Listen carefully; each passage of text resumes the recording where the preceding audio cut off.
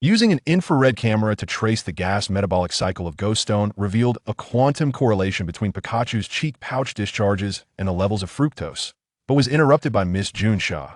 Is the brainwave device you gave to Kintaro considered a legal modification?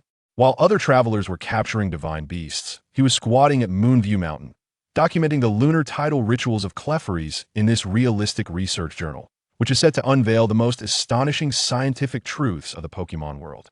Chapter 1. The Ranger of Viridian Forest. In this world dominated by Pokemon, the seasonal changes are not very pronounced in most regions, with some areas experiencing only one season year-round.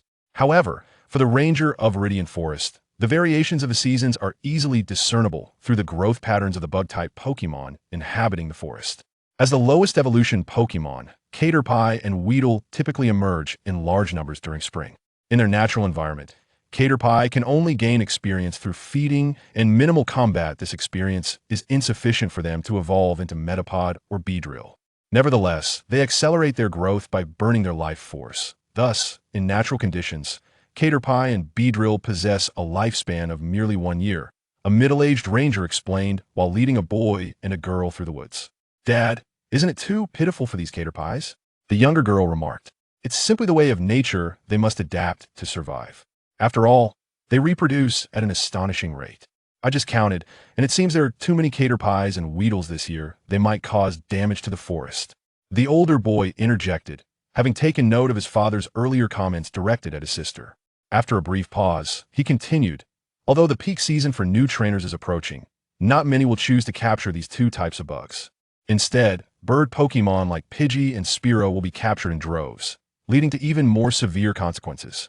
Based on my recent statistics, the egg-laying numbers for Metapod and Beedrill this year are quite similar to previous years, and their natural enemies in the forest remain unchanged. Thus, it seems an unknown factor has increased their hatching rates. Wild Pokemon eggs, unattended, have always faced hatching rate issues. Some intelligent Pokemon, like Pidgey, can care for their own, resulting in hatching rates that, while lower than those that receive human care, are not vastly different. Conversely, Metapod and Beedrill adopt a more widespread strategy akin to insects in the natural world.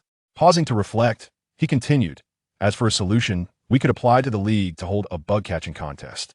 Although not every participating trainer would take home the captured bugs, the contest could accelerate their evolution, whether into pupa or adult forms, significantly alleviating the pressure on the forest. Moreover, it would enhance the town's visibility and provide income for the townsfolk." "Indeed, that is a splendid idea. I shall draft the application upon my return." The man affirmed his son's suggestion. "Brother, you are amazing." "Oh, I heard that. Uncle Ichiro, you have a remarkable son. If you manage this, you are certain to succeed the old captain after his retirement." A voice called from behind a tree, and a ranger-dressed man emerged. "Hello, Uncle Ichiro," exclaimed the two children. "Xianjian, Yeji, greetings." "You flatter me, Ichiro," the ranger humbly replied. "You are far too modest. Brother Sanjing's abilities are among the best in our ranks. He was always destined for this role, and with this recent achievement, it is surely a certainty." Ichiro approached and patted the boy's shoulder, initially intending to ruffle his hair, but recalling the boy's dislike for such gestures. Such talent, at such a young age, Xianjian will undoubtedly become an excellent ranger in the future. "Your skills are simply lacking," Xianjian thought quietly. In a world shaped by the presence of Pokemon, the trajectory of development naturally diverges from that of the past life. At least in this world, the abundant natural resources ensure that most can find enough to eat, resulting in a lack of strong motivation among the populace. Most individuals here merely complete their basic education, with further advancement reliant on personal luck. Ichiro continued to praise Sanjing for having a successor, but Sanjing could only smile ruefully. The child's aspirations had never been to become an exceptional ranger. After a brief exchange, the two groups parted ways to patrol their respective routes. Sanjing imparted various knowledge to his daughter, who was visiting the forest for the first time, while Xianjian observed and documented, gathering herbs along the way. With a seasoned ranger leading the way, there was no risk of accidentally wandering into a Beedrill swarm. After a morning's work, the family of three returned to their small town. Qianma Village is an unassuming, ordinary town. Although it is not far from Viridian Gym, most people prefer to travel directly to Viridian City, which boasts a Pokemon Center, before making their way to the gym, which is not located within the city. The residents of Qianma Village are either themselves or descended from rangers of Viridian Forest, which has sustained generations with its rich resources. Due to their long-standing dedication to forest conservation, the ranger captain is typically regarded as the town mayor, a formal official within a league. As the most likely candidate to succeed the captain, Sanjing enjoys considerable popularity in the town, returning home amidst a chorus of greetings. The house, built from timber sourced from Viridian Forest, appears modest but is in fact sturdy and warm, much like the ranger's work ordinary and unremarkable, yet filled with peace and joy. As a family relying primarily on the father's salary and the sale of herbs and berries, it is naturally impossible for them to afford a rare Pokémon like a Snorlax to serve as a caretaker, unlike Ash's family. Household chores are managed entirely by the mother. As a traditional homemaker, Mihue is quite content with her life and takes pride in her husband and children. Upon seeing her husband and child return home, Mihue promptly served the lunch she had prepared. Xianjian, there is a letter for you. I placed it in the drawer. Mihue called to Xianjian, who was washing up. Okay, Mom. Without pausing for a meal, Xianjian quickly dried his hands and retrieved the letter from the drawer. His heart raced with excitement as he opened the envelope. Dear Mr. Xianjian, congratulations on your outstanding performance in the examination, earning you the qualification of a trainee researcher. As you had just turned 10, you previously lacked a corresponding identity recognized by the League. If you require a starter Pokémon and a Pokédex, please respond promptly to request them and bring your identification and qualification certificate to the Pokémon Center upon our reply. Keep up the good work. The envelope from the Kanto League also contained a qualification certificate. I passed. I actually passed, Xianjian exclaimed in exhilaration. Ever since realizing he had crossed over into the Pokémon world, he aspired to travel the globe like Ash. Yet reality is often harsh. Unlike the anime, where a 10-year-old can easily obtain a Pokédex and a starter from the renowned trio, the reality involves exorbitant fees that most families cannot bear, with limited availability often reserved for internal distribution.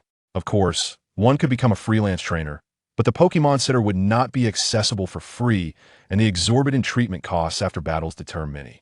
Apart from direct purchases, acquiring a formally recognized identity from a league, such as a breeding expert or graduating from a Pokémon school, also grants opportunities for a Pokédex and the chance to purchase starters at internal prices. For the son of a ranger, the costs of a Pokémon Academy tailored for nobles are nearly equivalent to direct purchases, both of which are beyond his means. Thus, he must pursue alternative paths. Lacking a familial background, Xianjian relied on past experiences playing Pokémon and his strong learning ability to self-study, hoping to attain the promising position of a trainee researcher. Finally, fortune favored the diligent. His efforts had borne fruit. Chapter 2. Family Bonds. Brother, you are truly remarkable. Yezi gazed at her elder brother with admiration. Though still quite young, she comprehended the significance of her brother's achievements. All right, calm down. Let's eat first, said Kanjing, who, despite wishing for his son to inherit the family legacy of being a forest ranger, felt immense pride in his son's exceptional qualities. Not everyone is fortunate enough to have a mother with culinary prowess akin to that of chef. Mei Hui's cooking could be described as average, yet her home-cooked meals were imbued with a flavor that no professional chef could replicate. As they gathered around the dining table, Kanjing continued to try to sway his son's decision. Xianjian, we are all thrilled that you have become an intern researcher, but are you truly set on traveling? It can be quite arduous, he cautioned. I understand, Xianjian replied. Aware that the reality of travel was far from the glamorous depictions in anime, it was filled with hardships and the rigors of life on the road. If you wish to become a trainer or a researcher, you could easily remain in the town. Kanjing insisted. My initial intention was always to explore the world, Xianjian countered. The world is vast, and who wouldn't yearn to see it? Yet, there are numerous constraints that bind one. Having been granted a second life, he wished to seize the opportunity to wander while still unburdened. But traveling requires substantial funds. Kanjing pointed out, expenses would undoubtedly escalate, and as an entry-level intern researcher, there was little financial support from a league, placing a considerable strain on the family. I am aware, which is why I have been saving diligently. I have enough to sustain me for some time. Once I acquire 3 official gym badges, I can undertake tasks issued by the league. Xianjian shared his plans. Are you not considering obtaining the initial Pokémon provided by the league? Kanjing was taken aback, realizing that his son had already mapped out his strategy. He had assumed Xianjian was saving to purchase one of the starter Pokémon. After receiving formal recognition from the league, the internal prices for the starter Pokémon were dramatically different, making them accessible to those who saved diligently over several years. I'll figure that out later. Xianjian replied nonchalantly, though he felt a pang of regret. Each of the starter Pokémon was precious, particularly Charmander. Well, let's not dwell on it. Let's eat before the food gets cold. Mei interjected, effectively halting the conversation between the two. After dinner, the family refrained from revisiting the topic, each lost in their own thoughts. The atmosphere in their cozy home felt unusually tense, a rarity in their otherwise warm abode. As a quaint rural village, Chima Village lacked vibrant nightlife, with its residents accustomed to a routine of laboring at dawn and resting at dusk. The nights in Chima Village were serene, devoid of the clamor of metropolitan life, with people inclined to retire early. In Sanjing's bedroom, the couple had yet to rest. Ah, having such an exceptional child is indeed a delightful burden, Kanjing mused. Let him go. Chima Town is simply too small, Mei suddenly remarked. Kanjing looked at his wife in astonishment, unable to believe such words came from her. In his memory, Mei was gentle and accommodating, first to her father and then to his opinions after marriage, rarely voicing her own. If anyone in the family was reluctant to see their child face hardships, it would undoubtedly be her. For her to advocate for their son to travel was truly astonishing. Ignoring her husband's surprise, Mei continued, Xianjian possesses remarkable talent. In a family like ours, to succeed in exams without any systematic education is truly rare. Such potential should not be buried along with ancient secrets in this village. Kanjing remained silent, seemingly lost in thought. Meanwhile, in Xuanjin's room, a visitor arrived. Yezi, why are you still awake? What brings you here? Xianjian asked, noticing his sister sneaking into his room. For Xianjian, who had been an only child in his previous life, being an older brother was a novel experience. Given his mature mindset, he found that any sibling rivalry had significantly diminished, resulting in a close brother-sister bond. Brother, I brought you this, Yezi declared, lifting a Jigglypuff doll, which Xianjian recognized as her piggy bank. Under his guidance, she had developed the admirable habit of saving money. The doll contained all her pocket money. I know you're determined to travel, and it seems you may be short on funds. I've saved some, though I haven't decided how to use it yet, so I'd like to lend it to you. Xuanjin's heart warmed at her gesture. The money in the piggy bank was hard-earned by his sister. Unlike him, who could accompany their father into the forest to gather herbs for money, her savings came solely from her allowance. He was aware of her intention to purchase a beautiful princess dress, something their parents would disapprove of, prompting her to save secretly, often foregoing her favorite treats. Thank you, Yezi. You're truly the best sister. Xianjian accepted her generous offer, although the amount was insufficient to buy even a decent Pokéball. Now let me give you a kiss. No, I'm a big kid now. I can't let boys kiss me, she exclaimed, darting away, leaving Xianjian lamenting the missed opportunity to kiss the sweet little girl. With a smile, Xianjian was about to rest when he suddenly noticed his father standing at his door. Still awake? Come with me. All right. Is there something important at this late hour? Xianjian inquired. Kanjing did not respond, but turned towards the backyard. Chapter 3. The Power of the Everlasting. Inexplicably, Zoankian followed his father into the backyard, halting before the shrine. The early spring night was tranquil, unmarred by artificial light, with the serene moonlight casting an ethereal glow upon the shrine, rendering it particularly mysterious. Atop the shrine stood a deity whose form was indistinct, leaving one to wonder if it was human or a fantastical creature. According to ancient customs, one was not permitted to engage with such entities unless they became a guardian of the forest. The opening words were steeped in a sense of historical gravitas, and Zoankian felt as though he was on the cusp of uncovering a monumental secret. The creatures of this world were far more powerful than humans, each harboring many secrets that continually beckoned exploration. Yet, Zoankian had never imagined that his own backyard concealed such mysteries. Disregarding Zoankian's astonishment, Kanjing spoke in a narrative tone. A legend circulates around the everlasting forest, claiming that every decade, a child born within its bounds awakens the power of the everlasting. However, the inhabitants of Qianma village, who have safeguarded the forest for generations, are inherently qualified to awaken this power from birth. The power of the everlasting is a gift from the forest, and excessive use can harm it. Moreover, it serves a more significant purpose. Hence, the number of those who can awaken it is limited. Our family has been guardians of the everlasting forest for 10 generations, and you were to inherit this legacy as the 11th. However, having chosen a different path, you have forfeited your claim. Do you now feel regret? It is not too late to reconsider. Zoankian shook his head. Although he was tempted by the power of the everlasting, it was not sufficient to alter his resolve. If he were destined to lack such formidable strength throughout his life, Why had his father brought him here to divulge this secret? Kinjing offered a wry smile and retrieved a Pokeball from his waist. Come forth, Scyther. A magnificent crimson Pokémon materialized before them, the evolved form of Scyther, known as Scyther. Although its total stats remained unchanged compared to its predecessor, the transformation from Bug Flying to Bug Steel conferred it immunity to all but Fire-type attacks. For a Forest Guardian, what Pokémon could be more fitting? Zoankian always believed that his father's prowess among the Guardians was largely attributed to this advantageous typing. For the Guardians predominantly utilized Grass, Bug, and Flying types, with few possessing Fire-type moves that could counter Scyther's fourfold resistance. Survey the surroundings and protect us, Kinjing commanded. Scyther nodded and swiftly departed, leaving behind a fleeting red silhouette, clearly indicating its formidable strength. I know I cannot persuade you, but it is concerning for a child to travel alone. Thus, I have decided to equip you with a safeguard. While I cannot contravene the rules to grant you the power of the everlasting, I can help you lift the seal that prevents your awakening and plant a seed within you. If fortune favors you, you may awaken the power of the everlasting. However, you will lose the forest's protection. While you can still harness this power, it will draw upon your own vitality. Excessive use, as you can imagine, carries dire consequences.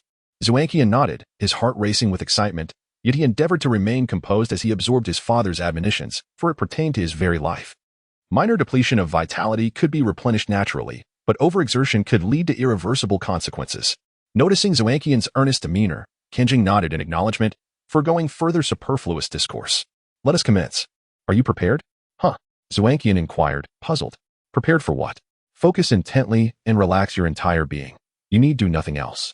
Kinjing extended his hand. The rough yet powerful texture of his palm a testament to years of labor. A vibrant green light emanated from his hand, enveloping it entirely. Countless green motes drifted through the air, swirling around the backyard like fireflies on a summer night. Kinjing clasped his hands together and bowed before the idol, beseeching the guardian for the return of the power of the everlasting, amassed by their family across generations. As his words faded, the idol glimmered, and a brilliant green light coalesced into a tangible form, descending before Kinjing. He began to chant ancient incantations, words that Zoankian had learned under his father's tutelage, though he had always perceived them as mere vestiges of an ancient tongue devoid of purpose. Golden sunlight cascades from the heavens, nourishing the earth. Plants collect this essence, coalescing into the sustenance for all beings. Guardians adhere to ancient covenants, safeguarding this magnificent miracle, and in return, all life offers its primal essence. A new guardian is about to be born. May this gift endure as life condenses into a new seed, sown in fertile ground, awaiting its germination. As Sanjing's incantation progressed, the green light solidified, ultimately transforming into a seed that landed in Sanjing's palm. Zoankian observed in astonishment, realizing that the knowledge he had acquired since childhood was intertwined with such a profound secret hidden within the unassuming shrine of their backyard. Kinjing rose, pressing the glowing seed against Zoankian's chest, where it vanished into his being, and all manifestations ceased, leaving only his father's fatigued visage and the rampant flora of the yard to attest that this was no dream. Is there no change? Zoankian pondered, feeling invigorated yet not sensing anything particularly extraordinary. You will understand in due time. What a dismissive and all too familiar response. Zoankian silently critiqued, though I did not diligently study. I am capable of comprehending the incantations you uttered, Kinjing remarked with a teasing undertone, aware that his son, though earnest in his studies, had not fully grasped the significance of these chants. Yet, he mused, had he not been just as inattentive when his father had instructed him in his youth? I understand, Zoankian affirmed, feeling a surge of regret for not having applied himself more diligently, though he sheepishly admitted, I cannot recall those incantations. Fear not. These incantations require no fixed cadence, only your sincere intent, Kinjing reassured with a smile, recalling his own youthful indiscretions. Returning to the matter at hand, Kinjing continued. The power of the everlasting derives from the bounty of all things. To fully awaken it, you must become a guardian of nature's balance. Zoankian nodded, finding this requirement reasonable. And here, take this. Kinjing handed him a check, revealing an amount that nearly emptied their family's savings, which Zoankian recognized as a substantial portion of their resources. Is it wise to deplete our family's savings in this manner? The entirety of our family's hard-earned power of the everlasting has been bestowed upon you. This amount is trivial in comparison. Do not squander this opportunity and later lament your failures by claiming insufficient funds. Thank you. I will surely succeed. Zoankian felt a surge of emotion as something warm trickled from the corner of his eye. Chapter 4. The King of Koi. A restful night's sleep serves to illustrate that slumber and fatigue are not necessarily intertwined. As there is no on-site selection among the 3 starter Pokémon, it is imperative to specify one's choice upon application. After careful consideration, Su-Njin opted for the Charmander. Although theoretically, the three starters are equally precious, subtle distinctions exist. Not to mention, the final evolution of Charizard surpasses the other two in appearance. Charizard also boasts the best distribution of base stats, and the only legitimate way to obtain a Charmander, aside from what the League offers, is through the Valley of Charizards. As for the unlikely scenario of stumbling upon an abandoned Charmander, unless you are exceptionally fortunate, it is best to dismiss that notion. Rare Pokémon such as these are seldom willingly abandoned, and even if they were, many would vie for them. Furthermore, the League closely monitors the starters of novice trainers, and any truly abandoned Pokémon would likely be reclaimed. The notion of gathering all three starters through the collection of discarded Pokémon is purely a product of the protagonist's aura. After breakfast and sending off his letter, Su-Njin made his way to the riverbank outside the village. He picked up a stone and struck a submerged rock thrice. To his delight, a vibrant red king of koi surfaced. Unlike the typical dull-witted koi, this one exhibited a lively spirit. Upon Su-Njin's arrival, the king of koi leaped joyfully from the water, its eyes narrowed into delighted slits. "I brought you some delicious dumplings," Su-Njin exclaimed, producing the treats he had prepared. Though he was not a breeder, crafting simple food was within his capabilities. Regardless, this fare far surpassed the blandness of water plants in terms of nutrition and flavor. He tossed a dumpling towards the king of koi, which executed a splendid leap, catching the morsel midair and swallowing it with evident satisfaction. For Pokémon like the king of koi, acquiring experience through food prior to evolving into Gyarados is the norm. Only in the game do players resort to lavish heaps of potions to hasten their evolution through battle. As a humble trainer, Su-Njin could not afford such extravagance. The likelihood of an ordinary king of koi evolving into a Gyarados is rather slim. In fact, this particular king of koi had been meticulously selected. It originated from two wild Gyarados. A year prior, in a small lake within the evergreen forest, two Gyarados appeared. Whether through evolution or migration remains a mystery. Trainers, ever eager for such formidable Pokémon, flocked to the scene, and capturing the Gyarados in the small lake proved far easier than in the tumultuous seas. After intense battles, the Gyarados was eventually captured, but the surrounding environment suffered greatly. While assisting his father in restoring the habitat, Su-Njin discovered a well-hidden koi egg at the lake's bottom. This egg was significantly larger than a typical koi egg, leading Su-Njin to surmise it was likely the offspring of the two Gyarados, prompting him to take it back for careful nurturing. In time, he was rewarded with the king of koi before him. Although its size resembled that of an ordinary koi, it exhibited a remarkable intelligence. After consuming the dumplings, the king of koi appeared thoroughly content. The dumplings contained various nutritious ingredients, making them both delectable and nourishing. Su-Njin removed his shoes, rolled up his trousers, and waded into the shallow water to frolic with the king of koi. The disparity in combat power post-evolution to Gyarados is significant, often catching trainers off guard and leading to unfortunate losses. Thus, Su-Njin was keen to prevent such occurrences. However, as a novice trainer, controlling the explosive power of a Gyarados post-evolution was undoubtedly a challenge. Consequently, he devised a plan to enhance their bond, committing to daily offerings of special food and playtime. "King of koi, I have become a trainer. Will you accompany me on my journey?" Su-Njin asked, having invested considerable thought into this Pokémon. Beyond daily nourishment, he had also taken it upon himself to engage the king of koi in skirmishes against equally weak Caterpies and Weedles to gain experience. Fearing that the king of koi might become too attached to its tranquil surroundings, Su-Njin added, "There exists a vast ocean beyond, where you can experience sensations entirely different from here." The king of koi leaped several times, and based on their shared experiences, Su-Njin interpreted this as a sign of willingness. Yet, the king of koi then flicked its tail and distanced itself from Su-Njin. What could this mean? Su-Njin pondered, somewhat perplexed.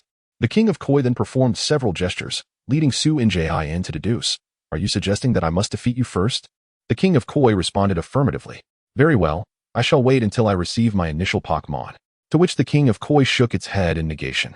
"Oh, you mean I must utilize my own strength?" Another affirmative response. "Then let us commence right now." Su-Njin believed that defeating a king of koi with his own hands would not pose much difficulty. The king of koi agreed, then retreated a short distance. "Let us begin."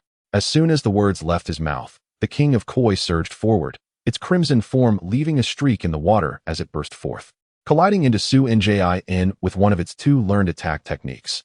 Su-Njin crossed his arms to block the impact, but the descending king of koi leapt again, crashing into Su-Njin's chest, causing him to lose his balance and tumble into the water. Was that a combination of tackle and splash? The King of Koi's strength was not particularly formidable. The pure collision dealt minimal damage. Su-Jin had been attempting to train it to merge the two techniques, and he was pleasantly surprised to see it succeed. The combined use of the two techniques yielded impressive results, toppling Su-Jin despite his significantly larger size. As he contemplated this, Su-Jin did not cease his movements. Instead, he submerged himself in the water, preventing the King of Koi from executing its combined attack. The King of Koi could only rely on tackle, but its lack of power allowed Su-Jin to seize it, pinning it down with a dominant stance. With both hands firmly locked around the King of Koi, which struggled vigorously yet could not break free, Su-Jin declared, "Yield." The King of Koi hesitated momentarily, seemingly on the verge of surrender. However, a sudden surge of strength erupted from within, yet fortunately, Su-Jin held on tightly, preventing its escape. Was this a final struggle? Su-Jin pondered. It seemed that the King of Koi had not learned any other techniques. Unfortunately, this final gasp of defiance was contingent upon the severity of its injuries. As the King of Koi had sustained little damage, its attack lacked potency. This revelation filled Su-Jin with joy. The King of Koi's ability to learn this technique suggested it was nearing the minimum level required for evolution. Seeing that its efforts bore no fruit, the King of Koi ceased its resistance, allowing Su-Jin to cradle it in his arms. "So, you concede?" The King of Koi opened and closed its mouth several times in affirmation. "Then from this day forth, you shall be my Pokémon. Rest assured. You shall enjoy a life of luxury alongside me." Su-Jin gently returned the King of Koi to the water, speaking earnestly. The King of Koi leaped with joy. But suddenly, a shadow darted from the sky towards the jubilant King of Koi. "Watch out." Su-Jin recognized it as a Spearow, more aggressive than a Pidgey and known for its carnivorous appetite. The King of Koi, along with various juvenile bug-type Pokémon, was certainly on its menu. Chapter 5, Confrontation with the Talonflame. As the Talonflame launched an attack on the Magikarp, Su-Jin decisively extended his hand to intercept the creature hurtling towards the airborne Magikarp. Should the Talonflame seize its prey? He knew he would be unable to catch up. The rapidly diving Talonflame, upon noticing an audacious individual daring to obstruct its hunt, was filled with fury and viciously pecked at Su-Jin's arm before spiraling back into the sky. The spot where the Talonflame struck throbbed with intense pain. And as Su-Jin rolled up his sleeve, a sizable bruise was evident, a clear sign that he had indeed provoked the creature. However, thanks to that brief moment of intervention, the Magikarp safely returned to the water, akin to a bird returning to the sky, with its safety assured. Su-Jin exhaled in relief. Observing that its adversary was merely a child, the Talonflame seethed with indignation. Even adults dared not provoke it so recklessly. This child was exceptionally bold. Consumed by rage, the Talonflame abandoned its intention to flee and redirected its assault towards Su-Jin. With no choice but to awkwardly shield himself with his hands, he attempted to evade the relentless strikes. Indeed, it was evident why the flying type had an advantage over the fighting type. One could attack freely from any angle, while the other was relegated to a position of passive defense. As the Talonflame dove down once more, the Magikarp unexpectedly leaped up, employing two skills simultaneously to forcefully knock the Talonflame aside. Unfortunately, the impact, given the Magikarp's size and strength, was not particularly formidable, but it only served to infuriate the Talonflame further. The audacity of a creature it deemed prey daring to strike back was utterly intolerable. Enraged, the Talonflame swiftly shifted its focus, lunging toward the Magikarp. Seeing the Talonflame change its target, Su-Jin commanded, "Magikarp, dive into the water." The Magikarp promptly obeyed, causing the Talonflame to miss its mark, leaving only a trail of scratches from its sharp claws across the water's surface, which quickly dissipated with the flow. Realizing that its attack had failed and that its quarry had retreated to a place beyond its reach, the Talonflame once again turned its wrath towards Su-Jin. However, it was soon met with a counterattack from the lurking Magikarp. "Dive down," Su-Jin succinctly ordered as the Talonflame once again engaged the Magikarp. "Come on. Attack me, you filthy bird," Su-Jin taunted. True to its notorious temperament, the Talonflame took the bait, resulting in yet another collision with the Magikarp. Though the damage from the successive hits was minimal, it was far from pleasant. The Talonflame was no fool. Any Pokémon that had survived in the harshness of nature possessed a keen intellect, whether as a sharp predator or a cunning prey. Following its failed assault, the Talonflame swiftly adapted its strategy. It began to flap its wings vigorously, unleashing a barrage of air blades that rained down towards the submerged Magikarp. This was the flying-type move. Air Cutter. Though the Talonflame's wingspan was relatively small, the air blades were still a powerful attack for the Magikarp. Despite the Magikarp's descent into the water, The shallowness allowed the air blades to slice through the surface effortlessly, striking the Magikarp and causing Su Ngin's heart to clench with concern. The onslaught of air blades soon ceased, as such skills were taxing on stamina, akin to the PP in games.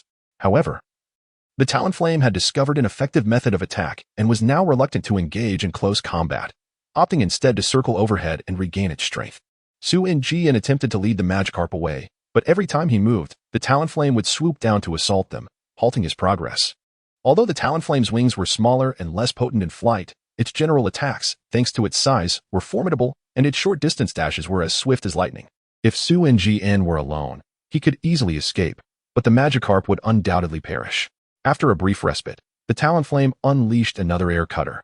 Su Ngin swiftly cradled the Magikarp in his arms, turning his back to the Talonflame to endure the attack. The sharp air blades tore through his clothing, leaving crimson welts on his back. Beads of blood surfaced, but were quickly dispersed by the next gust. Magikarp, we must take a gamble now. Soon. I will throw you at the Talonflame. Use the last skill that struck me against it. Can you do that? Su Ngin gritted his teeth through the pain.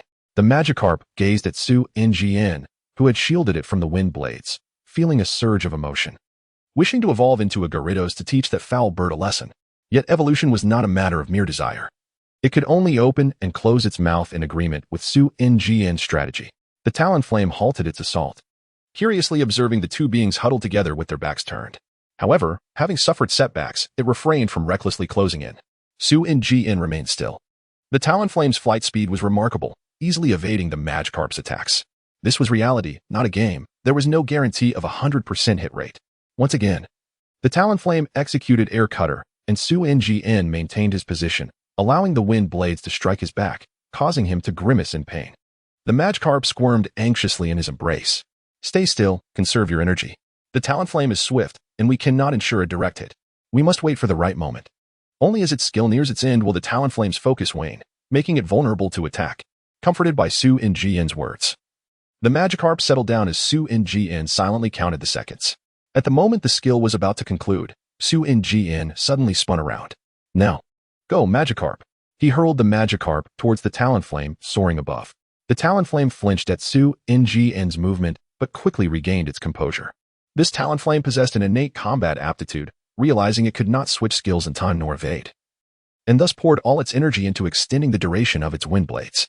The closer it drew to the Talonflame, the more densely packed the wind blades became, striking the Magikarp relentlessly, depleting its stamina rapidly. Hold on, Magikarp. Su Ngin silently cheered. Suddenly, he felt as if he had transformed into the Magikarp, acutely aware of its dwindling energy. Now, Su Ngin shouted as the Magikarp reached the Talonflame, its energy nearly extinguished but fueled by sheer willpower. Magikarp, fight for survival. A glimmer of determination flashed in the Magikarp's dimming eyes as it executed a flip, its powerful tail striking fiercely at the Talonflame. The tail, undoubtedly the most robust part of the Magikarp, propelled it to leap high, delivering a formidable blow. Under the influence of the skill, the forceful tail struck the Talonflame, sending it crashing against a tree, rendering it unconscious. The recoil sent the Magikarp tumbling back, but Su Ngin rushed forward to catch it, exclaiming, "Well done. We won." The Magikarp blinked happily before succumbing to unconsciousness. Su Ngin, seeing the injured Magikarp, hurriedly cradled it and stumbled towards the village. Chapter 6. Receiving the Charmander. Although there is no Pokémon Center in the village, there is a Pokémon doctor who can treat injured Pokémon. While most villagers have had their powers sealed, they still possess some remnants of their abilities, as evidenced by the remarkable efficacy of the potions they create. Xianjian and his Magikarp were not severely injured and received excellent treatment, but they still needed some time to recuperate. Upon returning home, Xuanjian's parents expressed concern but did not react excessively to his injuries, which relieved him greatly. He dreaded the thought of them lamenting his condition. Through this battle, Xianjian felt that his bond with Magikarp had deepened significantly. If intimacy could be measured, he surmised that their closeness had surged dramatically. Following the confrontation, Magikarp's confidence soared, and it eagerly sought to challenge other Pokémon, much to Xuanjian's chagrin. Would this Magikarp, when it eventually evolved into Gyarados, be characterized by an overabundance of confidence? Ultimately, Xianjian assured it that once he obtained his Trainer's license, he would allow it to battle to its heart's content, which calmed Magikarp down. His application to the League was swiftly approved, and after making the necessary payment, Xianjian was informed to return to the Pokémon Center in Viridian City in a week to collect his Charmander. Upon receiving the notification, Xianjin breathed a sigh of relief. While he was confident there would be no complications, he still feared the possibility of an oversight regarding the availability of the starter Pokémon. Given the rarity of starter Pokémon compared to other trainers, he decided to arrive a day early in Viridian City and spent the night at the Pokémon Center. The next morning, as the Pokémon Center began its operations, Xianjin could hardly contain his excitement as he approached Nurse Joy to claim his Charmander. Miss Joy, I'm a newly registered trainer, Xianjin from Qianma Village, here to collect my Pokédex and my initial Pokémon, he said, stifling his anticipation. Still yawning, Joy looked at the boy before her, accustomed to such encounters. She smiled and replied, You're quite early. Young people certainly have abundant energy. I can provide you with the Pokédex now, but you'll need to wait a moment for your starter Pokémon. With that, Joy retrieved a Pokédex, linked it to Xianjin's information, and handed it to him. The Pokédex contained detailed information about all Pokémon in the Kanto region, which was of limited use to Xianjin, having already passed the examination. What he valued most was the device's capability to assess Pokémon skills and levels, as well as the identity it conferred as a recognized trainer by the League. With the Pokédex, he could receive free healing at any Pokémon Center within Kanto and participate in various League-sponsored events. As his trainer rank increased, he could also accept various tasks. Your Pokédex is registered at the Viridian City Pokémon Center. A starting trainer may not have more than 6 Pokémon at any time. Exceeding this limit will result in automatic transportation to the Pokémon Center, which will care for your Pokémon for a fee. If you find other storage points, you can modify your registration at any Pokémon Center. Official institutions such as gyms and research facilities can serve as designated transportation points. Thank you, Nurse Joy. Xianjin listened attentively. Although he was already aware of this information, it felt entirely different to hear it in this context. Joy, recognizing that most people were already informed of these details, refrained from elaborating further and said, All right, follow me to collect your Pokémon. Joy led Xianjin to a transporter, activated a visual phone, and dialed a number. After a moment, the call connected. Good morning, this is Charizard Valley. I am Jike. How may I assist you? A sleepy green-haired girl appeared on the screen. Good morning, this is the Viridian City Pokémon Center. A trainer here needs to collect a Charmander. All right. Please show your credentials. Joy stepped aside, gesturing for Xianjin to approach. He presented the official documents bearing the League's emblem along with his qualification certificate. Hello, Miss Jike. I am Xianjin, a trainer from Qianma Village, and here is my qualification certificate. The girl on the other end scrutinized the documents carefully and assessed Xianjin for a moment before nodding. All right, I have confirmed your eligibility for a Charmander. Please hold on. Jike's image vanished momentarily and reappeared with a Pokeball in hand. This is your Charmander. I will send it over immediately, since you qualified through the researcher examination. The League recognizes your potential, and the Charmander you receive is directly dispatched from Charizard Valley, making it stronger than those bred in nurseries. However, its temperament may be more proud, requiring greater effort from you as a trainer to earn its respect. I hope you will treat it well. If any issues arise, feel free to contact me directly. Thank you. I promise to care for my Charmander, Xianjin replied. Jike nodded and ended the call. A flash of electricity illuminated the room as a Pokeball materialized on the transporter platform. Unable to contain his excitement, Xianjin opened the Pokeball, revealing a robust Charmander before him. This Charmander boasted a vibrant orange hue and bright, expressive eyes. Upon its arrival, it immediately assumed a defensive stance, surveying its surroundings. Xianjin, suppressing his exhilaration, attempted to convey a friendly demeanor. Hello, Charmander. I am Xianjin, your trainer from now on. I look forward to our journey together. Upon hearing his voice, the Charmander glanced at Xianjin with an air of pride and nodded slightly, acknowledging him. Xianjin sighed in relief, while the Charmander exhibited an air of arrogance. It refrained from exhibiting aggressive behavior towards its trainer. Now, let us return for the time being. Xianjin aimed the Pokeball at Charmander, who complied without resistance and entered the ball obediently. Congratulations on officially becoming a trainer. However, this Charmander seems to have a rather strong temperament, so you will need to put in considerable effort. Joy congratulated him. Having witnessed many novice trainers receive their Charmanders, she recognized that most displayed an endearing cuteness, often leading trainers to forget that Charizard is an inherently proud Pokémon, resulting in challenges once evolved. Unlike more docile Charmanders, this proud one would undoubtedly require a significant investment of time and energy, but once it acknowledged its trainer, the path ahead would be smooth. This, too, could be viewed as a test by the League. Unaware of Joy's thoughts, Xianjin politely responded, I will do my best. Thank you, Nurse Joy. By the way, here are 5 empty Pokeballs, a small gift from the League for new trainers. Joy handed Xianjin the 5 standard Pokeballs. While they lacked special effects compared to other varieties, they were sufficient for most trainers. Elated, Xianjian accepted the gift, recognizing that purchasing these Pokeballs would be a significant expense.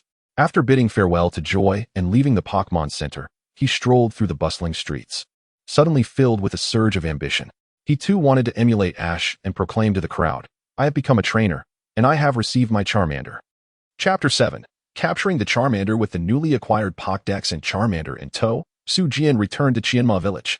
Although he yearned for adventure, it did not imply an immediate departure, particularly as Charmander had yet to acknowledge him. Embarking on a journey was ill-advised. Su Jian intended to fully earn Charmander's trust and train it to attain a certain level of prowess before setting off. Upon returning home and sharing his joy with his family, Su Jian made his way to the riverbank outside the village. The Kingler, already aware that Su Jian would officially become a Pokémon trainer today, awaited him with palpable impatience, swimming restlessly across the surface of the water. "Sorry for the wait." "Kingler," Su Jian called out, removing an empty Pokeball from his waist. Upon witnessing Su Jian's action, Kingler eagerly leaped forward and collided with the Pokeball, which immediately opened and captured it within. After a brief flash of light, Kingler was officially caught. "Come on out, Kingler and Charmander," Su Jian announced as he released them. "Kingler, Charmander, let us get acquainted. From now on, we are all partners," he introduced. Charmander, hailing from Dragonfire Valley, held an air of immense pride to it. Su Jian was merely a tolerable trainer, while Kingler was viewed with disdain due to its perceived weakness. Kingler attempted to greet Charmander, but was met with indifference, leaving it feeling belittled.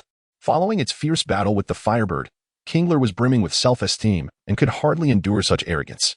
"Oh, I knew this would happen," Su Jian lamented as he observed the brewing discord between his Pokémon, feeling a headache coming on.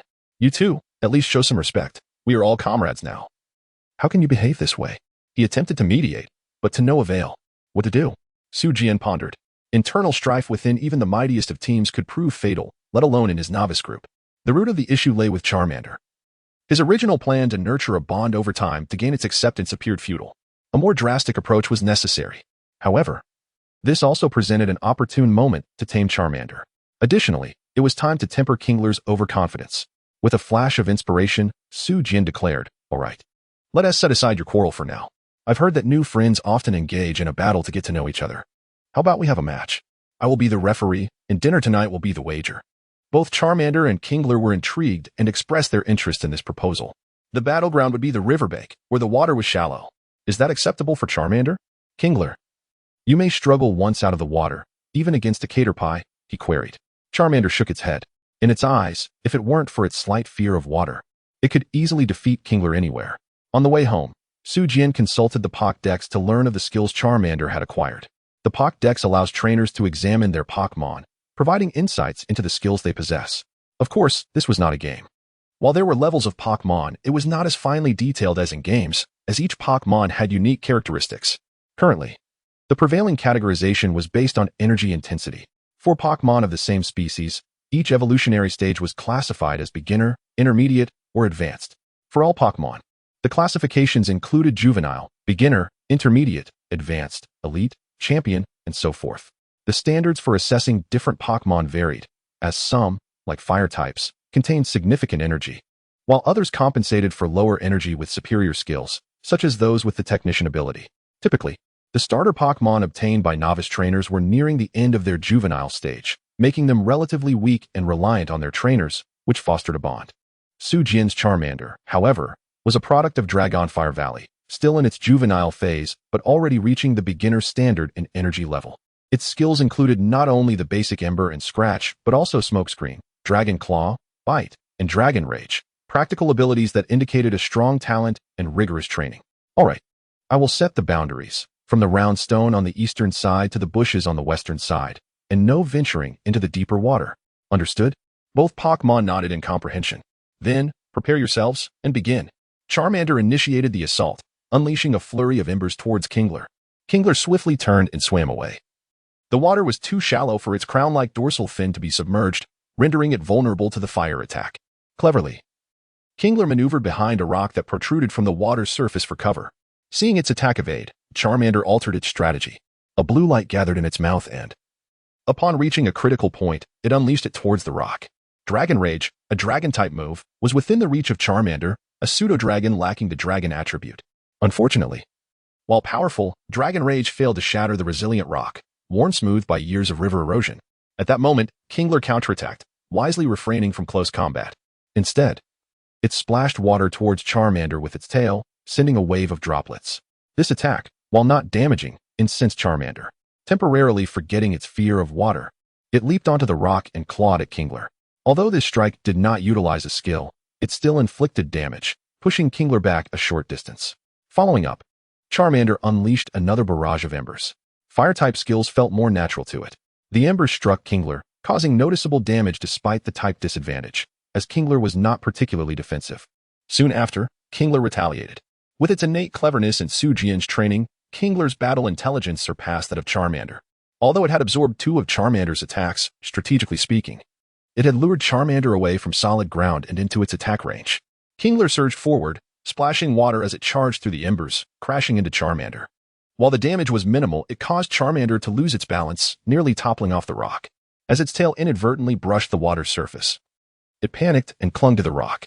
Fire-type Pokémon possess higher body temperatures, making water a daunting foe. Observing this, Kingler pressed the advantage, swimming behind Charmander and relentlessly attacking. Charmander attempted to leave the rock and return to solid ground, but each time it tried to stand, Kingler would ram it, causing it to lose its balance. After several unsuccessful attempts to escape the rocky perch, Charmander seemed to surrender, flailing its tail in a futile effort to fend off Kingler. Such aimless attacks could hardly touch Kingler, which continued its relentless assault. While the damage was minor, it accumulated over time. Finally, Charmander appeared to reach its breaking point. With a sudden surge of determination, it stood, seemingly intent on abandoning the rock. Observing this, Kingler charged once more, aiming to thwart its escape. However, Charmander unexpectedly turned around and bit Kingler. With Kingler captured, its combat prowess diminished outside of water. The tide of the battle shifted once more, with Charmander now holding the upper hand. The Charmander tightly clamped its jaws around the Magikarp, steadily depleting its stamina. Just as the Magikarp's energy reached its nadir, it suddenly unleashed a final, desperate attack, thrashing with renewed vigor. The previously weakened body surged with strength, breaking free from the Charmander's grasp, and landed a powerful tail strike upon its head. The Charmander, struck with such force, immediately lost consciousness, while the Magikarp, too, succumbed to exhaustion, rendering both unable to continue the battle. Xianjian, fulfilling the role of referee, declared the match a draw and subsequently recalled the 2 Pokémon for healing. After dinner, Xianjian released them once more. A flash of light enveloped them, and they reappeared before Xianjian. Compared to the Charmander, the Magikarp undoubtedly bore greater injuries. However, Xianjian had already applied medication, ensuring a swift recovery. Today's match ended in a tie, yet given the Magikarp's advantage on the battlefield, it was concluded that the Charmander was slightly stronger overall. In any case, both had performed admirably. The Charmander, adorably rubbing its head, appeared somewhat bashful. Nevertheless, for the prideful Charmander, Xianjian's praise was immensely gratifying. The Magikarp, in agreement, acknowledged its own strength. After exchanging pleasantries, it was time for a proper introduction. This time, the Charmander took the initiative to greet the Magikarp, which, though initially aloof, ultimately responded. "Magikarp, please return," Xianjian called, recalling the fish Pokémon while leaving the Charmander outside. Xianjian crouched down to meet the Charmander at eye level, sincerely apologizing for becoming its trainer without consent and for taking it away from the Dragonite Valley. The Charmander shook its head, having long anticipated its departure from the valley. It merely wondered who its trainer would be. Through the tales of elder Dragonites, it learned that although its kind was a rare and precious Pokémon, it did not guarantee the presence of a suitable trainer who would cherish it. Its current trainer seemed quite agreeable, aligning well with its preferences. "I'm glad you don't mind," Xianjian smiled, continuing, "While I cannot claim to be the finest trainer, I will strive to be the best I can." He extended a formal invitation to the Charmander. "Join me on a journey to evolve and grow stronger. One day, we shall return to Dragonite Valley and astonish the others." Xianjian reached out his hand in invitation. Touched by his words, the Charmander tilted its head, as if assessing the sincerity of this individual's capabilities. Ultimately, it placed its paw in Xianjian's hand. "Wonderful," Xianjian exclaimed, embracing the Charmander with enthusiasm. Initially startled, the Charmander quickly sensed the absence of malice in Xianjian's embrace. Finding comfort in the warmth of the hug, it relaxed and nestled peacefully in Xianjian's arms. Chapter 8. The Shimmering Caterpie. Despite having gained the approval of his Charmander, Xianjian did not hastily embark on his journey. One reason was that he currently possessed only 2 Pokémon, and Magikarp was utterly defenseless outside of water. Even if he were to begin his travels now, he would be unable to defeat any gym leaders. Thus, it was more prudent to train his Charmander diligently at home.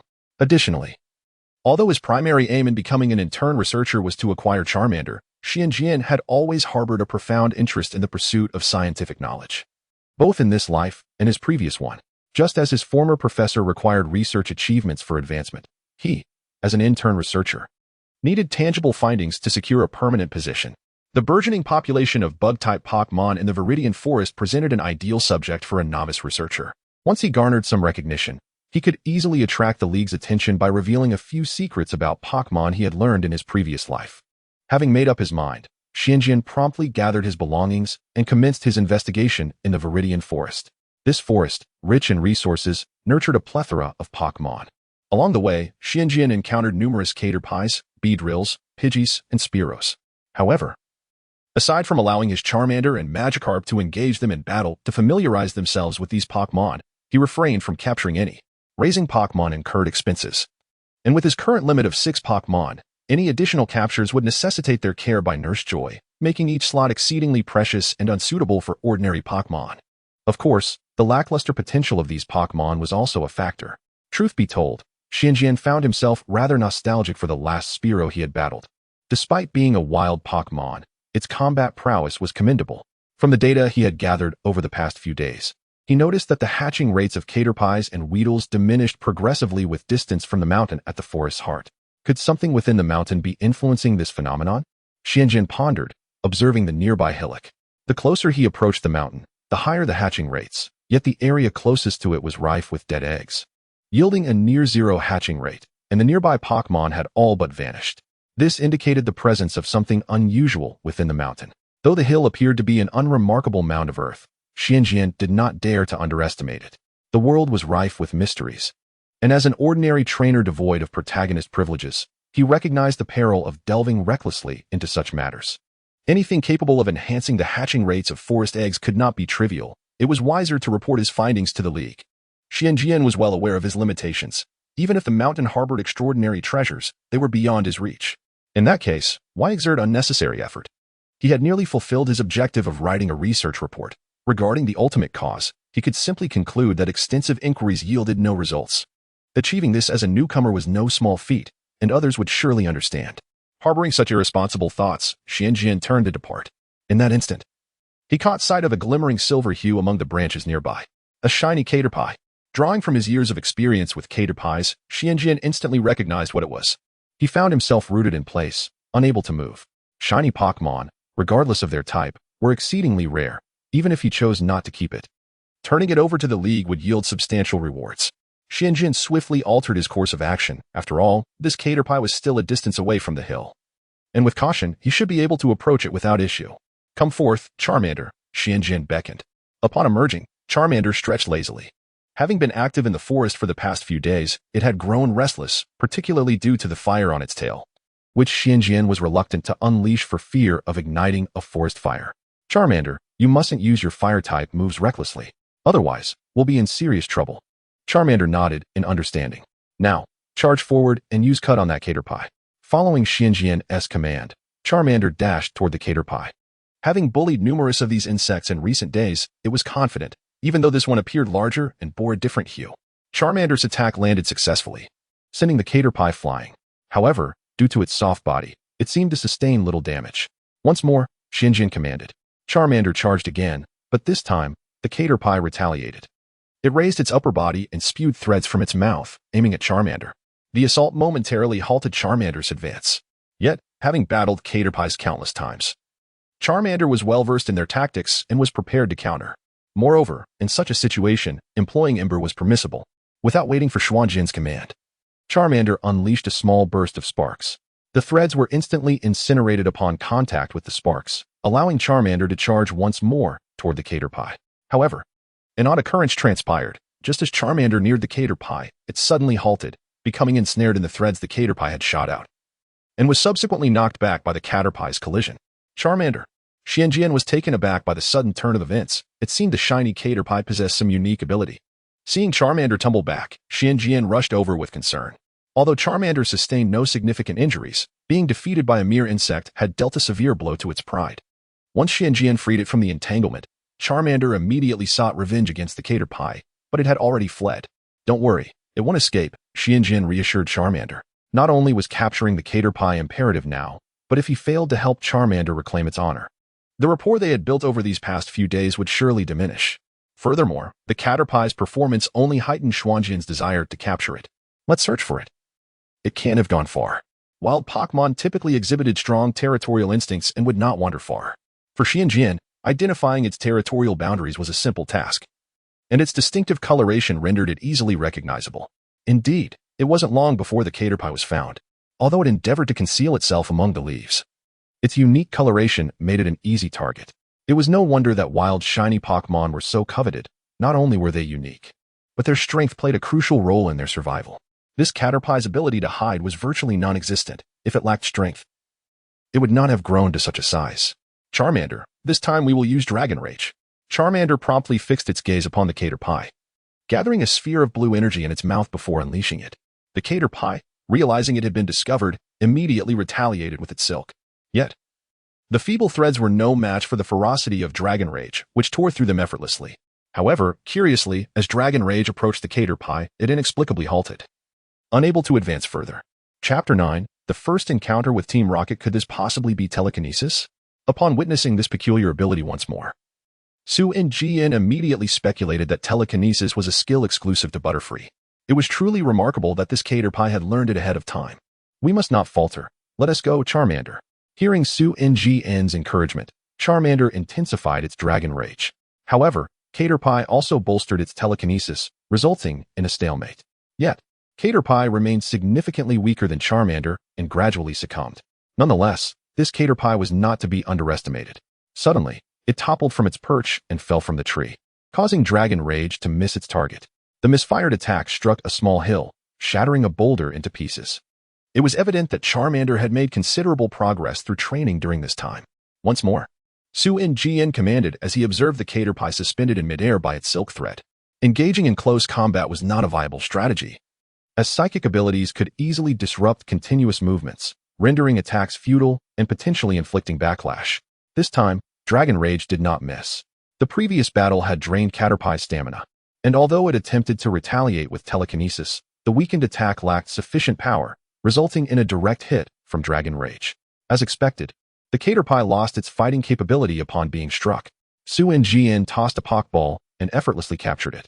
A Caterpie capable of telekinesis at this stage would surely become formidable once it evolved into Butterfree. This Caterpie would be valuable, whether kept for himself or submitted to the League. Of course, establishing contact with a researcher interested in studying it would be even more advantageous, not only preserving the Caterpie, but also yielding a profit. As the saying goes, greed leads to trouble, and Xianjian was unaware that his momentary avarice would embroil him in significant peril. Just as he stowed Charmander away and turned to leave, a figure emerged from behind a tree on the hill. The shadow moved stealthily, and Xianjian felt no indication of someone approaching from behind. The figure coldly commanded, "Arbok, use Poison Sting for a tranquilizing effect." At the command, a large snake with a terrifying array of purple patterns raised its head from the underbrush and unleashed a barrage of poison needles aimed at Xianjian. Struck by the needles, he instantly lost consciousness. When Xianjian regained consciousness, he found himself lying in a room, gazing up at an unfamiliar ceiling. And he realized he had not been transported to another world, for emblazoned upon the ceiling was a large red letter R. The decor of the room featured numerous small red R motifs. In the entirety of the Kanto region, such a symbol could only belong to Team Rocket. Recalling the notorious reputation of this organization, Xianjian surmised that they were conducting illicit experiments in the forest, and he had inadvertently stumbled upon them, leading to his capture. This thought provided him with a slight sense of reassurance. If the situation was not vastly different from the animated series, he should be relatively safe. Though Team Rocket was an illegal organization, their ambition was to usurp the League, which, in comparison to other regional villains, suggested they held a certain code of ethics. Moreover, based on his memories from his previous life and his current understanding, the evil organizations in this world were rather simplistic. Aside from irreconcilable enemies, they seldom resorted to lethal measures against humans, appearing almost benevolent compared to the terror organizations of his past life. Feeling at his waist, he discovered that his Pokeballs were indeed absent. As expected, leaving resistance tools for captives was an act of folly. It seemed he was dealing with individuals of normal or even heightened intelligence. If they were to request his allegiance, he might as well concede. For although this organization seemed to lack prospects, it was one of the most formidable villainous factions in the Kanto region, and preserving his life took precedence. Su Ngien thought shamelessly, yet he wondered about the safety of his Pokémon, given their penchant for experimentation. Just as Su Ngien lost himself in thought, the door swung open, and a figure clad in Team Rocket uniform entered. "You're awake? Then follow me.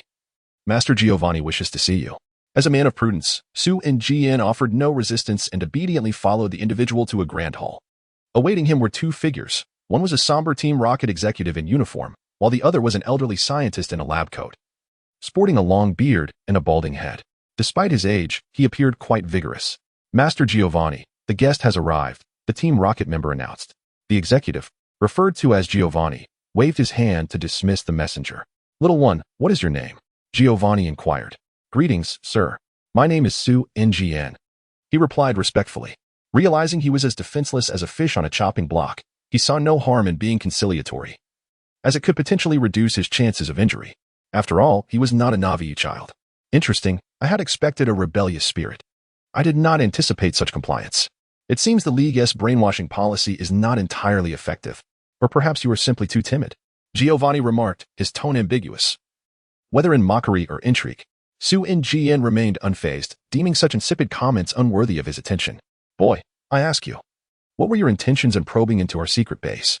Giovanni pressed, surprised by the lack of a retort. "Sir, I believe you are mistaken. I did not investigate your base. My father is a forest ranger, and I was merely assisting him with routine patrols." "Huh, you cannot even lie convincingly. How could the son of a ranger possibly possess a Pokédex and a Charmander?" Giovanni scoffed, entirely skeptical of Su Ngien's claims. While a ranger was an acknowledged position within the League, it was considered the lowest tier. How could the offspring of such a role possess these items? Many noble heirs lacked such privileges. "It's true. I passed the League's examination, which is why I received the Pokédex and acquired Charmander at an exceptionally low price. Although it was a low price, it nearly wiped out my savings." You passed the League examination?" Giovanni questioned incredulously. "I believe him," interjected the elderly scientist. "Giovanni, you wouldn't understand. There exists a class of individuals known as geniuses. Like myself. No adversity can eclipse their brilliance." "Humph. An old man discarded by the League dares to call himself a genius?" Giovanni retorted, implying that his lack of understanding was a sign of intellectual inferiority. "What do you know? Those imbeciles in the League could never comprehend my greatness. Watch. I will astound them and deliver a resounding blow to their egos." "I hope you succeed," Giovanni replied, wary of the eccentric old man, aware that he was a scientist favored by their leader, Cyrus. "Of course, our research." The old man began, but Giovanni interrupted him with a cough, preventing him from continuing. "Very well, boy, this is classified information. Unless you join us, I cannot divulge it to you." Chapter 10, Talent. Xian Jian smiled faintly, refraining from responding. Having a favorable impression of Team Rocket was one matter. Joining them was an entirely different affair, and the two were not inherently connected. Xiaobo did not mind Xian Jian's demeanor. The conversation shifted to other topics. "Xian Jian, is it?" Xiaobo retrieved a notebook from his lab coat, which Xian Jian recognized as the very one he used to record data. "Did you create this yourself?" Reflecting for a moment, Xian Jian realized that the notebook contained nothing groundbreaking, merely some observational data. He sighed in relief. "Yes. I discovered an unusual hatching rate for bug-type Pokémon in the Jaban Forest this year. Since I just passed the League examination to become an intern researcher, I thought to write a paper on it. I did not mean to offend you. I sincerely apologize." "There's no need for that," Xiaobo waved his hand dismissively. "I have perused your observations. You possess commendable scientific acumen and a sense of inquiry, qualities essential for an exceptional scientist." "You flatter me," Xianjian replied, feeling a bit embarrassed. For his past self, who had toiled daily in the lab, recording data had become almost instinctual. Moreover, his research awareness was not as keen as Xiaobo imagined. It merely stood out in this underdeveloped educational environment. He felt he was far from being a genius. As Xiaobo continued speaking, the lights flickered suddenly, and an unfamiliar force surged forth, overwhelming everyone with an immense sense of pressure. Xianjian felt as though he had turned to stone, unable to move or even breathe. Under such oppressive circumstances, he felt he might perish, but suddenly a warm energy surged within him. Though it could not completely shield him from the onslaught, it provided some relief. Finally, the force dissipated. Xianjian fell to the ground, gasping for air. Xiaobo appeared no better off. While only by Xiaoxi managed to remain standing, though his pallor was evident. "What just happened?" Bai Xiaoxi pulled out a device resembling a walkie-talkie, pressing several buttons and shouting into it. My lord, a trembling voice emanated from the device. There was a malfunction in the circuit. The machine suppressing that entity ceased operation, alarming those in possession of it. Fool, are you trying to get us killed? How could such a problem arise again? Hurry and repair it. If this happens once more, you all shall meet your end. Yes, my lord. However, the power from that entity has rendered the mechanic unconscious. Idiot, do you need me to instruct you on what to do? Use whatever means necessary to awaken him immediately. Do you wish to endanger everyone? Yes, my lord. I shall go at once. Xian Jian observed the infuriated Bai Xiaoxi, reflecting on his recent experience while piecing together memories from his past life. He realized he had unwittingly embroiled himself in trouble. The attack he had just endured was undoubtedly a psychic ability, implying that Team Rocket was attempting to create Mutewell. Only Mutewell could wield such potent psychic powers. Even a mere leak of energy could wield such destructive force. Furthermore, his investigation into the abnormal hatching rates of bug-type Pokémon found its explanation. Bug-type Pokémon had a natural resistance to psychic abilities, while their eggs were highly susceptible to external influences. Thus, they could absorb weaker psychic energies as hatching energy, significantly boosting their hatching rates. Of course, this absorption had its limits. If the psychic energy was too powerful, it could annihilate the eggs. Hence, there were nearly no Pokémon near Mount Shan, and the eggs had mostly failed to hatch. Even the shiny Caterpie he had captured was influenced by Mutewell. Xiaobo, I now concur with your assessment. This young man is astute and seems to have uncovered something, Bai Xiaoxi remarked, observing Xian Jian's contemplative expression with a sinister tone. My lord, rest assured. I guarantee my silence. Does that imply you have indeed discovered something? Pray tell. Xian Jian did not anticipate such cunning from his interlocutor and glanced pleadingly at Xiaobo. However, Xiaobo wore an expression of encouragement, seemingly urging Xian Jian to speak. With no alternative, Xian Jian steeled himself and stated, I previously captured a Caterpie capable of using confusion. Caterpie, being a bug-type Pokémon, is inherently deficient, absorbing external energy during hatching. Furthermore, Caterpie is genetically incapable of utilizing psychic abilities in its larval stage, indicating it must have been influenced during hatching by psychic powers. Coupled with the psychic attack I just endured and the words of Lord Bai Xiaoxi, I suspect the existence of a powerful psychic Pokémon. This Pokémon's might is such that even a minor leak of energy has affected the hatching of bug-type Pokémon throughout the Jaban forest. Clap, clap, clap, Bai Xiaoxi applauded, exclaiming, brilliant deduction. Young man, I am beginning to take a liking to you. What say you join Team Rocket? Thank you for your kind offer. My lord, but I aspire to become a researcher. My foundation is not yet solid enough. I wish to travel and enhance my skills. So you refuse? And no, my lord. I merely wish to continue my studies. Joining Team Rocket at this stage would not be of any assistance, would it? Xian Jian observed Bai Xiaoxi's increasingly grim expression, attempting to reject the offer while preparing to acquiesce should matters take a turn for the worse. With Xian Jian's refusal, the atmosphere grew tense. Bai Xiaoxi fixed a cold stare upon Xian Jian, his aura pressing down upon him, making Xian Jian feel breathless. Several times he nearly acquiesced, but reason told him it was not yet the critical moment. At this critical juncture, Xiaobo interjected, suggesting to Bai Xiaoxi, let him be. He cannot assist us at present. Team Rocket does not lack manpower. Rather than having him join now and squander his talents, it would be wiser to allow him to flourish freely outside. When he becomes a towering tree, we can reap the fruits. Bai Xiaoxi furrowed his brow, recognizing the truth in Xiaobo's words. Indeed, Team Rocket, in comparison to the League, lacked resources and thrived in the shadows, making talent cultivation rather disadvantageous. However, if they let this young man go, they might not be able to recruit him in the future, though he appeared not to have been brainwashed by the League. One could never know what the future held. Bai Xiaoxi, I understand your hesitation. Fear not, this young man is akin to me.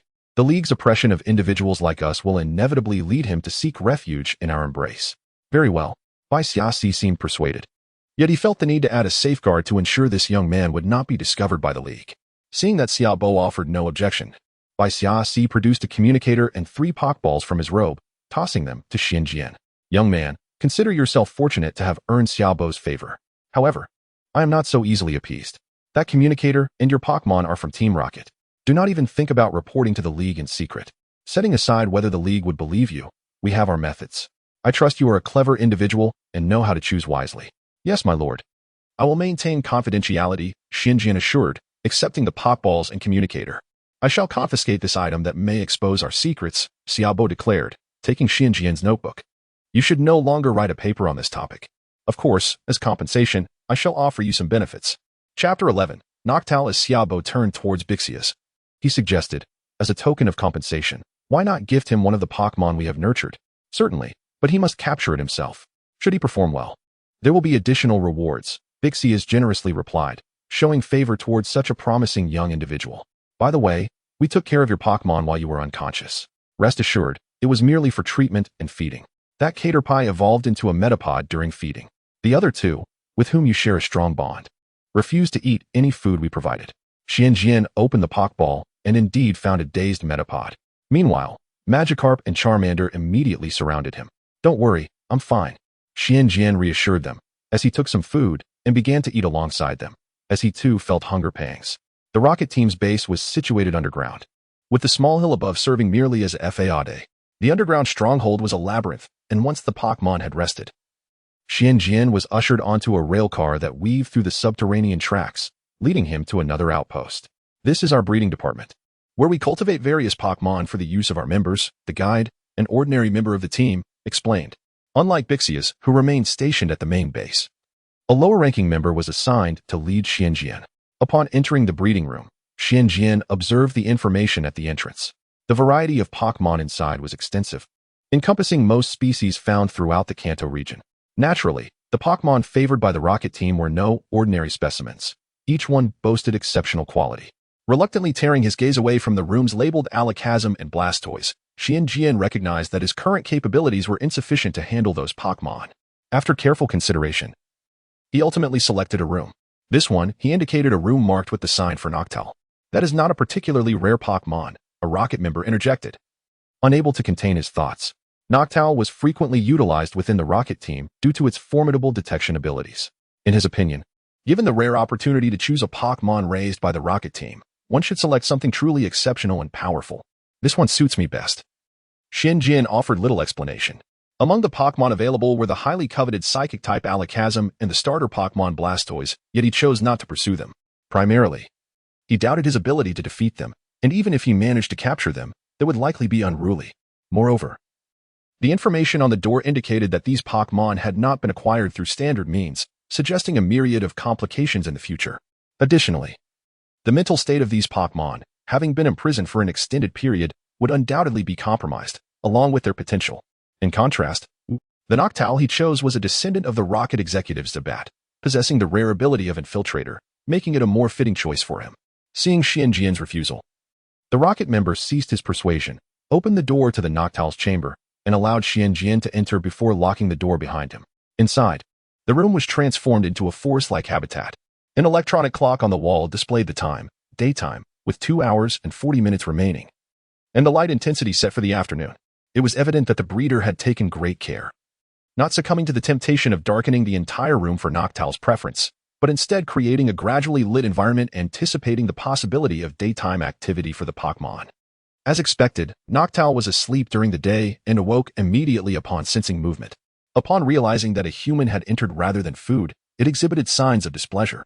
It had just woken from slumber and was quite hungry, not expecting a human to be its intruder. Its instincts told it that, while this creature possessed warm blood, it was not prey. Come out, Charmander, Xianjian called forth his Pokémon. With a chirp, Noctowl was suddenly delighted by the appearance of another Pokémon. Through its senses, it detected the warm blood coursing beneath Charmander's skin, surmising it must be quite delectable. Noctowl, let us engage in battle. If you lose, you'll come with me, and outside there will be more delicious food for you to enjoy, Xianjian declared. Whether Noctowl understood his words was uncertain, but it instinctively launched an attack.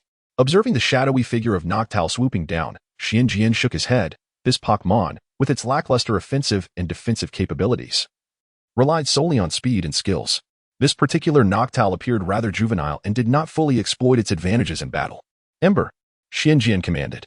While perhaps lacking in raw power compared to other fire-type moves, Ember could be skillfully utilized as a disabling technique.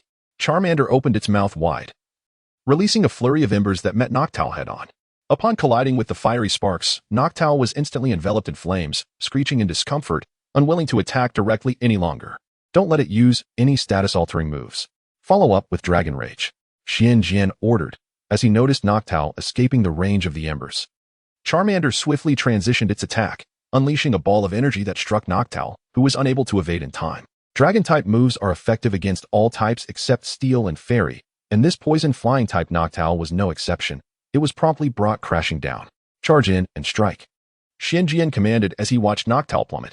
Charmander dashed beneath the descending Noctowl, raising its claws to deliver a series of slashing motions through the air. That's enough. Go. Pokéball, Xianjian said, observing Noctowl nearing its limit.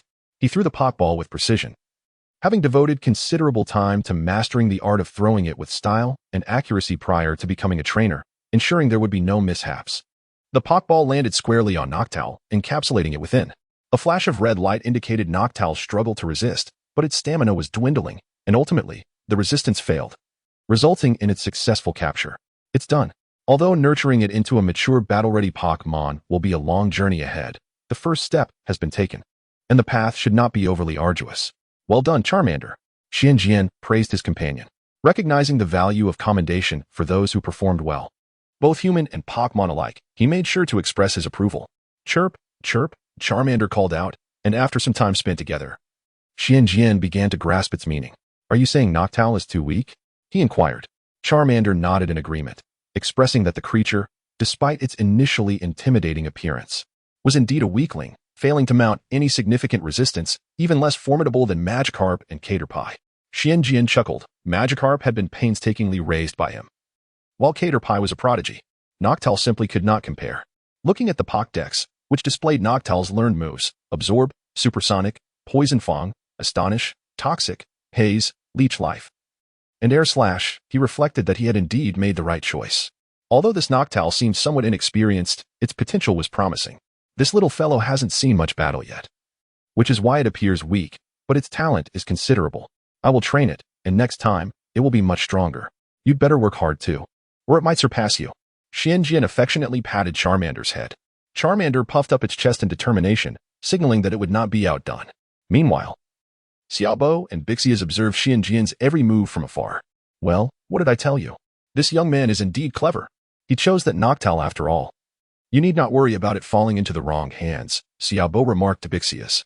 The extraordinary Noivern is a descendant of the Zata under the command of Xias, which explains its privileged treatment at the breeding center.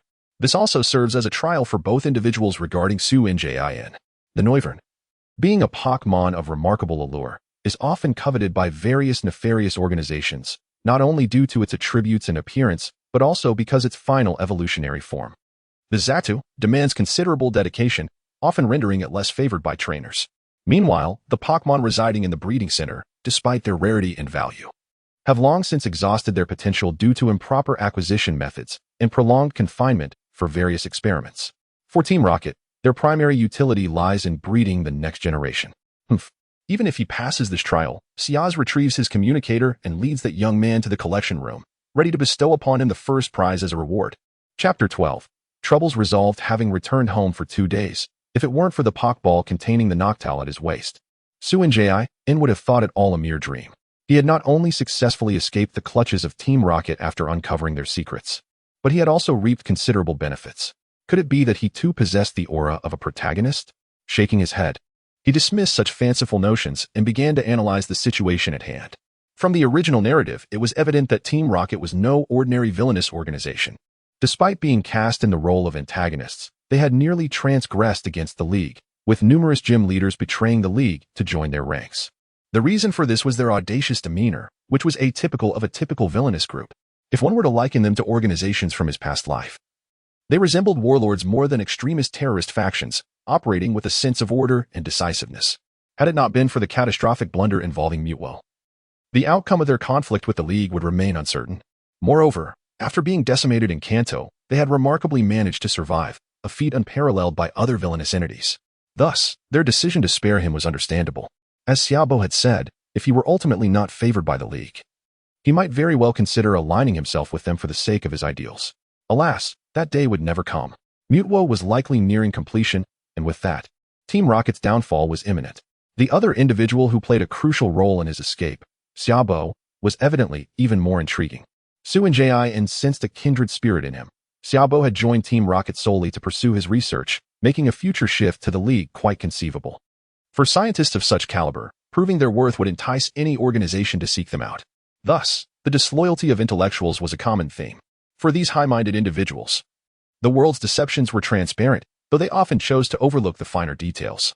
To them, they themselves were the epicenter of existence, instinctively pursuing profit while avoiding harm. Whether in this life or the last, scientific inquiry was not a solitary endeavor. It thrived on the serendipitous discovery of the inevitable from a multitude of coincidences. Thus, luck and ample opportunities were pivotal in determining the heights of scientific achievement. While luck was undeniably crucial, it remained entirely beyond one's control. Hence, maximizing potential choices became the inevitable path. This was why Professor Okido selected promising trainers to gather data. Xiaobo evidently recognized Su Njin's talents and sought to recruit him, hence aiding in his escape. Having reached this conclusion, Su Njin exhaled in relief, banishing these musings from his mind. What truly mattered was to enhance his own abilities and increase his value. He then unearthed another treasure from his recent adventure. After capturing the Noctowl, a Team Rocket member had informed him of an award for first place, leading him to the storage room. Ultimately, he selected 3 TM machines: Return, Payback, and Substitute, each allowing Pokémon to learn the skills 3 times.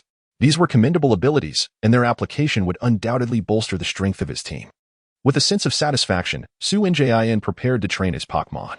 As he reached the doorway, he encountered his mother, Mihoko. Upon seeing the concern in her eyes, he sheepishly remarked, "I'm merely going to exercise the Pokémon in the open field outside the village." His 3-day excursion had included a full day spent dealing with the formidable anesthetic darts from the Shisabi. Upon returning home, Su Njin concocted a story about getting lost to appease his family. It was hard to believe that he, who had entered the forest with his father at the tender age of 8, could possibly get lost. Yet, he could not disclose the true reason. So he resorted to this excuse. His parents ultimately said nothing further, but his mother's worries resurfaced each time he ventured outside. As he stepped outside, he noticed his father, Sanzaki, returning home, though his expression seemed far from joyful.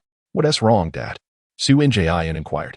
"Inexplicably, our application for the bug-catching contest has been rejected by the League on the grounds of not meeting conditions." "Conditions not met?" "Yes. They claim the insect Pokémon population in the J-Band forest is too homogeneous to meet the hosting criteria. That reasoning is quite compelling. Although the J-Band forest encompasses nearly all the bug-type Pokémon found in the Kanto region, the unfortunate reality is that the overall number of bug-type Pokémon is limited. Moreover, introducing foreign Pokémon is not permissible, making this reasoning quite valid. The League should be aware that our primary aim is to preserve the ecological balance of the J-Band forest. How could they refuse us on such grounds?" Sanzaki exclaimed in frustration. Su Njin surmised that Team Rocket's undercover operatives were likely to blame, as hosting the bug-catching contest would attract numerous trainers, potentially exposing their secrets. "Let us consider other solutions," Su Njin reassured. Upon leaving home, Su Njin observed the villagers wearing expressions of dismay. Clearly, the news of the League's rejection regarding the bug-catching contest had spread. The village boasted few trainers, and while Caterpie and Weedle were weak combatants, capturing them posed a challenge for ordinary folk. Moreover, once captured, the dilemma of what to do with them loomed large. Killing them outright would violate League regulations. A solution must be found to address this issue. Otherwise, the village would face dire consequences. These insects would not only consume vast amounts of vegetation, jeopardizing this year's harvest, but they would also lay countless eggs, perpetuating destruction in the forest. But while Caterpie and Weedle may seem insignificant, if they were to evolve into Butterfree and Beedrill, it would be an entirely different matter. Even if their combat potential were lacking, they could serve to pollinate plants and produce honey. I wonder if anyone might need them. With this thought, Su Njin promptly approached his father to share his idea. Although he did not hold out much hope, it was at least a potential solution. Sanzaki immediately went to consult the village elder. Upon hearing the proposal, the elder agreed that it was preferable to having no plan at all. The elder possessed a League-provided computer, which could be utilized to post and search for tasks. After posting the task, to their surprise, a response arrived swiftly. "Hello, I am Nana from the Orange League's Citrus Isles. Can you provide a significant number of Caterpie and Weedle?" "Yes, we are from Chianma Village in the Kanto League, guardians of the J-Band forest for generations. This year, the population of bug-type Pokémon has surged suddenly, posing a threat to the forest, and we wish to find suitable habitats for them." "How fortuitous. We suffered a storm last year, resulting in the loss of many Butterfree and Beedrill, which significantly impacts our pollination of citrus fruits. We are currently in need of assistance. If you can help us capture some insects, we would be immensely grateful. We are delighted to assist you. This also alleviates our predicament." What followed was a series of negotiations, ultimately culminating in a mutually agreeable arrangement. "Fantastic. This resolves our issues and even provides us with an additional source of income," the elder exclaimed, clearly relieved, as this dilemma had troubled him for some time. Suinjain's efforts were commendable, befitting one who had already become a trainee researcher at such a young age. Sanzaki, you have a fine son. Your praise is too generous, elder. With a resolution found, the village's atmosphere brightened once more. Just as Suinjain was ready to roll up his sleeves and dive into action, Sanzaki stopped him. Don't you need my help in capturing the insects? Suinjain asked, puzzled. No, that would be inefficient. We have a better plan. You go assist the elder in calculating how many caterpie we should capture. Suinjain regarded his father, who appeared enigmatic and, unable to grasp the situation, proceeded to assist the elder. That night, Suinjain was awakened by his father, who led him to the village entrance. What are we doing out here at this hour? Upon arriving at the village entrance, Xianjian observed a gathering of individuals, all forest rangers. Their expressions imbued with a sense of purpose. Catching pests, his father replied succinctly. Catching pests? I do not recall them being particularly active at night, Xianjian mused. Nights are quieter and less populated. Enough questions, you will soon understand. Pay close attention. Only those who have achieved great merit are worthy of being here. What an extraordinary secret, beyond the reach of ordinary folk. After a while, the elderly village chief, with a frail gait, arrived. Can everyone gather, Sanjing? Yes. All the forest rangers have arrived, Sanjing responded respectfully. Let us commence, the village chief proclaimed, raising a hand that held a golden bell. Xianjian recognized it as the legendary ancient bell, a revered artifact known for fostering intimacy in the original game and possessing the power to soothe Pokémon in reality. Suddenly, the village chief coughed, a surprising occurrence given his previously robust health. Are you all right, chief? The villagers expressed concern. The village chief was held in high regard. It is nothing. I am merely aging. It is time for the younger generation to take on the mantle, he continued, scanning the crowd. Sanjing, you shall preside over today's proceedings. Xianjian, come and support me. Xianjian obediently approached the village chief. Although the chief insisted on leaning on him, Xianjian could sense that the elder was still quite strong, far from the frailty he portrayed. Good child, observe closely. I sense that the seed within you has begun to crack open, on the cusp of sprouting. Crack open? Xianjian recalled the surge of power within him during Mutuo's attack. Sanjing took the ancient bell from the village chief's hands. This bell had been passed down through generations, a sacred relic of the village, signifying the responsibility of safeguarding both the chief and the forest. Sanjing began to ring the bell, and Xianjian recognized the melody. It was the same lullaby that had soothed him to sleep in his infancy. Others followed suit, producing their own ancient bells, moving in rhythm. As the bells chimed, a green luminescence began to emanate from the villagers, coalescing into ripples of verdant light that cascaded towards the evergreen forest.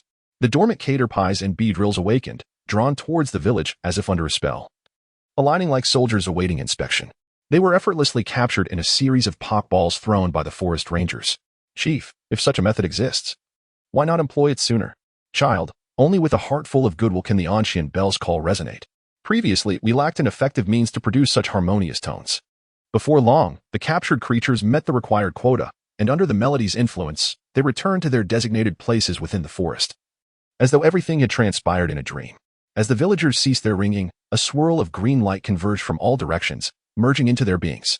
With the influx of light, Xianjian felt the seed within him germinate.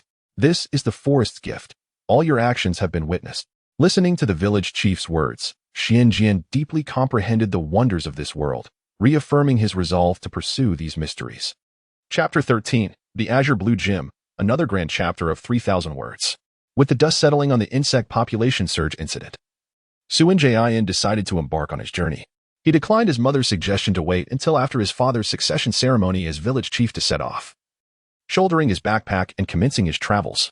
Thanks to the advanced spatial technology in this world, spatial backpacks, an essential tool for both home and travel, are quite common, alleviating travelers from the burden of excess weight. Come forth, Charmeleon and Zubat. Suinjain summoned his two Pokémon. From this day forth, we shall officially begin our journey. Let us all engage in some brisk walking to enhance our stamina. Releasing his Pokémon not only served to exercise them but also foster their bond. Although the cost of sustenance would undoubtedly increase, they paled in comparison to the benefits gained. Charmeleon readily embraced this proposal, while Zubat, being less fond of daytime activities, ultimately conceded. Suinjain took this into account, intensifying Zubat's training regimen while reducing its duration. Zubat, I require you to practice short bursts of accelerated flight, engaging in explosive power training. You may rest once your energy is depleted. Turning to Charmeleon, he continued, Charmeleon, as a fire-type Pokémon, your explosive power is commendable, yet endurance remains a challenge. You must learn to control your strength with precision, avoiding any waste. Therefore, your training will consist of jogging. Do you both understand? Both Pokémon affirmed their comprehension. Very well, let us begin. Suinjin commenced his own jogging alongside his Pokémon. Meanwhile, within the confines of the SH-Can gym, a conversation was unfolding. Has the matter in the SH-Can forest been resolved? Team Rocket's leader, Sakaki, sat at the head of the table, listening to his subordinates report. Indeed. It appears the forest rangers employed some method to capture a substantial number of caterpie overnight and dispatch them to the Fruit 7 Islands, where they are in dire need of insects for pollinating the yuzu trees, a Team Rocket officer reported. Well, as long as it has been resolved, there is no need for excessive concern. Let the League assume it is merely an ordinary fluctuation in hatching rates, Sakaki mused, stroking the head of the Meowth resting beside him, which immediately displayed a look of contentment. Word has it that a promising newcomer was discovered near the SH-Can region? Yes, a novice trainer, rumored to possess considerable talent. This recent incident's resolution is also attributed to him. He may be worth cultivating. There is no rush to bring him under our wing. One must act with composure. Understood, Sakaki-sama. Now, you may leave. The Team Rocket member bowed and exited, leaving Sakaki alone in the room. Upon closer inspection, a faint green glow could be seen emanating from Sakaki's hand, merging into Meowth's body. On the other side, Suinjin arrived at his first destination, the city of Azora. As a bustling transportation hub with roads connecting in every direction, Azora teemed with activity. However, for Suinjin, the most noteworthy aspect was the Azure Gym, reputed to be the weakest in the Kanto region. Once a formidable water-type gym renowned throughout Kanto, it was presided over by the former water-type champion. The gym's reputation relied heavily on the extraordinary talent of its leader rather than a lineage of strong Pokémon like Gyarados, Vaporeon, or Blastoise. Consequently, after the untimely demise of the previous leader on a mission, the gym's prestige waned significantly. Nonetheless, as the Azure Gym was independently funded by the previous leader, it remained in operation out of respect for his legacy and the necessity for less formidable gyms to provide novice trainers with opportunities. Despite its reputation as the weakest gym in Kanto, Suinjin reflected on the Pokémon he currently possessed and realized he had no type advantages against any gym. Although the Azure Gym specialized in water types, which countered Charmeleon, its overall weakness made it an ideal venue for his inaugural battle. Alright, everyone, you've worked hard today. Let us rest well at the Pokémon Center tonight, for tomorrow we shall challenge our first gym. Suinjin addressed his diligently training Charmeleon and Zubat. Charmeleon was presently lifting a large rock, while Zubat bore a weight on its wings. It was undeniable that the potential of Pokémon was immense. Within just one day, they had already adapted to the increased intensity of their training, prompting Suinjin to add extra weights. After recalling his Pokémon, he arrived at the Pokémon Center, requesting Nurse Joy to conduct a comprehensive health check on all his Pokémon. After a phone call home, Suinjin collapsed onto his bed, exhausted from the journey. In these past few days, he had exerted himself even more than his Pokémon. Not only did he have to travel, but he also had to strategize on training his Pokémon, and by nightfall, he utilized the limited SH-Can energy within him, combined with the soothing chime of the healing bell, to rejuvenate his Pokémon. It was precisely with the aid of this energy that his Pokémon could train vigorously, leading to such rapid improvement. After a restful night, both Suinjin and his Pokémon awakened in peak condition and made their way to the Azure Gym. Arriving early, Suinjin became the first trainer to challenge the gym. After all, with the gym's weak reputation, aspiring trainers eager to participate in the Indigo League would not overlook the opportunity to earn a badge here. In stark contrast to the desolate SH-Can gym, the Azure Gym was bustling with visitors. Hey there, is this your first time challenging a gym? Suinjin's opponent, a girl named Sakura, greeted him. Yes. I look forward to your guidance, he replied politely. Don't worry, the league has regulations that allow gym leaders to provide some leniency to first-time challengers. Huh? A weak gym dares to make such claims? Are you afraid of losing face? Interjected a melodic voice. Suinjin turned to see a girl of similar age to himself. Oh dear, have the younger generation become so sharp-tongued? Sakura responded with a smile. The former gym leader was indeed formidable. My father was thoroughly bested. However, I believe you are unworthy of continuing to lead the Azure Gym. Rather than tarnishing its reputation, it would be better left to me. Young lady, being a gym leader is no simple task. We have the league's endorsement. To replace us, you must first defeat us. I doubt you possess the strength required, Sakura retorted. You dare question the prowess of the genius trainer, Duogue? Just wait and see how I leave you picking up the pieces. Ahem, ladies, can we settle your grievances later? Su Njin interjected. My apologies, then let us commence. The Azure Gym operated under a 3-on-3 format, where gym trainers could not switch Pokémon, while challengers had the option to do so. Let the battle begin. Sakura decided to showcase some of her strength. If this young man performed admirably, she might just award him a badge after his defeat. My first Pokémon is Goldeen. As Sakura released her Goldeen, Su Njin also produced a Pokéball. Come forth, Magikarp. After a long period of inactivity, Magikarp joyfully splashed around in the pool, clearly eager for action. Magikarp? That Pokémon has no battle power prior to evolution, Duogue muttered. We shall take the initiative. Magikarp, tackle. Su Njin commanded. Upon receiving the order, Magikarp propelled itself towards Goldeen. Such a skill? We shall not retreat. Goldeen, horn attack. Sakura countered. Thinking to herself that this trainer did not appear particularly impressive, and that a tackle contest against Goldeen would undoubtedly be unfavorable. However, she also acknowledged that Magikarp had no other skills at its disposal. The two Pokémon charged towards each other, and just as they were about to collide, Su Njin suddenly commanded, jump. In terms of speed, Magikarp was no match for Goldeen. Such was the disparity in their species, but when it came to jumping, Magikarp would not concede to anyone. The Kingler leapt high, evading the lethal strike of the Goldeen, simultaneously adjusting its posture midair before descending heavily upon the unsuspecting Goldeen's back. Xianjian shook his head, lamenting the lack of adaptability exhibited by both the trainer and the Pokémon. It was no wonder the gym was derided as the weakling gym. Pokémon battles are not merely contests of skill and might, where one stands idly by, showcasing abilities to determine superiority. The assault by Kingler inflicted damage upon Goldeen, yet it was insufficient to incapacitate it. Sakura swiftly reacted. Goldeen utilized Shadow Clone, followed by Horn Attack. In the aquatic arena where both were water-type Pokémon, many techniques such as Water Gun lost their efficacy, while advanced skills had evidently not yet been mastered, necessitating reliance on the simplest tactics for offense and defense. However, such battles truly test one's prowess. Kingler, evade to the left, commanded Xianjian, yet he misjudged, and Kingler was struck nonetheless. Did he presume to discern the attack's trajectory through the ripples? A clever strategy, yet ineffective against me. This Goldeen frequently participates in various exhibitions, demonstrating exceptional control over the water currents. Goldeen, execute another horn attack. Is that so? Then Kingler shall move downward. The bond of trust cultivated over time compelled Kingler to faithfully obey Xuanjian's command, even after a miscalculation. Futile, for Kingler's speed paled in comparison to Goldeen's. Evasion was out of the question.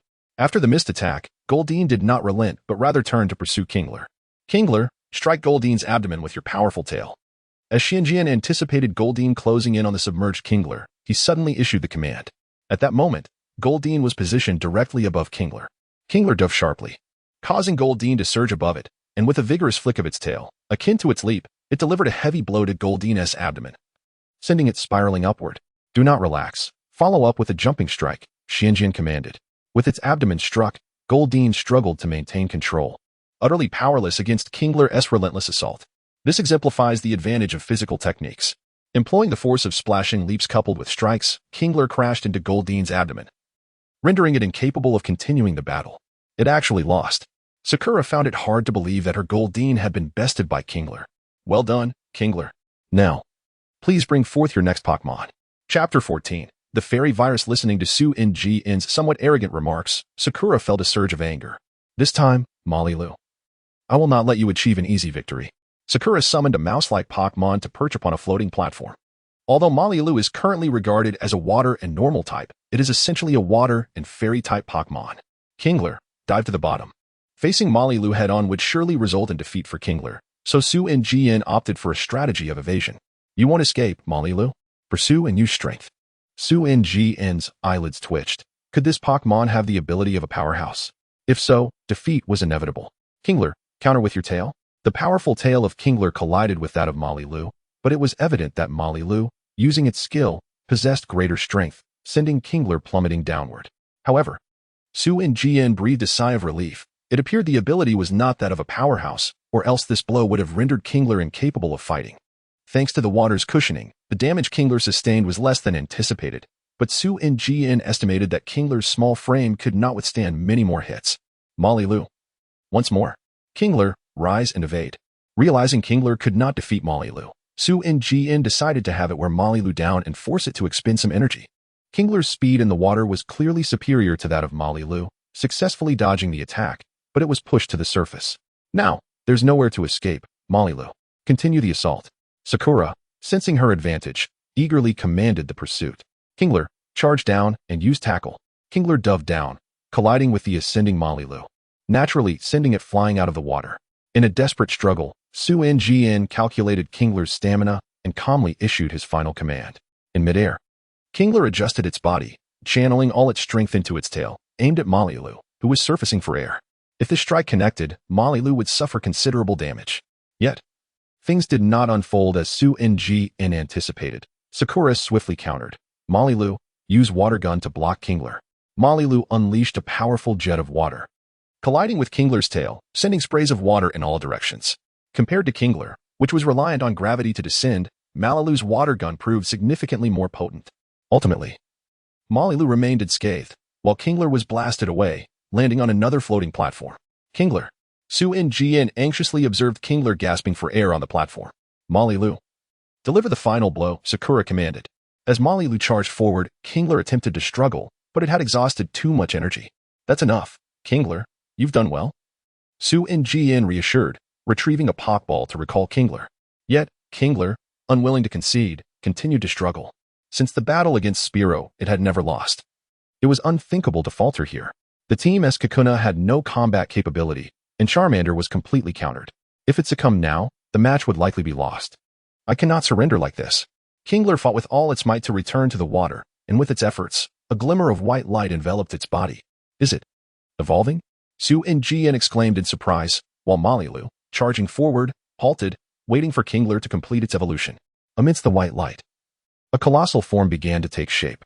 However, before Su Ngn could rejoice, the giant creature suddenly emitted a mournful cry and struggled to shrink back down. The light dissipated, leaving behind an unconscious Kingler. Evolution had failed. Kingler.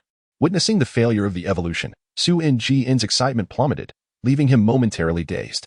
Without a second thought, he leaped into the water and swam to Kingler's side. I'm sorry, I forfeit the gym match. I need to take Kingler to the Pokémon Center. Climbing ashore, Su Ngn hurriedly prepared to leave, when a girl, Digu, who had been watching, approached. If you don't mind, may I take a look? I'm somewhat of a doctor and can provide some first aid. It won't take much time. Of course. No problem. Thank you, he replied gratefully. The distance from the gym to the Pokémon Center was considerable, so having assistance for immediate care was a welcome relief. Digu carefully examined Kingler and stated, there is no major issue. The reason for its unconsciousness is due to the failed evolution. But why did it fail? Su Ngn knew of evolution failures, but he felt helpless in this situation. Well, Kingler's temperature is approximately 2 to 3 degrees higher than normal. And there is no sign of muscle fatigue. Rather, its muscles are firm and powerful. It seems to be infected with a fairy virus. The fairy virus? I am aware of it, but I haven't heard that it impacts evolution. In the previous game, many sought to become infected with it. That depends on the Pokémon. Currently, the fairy virus has not been found to be harmful to Pokémon. Instead, it can stimulate their potential. For a Pokémon like Kingler, which undergoes a drastic transformation upon evolution, it could potentially unleash its latent abilities, temporarily evolving into Gyarados. However, your Kingler has reached the brink of evolution, so a brief transformation might have filled that gap, meeting the evolution criteria. Yet, your Kingler has been nurtured too well. When its potential was stimulated by the fairy virus, the resulting Gyarados was far too powerful for the energy it had accumulated, leading to the failure of evolution. My father's training diary mentioned such cases. Digu asserted confidently, glancing at Sakura with a hint of pride, as if to say, as a water gym trainer, you don't know as much as I do. Thank you, Miss Digu. However, I still wish to seek Miss Joy's assistance at the Pokémon Center for a thorough examination. I will surely express my gratitude to you when fate allows. With that, Su Ngn hurriedly carried Kingler towards the Pokémon Center. That guy, he said it was nothing, yet he couldn't even finish the gym match. Digu complained, watching Su Ngn's hurried figure. He seems quite formidable. If he had helped deplete some of the strength of the Wallon gym, I would have surely won with ease. Trainer Su Ngn has forfeited. The next challenger, please prepare. Sakura sighed in relief as she watched Su Ngn depart. Although this kid has just begun his journey, he is unexpectedly strong. Now, the next challenger is Digu from Hualon City. The girl, who had recently clashed with Sakura, heard her name called for the challenge.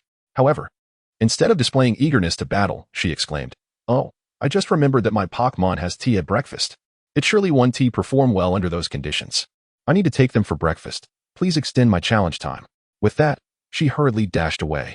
Chapter 15. Continuing the challenge, Xianjian swiftly arrived at the Pokémon Center with his Magikarp. After Joy's examination, her conclusion was entirely consistent with the results provided by Multitrack. He entrusted the Magikarp to Joy, hastily consumed his lunch, and anxiously awaited the appointed time. When the moment arrived, Xianjian once again approached Joy. At this point, the Magikarp, having undergone treatment, had awakened. Seeing the lively creature, Xianjian finally breathed a sigh of relief. Magikarp, do you feel all right? He inquired, observing the restored Pokémon. The Magikarp opened and closed its mouth, nodding its head, as if to affirm its vigor. That is splendid.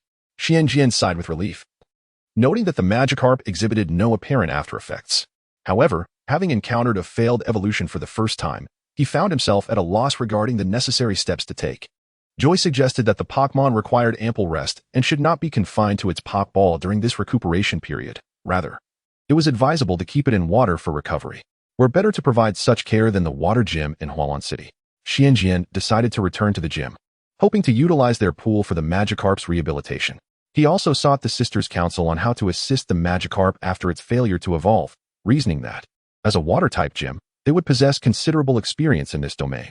The three sisters of the Hualan gym readily agreed to his request and guided him to the pool, where Xianjian gently placed the Magikarp into the water, which promptly began to swim joyfully.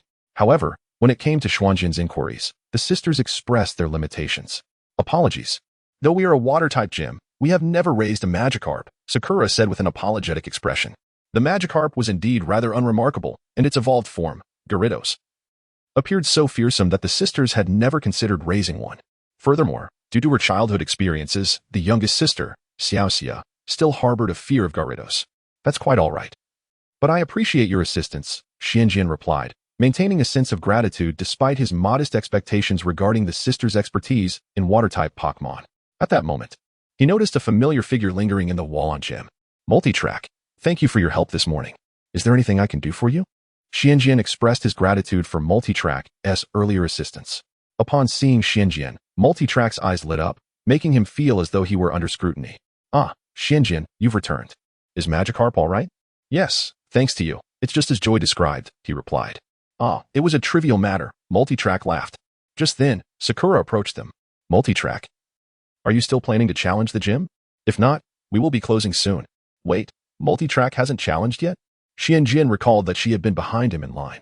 Yes, there are quite a few challengers today, and since they seem pressed for time, I, being idle, decided to let them go first. Is it just me? Or do you lack confidence and wish for others to expend their energy first? Xiaoxia chimed in, having appeared seemingly from nowhere to critique. Xianjian assessed Xiaoxia, the first-generation female protagonist of the anime. She appeared slightly younger than him, around 9 years old. How rude. You are merely a year older than me, Xiaoxia retorted, validating Xianjian's assumption. Humph, I shall not bicker with you. By the way, Xianjian has yet to finish his gym challenge. Are you perhaps too intimidated to continue? He himself declared his withdrawal from the battle, Xiaoxia exclaimed. Indeed, that is correct. Thank you for your concern, Multitrack, Xianjian interjected, eager to distance himself from their squabble. Did you hear that? Mind your own business.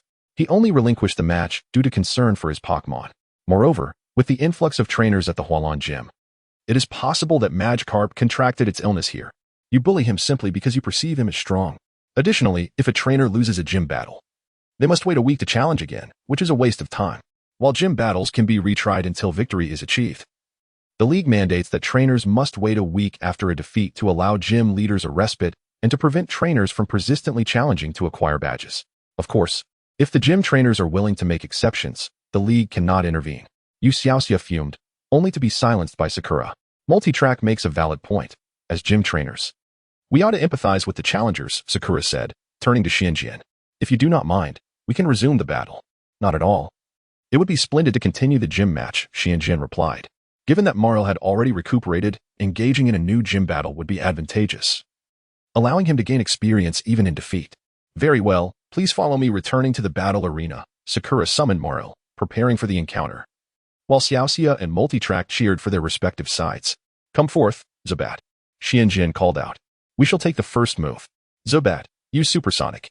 Mariel, jump into the water. Sakura commanded, directing Mariel to leap into the pool, where the water mitigated Zubat's attack. This demonstrated the unique properties of water-type arenas, aside from electric-type attacks. All other types were weakened by water. Use double team. Realizing his attack had failed, Xianjian swiftly transitioned to defense. Maril, unleash water gun in a sweeping motion. Maril emerged from the water, shooting a stream of water into the air, annihilating several of the shadow duplicates. Zubat, use supersonic. Seeing Maril resurface, Xianjian ordered. However, Zubat, still inexperienced with double team, struggled to coordinate its shadows, leading to its immediate detection. Both attacks struck simultaneously, inflicting damage on one while the other succumbed to confusion. Now's your chance. Use Poison Fang. Xianjian commanded, seizing the opportunity presented by the confused Maril. Maril, evade. Sakura urgently instructed. But her ability to rouse Maril from its confusion was insufficient. Maril merely sprayed water gun wildly into the air. Dodging the erratic spray, Zubat maneuvered behind Maril. Its Poison Fang finding its mark and injecting venom into the unsuspecting Pokémon. Well executed, Zubat.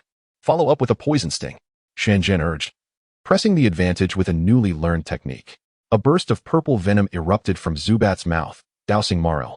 While Poison Sting is typically ineffective on its own, it proved devastating against a poisoned opponent. The interaction between the venomous attack and the toxins within Maril resulted in double damage, and the confused Maril promptly succumbed, rendering it unable to continue. Xianjian once again gained the upper hand.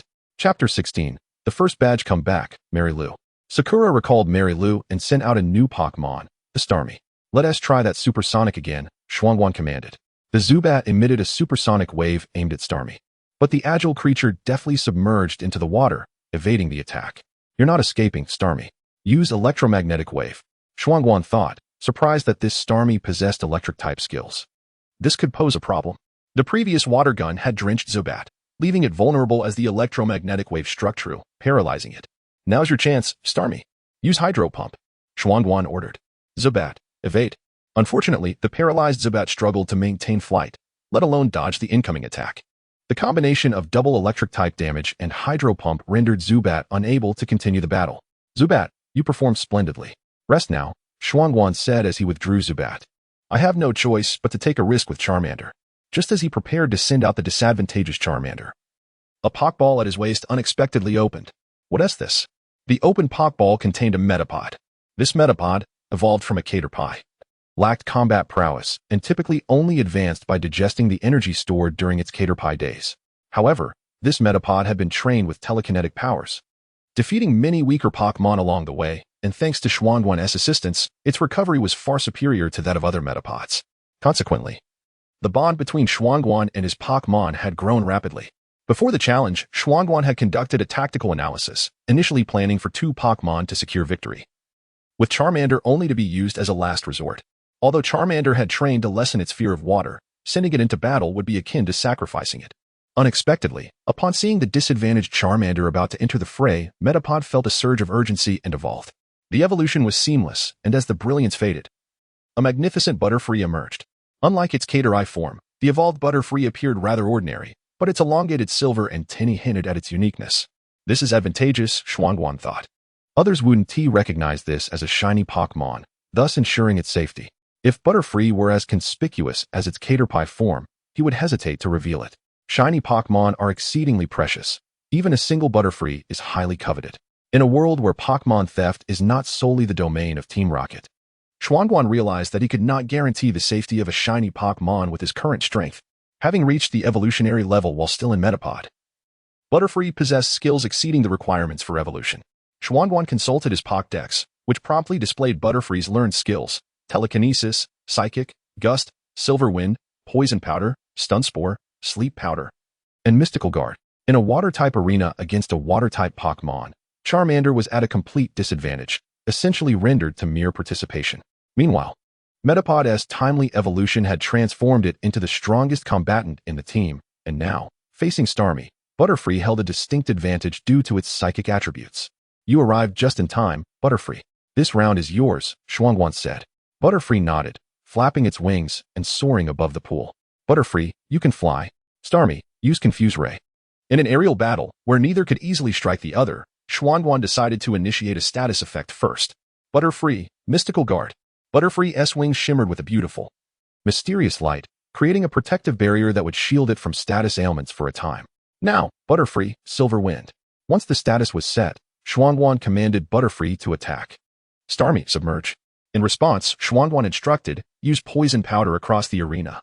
As Butterfree scattered the toxic powder over the water's surface, it created a bizarre appearance, causing Starmie to hesitate and surfacing to attack. Over time, the poison would contaminate the water, leading to Starmie's gradual affliction, an insidious strategy. Seeing the water marred with toxic powder, Sakura decided to act swiftly. Starmie, summon Rain Dance. With her command, dark clouds gathered overhead, and heavy raindrops began to fall. Shuangwan paid little mind to the rain. Butterfree's special wings allowed it to fly unhindered in the downpour. Thus, he chose to continue the assault. Butterfree used Psychic. Although Bug-type moves would be hindered by the water, Psychic-type attacks suffered far less reduction, and those were Butterfree's forte. We are unfazed by Psychic moves. Starmie used Psyshock. Unbeknownst to Sakura, this Butterfree was a hidden shiny version.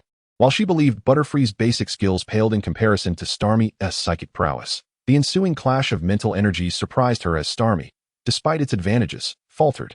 However, it was too late. Starmie used Thunder. Sakura observed the rain intensifying and confidently commanded, believing the electric type's double damage would conclude the match.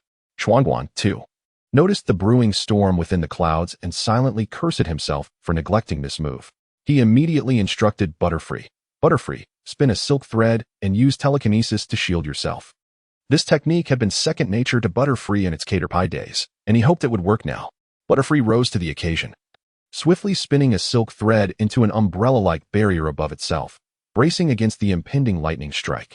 The electric flash illuminated the arena, and Shuangwan felt a knot form in his stomach. The power of thunder was immense. He had no idea if the shield would hold. Finally, the lightning dissipated, and Butterfree remained airborne, sustaining some damage but still capable of battling. Well done, Butterfree. Use telekinesis to lift Starmie out of the water. As a water-type Pokémon, Starmie's use of electric moves was strenuous, and the recent lightning had also struck the water, causing Starmie to suffer from the electric shock. Coupled with its earlier defeat in the psychic duel, Starmie was now vulnerable as Butterfree lifted it from the depths. Starmie, use Thunderbolt. Sakura commanded as she watched Starmie being hoisted into the air, knowing that using thunder in the water would only harm itself. But now, there were no such reservations. Chapter 17. Reward. The situation was precarious. If Butterfree were struck by Thunderbolt, given its dwindling stamina, the match would come to an abrupt end. Butterfree, charge forth and collide, inflicting damage upon Starmie. Zoankian commanded. With determination, Butterfree surged into the electric onslaught, striking Starmie, which was unable to evade the attack. Upon contact, electricity surged through both Pokémon, delivering double the electric damage to Starmie. After the fierce impact, Starmie plummeted from the sky, crashing onto the ground by the pool's edge. Butterfree, too, was injured by the electric current and landed on the floating platform. Starmie, a peculiar specimen among water types, boasted higher physical attack and defense compared to most in its category, yet it lacked in health, making it frail in this regard. Thus, the damage from Thunderbolt was significantly less severe than that inflicted upon Butterfree. However, the force of the collision and the fall caused substantial harm. The gem at the center of Starmie flickered weakly, while Butterfree hung its wings limply, trembling uncontrollably. Both Pokémon appeared on the brink of losing their fighting spirit. Sakura and Zoankian watched intently, awaiting the outcome of these two nearly incapacitated creatures. In that moment, time seemed to stretch infinitely. Everyone held their breath, fearing even the slightest exhalation might alter the result. Suddenly, a flicker of purple glimmered on Starmie, remnants of toxic powder from its emergence from the water. This minuscule toxin became the final straw, and Starmie's gem lost its radiance first. Starmie was declared unable to continue, and Butterfree emerged victorious. The victor was Zoankian from Chianma Village. Sakura, acting as a part-time referee, announced the conclusion and returned Starmie to its Pokéball. You performed admirably, Starmie. Come back and rest, she said. Butterfree, splendid job. We have triumphed, Zoankian exclaimed, nearly leaping for joy. Upon hearing these words, Butterfree relaxed, succumbing to its exhaustion. With trembling hands, Zoankian struggled to maintain his composure while recalling Butterfree, gently caressing the Pokéball, and softly expressing gratitude. Thank you, everyone. He understood that his Pokémon was still weak and lacked type advantages. Initially, he had no lofty expectations. His aim was merely to train his Pokémon. He feared disappointing them, so he had not voiced his true thoughts. To his surprise, his Pokémon, believing in his earnest desire to earn a badge, exerted themselves tremendously, providing him with an enormous surprise. Although the Hualon Gym was considered a minor one, the fact that the league acknowledged it implied that a trainer capable of defeating it had met a minimum standard. This was a considerable hurdle for novice trainers.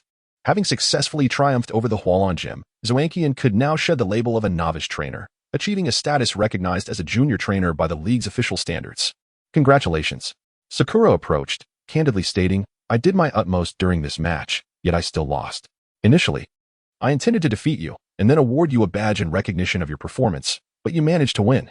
Zuankian responded, though my strength is not formidable. It is no simple feat to best me.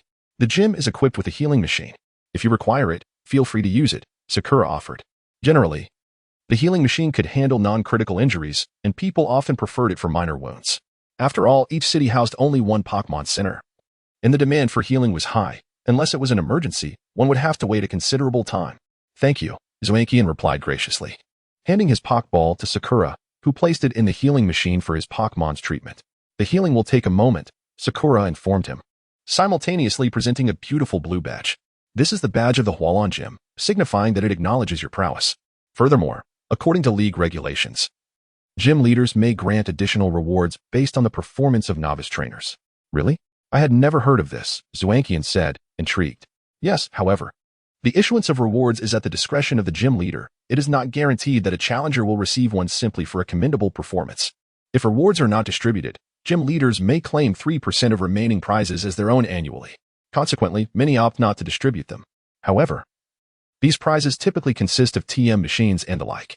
My sisters and I are not particularly interested in battling, hence we occasionally choose to distribute them. Zuankian understood the unspoken implications. Other gym leaders would not be so lenient, as they would likely wish to enhance their prowess and thus seldom grant rewards. I truly appreciate your generosity, he expressed sincerely. It's nothing. We have no use for them. Sakura accurately assessed her role. Among her sisters, apart from Kasumi, she and her siblings lacked the combat talent necessary to sustain a gym. Their goal was simply to maintain the gym until Kasumi matured. The weak have their own means of survival, resources that go unused or wasted, and why not cultivate relationships with talented trainers? Perhaps, in times of need, they would remember this favor and lend assistance. The rewards were 2 TM machines, one for Ice Beam and the other for Water Pulse. Sakura handed them to Zuankian. One was an Ice-type move, the other a Water-type. Compared to the Team Rocket version, which allowed 3 uses, these could only be employed once. Thank you, Miss Sakura. Zuankian expressed his gratitude as he gazed at the badge and TM machines in his hands, reflecting, if only all gym leaders were as generous. Hearing Zuankian's sentiment, Sakura hesitated momentarily before stating, beyond what gym leaders voluntarily give, trainers can also actively seek rewards. If you wish to obtain rewards from other gyms, you must clearly communicate this to the gym leader before challenging them. However, I do not recommend this approach, for once you express such intentions, the battle will not be a teaching match, but rather a serious contest. In such circumstances, obtaining the badge will be significantly more challenging. Understood, thank you. I will proceed judiciously, Zuankian nodded, recognizing that the pursuit of rewards was worth the endeavor. Seeing Zuankian's expression, Sakura immediately comprehended his thoughts and solemnly remarked, do not take this lightly. Once you initiate this type of challenge, all subsequent encounters at this gym will follow this pattern. This means that acquiring badges will become considerably more difficult. Typically, such information is not disclosed to novices. I sensed you were not reckless, which is why I chose to inform you. This explains why most who successfully collect all 8 badges and participate in the Indigo Conference are newcomers. Many seasoned trainers overestimate their abilities and find themselves stuck at a particular gym. Zuankian nodded, now I understand. No wonder so many participants in the competition each year are novices. Newcomers, unaware of this rule, only challenge the lowest difficulty, making it easier for them to obtain badges. Grateful for Sakura's kindness, Zuankian pondered for a moment before asking, I have heard that you and your sisters enjoy performing? Indeed. You're welcome to come watch our performances when you have the time. Then I have a suggestion. I've heard that in regions beyond Kanto, such as Hoenn, there exists a unique group born from trainers, known as coordinators and performers. Unlike trainers who prioritize battling prowess, they focus on showcasing the charm of Pokémon to the audience. I believe this would suit you perfectly. Oh, such a profession exists? It sounds delightful. I will look into it when I have the chance. Thank you. Sakura responded politely, seemingly unfazed by the news, as if she had already been aware of it. She then turned to Multitrack and inquired, Miss Multitrack, are you prepared to take on the challenge? Chapter 18, The Challenge of Multitrack. Upon hearing Sakura's inquiry, Multitrack responded affirmatively, stating that the very purpose of visiting the gym was indeed to engage in a challenge. Yet, Jenkins sensed a hint of uncertainty in her demeanor, along with an overly serious expression. Perhaps she was merely overwhelmed with anxiety, he thought. Very well, Mr. Jinkan. For the sake of fairness, might I trouble you to act as the referee? Sakura inquired of Jinkan. Of course, it would be my pleasure. Please follow me. There is a spare arena over there. The group followed him to a new pool, where Sakura and Multitrack took their positions at opposite ends of the field. I hereby declare the challenge between the novice trainer Multitrack from Hualon City and Sakura of the Hualon Gym in the aquatic arena. Each side may use 3 Pokémon, and the gym trainer may not exchange Pokémon while the challenger may. Let the match begin, Jinkin announced, emulating the tone of referees he had previously encountered. Go, Seal. Sakura was the first to summon her Pokémon. Perhaps due to having faced numerous challengers earlier in the day, her Pokémon seemed to be running low on energy, which led her to deploy this particular creature. At least from Gunkan's perspective, this Seal appeared to have just surpassed the novice level. A smirk of pride crept onto Multitrack's lips as it seemed her strategy had succeeded.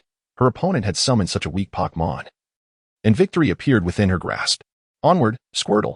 Multitrack called forth her Squirtle, likely her starter Pokémon, which looked to be well-trained, exhibiting both a fine physique and spirited demeanor. Challenger, you may attack first. Squirtle, do as you wish, Multitrack proclaimed, uttering a line that left the audience in stitches. Do as you wish? Is that a technique? Misty curiously asked Jinkan. Not quite. How should I explain this? Jinkan replied, equally perplexed. This command meant allowing Squirtle to fight autonomously, without any directives from its trainer. Some Pokémon possess high battle instincts, enabling them to perform admirably without trainer coordination, and certain trainers opt for this approach to showcase their prowess. Alternatively, it may indicate that the bond between the Pokémon and trainer is so well established that verbal communication becomes unnecessary. That sounds impressive, Jinkan nodded, regardless of the circumstances. Such a scenario was indeed rare. Could this newly minted trainer possess such remarkable talent? Upon hearing Multitrack's command, Squirtle opened its mouth and unleashed a water gun aimed at Seal. However, Seal, without waiting for orders from its trainer, swiftly leaped from its flotation device into the water. Evading the assault, Seal, swim over and push Squirtle into the water, Sakura commanded. Seal promptly glided towards Squirtle, using its momentum to thrust Squirtle into the depths. In contrast to Seal, which thrived in aquatic environments, Squirtle, despite being a water-type Pokémon, was predominantly land-dwelling, lacking the agility of its opponent in the water. Witnessing Seal successfully submerging Squirtle, Sakura immediately ordered Seal to employ various physical techniques to attack Squirtle. In response to the barrage, Squirtle withdrew into its shell, using its hard exterior to withstand the onslaught. However, Seal, though not particularly skilled in combat, was overflowing with performance talent. Seeing Squirtle retreat into its shell, Seal was reminded of a plaything and excitedly began to play with Squirtle, tossing it around in a whirlwind of antics. Ultimately, this absurd confrontation concluded with Squirtle being treated as a ball, left dazed and devoid of combat capability. So this is what you call doing as you wish? It doesn't seem that impressive, Misty muttered from the sidelines. There is not much to be done. While Pokémon are indeed intelligent, they often cannot match human ingenuity. Without a trainer's guidance, many Pokémon struggle to unleash their full potential. Otherwise, given Squirtle's level, defeating Seal should have been a simple task. Humph. No matter how you spin it, my sister is the one who won, Misty declared with a touch of pride. Jenkins shook his head in bemusement, glancing at Multitrack, who remained striking a pose. Miss Multitrack? Yes, what is it? Multitrack replied, her voice lacking the usual vigor, sounding rather peculiar. The onlookers turned their attention to her, and Jenkins noticed something amiss. Despite her crossed arms and a facade of calmness, her tightly shut eyes, pale complexion, and clenched hands betrayed her unease. Miss Multitrack, are you all right? You're not feeling unwell, are you? Jenkins inquired, wondering if she had fallen ill. In this world, people were known for their robust health, rarely succumbing to sickness. Yet her appearance bore striking similarities to those who had previously complained of ailments. I'm fine. Is there something you need? Multitrack kept her eyes closed, not even glancing at the ongoing match. What? You're unaware that your Pokémon has fainted? Misty interjected. What? Multitrack's eyes flew open in shock as she beheld her unconscious Squirtle. How could this happen? I'm so sorry, Squirtle. I shouldn't have let you fight. She recalled Squirtle and bowed to the spectators. I apologize. I forfeit this match. With that, she turned and hurried away without looking back. Same old story, Sakura sighed. Recalling Seal. Same old story. Has Miss Multitrack always been like this? Jenkins couldn't help but ask out of curiosity. Yes, our families are acquainted. This child clearly adores Pokémon, yet she becomes like this whenever battle is involved, Sakura replied, shaking her head, unwilling to delve further. Thank you, Mr. Jinkan. I'll leave Magikarp here.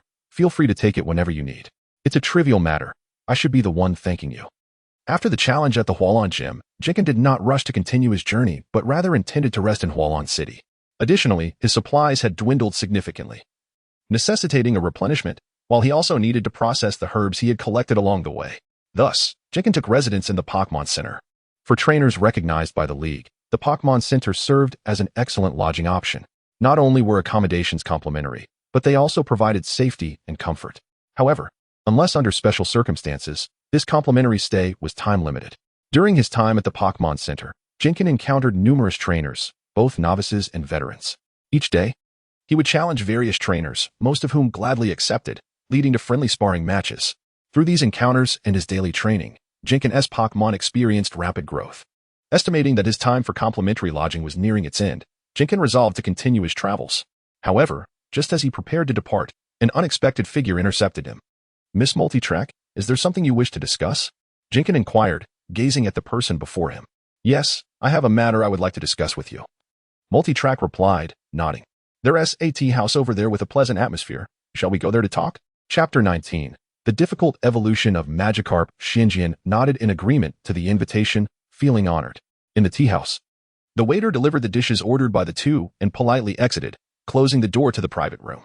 This restaurant was renowned in Hualan City for its exquisite dim sum, and Duogue warmly urged Shinjian to indulge, seemingly forgetting her original purpose. Shinjian tasted the delicacies. Indeed, they were delightful, and it was no wonder they commanded such a high price. However, these were mere trifles, and he had already devised a plan for the day. He had no time to squander on idle chatter. "Miss Duogue, if there is something you wish to discuss, please speak plainly. If I can assist, I shall certainly do so." Mr. Shinjian is indeed forthright. "I shall be direct. I would like to request your help in defeating the Hualan Gym." Defeating the Hualan Gym? Shinjian recalled Duogue's peculiar performance during the Hualan Gym challenge, furrowing his brow.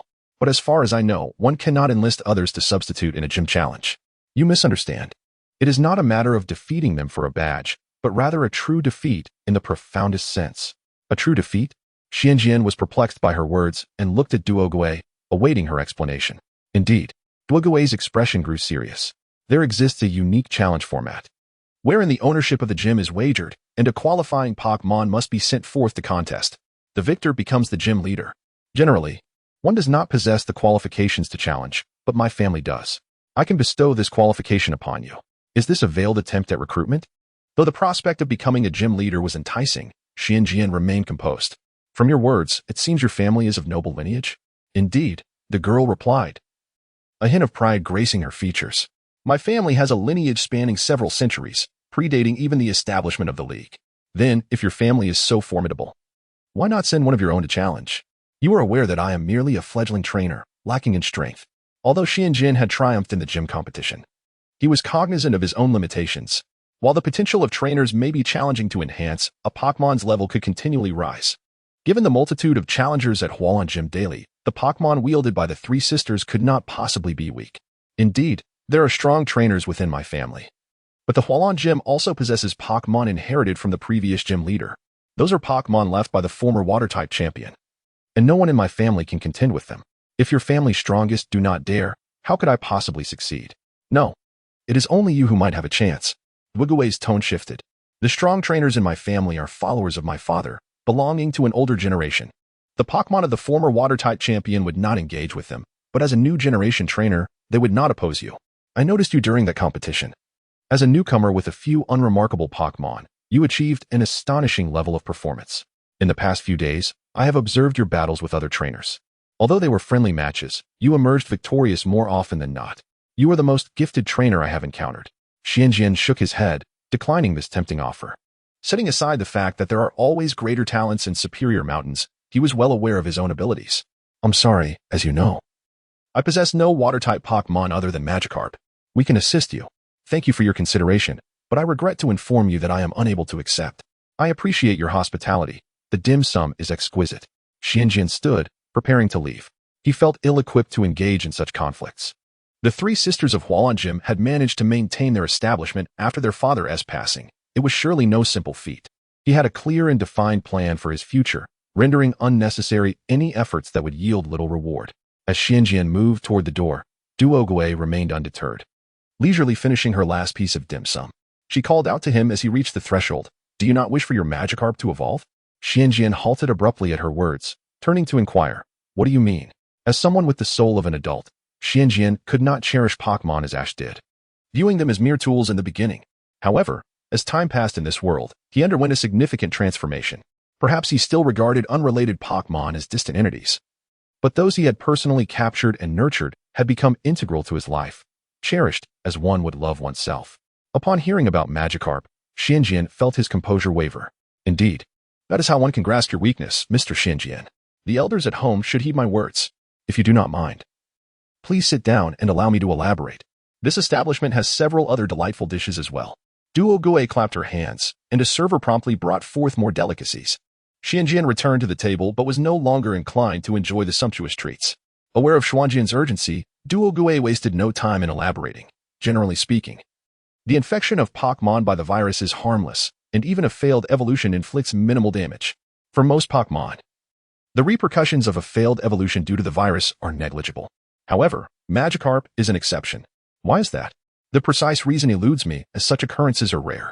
My family has primarily employed water-type Pokémon for centuries, thus documenting extensive information pertaining to them, including only one instance similar to this. The individual who recorded it speculated that Magikarp's evolution leads to a significant transformation. Hence, during the process, a latent power within its body is awakened to reshape its form. And this power is challenging to replenish. For other Pokémon, the demand for this power is comparatively minor, so even if evolution fails, the loss is minimal and inconsequential. Yet, the disparity between Magikarp's pre-evolution and post-evolution states necessitates a greater amount of this power. After tasting a piece of dim sum, Duo Gue continued.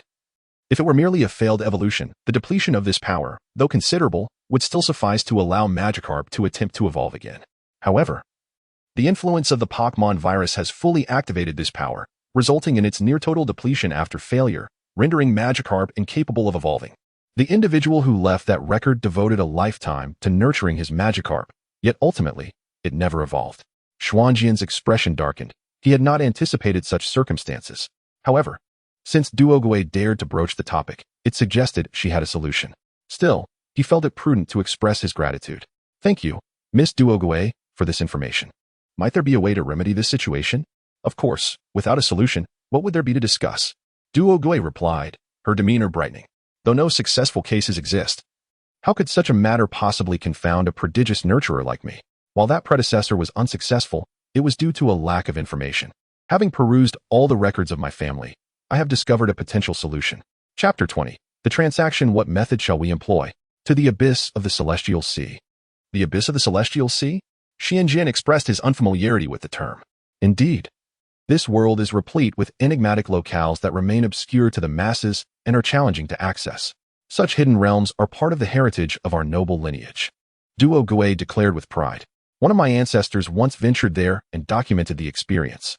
Within that realm exists a means to restore the latent potential of elves, aiding their evolution. That ancestor possessed a Froakie that had completely lost its potential due to severe injuries and could not evolve. However, in that place, his Froakie regained all its potential and successfully evolved into a formidable Frogadier. Pausing momentarily, Duo Gue continued. Although no one from our family has entered since that ancestor due to a decline in talent, the means of entry has been recorded. If Mr. Xianjian is willing to collaborate with us, I can assist you in reaching that location. Xianjian pondered for a moment before nodding in agreement. Very well, but I cannot guarantee that I will help you seize the Hualan gem. Should we be fortunate enough to succeed, I hope you will afford the Hualan sisters the respect they deserve. Compared to the Hualan sisters, my Pokémon undoubtedly hold greater importance. I shall devise a means to compensate them later. No need to worry, this is also an investment on my part. If even the Hualan sisters, with their diminished status, dare to invest in you, why should I hesitate? The value of these matters is continually diminishing, rather than clinging to them. It is wiser to take a gamble before they entirely lose their worth. Perhaps we could reap substantial rewards. Duo Gue smiled. Mr. Xianjian, do not bear too much psychological burden, feeling as though you are committing some heinous act. The Hualan gym rightfully belongs to my family, and we have prior agreements with the previous gym leader. If the successors are unworthy, it is better to entrust it to someone more suitable than to allow it to falter. Then, when might Miss Duo Gue provide the means to reach that place? Xianjian inquired. Rest assured, we shall depart tomorrow. We? Xianjian keenly seized upon the word. Indeed, I will accompany you. Duo Gue reclined in her chair, gazing out the window. You witnessed the gym battle. Due to past experiences, I harbor a fear of Pokémon battles and cannot engage in them. This is something I cannot accept as a potential heir to the family, so I wish to travel and see if I can remedy this ailment. I hope we may both achieve our desires. Yes, let us hope so. Duo Gue appeared rather skeptical about the outcome. By the way, to reach that place, we must pass through the Orange Archipelago, where we may encounter many water-type Pokémon. Perhaps this journey will grant you the strength to triumph over the Hualan Gym. Such matters are not as simple as they seem. Xianjian shook his head. His intention was to delay, waiting for Kasumi to mature, for he was not entirely certain he could best her in water-type battles. At that time, he would find a way to compensate Duo Gue, leaving them even. The two fell into a contemplative silence, savoring their tea and pastries. However, this tranquility was soon disrupted by the arrival of a middle-aged man. Uncle Ming. What brings you here? Duo Gue inquired, a hint of displeasure in her tone as she regarded the man entering the private room. Miss, while you possess the authority to make decisions, we too have the right to assess whether your choices are prudent. You are aware that your position is not secure. The members of the branch family have been eyeing the headship with great interest. If your decision proves erroneous, it will undoubtedly affect your chances of assuming the role of head. Uncle Ming, do you not have faith in my investment?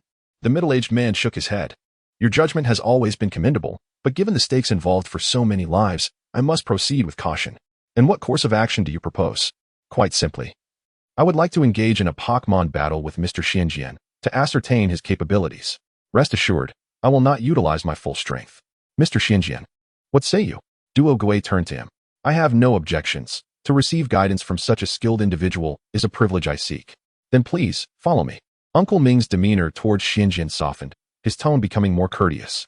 The trio arrived at a standard battle arena, where the referee was already in place, along with several of Duo Gue's elders seated in the audience. This is a standard arena. Is that acceptable? Uncle Ming inquired. Xianjian nodded. It is perfectly fine. Aside from affecting water-type Pokémon like Magikarp and Goldeen, most Pokémon can adapt to a standard arena. Then let us begin. My Pokémon is Lantern. Uncle Ming released his Pokémon, a well-trained Lantern that appeared to be of a high level, perhaps having refrained from evolution to better adapt to land battles. A water-electric type, a troublesome combination. Xianjian mused, feeling a twinge of frustration, as his own Pokémon was at a disadvantage. There's no choice left. Come forth, Butterfree. Xianjian summoned Butterfree, his strongest Pokémon at this moment. Butterfree, though the type matchup is unfavorable, I must rely on you. Butterfree nodded and soared into the arena. You may attack first, Uncle Ming offered. In that case, I shall not hold back. Butterfree, use Mystic Shield.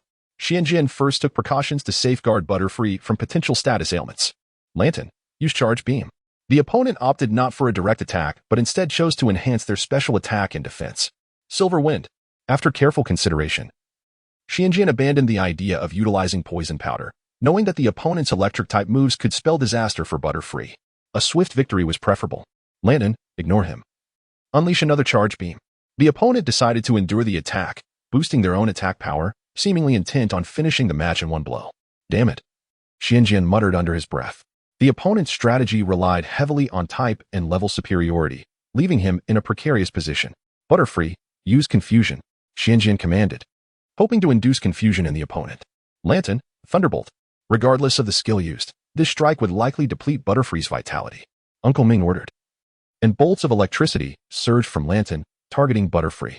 Yet, fortune smiled upon Xianjian today. The previous Silver Wind had bolstered Butterfree's special defense, resulting in less damage from the Thunderbolt than anticipated. Butterfree endured, and Lantern succumbed to confusion.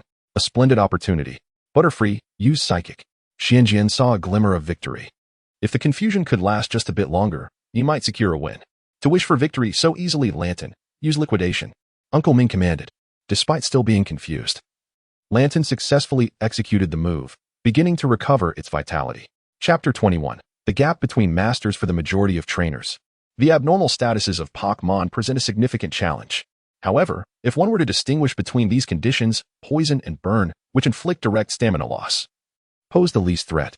Following closely are Freeze and Paralysis, which impede agility and speed, conditions that can be particularly lethal for Pokémon reliant on nimbleness.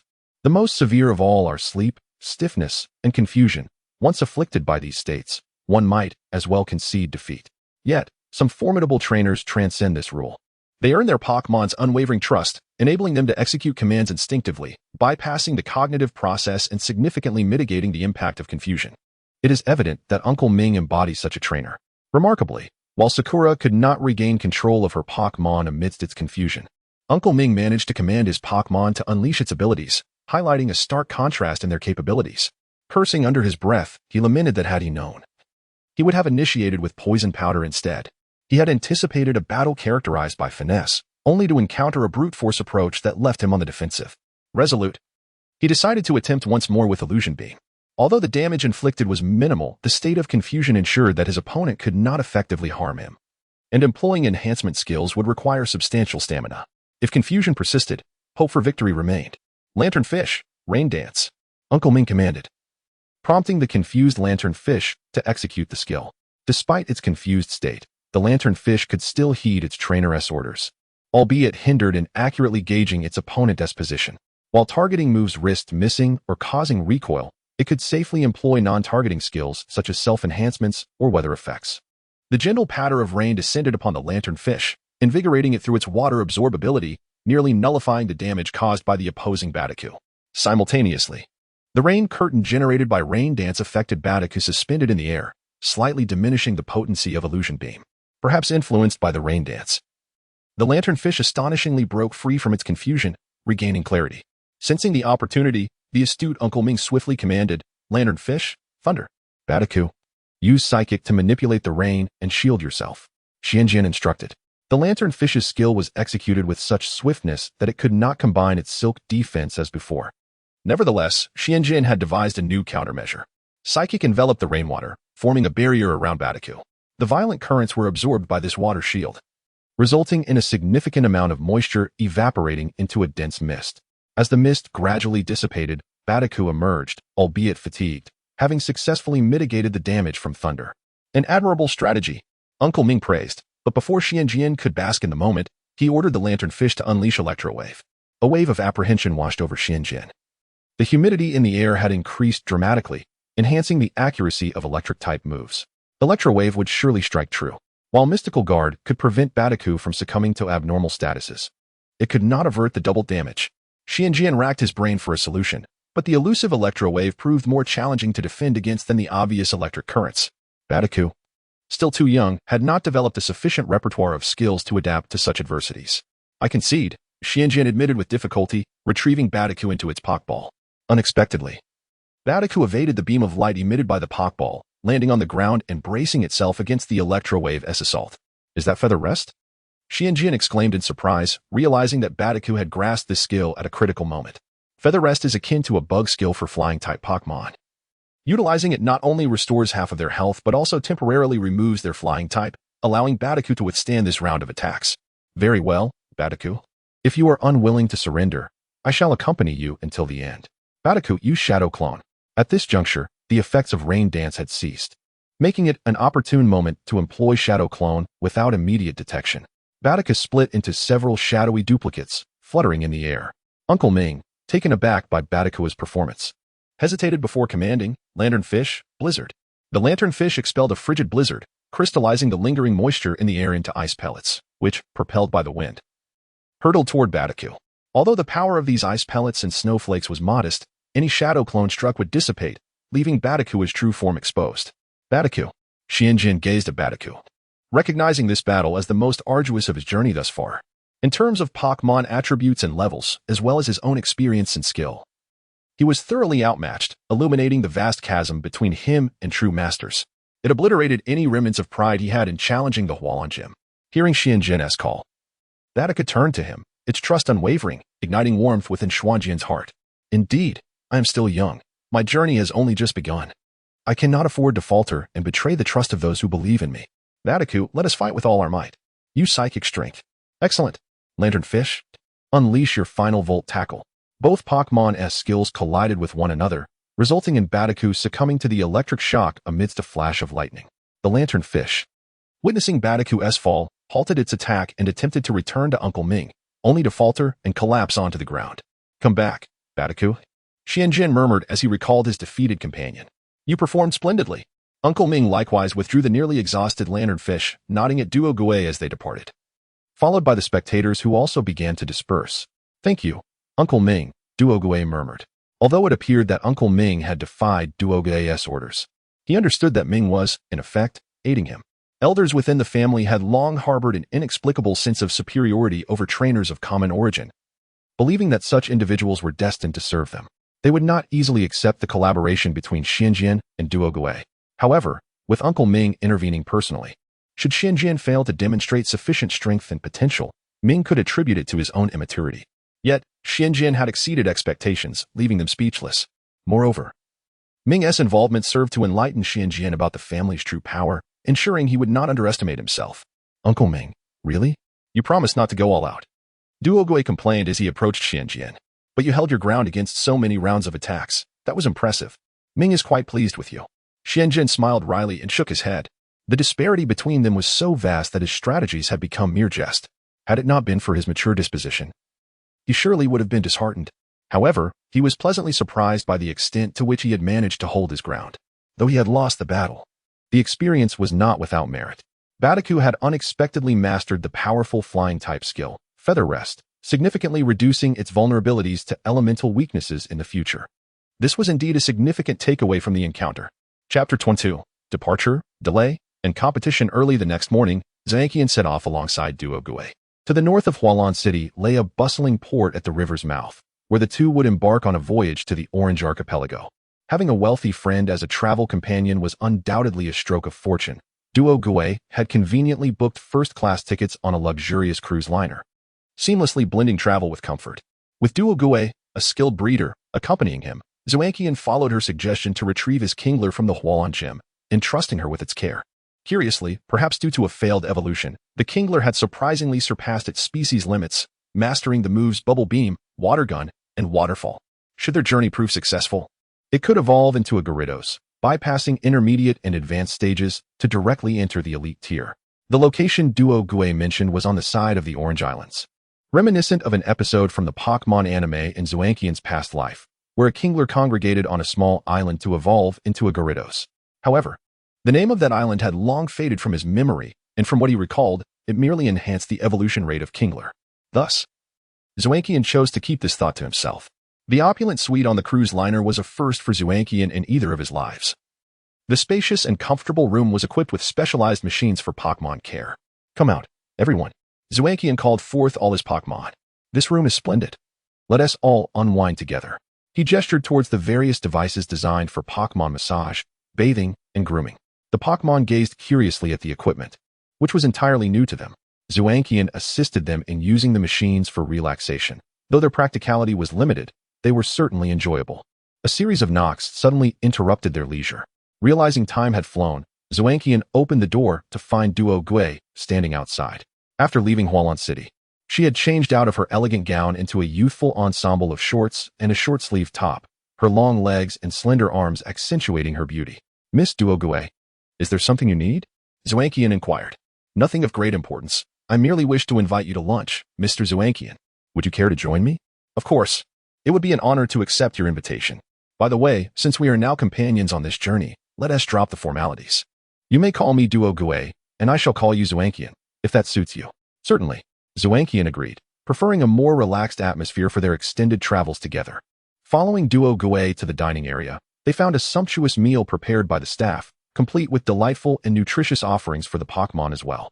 This was also an opportunity for Zankian to meet Duogue's Pokémon. Besides the Squirtle he had already encountered, there were also a Chinchou and a Horsea. Zankian released his own 4 Pokémon, and the waitstaff promptly provided them with the most suitable meals. This is my first time seeing a Charmander. How adorable! Duogue exclaimed, observing the little creature devouring its food with gusto. Are you interested in non-water-type Pokémon as well? Zankian asked curiously, recalling how Misty, in his past life, had little interest in Pokémon of other types unless they were aesthetically pleasing, while having a profound affection for water types, regardless of their appearance. Indeed. Duogue nodded.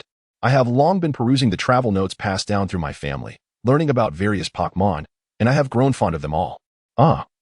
In that case, you are bound to become an exceptional breeder, Zankian remarked. Alas, my family seeks an outstanding trainer instead. Why is that? Zankian queried, perplexed. Isn't an excellent breeder more valuable than a trainer? In his understanding, akin to certain online games from his previous life, trainers served as the fundamental career template, from which one could develop into researchers, observers, performers, breeders, and more. These auxiliary roles, while diluting a trainer's focus, also supported their growth. Branch careers often surpassed trainers of equal level as they possessed unique techniques. However, trainers devoted entirely to enhancing their Pokémon's combat abilities progressed swiftly in strength, making it easier to surpass the Elite Four.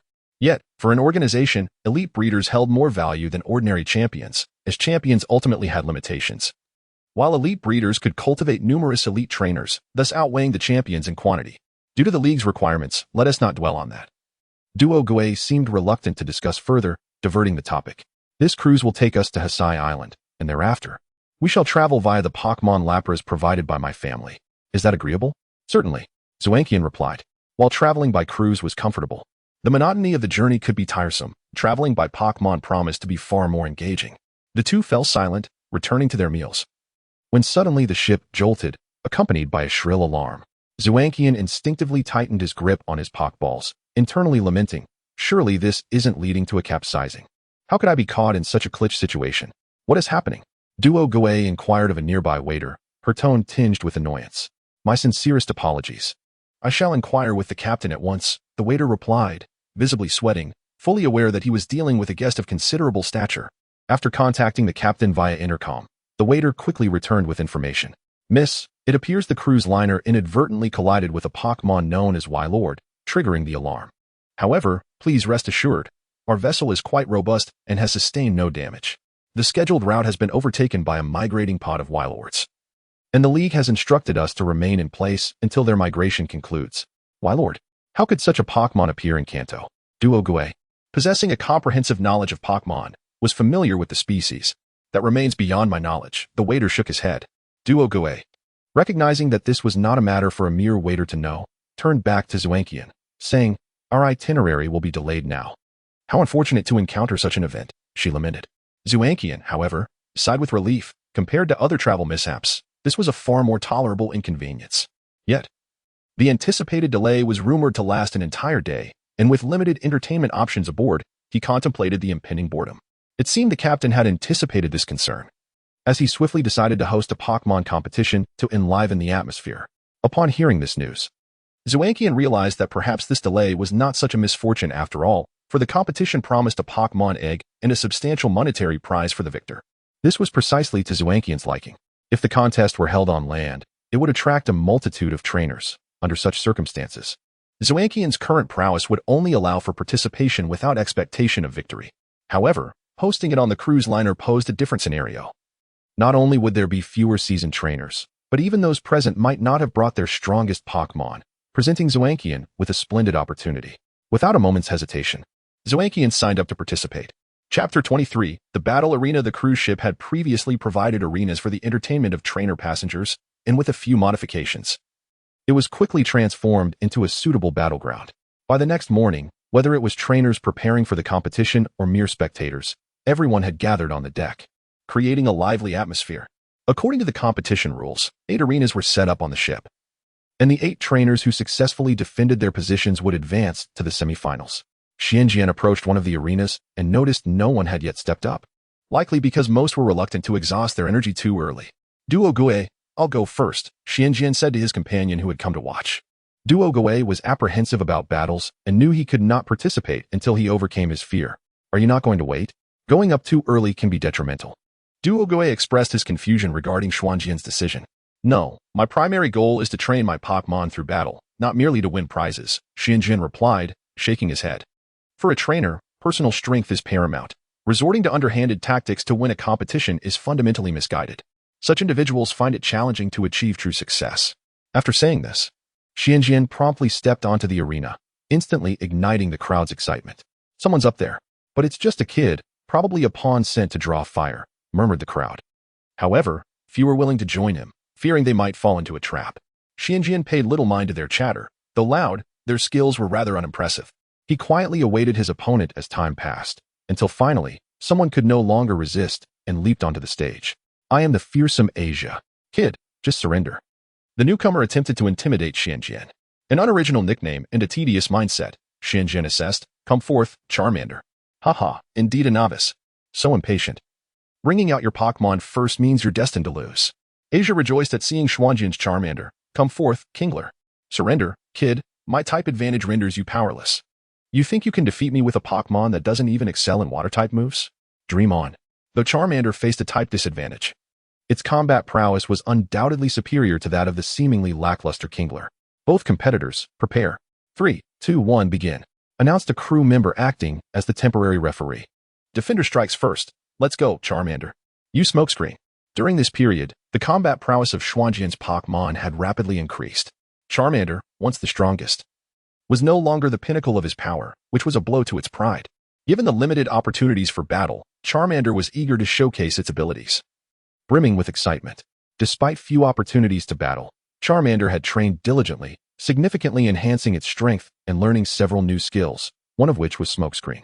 Charmander opened its mouth and released a cloud of smoke, enveloping the arena in a dense fog. Kingler became visibly anxious, struggling to adjust to the hot, choking air within the smoke and began to fidget restlessly.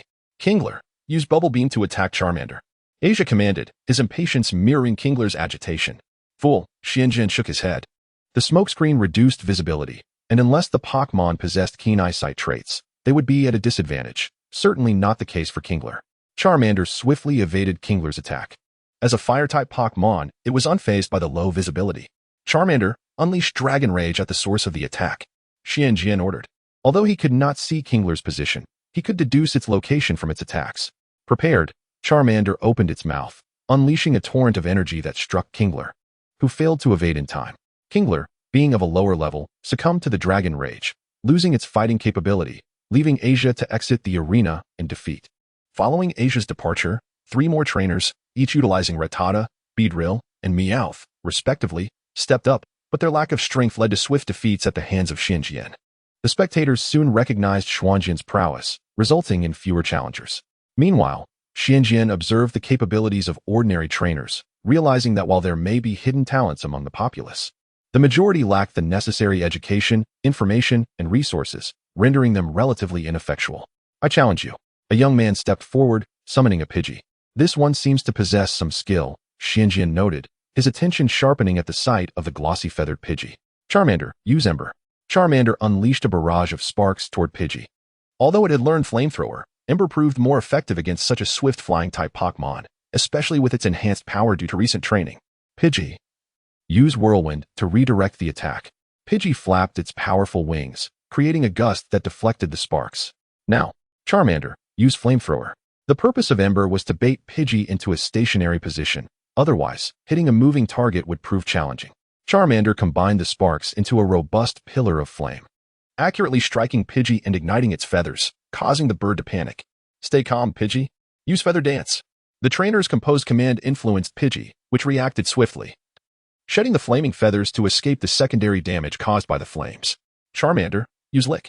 Xianjian refrained from further attacking. Feather Dance obscured visibility, making strikes difficult. It was better to lower Pidgey's speed first.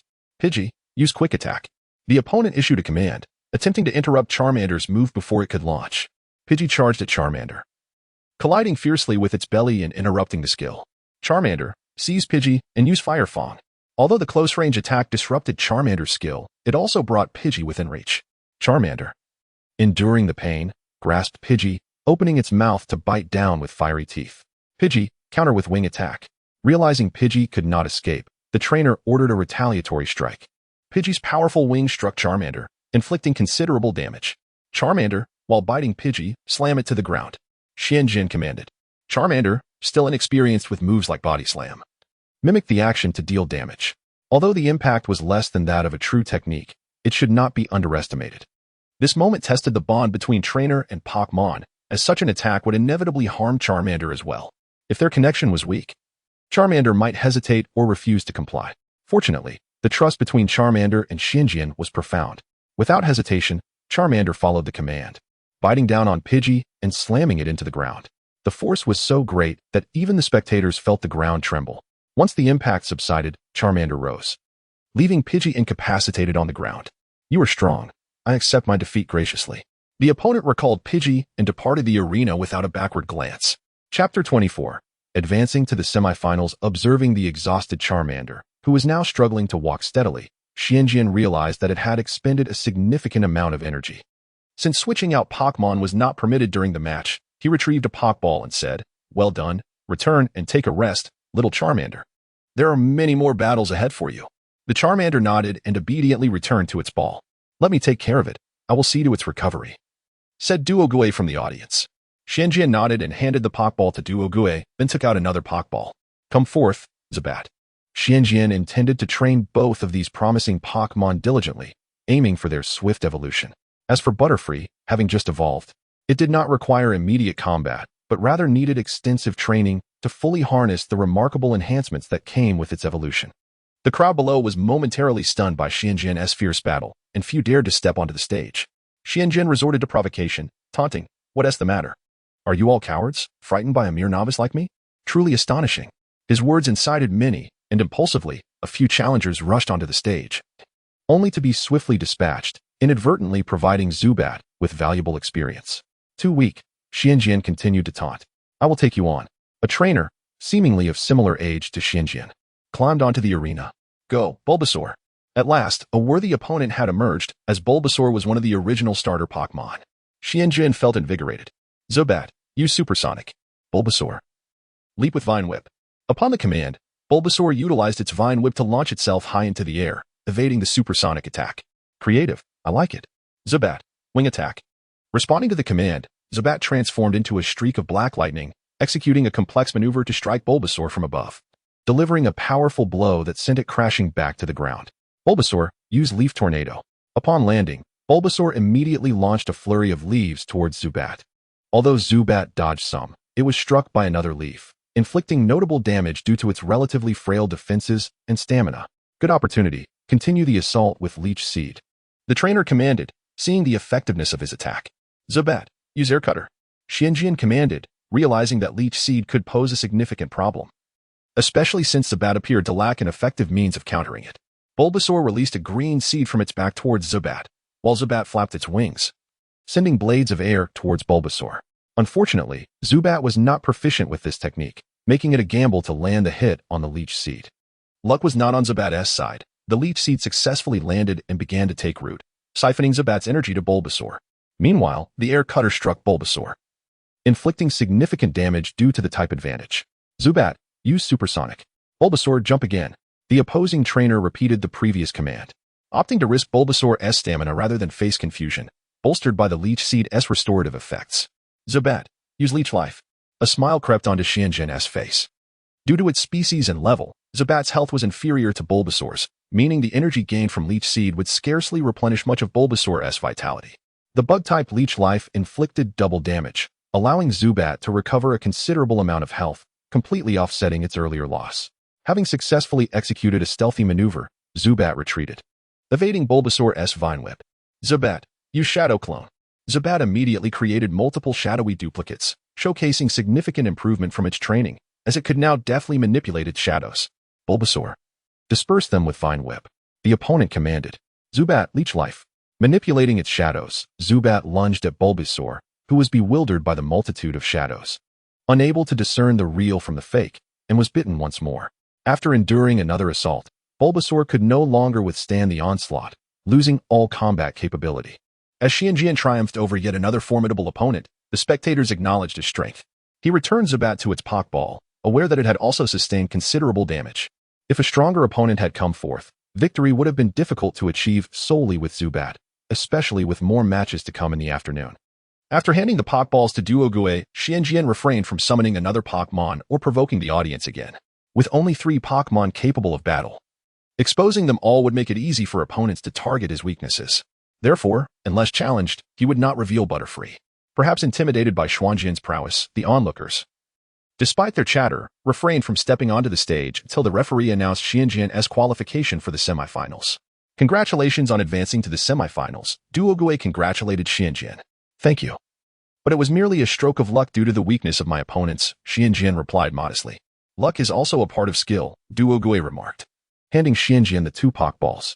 "I have done my utmost to ensure Zubat and Charmander are restored, but given the limited time, they will only be at about 70 to 80% of their full strength this afternoon." "That is sufficient, thank you," Xianjian replied appreciatively. "Not at all. Perform well this afternoon. I will be rooting for you.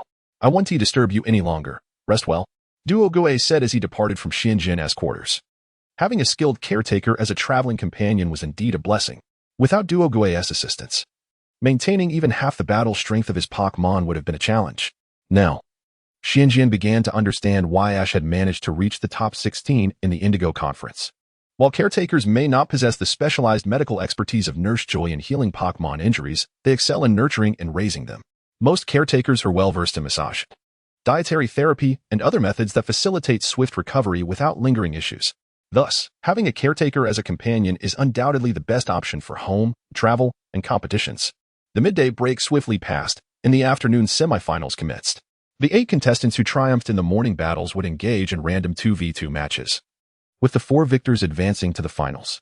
During the lunch break, Xianjian learned of his opponent, a middle-aged man named He Eyes, who, based on his morning performance, exhibited formidable strength, dispatching opponents with remarkable ease, and was rumored to be the favorite to win among the 8 finalists. Chapter 25, Confronting Kurosawa. Is it really you? My opponent? How youthful you are, exclaimed the middle-aged man named Kurosawa, upon seeing Xianjian take the stage. Xianjian remained silent, merely nodding slightly in acknowledgement. As the 2 competitors took their positions, the audience erupted into cheers. Xianjian, go for it. Xianjian, you can do it. After the morning's matches, Xianjian had garnered a few fans, while Kurosawa also had his own supporters, shouting, Kurosawa, you must win. I've bet on your victory. Blocking out the surrounding clamor, Xianjian patiently awaited the referee's signal to commence the match. This contest was structured as a 2 versus 2 battle, and both trainers were prompted to select their Pokémon. After a moment of hesitation, Xianjian retrieved Pokeballs containing Charmander and Zubat from his belt.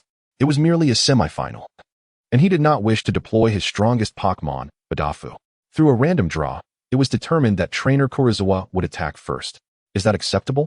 No problem. They replied in unison, acknowledging that the order of attack would not significantly impact the outcome.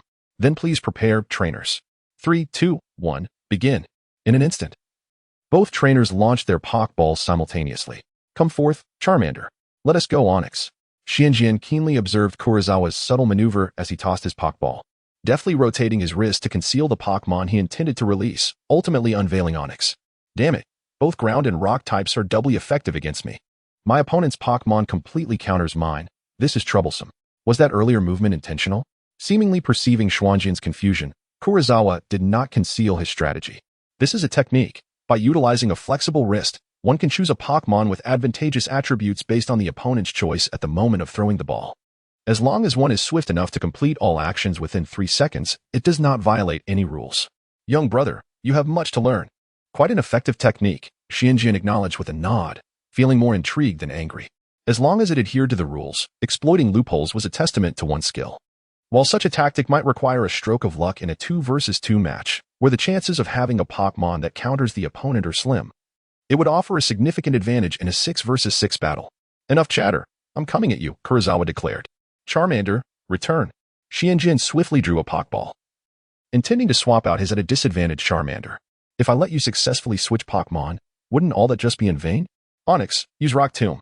Onix slammed its hands down forcefully, summoning a barrage of stones composed of energy to block the beam emitted from the Pokeball. Kurosawa's swift action thwarted Xianjian's attempt to exchange Pokémon. With no choice but to abandon the swap, Xianjian found himself entirely on the defensive. Charmander, use Dragon Rage.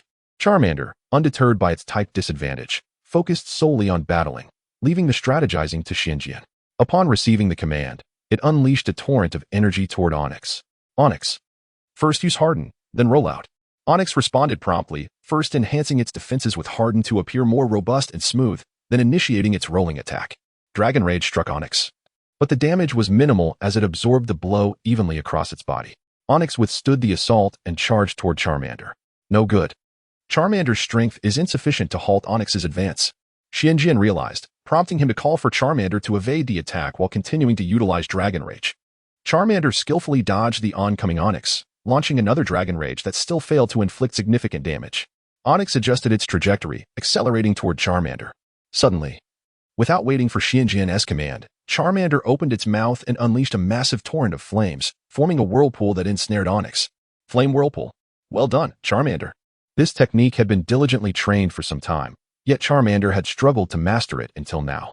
Despite the Fire-type move being less effective due to the type disadvantage, it effectively trapped Onix, diminishing the power of its rollout. You won't easily disrupt Onix's momentum.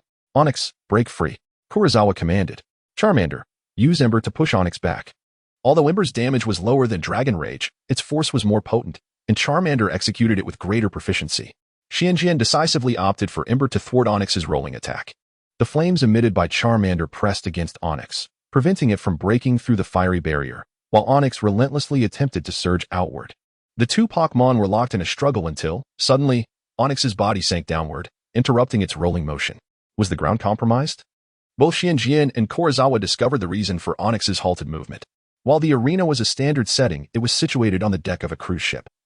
Unlike the solid ground of a land-based arena, although constructed with thick steel plates, which were quite sturdy, they had softened under the repeated onslaught of flames. Coupled with Onix's weight, the steel had deformed severely, causing Onix to become trapped, thus halting its roll. At that moment, a radiant light enveloped Charmander, marking its evolution into Charmeleon. The evolution of Pokémon is an enigmatic phenomenon. While researchers have established basic evolution levels, reaching a particular level does not guarantee evolution, nor does being below it prevent it. Factors such as a Pokémon's mental state, physical development, and environment also play vital roles. Though Charmander had surpassed the minimum requirements for evolution, it had delayed its transformation, a concern that Xianjian had harbored without expressing it. Now that Charmander had successfully evolved, Xianjian felt a wave of relief. With the evolution complete, a majestic Charmeleon stood before the spectators. Just as Xianjian prepared to issue a commanding order for Charmeleon to attack, Kurazawa interjected, "Xianjian, if your Charmeleon cannot withstand this move, shall we consider this round a tie? We can determine the winner with our remaining Pokémon. Your Onix is capable of self-destructing?" In the current scenario, Xianjian held the advantage, as the arena could hardly bear the full force of Onix, especially with Charmeleon now evolved. From any perspective, Xianjian appeared to have the upper hand. Yet, Kurazawa proposed a draw under such circumstances, implying that Onix may indeed resort to self-detonation. Indeed, mastering such a self-destructive technique is essential. Very well, let us call Charmeleon back for a moment. Xianjian recalled Charmeleon. Despite its heightened battle prowess post-evolution, the type disadvantage remained. And even without self-destruction, the outcome was uncertain. Should Xianjian insist on continuing the fight, Charmeleon would inevitably suffer severe damage from Onix's self-destruct, jeopardizing his prospects for tomorrow's matches. Moreover, considering the arena's location on a yacht, employing such a powerful move would lead to numerous complications, making Kurazawa's concerns quite reasonable. "Come forth, Zubat." Xianjian summoned his next Pokémon. Meanwhile, Kurazawa withdrew Onix and called forth a Meowth. "You are quite confident, aren't you, not deploying your trump card just yet?" Kurazawa scrutinized Gungjian's Zubat. Although it had been well nurtured, its battle prowess was undeniably lacking. According to his investigations, Gungjian should possess an even more formidable Pokémon. "Zubat suffices," Gungjian replied, "for tomorrow is the semifinals, and if I unleash my strongest Pokémon, Badafu, too soon, I risk becoming a target. Since you are so confident, I shall disregard my previous remark. Let us commence. You may attack first this time." Chapter 26, A Dual Evolution. Xianjian did not hesitate and immediately commanded his Zubat to attack. "Zubat, use Sonic Boom." Meowth, sing. Heikes also instructed Meowth to employ a sound-based skill. The abilities unleashed by the two Pokémon clashed in the air, ultimately yielding no effect. "Zubat, Shadow Rush," Xianjian commanded. From his previous battle against Uncle Ming, Xianjian realized that for novice trainers, a lack of familiarity with Pokémon skills could be surmounted through knowledge and strategic skill usage. However, this was insufficient against seasoned opponents. Thus, Xianjian devised a strategy that involved combining skills for a more effective assault. This not only shortened the commands, but also made it challenging for the opponent to defend based on the trainer's instructions. Upon receiving the command, Zubat flapped its wings and soared into the sky, creating several shadow clones that dove towards Meowth.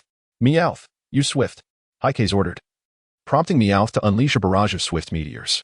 Although the attack's power was modest, its accuracy was nearly guaranteed. The Swift struck Zubat's shadow clones, dispelling them one by one.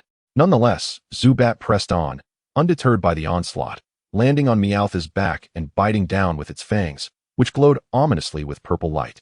Meowth let out a pained cry as the wound darkened, clearly affected by the venomous bite, succumbing to poisoning. However, Heikes remained composed, calmly commanding, "Meowth, use Thunderbolt." "Oh no, Zubat, use Leech Life." Zubat was now too close to Meowth to evade the Thunderbolt, and could only continue its assault, hoping to recover health from the attack. Brilliant electricity surged from Meowth, while Zubat clung to its back, siphoning life energy. Because Zubat had bitten down before being struck by the electric current, Meowth also became a target of the electric attack. The risk of a non-electric type Pokémon using electric moves is significant, if the opponent is within striking distance. They may also be hit by the electric current. Meowth endured both the electrical surge and the life-draining attack, suffering grave injury, while Zubat, due to its type, received double the electric damage, barely sustaining itself through leech life. Observing Zubat still latched onto Meowth's back, Xianjian ordered, Meowth, roll on the ground to shake Zubat off. Zubat, ignore it, and use Poison Fang. As a descendant of Team Rocket's elite member, Bisha, Zubat possessed remarkable talent. Having learned the Poison Fang skill simply through leveling up, making it a formidable combination with its venomous fangs, Meowth successfully rolled and dislodged Zubat. But the Poison Fang struck true, compounding the damage inflicted by the poison status, just as Xianjian planned to press the attack and deplete Meowth's remaining health. Zubat began to glow with a white light, signaling its evolution. Witnessing this, Haikais, who had mentally prepared for defeat, quickly regained his composure. Meowth, use rest. The unspoken rule among trainers is to refrain from attacking a Pokémon during its evolution, yet this does not preclude the use of recovery skills. What a pity. Xianjian mused, regretting not having dealt a final blow earlier, as the outcome might have been sealed. Nevertheless, he felt joy at Zubat's evolution into Golbat, which he deemed far more significant than winning a mere match. The evolution completed swiftly, revealing a robust Golbat on the battlefield. Golbat, use Leech Life. The evolved Golbat, still lacking full vitality, seized the opportunity while Meowth remained in slumber to restore some health. Meowth, use Sleep Talk. Haikais commanded.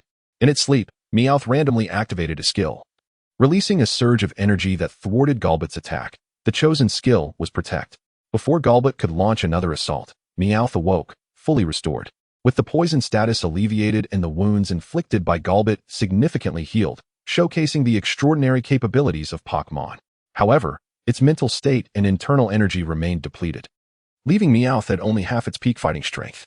Meowth, use Hyper Beam. Observing Meowth's complete recovery but significant energy drain, Haikais decided to unleash a powerful attack to determine the match's outcome. Faced with the Hyper Beam, Xianjian dared not confront it head-on but was relieved to have several strategies at his disposal. Golbat, use Substitute. Xianjian commanded, instructing Golbat to summon a duplicate to absorb the impending attack. The health consumed by the substitute is contingent on the damage received. Even with the substitute mitigating some of the force, Meowth's powerful Hyper Beam inflicted substantial damage on Golbat. Ultimately, however, Golbat withstood the blow, shifting the tide of battle in its favor. Golbat, use Sonic Boom, then follow up with Poison Fang. Lacking a decisive finishing move, Golbat's choice to induce confusion in its opponent was astute. Meowth, rendered immobile, succumbed to Sonic Boom and fell into a state of disarray. Nevertheless, its health remained ample, allowing it to potentially endure until clarity returned. Meowth, use Rest. Haikais attempted once more to induce slumber to dispel the confusion and buy time. However, the synergy between Haikais and Meowth faltered, as the confused Meowth failed to execute Rest, opting instead for a frenzied clawing attack. Even a fully alert Meowth would struggle to strike Golbat, let alone in its current state of confusion. Golbat deftly evaded the attack and lunged at Meowth's back, landing a successful Poison Fang and inducing another wave of poison. Meowth, use Rest. Haikais remained undeterred, issuing the command again. Golbat, use Poison Fang. Golbat expelled a stream of purple venom towards Meowth, but in its confusion, Meowth instinctively activated Protect, blocking the attack. Golbat, unleash another Poison Fang. Meowth, use Rest. Both trainers persisted with their strategies, issuing commands with unwavering resolve. Finally, fortune favored Xianjian. This time, Meowth, perhaps due to its prior familiarity with the move from its younger days as a Meowth, instinctively unleashed a frenzied claw attack amidst its confusion. The Poison Fang struck Meowth, and the beleaguered feline finally succumbed, declaring Golbat the victor. Well done, Golbat, Xianjian exclaimed, embracing his Pokémon with elation. This battle was undoubtedly the most intense he had encountered since his debut, excluding the one-sided defeat against Uncle Mings, with the tide of victory shifting multiple times before ultimately favoring him. Come back, Meowth, you've worked hard, Haikais said as he retrieved his Pokémon and approached Xianjian. You are quite formidable. I believed myself the strongest among the competitors, only to be surprised by you, a dark horse. Not at all, merely a stroke of luck. Your strategies and techniques truly opened my eyes, Xianjian replied.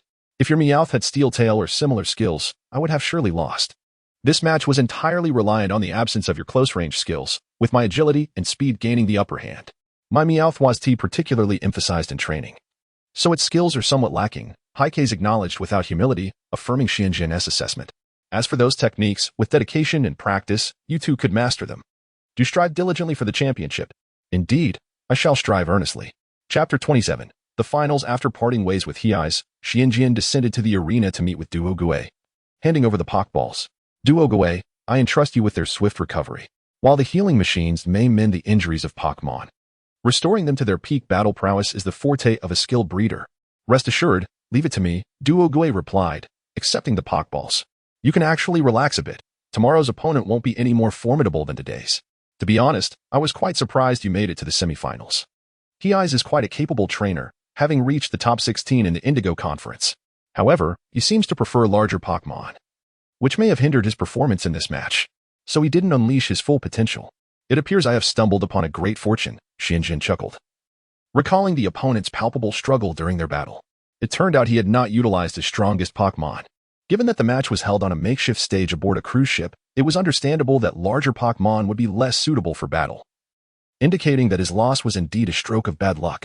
The following morning, Xianjian encountered his opponent, who appeared significantly more composed. The challenger was a trainer specializing in grass-type Pokémon, deploying a Victory Bell and a Bellsprout.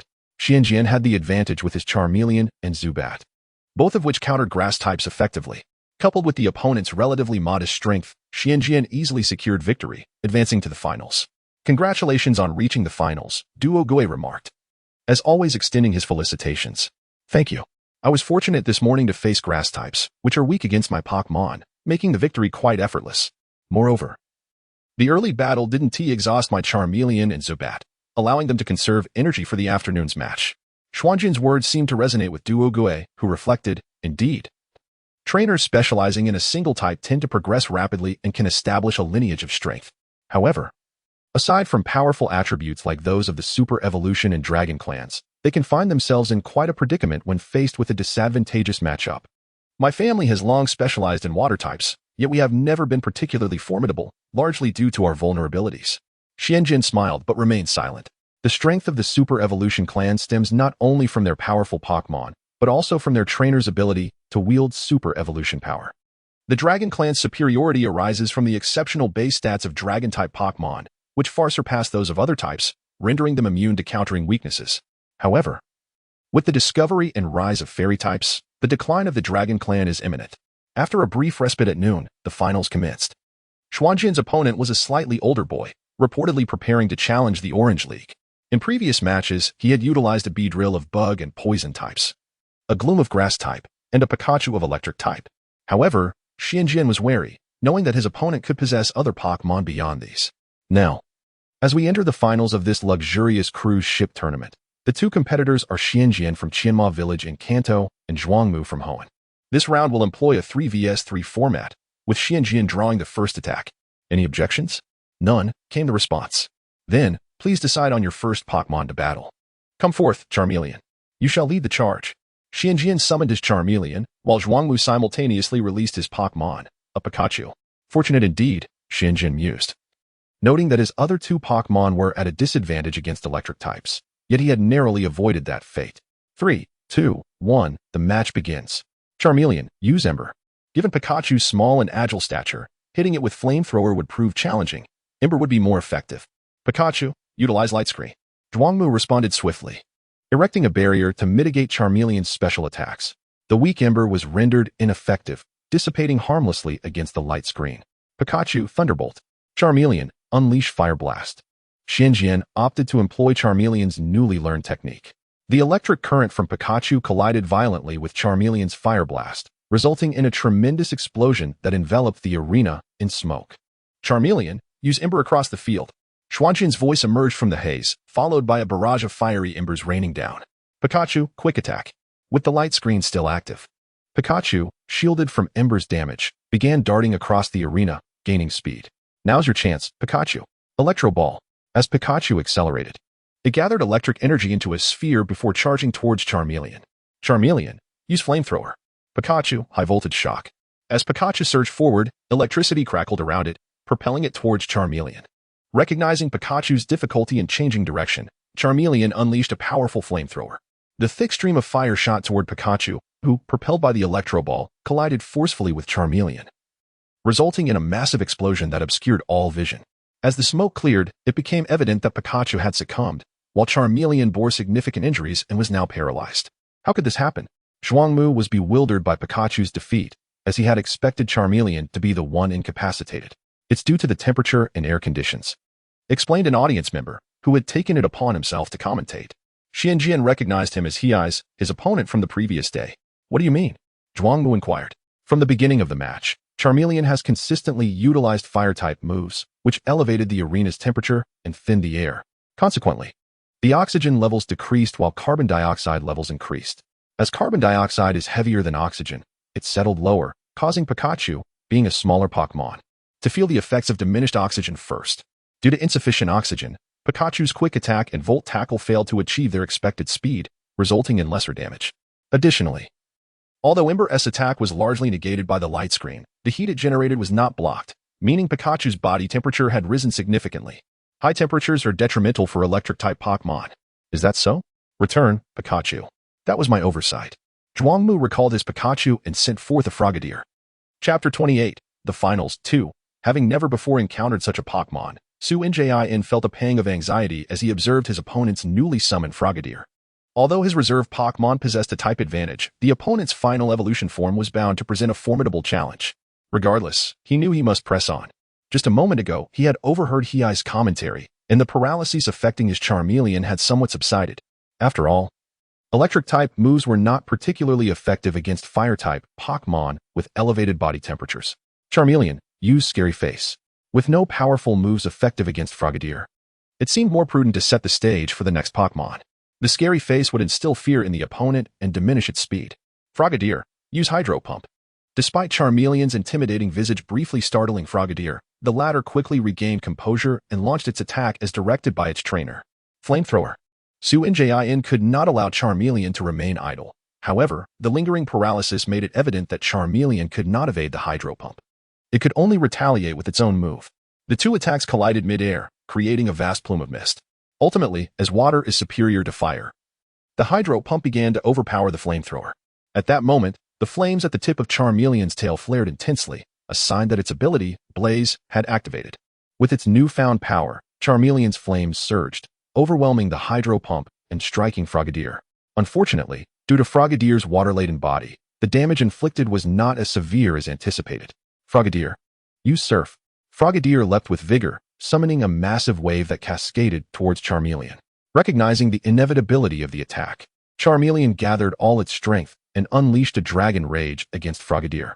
Both moves struck simultaneously, resulting in Charmeleon fainting while Frogadier sustained some damage, albeit not critical. Well done, Charmeleon. Return and take a rest. Su-Njin recalled Charmeleon and summoned his next Pokémon. Come forth, Zubat. Frogadier, use Bulk Up. The opponent chose to bolster their defenses while at a disadvantage. Zubat, use Supersonic. Su-Njin opted for a status move to initiate the exchange. Frogadier, jump and attack Zubat. With impressive agility, Frogadier leapt higher than Zubat, evading the Supersonic and launching a water gun towards its foe. Zubat, use Aerial Ace. As Frogadier exited the attack radius, Zubat retracted its Supersonic and dove swiftly, dodging the incoming water gun and striking Frogadier from behind with its remarkable speed and agility. Continue with Poison Fang. It was not Su-Njin's style to let the opponent escape unscathed. In midair, Frogadier found itself at a disadvantage against the nimble Zubat. As Frogadier descended, it was unable to react to Zubat's rear attack. Seizing the moment, Su-Njin commanded Zubat to follow up with Poison Fang. Upon landing, Frogadier rolled away to evade further attacks. Quickly, Frogadier, create distance and wait for the opportunity to use Sludge Bomb. Su-Njin instructed. Frogadier, unleash a barrage of water guns. Complying with its trainer's command, Frogadier puffed up its cheeks and released a rapid succession of water guns towards the retreating Zubat. This technique, clearly developed to counter flying-type Pokémon, was swift and relentless, effectively limiting Zubat's evasion options. Moreover, if Zubat were to be soaked by the water guns, its agility would surely be hindered. At that moment, Zubat flapped its wings to gain altitude, using Supersonic to detect any obstacles. The powerful sound waves it emitted enveloped the surrounding area, making it difficult for any tangible targets to escape detection. Despite Frogadier's barrage of water guns nearly sealing off all escape routes, Zubat skillfully maneuvered through a gap and evaded capture. Well done, Su-Njin thought to himself. At this point, Zubat had successfully distanced itself from Frogadier, preparing to unleash its toxic attack. This is the final blow. The opponent encouraged Frogadier, who nodded in determination.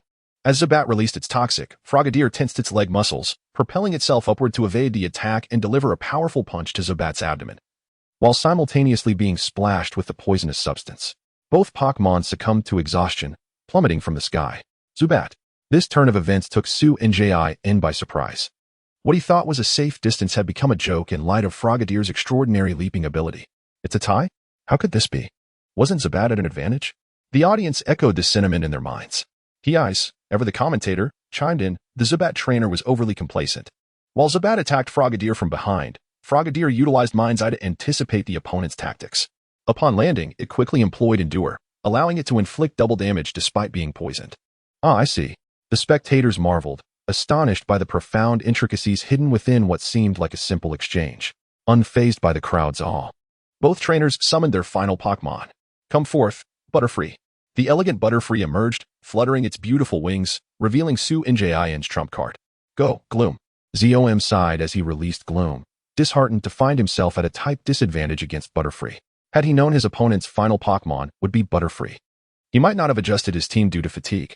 Nevertheless, Gloom's base stats far exceeded those of Butterfree, providing a glimmer of hope. Both Pokémon possessed distinct characteristics. In terms of type, Butterfree held the advantage, yet Gloom surpassed it in level and base stats, leading to a balanced confrontation. Both trainers recognized they had entered a critical juncture and dared not underestimate one another, resulting in an intense clash. Butterfree used Silver Wind. Butterfree's beautiful wings flapped vigorously, sending razor-sharp gusts towards Gloom. The latter, quick to respond, deployed Seed Bomb to intercept the attack. The two moves collided in mid-air, releasing fragrant spores from the exploded seeds, while the deflected wind blades dispersed into shimmering particles. Had this been a dazzling contest, they would surely have garnered high scores. Butterfree continued with Silver Wind. Once more, Butterfree launched its wind blades. This time, Gloom, disregarding the possibility of double damage, braced itself against the attack and opted to use Sunny Day. As Gloom absorbed the impact, it amassed energy and directed it skyward, causing the sunlight to intensify dramatically. Butterfree used Double Team. Anticipating Gloom's impending solar beam, Cynthia reacted swiftly, commanding Butterfree to create multiple illusory copies to obscure Gloom's target. However, Gloom unleashed a leaf storm that swept across the sky, effortlessly clearing away Butterfree's duplicates. Immediately thereafter, the solar beam struck. Cynthia could only hastily order Butterfree to use confusion to mitigate the impact. As the blinding solar beam dissipated, a battered Butterfree emerged into view, prompting Cynthia to exhale in relief, thankful that it had not succumbed to defeat. Chapter 29, Victory, Breeder. In exchange, the blazing sunlight represents a formidable grass-type move. Although Butterfree possesses a significant advantage in terms of attributes, it ultimately diminishes the actual effectiveness of its attacks. Facing such an exuberant move for the first time is undeniably nerve-wracking. It was only after witnessing Butterfree remain unscathed that Cynthia let out a deep sigh of relief.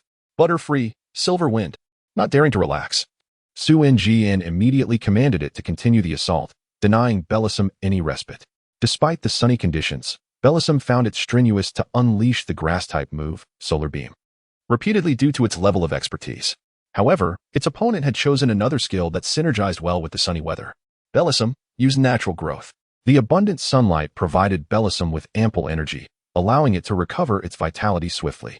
Yet simultaneously, Silver Wind continued to inflict damage, leading to a fluctuating cycle of recovery and decline in Bellossom's health. Eventually, as the sunny effect waned, Bellossom managed to regain a portion of its strength. Cynthia sighed. The attribute disadvantage was indeed severe, as Bellossom had only managed to restore half of its vitality. Bellossom unleashed the Destruction Wave. Faced with the grass-type disadvantage, it was time to pivot to a non-weakness move. Regrettably, Bellossom had specialized in grass-type skills and had not learned many alternative techniques. Butterfree used Telekinetic Shield. Upon hearing the command, Butterfree promptly conjured a thin, purple barrier before itself, successfully repelling the Destruction Wave's assault. Although the Destruction Wave, as a normal-type move, boasted considerable power, it was significantly weakened under the influence of Butterfree's formidable telekinesis. Nevertheless, without the advantage of type resistance, it still inflicted substantial damage on Butterfree. Had Butterfree not been utilizing skills to enhance its own attributes, this attack could have rendered it incapable of continuing the battle. However, Butterfree persevered. Though its stamina was nearly depleted, the balance of offense and defense had shifted. Utilizing the Destruction Wave was no simple feat, and Bellossom soon found itself immobilized after launching the move. Unfortunately, Butterfree lacked the decisive move to conclude the battle, as its Psychic-type skills, while proficient, did not match the effectiveness of Bug-type techniques. Thus, Butterfree resorted to using Silver Wind once more. After enduring a wave of attacks, Bellossom eventually regained its mobility. Let us conclude this with our final moves. Su-Jian announced, observing the two battered Pokémon. Precisely, he acknowledged. Butterfree's energy reserves were dwindling, and its attribute enhancements had nearly reached their limit. It was time to bring the battle to a close. Bellossom, unleash your final solar beam. Although Bellossom had been immobilized, it began absorbing the Sunlight's energy, and at that moment, released a brilliant burst of light directed at Butterfree. Butterfree, give it your all with Silver Wind. Butterfree flapped its wings vigorously, generating silver blades of wind, while its silver antennae emitted a faint lavender telekinetic energy, merging with the wind blades to amplify their power. Both Pokémon summoned their last reserves of strength to launch their attacks. In that instant, victory and defeat became inconsequential. Under the constraints of type disadvantage, Butterfree's Silver Wind proved to be an exceptionally versatile skill, serving not only as an offensive move, but also as a means to enhance its own attributes. After 5 uses of Silver Wind, Butterfree's special attack was raised on the first, special defense and special attack on the second, special defense again on the third, and astonishingly, all attributes were enhanced on the final use. This significant boost, combined with the type advantage, ultimately allowed Butterfree to withstand the solar beam, while Bellossom succumbed to the severe type disadvantage. Eeveelutions. Butterfree, Eeveelutions. Although Su-Jian had prepared himself for defeat, the unexpected victory sent waves of exhilaration through him. Butterfree joyously fluttered in the air, its wings shimmering, and at that moment, it attained a new skill, Quiver Dance. Congratulations. ZM graciously approached, having recalled Bellossom. I also thank you for the invaluable lessons you provided. You are formidable. It was merely my good fortune. Your Bellossom has been exceptionally nurtured. Had it not been for the severe type disadvantage that weakened your attacks, I might not have emerged victorious.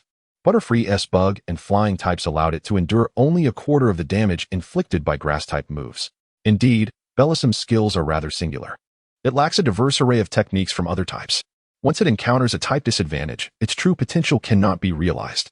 I will ensure it learns additional skills to compensate, ZM replied. Next time we meet, I will be stronger as well. We shall have another contest then. A promise made is a promise kept. Having triumphed in the match, Su-Jian was rewarded with a cash prize alongside a Pokémon egg as a trophy. As he observed the crowd stirred by the competition, the captain announced an upcoming Pokémon exchange event. A decision met with unanimous approval. Are you not interested in attending the Pokémon exchange event?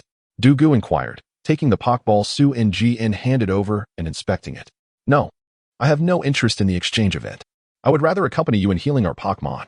A truly successful trainer would not easily part with their Pokémon, as each one held its own unique charm. They would not trade them simply for another superior Pokémon. Each Pokémon was nurtured with care, proving not only to be exceptional but also forging deep emotional bonds, making them irreplaceable. Very well, let us go together. Dugu led Su-Jian into a room, where they first utilized a healing machine to provide basic care for their Pokémon's injuries. The healing machine, along with the Pokémon's own healing skills, effectively treated the damage sustained during battles, helping restore their vitality. However, the injuries incurred during battles varied greatly in severity and visibility. Major and obvious injuries could be effectively healed, but minor and hidden damages were often difficult to remedy through healing techniques, typically requiring the Pokémon to recuperate gradually on their own. Pausing in conversation, Dugu checked the status of the healing machine before continuing. However, for trainers, especially those like you who frequently engage their Pokémon, the cumulative hidden injuries can be challenging to recover from and may significantly impact the Pokémon's future development. Yet for the majority of trainers, this is not a significant issue, as they will capture numerous Pokémon throughout their lives. When a Pokémon's potential is exhausted, they will simply opt for new ones to nurture. But wouldn't that lead to weaker Pokémon? Su-Jian questioned. Having gained personal experience as a trainer and understanding that nurturing Pokémon was no simple task, it was not as straightforward as merely battling to level up or evolve. In reality, each Pokémon would encounter bottlenecks during their growth and evolution processes, requiring trainers to invest considerable effort to cultivate them and grow alongside them. If merely exchanging for more potent Pokémon could enhance strength, then the champions of the league would not be so few. Nor would the once noble trainers have fallen into decline. Indeed, that is precisely why most trainers find it challenging to surpass the champions in their lifetimes, Dugu replied. Brushing back her hair, the growth of Pokémon necessitates accumulation. Take Butterfree and Dragonite, for instance. Their base stats are worlds apart. However, if a Butterfree receives meticulous training, Then by the time it reaches its peak, it may not be any weaker than an ordinary trainer-esque Dragonite. That is true. But very few would invest such effort into nurturing a Butterfree. If it were not for the extraordinary talents of my Butterfree during its caterpillar phase, I would not have been able to capture it. However, Xianjian preferred to keep the fact that his Butterfree was a shiny Pokémon a secret. So he deftly shifted the conversation. Is there any way to expedite the recovery from dark injuries? Naturally, we breeders excel in such matters, said Duogue with confidence.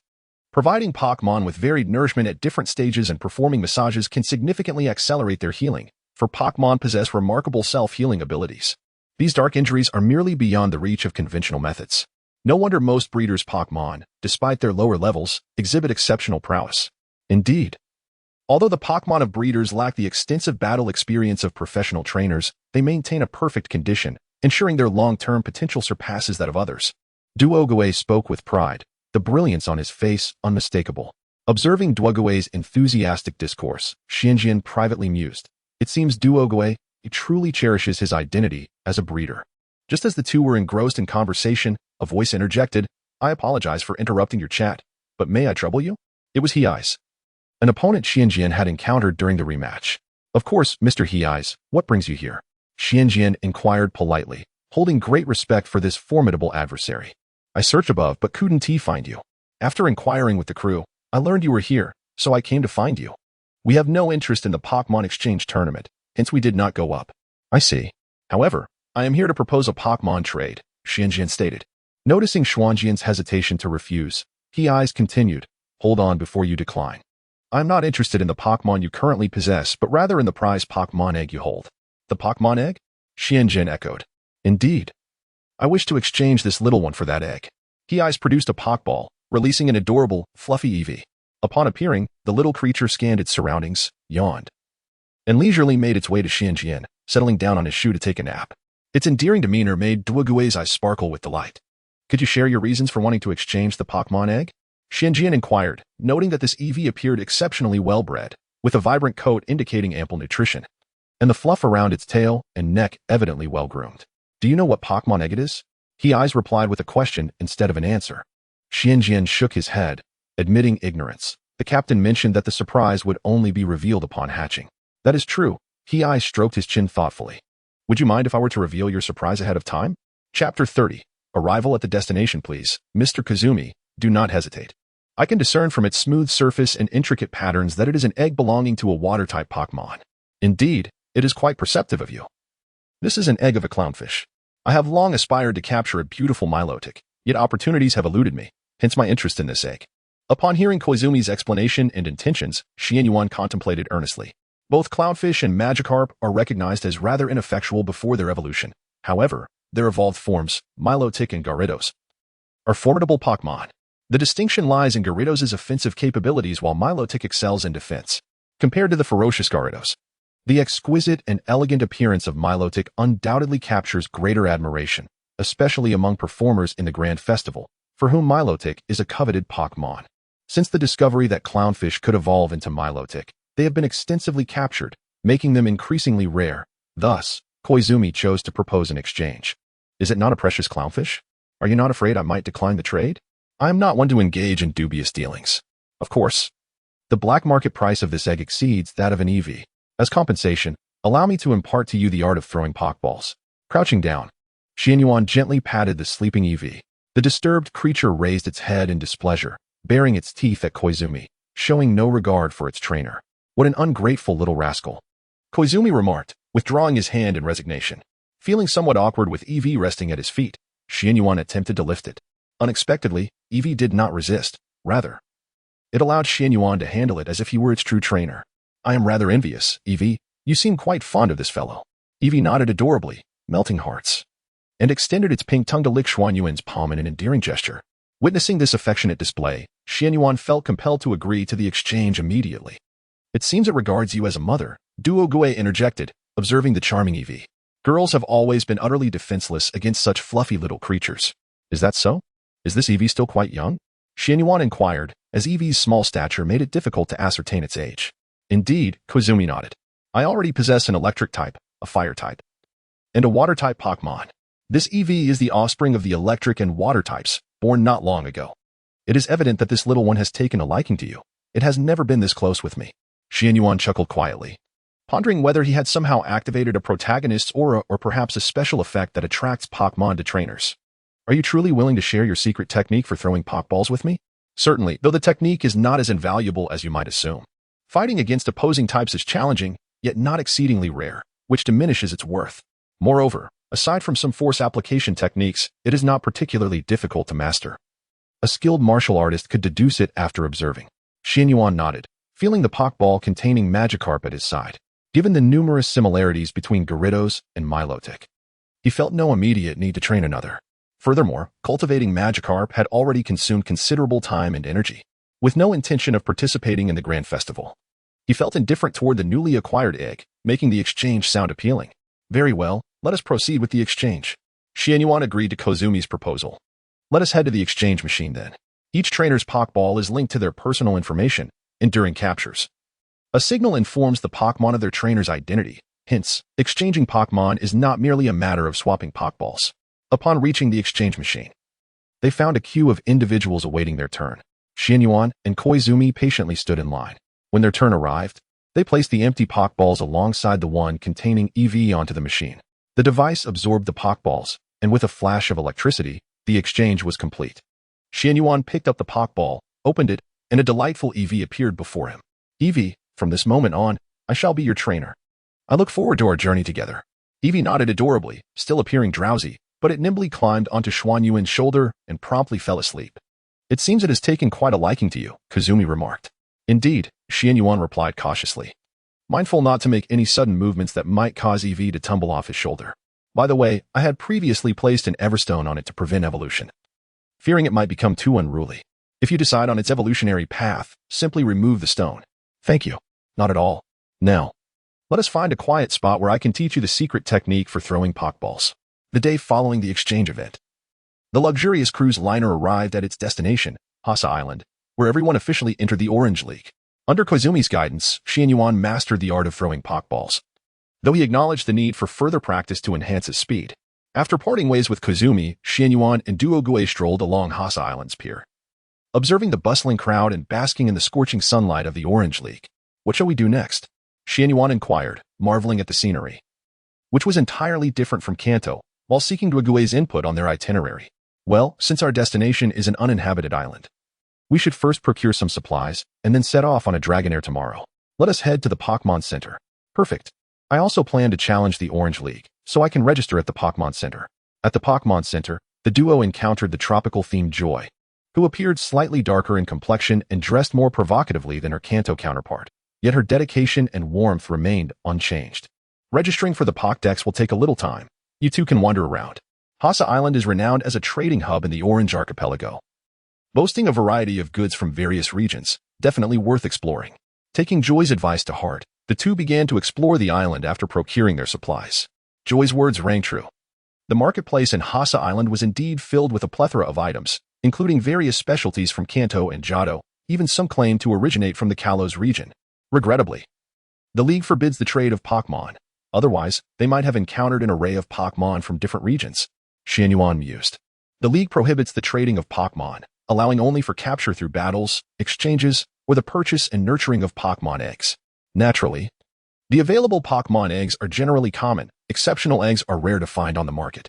Moreover, distinguishing between Pokémon eggs can be quite challenging, and there are inherent risks in hatching them.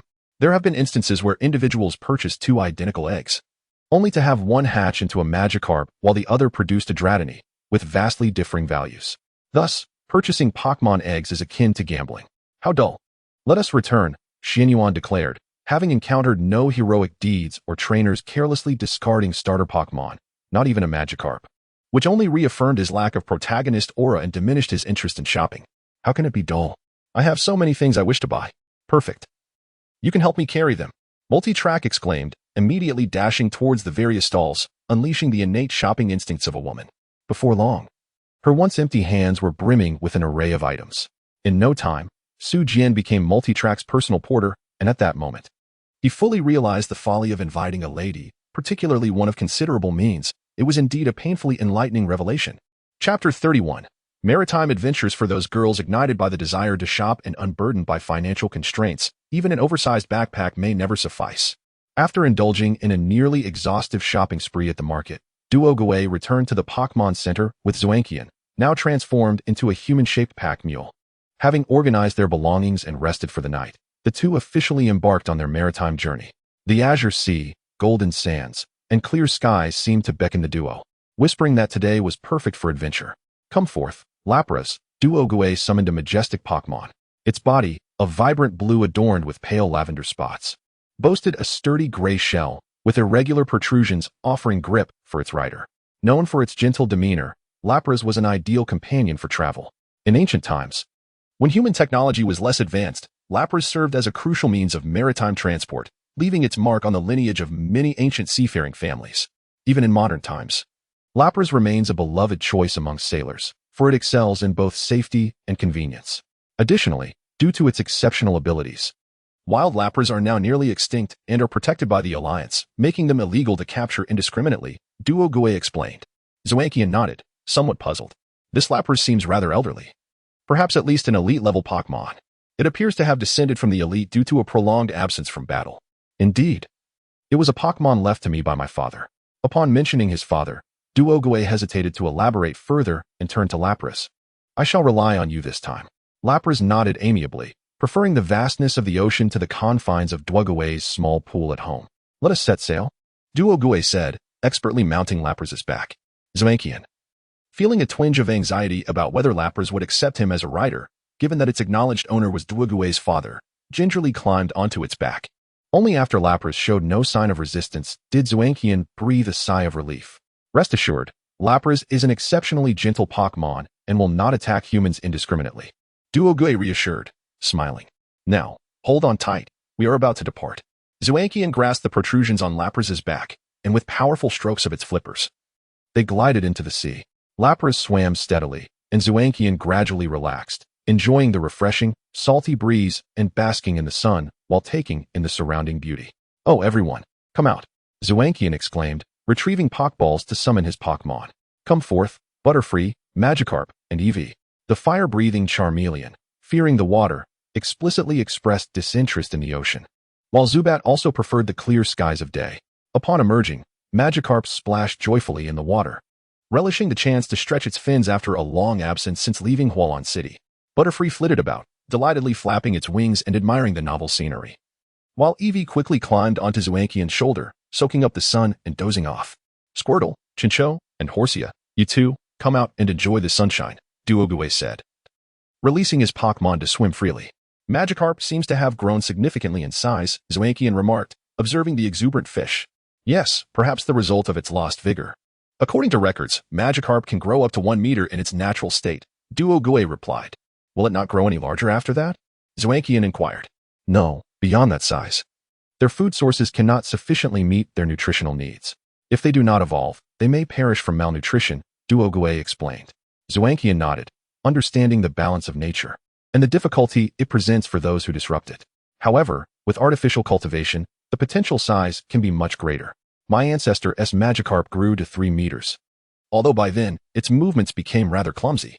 It was once very agile, yet eventually, it couldn't even manage a splash. Perhaps its nervous system was overwhelmed, forcing it to barely maintain its life activities, Zoankian speculated, drawing from his previous knowledge. What do you mean? Duo Guay asked, understanding each word yet struggling to comprehend their connection. How to explain each creature's anatomy is matched to its size. Like a light bulb, within a certain range, the stronger the current, the brighter the light. Yet, if the current is too strong, it will burn out the filament. Magikarp's nervous system and energy transmission must operate within certain limits. Within this range, a larger size correlates with more powerful moves and faster reaction times. However, if it exceeds these limits, to prevent damage, the body will instinctively suppress the rapid operation of these systems. That particular Magikarp was so large that to avoid injury, it was unable to perform a splash. Is that so? How reasonable? Duo Guay nodded, indicating his understanding. I thought you wouldn't grasp it. Zoankian chuckled. When I spoke of these things with the villagers, their responses were always, that's impressive, but we don't understand. Just tell us what to do, huh? Duo Guay laughed heartily. I feel like you just sounded like one of those scientists. By the way, I think you should write this up as a paper. What a splendid idea. Why didn't I think of that? Although this topic focuses solely on Magikarp, it may well be applicable to other Pokémon. As long as I can deduce a pattern from Magikarp, I could produce a paper. The subsequent verification can come later. Excuse me, let me jot this down. Zhuangqian quickly pulled out a notebook, beginning to write and sketch. He suddenly realized that his hypothesis could indeed be crafted into a research paper. I shall title it A Study on the Relationship Between Pokémon Size and Combat Power, primarily focusing on Magikarp. Zhuangqian immersed himself in drafting his experimental plan and observational projects. Completely engrossed, forgetting that he was not in the cozy, quiet study of his home, but rather on the vast expanse of the sea. How easily one loses themselves in thought. We are traveling at sea, and one mustn't risk falling overboard, Duo Gui remarked, observing Zhuangqian's engrossed demeanor. He turned to Lapras and said softly, Lapras, please swim a bit slower and steadier. Lapras nodded, reducing its speed to a gentle glide. The surrounding Pokémon, previously frolicking, ceased their play and swam quietly, mindful not to disturb Zhuangqian. Duo Gui swept a hand through his hair, tousled by the sea breeze, dipped his feet into the cool water, rested his chin on his hand, and watched Zhuangqian write, listening to the rhythmic sound of the waves. Suddenly, he felt that this journey was truly delightful. Chapter 32. Contacting Grandpa Xia, Xianjian was entirely absorbed in his own world, oblivious to the efforts made by Duo Gui and the Pokémon on his behalf.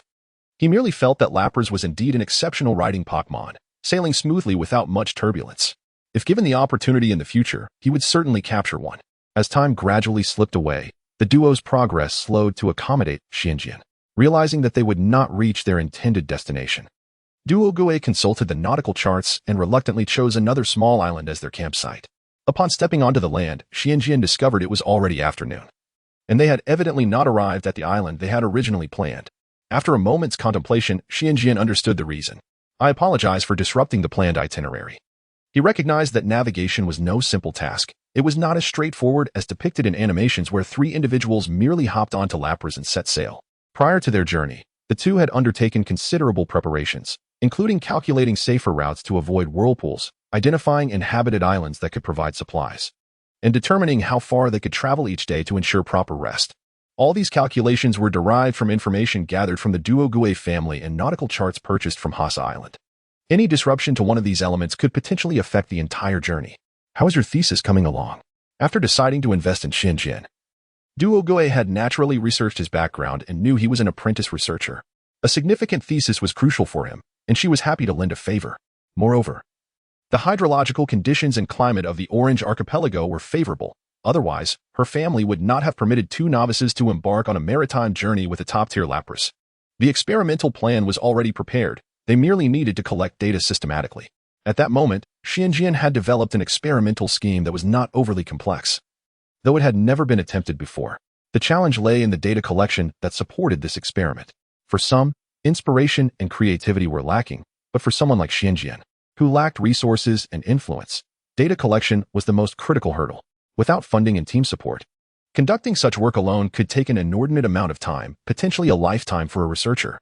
Many theories and discoveries were not abandoned due to lack of merit, but rather because individuals did not possess the time or energy to validate them, ultimately giving up just before success. Is there anything I can assist you with? Duo Gui, being a noble with some understanding of these matters, contemplated supporting Xuanjian's research. Thank you, but I have it under control. Xianjian declined Duo Gui's goodwill. Scientific research, from discovery to practical application, is a protracted process. A significant finding requires countless accompanying technical details, all of which demand substantial investment and time.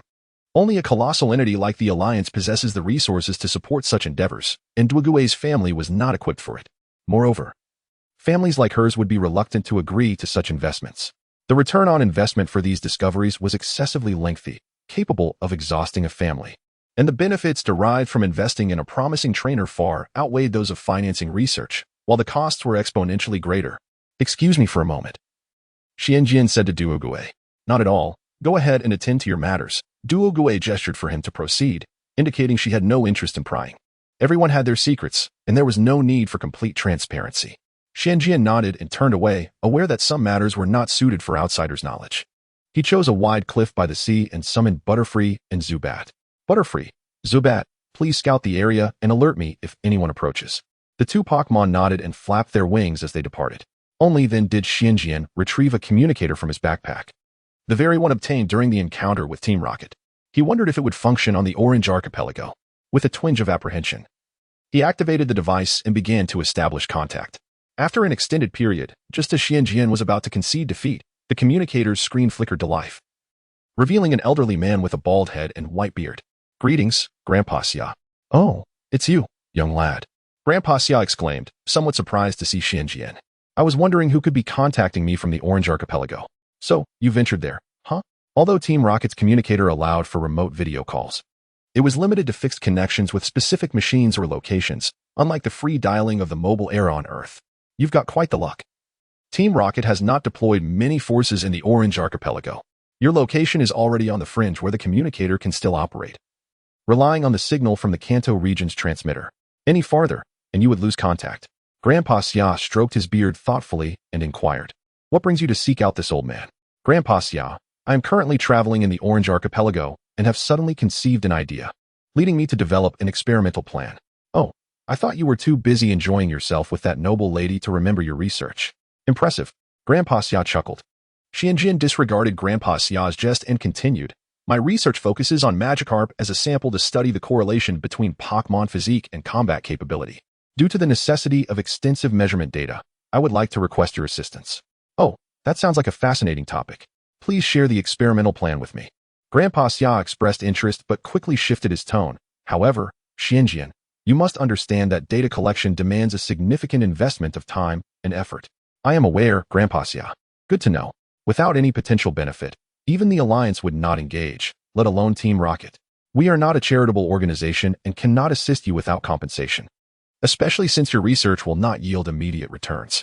"I understand that, sir. Therefore, I have prepared another piece of highly valuable information that I believe will suffice as compensation." "Is that so? I am curious to see what you have to offer." Grandpa Xiao paused. "Unfortunately, Bishaz is currently out, and I do not have the authority to approve any transactions. I will contact you once he returns. Additionally, your experimental plan must undergo evaluation and budgeting to ascertain the costs involved." "Very well, sir. You may inform Bishaz that my information is extremely valuable to Team Rocket and could help them in winning over the Dragon Clan." "Is that so? That indeed constitutes very valuable information. All right, I will submit this for consideration, and we will send someone to contact you." "Thank you very much. Now, I have matters to attend to. The person contacting you will provide you with new communication methods. Please keep me updated with any findings. I eagerly anticipate your progress." "Yes, sir." Xianjian bowed to the screen, and Grandpa Xia nodded, severing the connection, causing the image to vanish. Chapter 33. The Special Cuisine of Multitrack. After finishing his conversation with Shabton, Xianjian, aided by two elves, gathered some dry firewood and returned to the campsite. Upon arrival, he found Duachui busying himself with a pile of tree fruits. "Xianjian," Duachui called out, "I never expected this deserted island to have so many fruit trees. I picked some, but unfortunately, the fruits are too small to be of much use except for juicing. However, the juice is quite good and can serve as a substitute for fresh water. Fresh water is a challenge on this island. Generally, one digs a well for water, but with just the two of us, the island is too small, and the soil layer is insufficient to filter seawater into fresh water. Although we have carried a considerable amount of fresh water in our space backpacks for emergencies, we should conserve it as much as possible. Otherwise, when we run out, we might have to resort to drinking the saliva of our Pokémon. Let me assist you," Xianjian offered. "No need. You should set up the tent. I lack camping experience and cannot pitch a tent. Cooking should be entrusted to the nurturer. I intend to prepare some special dishes." With the nurturer in the team, the task of cooking naturally fell to him. Xianjian set about arranging the campsite, as he had accompanied his father on numerous camping trips in the evergreen forest, thus making the task familiar. "By the way, everyone, come out to help." Xianjian released the elves. The sun was no longer as fierce, and the Zubat had regained its energy. The Charmeleon, having spent a day in its Pokeball, was eager to stretch its legs. "Let us all lend a hand in setting up the tent," Xianjian commanded. Collaborating with the Pokémon on these tasks would enhance their mutual understanding and serve as an alternative form of training. "Charmeleon, use Flamethrower on this ground." Xianjian selected a higher, flatter area and instructed Charmeleon to dry it out with its flames, simultaneously eliminating any bacteria and insects lurking in the soil. "Eevee, come help as well. Dig around the area that Charmeleon has dried out, creating a drainage ditch leading to a low area. The weather at sea can be unpredictable, often bringing rain. Although the tent is waterproof, being submerged in water would be quite uncomfortable." Once the ground was sufficiently dried, Xianjian quickly set up the framework and commanded, "Bada, Zabat, fly up and hold onto opposite corners of the tent.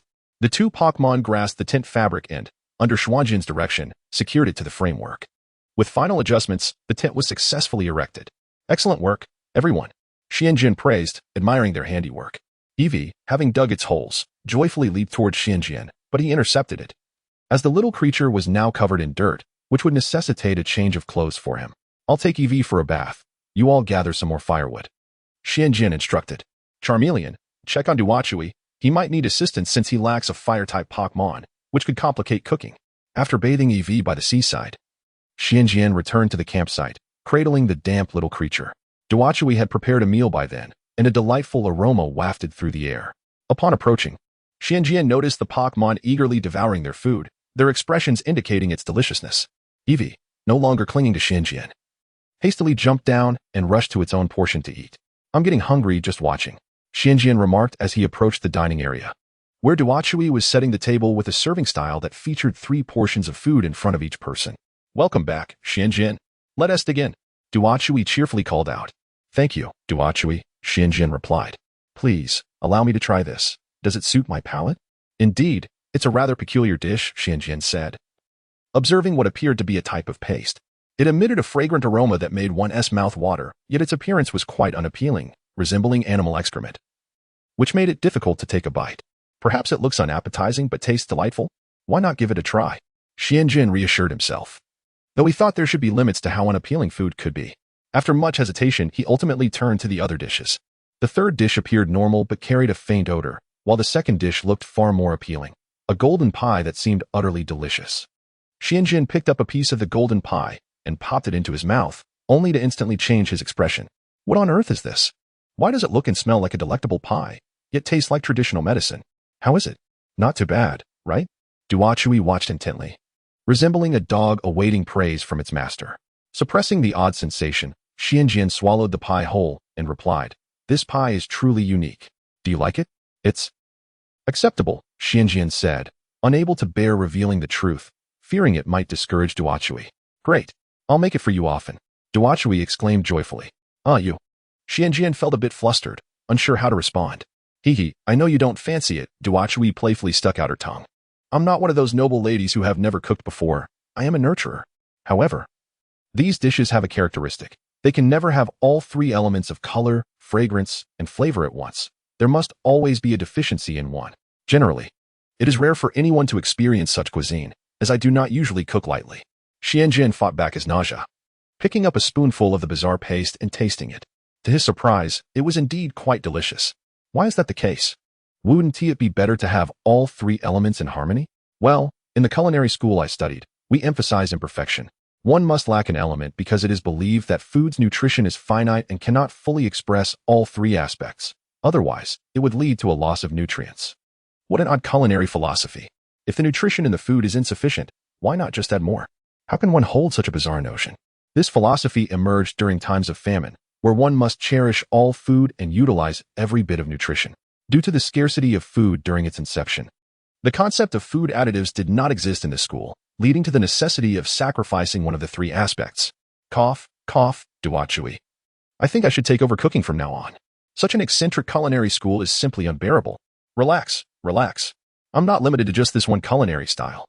Cooking should still be left to the nurturer. Today's special dish was prepared just for you. If we end up delaying our journey again next time, I might create even more exquisite dishes. You must understand, we are at sea and both novices. Carelessly altering our plans can easily lead us into danger. I apologize. Xianjin realized that Duachui was jesting with him, and he felt a twinge of embarrassment. Not at all. I'm not too concerned about today's events. I merely wish to share a lighthearted joke. I feel like we've been rather stiff with each other. I have never traveled with anyone before and am not quite sure how to interact with friends, so I thought this joke might lighten the mood. I hope you don't mind. Not at all. Xianjin shook his head, recognizing the awkwardness between himself and Duachui. He had always regarded her as a noble lady and a transactional partner, forgetting she was merely a 10-year-old girl, not a wizened old soul disguised as a youth, thus lacking in genuine interaction. This is my first camping trip, my first journey with others, my first time cooking for someone other than family, and my first attempt to make a friend. If I falter, please guide me. Duachui raised a cup filled with freshly squeezed fruit juice. This is my first journey with others, and I have few friends. Let us assist one another. Suinji and also raised his cup. To friendship, cheers. May our journey be filled with joy. The two exchanged smiles, clinking their cups together and savoring the sweet nectar of the juice. Suinji and felt as though a deeper bond had formed between them. Chapter 34. Joy with their collaboration. The initial camping experience of the duo along the multi-track was quite satisfying. Early the next morning, they tidied up their belongings and set off once more. Given that they had only completed half of the journey planned for yesterday, and considering the itinerary for today, they realized that even if they pushed forward at a rapid pace, it would leave them both quite fatigued. Thus, after some discussion, they decided to finish the remaining distance from the previous day. To their surprise, they discovered that even on such a remote island, there existed a Pokémon Center. Xianjin gazed in astonishment at the unique structure not far away. At that moment, they were situated just outside by an island, a secluded isle where, despite a handful of residents, they had not anticipated the presence of a Pokémon Center. Perhaps it was established to serve the nearby smaller islands, given the lack of larger land masses in the vicinity. Since there is a Pokémon Center, let us seek shelter there, suggested Duogue. Indeed, it would be a good opportunity for Joy to check on the Pokémon. Xianjin concurred. However, upon arriving at the Pokémon Center, they were met with the unexpected sight of its doors firmly locked. How peculiar. Could the center be closed? Duogue speculated, staring at the barred entrance. That seems unlikely. It does not appear abandoned, Xianjin remarked, surveying the surroundings. The area was free of wild grass, and the glass was pristine, suggesting regular maintenance. Perhaps Joy has stepped out. Let us find a place to eat. Duogue nodded in agreement. The island was not large, and with few inhabitants, there were no markets. The locals lived a self-sufficient lifestyle, leading to the duo's first experience of holding money with no place to spend it. Ultimately, they were graciously hosted by a young woman named Pearl, who exchanged a necklace that Duogue had purchased on Hasa Island for their meal. Pearl presented them with a lunch of scallops, a local seafood delicacy. I hope it suits your taste, she said. Upon tasting the dish, both were immediately enveloped by the exquisite flavor that filled their mouths. Although the cooking skills could not match those of Duogue, the superior quality of the ingredients rendered it equally delightful. Delicious. Thank you for your hospitality, Xianjin expressed. I'm glad you enjoyed it.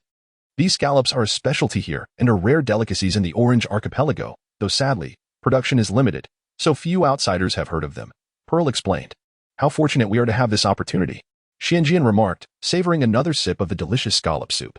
He then inquired, Miss Pearl, do you happen to know if the Pokémon Center is still open? Of course it is. However, Miss Joy is often out, tending to the entire sea area nearby. She replied. This sea region seems quite vast. Is it all managed by Joy? Xianjin asked. Indeed, although the area is expansive, the population is sparse, leaving Miss Joy to handle it alone. She is quite compassionate and frequently cares for the local wild Pokémon, making her exceptionally busy, Pearl informed him. After their meal, they bid farewell to Pearl and began to wander the island. Following their previous day's exchanges, the initial awkwardness between them had diminished. Duogue displayed her true nature, becoming a lively girl who chattered incessantly with Xianjin. He found her company pleasant, as he, possessing the soul of an adult within a child's body due to his unique circumstances, had often felt distance from children his age in the village, while adults were preoccupied with their own affairs. As he matured and engaged in rigorous studies, the divergence in perspectives between him and the villagers grew, leading to further isolation. Conversely, although Duogue was merely a 10-year-old girl, her intelligence and upbringing in a noble family rendered her thoughts significantly more mature than those of her peers. Yet she retained the lively charm of youth, allowing for delightful conversations between them. As they reached the seashore, a Joy approached them, rowing a small boat with a Chansey. Oh, you're not from the island. Your visitors, aren't you? Joy smiled, recognizing the unfamiliar faces. Hello, Miss Joy, we are trainers passing through. I am Xianjin. He introduced. I'm Duogue. It's a pleasure to meet you, Miss Joy, she added. Greetings. It's rare for trainers to pass through this secluded area. Joy replied as she disembarked with Chansey. By the way, could you assist me with a favor? Few trainers would refuse Joy's request, as she was well regarded for treating their Pokémon, and her family managed all healing work within the entire league, making it unwise to offend her. Naturally, Xianjin was eager to assist Joy, hoping to earn her goodwill. I would be more than happy to help you.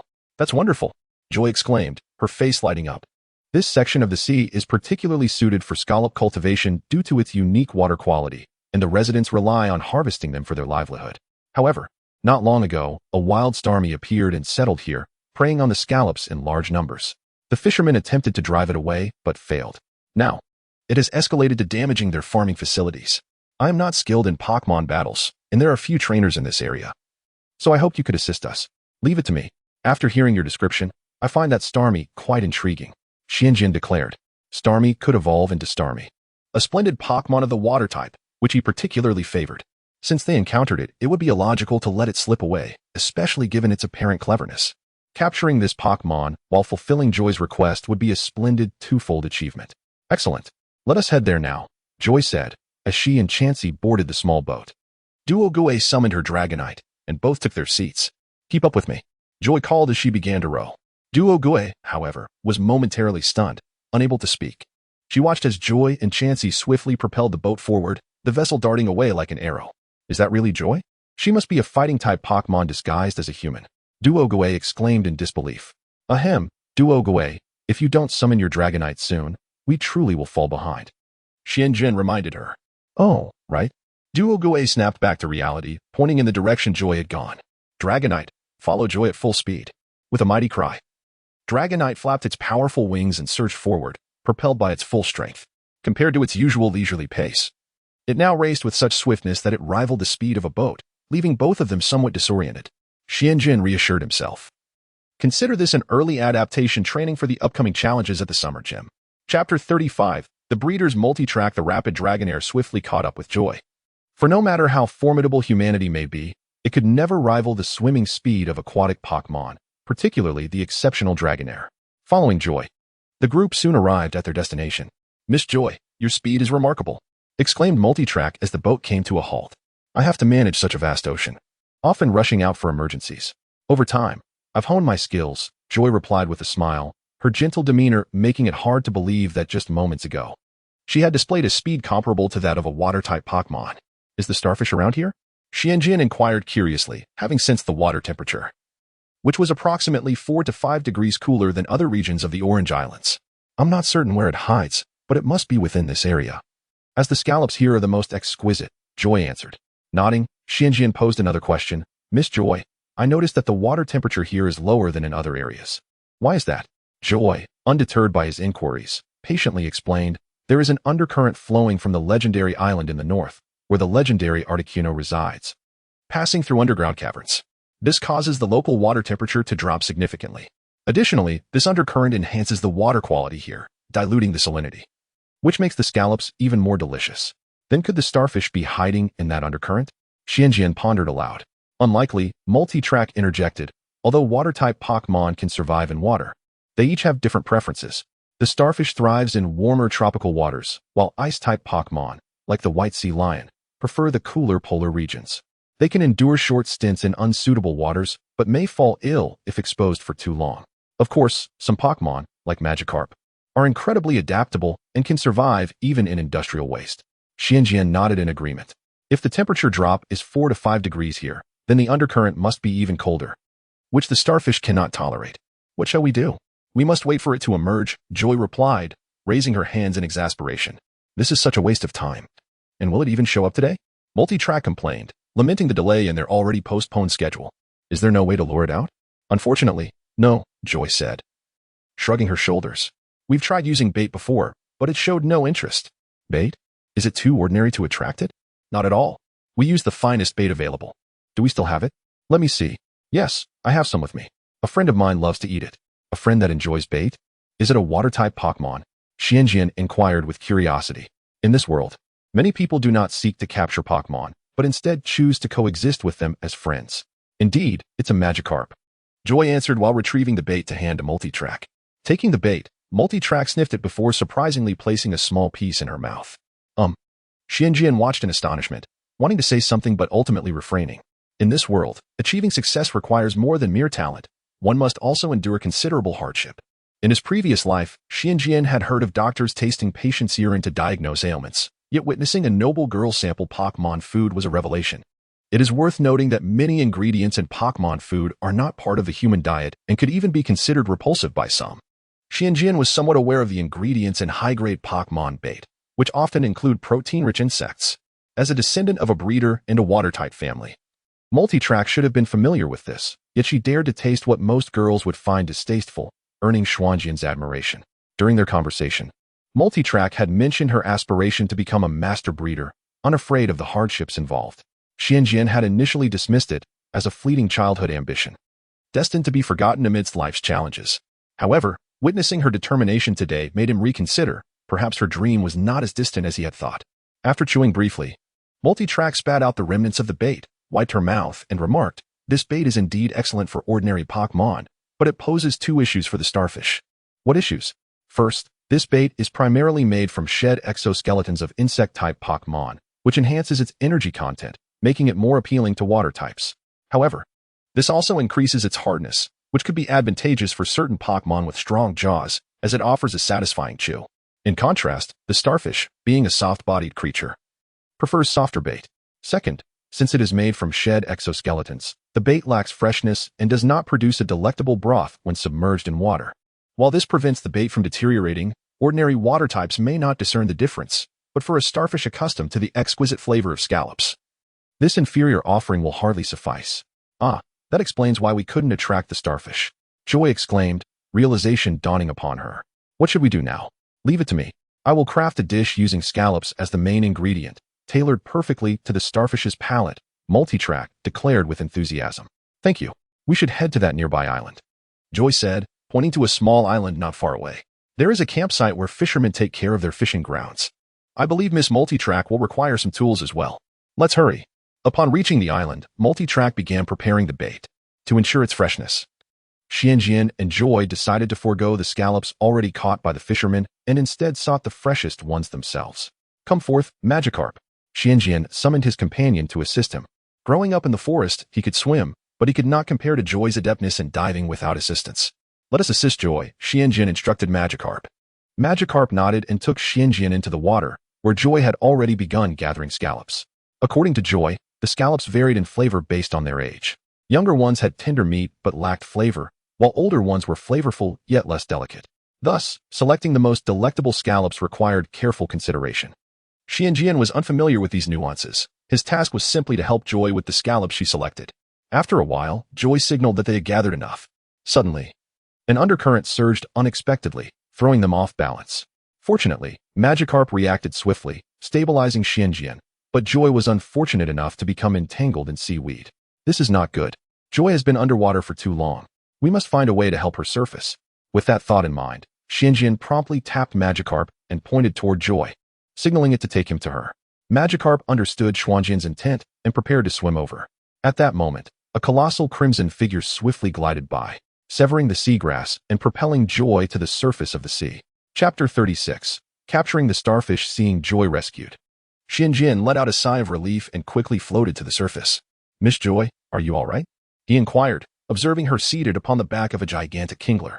I am fine, just entangled in some seaweed, Joy replied, nodding reassuringly to Xianjian before gently caressing the massive kingler beneath her. Thank you, kingler, for saving me once again. Miss Joy, is this the kingler you mentioned that is a friend of yours, a water-type spirit?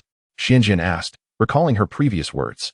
Indeed, it is, Joy affirmed his speculation. Your friend is quite large. The kingler before them was at least 2 feet long, a true giant among its kind. Yes, we have known each other since childhood. It has been by my side as I grew up. Observing Joy interacting with the kingler, Xianjian inquired, Miss Joy, I'm currently composing a research paper on the size of kinglers. Your friend is quite remarkable and would greatly assist my studies. May I request its help? I only need to measure the height of its splash jump at full strength, and I assure you, I will not conduct any excessive experiments. Many researchers have been known to subject spirits to cruel tests, a widely acknowledged secret. Yet, in pursuit of scientific progress, people often turn a blind eye. That should not be an issue, Joy nodded. First, let us deliver the scallops to Duogue. We can discuss this later.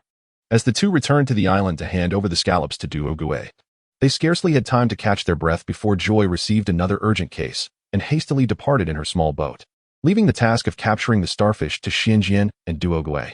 Once Joy left, the kingler submerged into the ocean, thwarting Xianjian's intentions to conduct tests on it. Never mind. As long as Miss Joy is around, there will be opportunities, Xianjian reassured himself and promptly focused his efforts on preparing to capture the starfish. With fresh scallops in hand, Duogue quickly prepared the bait.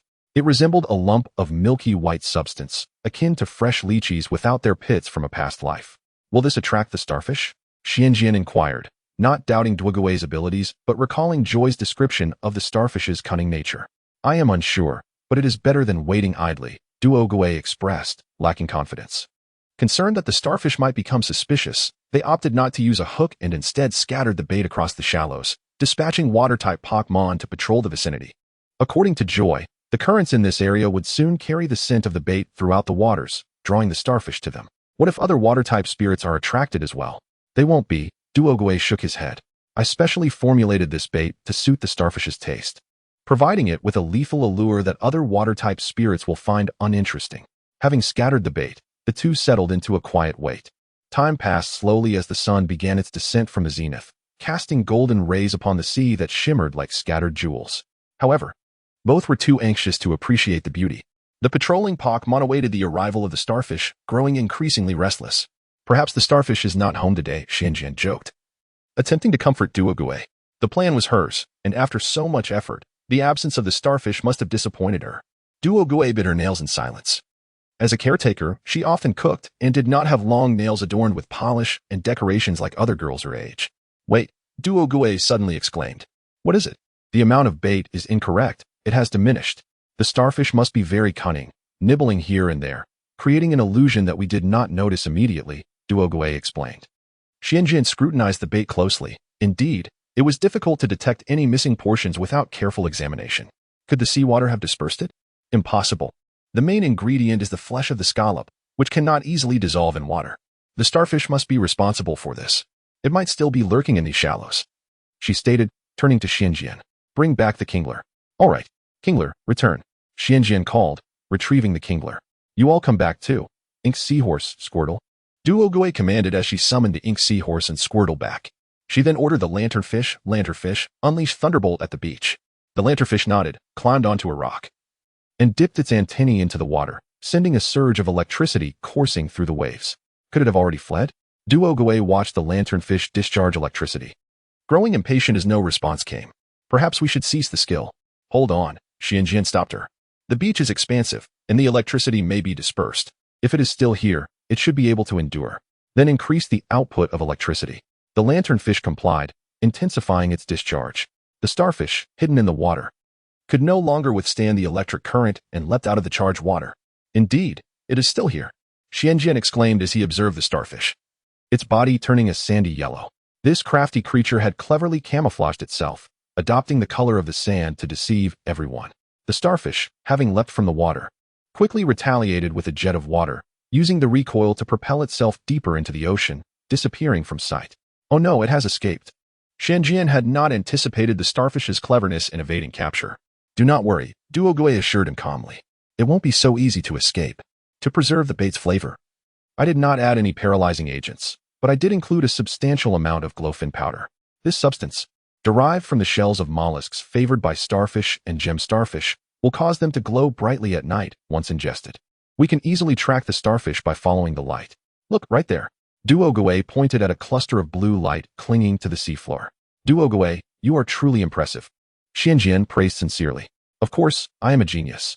Duogue replied proudly. Although reassured, the duo remained vigilant. The vast ocean posed a challenge. And if the starfish swam too far, their efforts would be in vain. They promptly commanded their Pokémon to pursue the direction the starfish had fled. As the sun dipped lower, the light would fade rapidly. The now glowing starfish was quickly located in the dim waters. Yet this cunning creature resorted to its old tactics to escape again.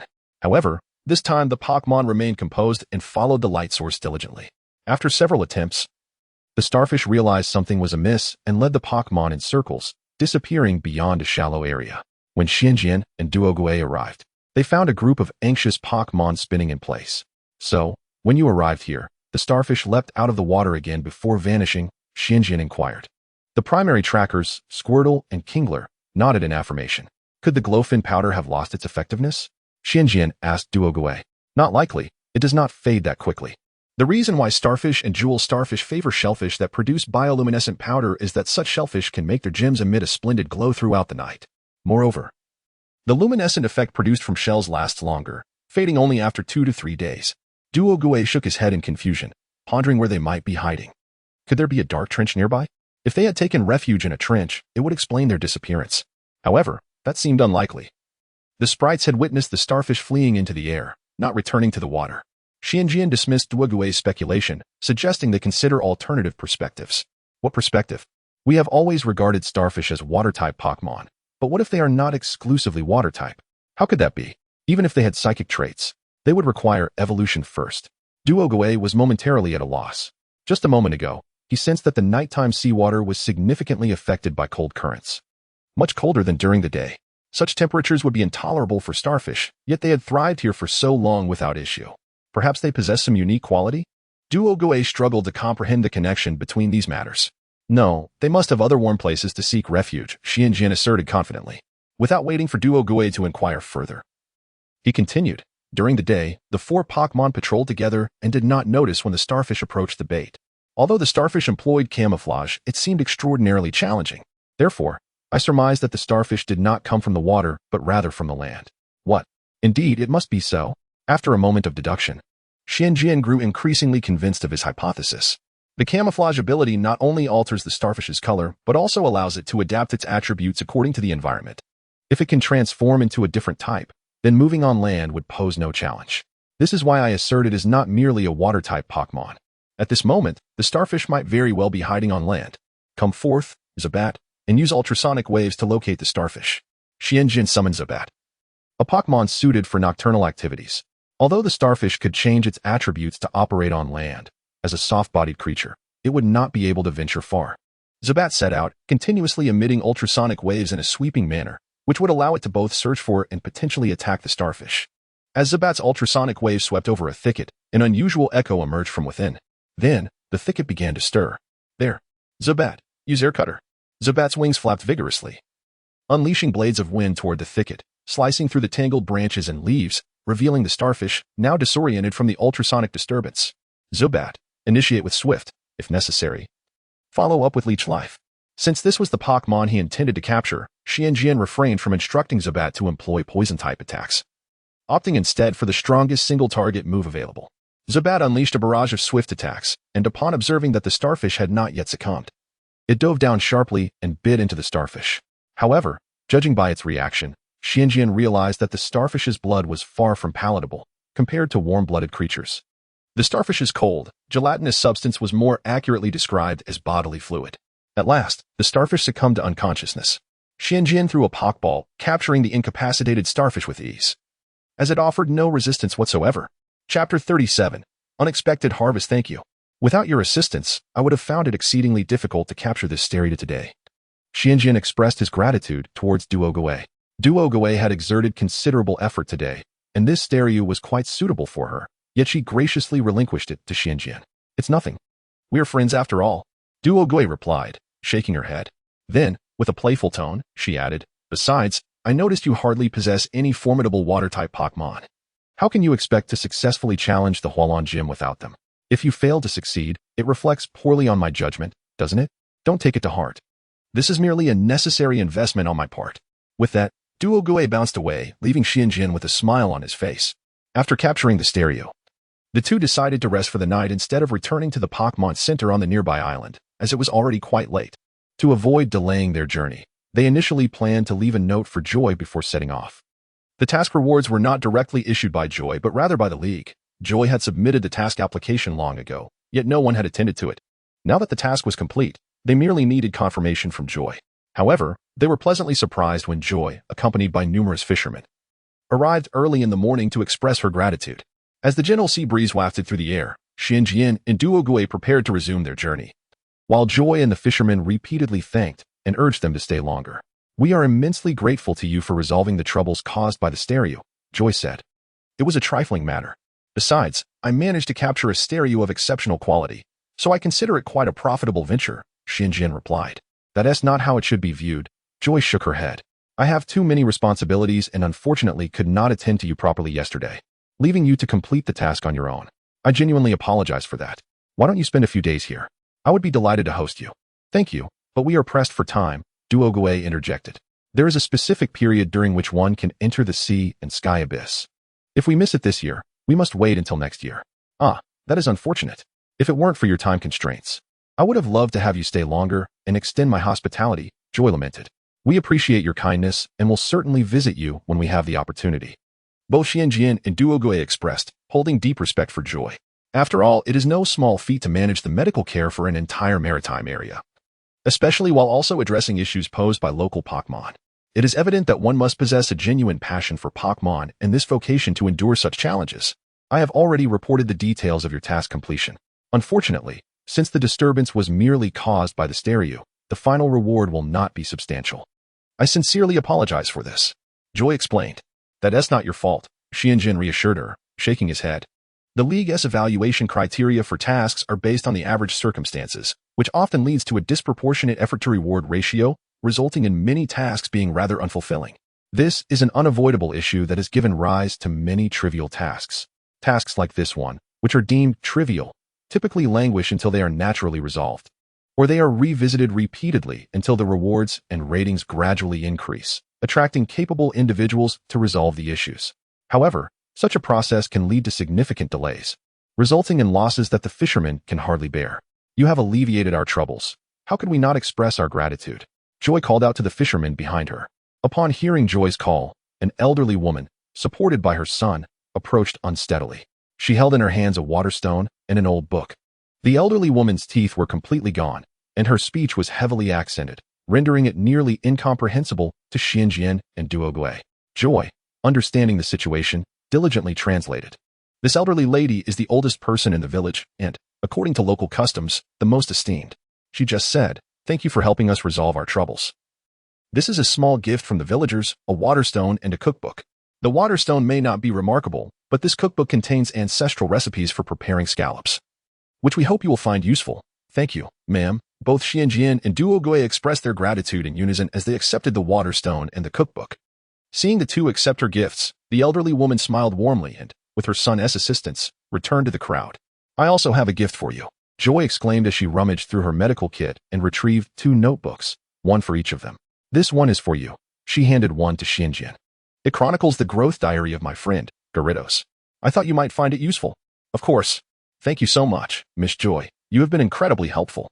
"I will certainly mention you in my thesis," Xianjian said, exhilarated as he accepted the notebook. He briefly perused its pages, which detailed the transformation of Gyarados from its juvenile form, meticulously documenting its length, weight, skills, and skill power each month.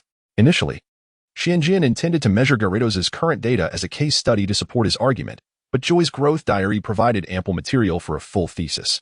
"It's nothing. Just a small gesture," Joy replied, pleased to see her gift appreciated. "I noticed your Gyarados has grown quite large. Remember to give it some calcium tablets, otherwise its bones may easily fracture, and it could become rather irritable." "Thank you for the advice." Xianjian expressed his gratitude once more. This was a valuable insight from Joy. Even Duogue, who was a breeder, was unaware of it. Much of her knowledge was derived from books, and some things can only be learned through experience. "This one is for you, Duogue." Joy handed the other notebook to her. "They say breeders are like half-doctors. I believe doctors are also half-breeders. This notebook contains some of my insights and knowledge not found in books. I hope you find it useful." "Thank you. This will undoubtedly be of great assistance." Duogue replied happily as she accepted the notebook. In the process of raising Pokémon, one inevitably encounters instances of illness and injury. Having guidance from Joy's experiences would be invaluable. "All right, I won't keep you any longer. You should set off. Remember to visit when you have the chance. And I will make time to accompany you," Joy said, but was abruptly interrupted as a Chansey rushed over, cutting her off. Lucky! Chansey exclaimed to Joy. "What? The little sea lion has a fever again? All right, let us go." Joy swiftly pushed a small boat into the sea, hopped aboard with Chansey, and sped away. "Why do I feel like Joy might not have time when we return?" Duogue commented, watching Joy rush off without even saying a proper goodbye. "Don't dwell on the details. Miss Joy is so busy and still prepared such thoughtful gifts for us. That's truly commendable," Xianjian replied. "I was merely expressing a sentiment." With Joy's departure, the two bid farewell to the fishermen, and amidst their farewells, Xianjian and Duogue mounted their Lapras and embarked on a new day's adventure. Chapter 39. The Shipwrecked. Having tamed the sea dragon, the two bid farewell to their companions and embarked on their journey once more. On this tranquil day, they were absorbed in their own pursuits atop the dragon's back. Suddenly, the dragon ceased its movement and emitted a low rumble, rousing the two from their reverie. "What's wrong, dragon?" Duogue inquired, glancing up from the newly acquired Joy's notebook. The dragon bowed its head, retrieving a man from the ocean and placing him on its back. "Ah, a corpse." Duogue gasped, startled by the sight of the man, whose face was tinged with purple. "He's still alive," Zuankian remarked. Since awakening to the power of the eternal oak, his physical prowess had not increased significantly. Yet his senses had sharpened. Even without direct contact, he could perceive a lingering vitality within the man. Reluctant to play the role of a savior yet apprehensive of the trouble it might bring, the two felt an undeniable moral obligation to assist. They hastily administered first aid to the man. There's no water in his lungs. He is unconscious due to prolonged hunger and poisoning. Duogue concluded after a swift examination. Proposing a solution. First, let us give him some of the juice we brought, then administer an antidote. All right. Zoankian retrieved the juice from his pack, allowing the man to sip a bit before pouring the antidote into his mouth, followed by another swig of juice to help it go down. After consuming the juice and antidote, the man's complexion lightened slightly, yet he remained unconscious. Duogue shook his head. It's no use. He is too weak. If we are to save him, we must find a qualified doctor.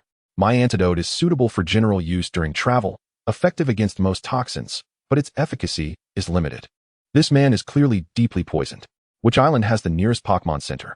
Zoankian asked. While small islands may lack skilled doctors, those with Pokémon centers would certainly house competent healers, and Joy could provide more effective treatment. I'll check, Duogue responded, rifling through his bag for a nautical map. The closest is Ponkan Island, to the southwest. Very well, let us make our way there. Agreed, Duogue nodded, then added, Zoankian. If the dragon is to achieve its maximum speed, it requires the trainer's cooperation. I'll tend to him, so I must rely on you. Not an issue. Dragon, this is our first collaboration. I look forward to your guidance. The dragon let out a gentle call, indicating its consent. After retrieving some bandages, Zoankian secured the unconscious man to the dragon's back to prevent him from falling, then confirmed that Duogue was seated securely before announcing, prepare for departure. The dragon could swim at remarkable speeds, rivaling that of flying Pokémon, though rarely did they swim at such velocity. When they did, their entire focus was on exerting power and navigating the currents, leaving little attention for the surroundings, often resulting in collisions. However, with the trainer's guidance, the dragon could select a path, assess potential obstacles ahead, and receive timely commands to evade danger. If the dragon fully trusted its trainer, it would wholeheartedly commit to exerting power and managing the currents, achieving astonishing speeds. Conversely, if trust were lacking, its performance would diminish significantly. This intricate cooperation tested the trainer's skill, which was why the Summer Dry Gym adopted aquatic racing as its competition style. The dragon they rode was not Zoankian's Pokémon. Nor was Zoankian the type of trainer who could effortlessly command a Pokémon to unleash its full potential. Thus, their synergy had yet to reach a level of true harmony. Standing atop the dragon's back, Zoankian observed its excited demeanor. This creature was indeed a champion-level Pokémon. Demonstrating swift reflexes, as soon as Zoankian spotted an obstacle, before he could utter a warning, it had already executed a flawless maneuver. However, while this alleviated some of Zoankian's concerns, it also left him feeling somewhat ineffectual, as though he could contribute nothing. Although the dragon could not trust Zoankian's judgment entirely, preventing it from fully focusing on acceleration, Zoankian nonetheless endeavored to supplement and advise, aiming to alleviate some of the dragon's burden. Yet, after a while, he realized his efforts were in vain. The dragon's strength is formidable. I cannot direct it. Perhaps I should adopt a different approach, Zoankian mused. The obstacles on the ocean included not only submerged reefs but also swimming water-type Pokémon. At lower speeds, the impact might be negligible, but at higher velocities, collisions could be injurious. Recognizing that his experience and reflexes could not match those of the dragon, Zoankian closed his eyes, settling his mind and stimulating the thread of eternal oak power within him. This force began to ripple, emanating waves that echoed back, creating a wondrous three-dimensional map of light points in his perception, each representing the life forces surrounding him. Exclude the ordinary life forms, Zoankian instinctively thought, and as he filtered out the weaker beings, the image clarified, allowing him to expand his awareness. The resulting illustration was centered around 4 distinct light points, representing himself and his 2 companions, while the surrounding life points were arranged according to their proximity. As the dragon advanced, the points shifted dynamically. Dragon. There is something surfacing ahead, Zoankian noted, spotting a light point on the trajectory of the dragon's path, its movement intersecting their direction. Unfortunately, the dragon either did not comprehend Zoankian's words or chose not to heed them, remaining indifferent. Zoankian could only watch as the 2 points drew nearer until they overlapped. At that moment, he felt the dragon shudder, clearly having collided with something. Upon examining the light points, he saw that the smaller one had been knocked away by the larger, yet the dragon's own light dimmed, indicating it had sustained an injury. Dragon. I can sense the movement trajectories of living beings that are not visible to the naked eye, Leave the predictions to me. In high-speed situations, even the slightest collision could be perilous. While the dragon could easily evade inanimate obstacles using its judgment, moving creatures posed a challenge. Zoankian's verbal warnings would undoubtedly assist the dragon significantly. Something is surfacing ahead. Be cautious, Zoankian warned again, perhaps due to the previous incident. The dragon paid heed to Zoankian's advice this time, exercising increased caution. As Zoankian noted yet another light point approaching their path, he felt the dragon-esque guiding light shift slightly, successfully maneuvering past the oncoming tentacled jellyfish. Something is coming from the right, Zoankian cautioned once more. With this guidance, the dragon adeptly avoided another potential collision. After 2 successful collaborations, their synergy grew stronger. Zoankian focused on sensing potential collisions while the dragon handled swimming and evading non-living obstacles. With this cooperation, the dragon's speed surged once more. Even at such high velocity, it took them an hour to reach Ponkin Island. They rushed the ailing man into the Pokémon Center, finally exhaling in relief. Do we need to fill out any registration? Zoankian inquired. There is no need, just now. While I was tending to him, I discovered a Pokédex in his pocket. I have already handed it over to Joy. That is reassuring. Suinjin let out a sigh of relief, but suddenly felt a wave of darkness wash over him. Fortunately, Duogue was quick to support him. What is wrong? Duogue asked with concern. It's nothing, just a bit fatigued, Suinjin reassured him, allowing Duogue to help him sit down. In order to assist Seadra, he utilized his newly awakened power of Tokiwa to sense the water-type Pokémon in the water, guiding Seadra away from them. Maintaining this focus for an hour was commendable. Given his recent awakening of the Tokiwa power, a slight fatigue was not a significant issue. Although unaware of the specifics of Suinjin's actions, Duogue recognized that he must have exerted considerable effort to assist Seadra, making his current exhaustion quite understandable. Seadra must also be somewhat weary and has sustained minor injuries. Let us rest here for the night, Suinjin proposed. While they had successfully avoided the Pokémon and most obstacles, some minor impediments could still pose a threat to Seadra at high speed, particularly injuring its swimming fins. Thus, it required recuperation. Duogue concurred with Suinjin's suggestion. Indeed. I wonder if that person will awaken tomorrow. As their saviors, how can we perform good deeds without leaving our names? Chapter 39. The grand competition of Pomelo Island. As the day was still young, Suinjin and Dugu decided to explore Pomelo Island. Although the island was not particularly large or strategically significant, it thrived with vibrancy. The reason for its prosperity lay in its abundant mineral resources. Beneath a thin layer of soil, Pomelo Island was predominantly composed of glass minerals. Remarkably, the island was situated atop a dormant volcano, where every year, an immense volume of glass was formed from the molten lava, flowing through pre-designed channels crafted by the islanders, continuously solidifying into high-purity glass to replenish the depleting glass mines. Pomelo Island produced little in terms of agricultural products, thus, all essential goods had to be imported, with the trade sustained by the incessant output of glass. Selling raw glass alone was not lucrative, and the islanders recognized this early on, leading them to develop intricate glass processing techniques that have been passed down through generations. Today, crystal crafts from Pomelo Island accounted for more than half of all glass artworks within the entire league. For girls in that world, the allure of translucent glass products was irresistible. Dugu had already indulged in a shopping spree. Dugu, you could surely find these items elsewhere. Is it necessary to buy so many here? Suinjin inquired, as he noticed his backpack nearing its capacity, fearing he might become a pack mule. Where else could I find such a diverse range of crafts? How could I possibly purchase enough in one go? Dugu retorted with a compelling argument. Understanding that Suinjin was not particularly enthusiastic about shopping, she swiftly shifted the topic. Earlier, while shopping, I noticed a grand statue of a Gyarados in every store. I asked the owner about it, and he shared a legend of a colossal Gyarados made of crystal residing on this island. It is said that the inspiration for the glass artisan's creations originated from this crystal Gyarados. Wouldn't you find that intriguing? Moderately so, Suinjin responded rather coolly. Unexpectedly indifferent, Dugu observed, puzzled by her companion's lack of excitement. Given her understanding of Suinjin, one would expect a glimmer of fascination upon encountering such a rare and mythical Pokémon. It's merely a crystal Gyarados. What is so extraordinary about it? Suinjin replied. The Gyarados primarily consumed earth and stone, so it was hardly surprising to find an abundance of crystal minerals on this glass-rich island. If the Gyarados fed on crystal, it would not be astonishing for it to evolve into a crystal Gyarados over time. Moreover, past animations had already confirmed the existence of such a creature here. Don't you wish to capture it? Dugu asked, bemused. Suinjin shook his head. I have no interest. Although the crystal Gyarados is a shiny Pokémon, its only advantage over a standard Gyarados is its resistance to water. which could catch opponents off guard. However, its resistance to fire is considerably lower than that of a regular Gyarados, making it difficult to determine which trait is superior. While Water-type Pokémon are more numerous and varied, they often have lower special attack stats compared to Fire types, which typically possess high special attack capabilities. And both types primarily utilize special attacks. Most importantly, despite its seemingly massive size, Gyarados is not particularly strong in terms of base stats. It only becomes formidable upon evolving into Steelix. Whether the Crystal Gyarados can evolve remains a debatable question. However, as the evolution method for Steelix has yet to be discovered, the Crystal Gyarados, capable of overcoming its weakness to water, does possess some allure.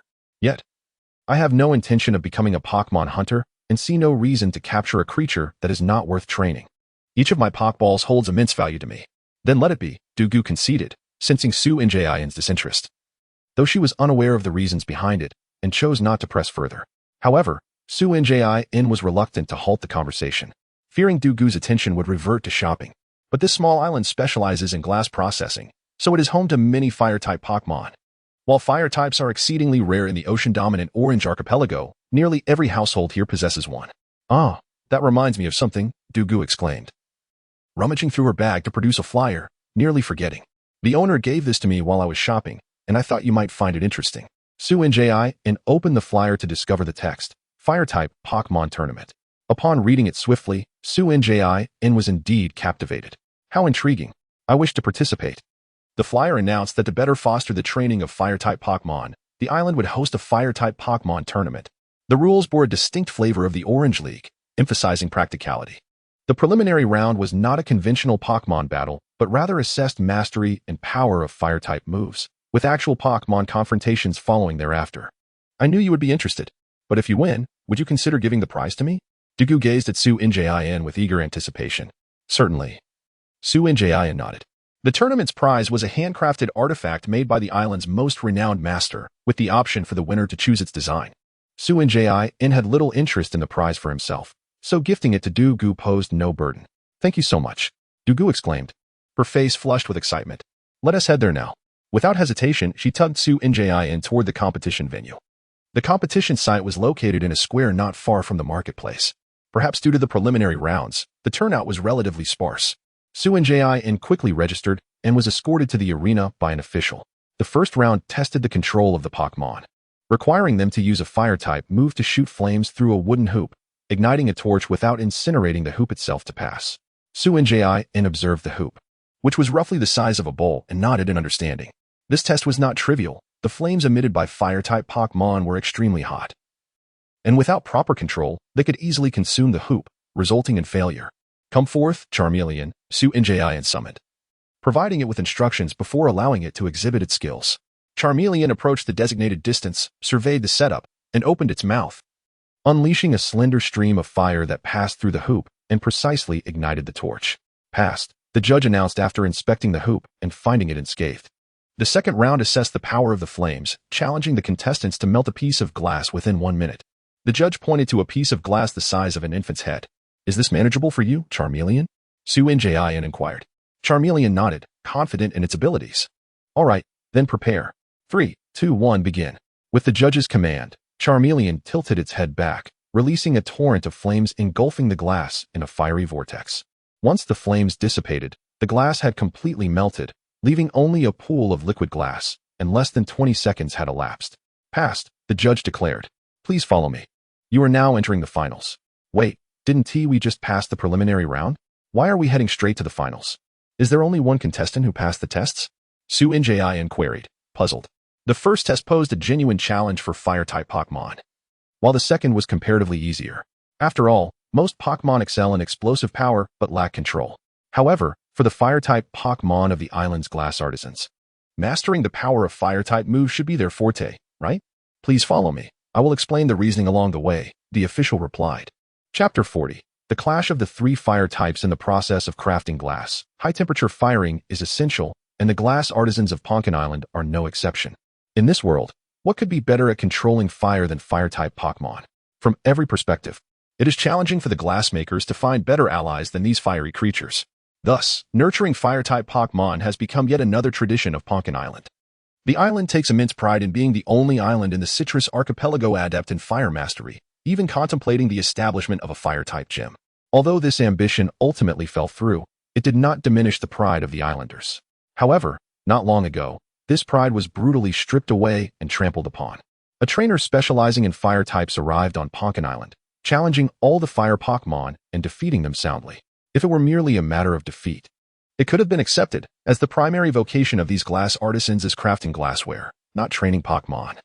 Losing to someone else would merely be a blow to their pride.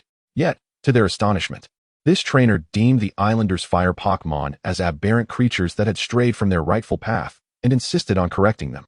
He intended to take these fire Pokémon away, guiding them toward what he considered the correct way. However, the fire Pokémon are intrinsically linked to the glassmaking industry, and the islanders could not allow such a thing to happen. Realizing they could not match the trainer's strength, they devised a wager, a grand competition of fire Pokémon. If the trainer emerged victorious, the islanders would permit him to take the Pokémon. If he failed, he would have to leave Pokkén Island. In the preceding days of competition, all participating trainers had been defeated by him, and today marked the final day of their agreement. If no one could secure a victory, the islanders would face defeat. Doesn't Miss Jusha or the Alliance care about such a ruckus? Xianjin inquired with curiosity. Our relationship with them is rather strained, the referee stammered. But Pokkén Island relies on glassmaking. Losing these fire Pokémon would have significant repercussions, right? Surely, this matter wouldn't be overlooked due to a mere personal grudge? Duogui questioned, perplexed. The referee remained silent, unwilling to address the matter. Xianjin halted, declaring, "If you do not clarify the situation, we shall not accompany you." This affair seemed far more complex than it appeared, and becoming entangled in it was not a prudent decision. They were not overly zealous youths. After all, it was unnecessary for them to stick their necks out. The referee's face flushed. Pokkén Island is the economic pillar of the Citrus Archipelago and will not easily bow to them. We have not reported this matter. Xianjin and Duogui exchanged helpless glances. Ah, how stubbornly proud, they thought. You do not understand. Previously, we applied to establish a fire-type gym, but the Alliance rejected us on the grounds of insufficient trainer strength. This nearly led to a fallout with the Alliance. If we concede to the Citrus Alliance, it would solidify Pokkén Island's lack of strength, and the fire gym would forever remain a dream unfulfilled. This would be a disgrace for Pokkén Island. The referee bellowed. Xianjin and Duogui mentally scoffed, as if not bowing to the Citrus Alliance makes you strong. Becoming embroiled in such conflicts is troublesome. I suddenly have no desire to participate in the competition, Xianjin remarked. Indeed, we are merely two insignificant trainers. If we assist you, we would surely offend the Alliance. It is not worth the trouble for a trivial reward, Duogui added. Neither of them wished to involve themselves in such matters, expending effort only to make enemies, which seemed exceedingly unwise. However, if the other party could offer a sufficient incentive, Xianjin would not mind lending a hand. The referee, observing the young pair, recognized their intent to negotiate a price. However, he had little choice, as he needed their assistance. Well then, state your terms, he said with a calm demeanor. Showing no sign of distress, Xianjin gestured for Duogui to speak. Negotiation was a necessary skill for someone of her noble status, and despite having lived a long life, Xianjin felt less adept than Duogui in such matters. We are not entirely familiar with this. Please, share what you can offer. A fundamental rule of negotiation is to avoid revealing one's hand first, and Duogui refrained from stating their price. We have no time for your negotiation games. One price, 1,000 Alliance points. If you are unwilling, so be it. The referee, realizing the two youths were not easily swayed, revealed his bottom line. As time was of the essence, deal. Duogui, seeing the referee's resolute expression, conceded, recognizing that they could not expect a higher offer. 1,000 Alliance points was no trifling sum. It was enough to exchange for a starter Pokémon. Then please follow me. However, let me make it clear. If you lose, you shall receive nothing, the referee warned. Naturally, soon, they encountered the fire-type trainer, who appeared to be around 14 or 15 years old, with hair as red as flames, dark skin, and a robust physique, casually reclining in a chair, awaiting challengers. Upon seeing the three enter, he remarked, two more who have come to deliver a feast. Do you really think you can win against me without a more formidable trainer? You must be dreaming. Who is dreaming? You will find out after the battle. Come forth. Charmeleon, Xianjin declared, revealing his sole fire-type Pokémon. An impressive Charmeleon. In that case, I choose you, Infernape. A burst of light flashed as a spirited Infernape appeared. Introducing itself, I am Lai from Hoenn. Xianjin politely replied, greetings, I am Xianjin from Kanto. Lai nodded, then let us begin. You may attack first. Very well. I shall not hold back. Charmeleon, use Dragon Rage. Infernape, counter with Flamethrower. Both trainers commanded simultaneously. Infernape unleashed flames, clashing with Charmeleon's attack and exploding in a dazzling display. While directing Infernape to block Charmeleon's assault, Lai refrained from pressing the attack further, instead stating, "Another misguided trainer, relying on such opportunistic tactics." Failing to understand that a Fire-type Pokémon's greatest asset is its ability to launch a direct offensive, breaking through all obstacles with unparalleled explosive power. Xianjian regarded Lai. Having learned from the guiding referee that he was quite the dramatic individual, convinced that a Fire-type Pokémon's path lay in unrestrained passion and extreme bursts of power. However, influenced by the profound cultural heritage of his past life, Xianjian believed that moderation is key. Extremes can lead to downfall. He understood that while Fire-type Pokémon possess immense explosive potential, they must also master delicate control, optimizing every ounce of energy. Their philosophies were indeed at odds. Yet, Lai's words ignited a spark of excitement in Xianjian. Trainers who earnestly pursue their own paths are a rare find. If they don't falter, their eventual achievements would surely be remarkable. Encountering someone like him was indeed a stroke of fortune, without the grandiloquence of empty rhetoric. Xianjian did not aspire to convince Lai of his views. Rather, he aimed to engage in a genuine battle, measuring their strengths and weaknesses to foster his own growth. With this thought, Xianjian felt a surge of determination rising within him. Regardless of the path chosen, only strength is real. Let the outcome of this battle speak for itself. Refreshing. I like your spirit.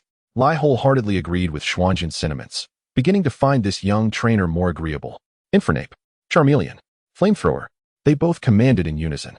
Chapter 41. The clash of different fire ideologies. Two Pokémon, under the commands of their trainers, unleashed simultaneous blasts of flame. The searing flames collided in midair, each side striving to overpower the other. However, the strength of their skills was comparable, resulting in a stalemate. We cannot afford a prolonged battle. Infernape, leap aside, commanded Lai, aware that a drawn-out confrontation would be detrimental to his explosive strategy.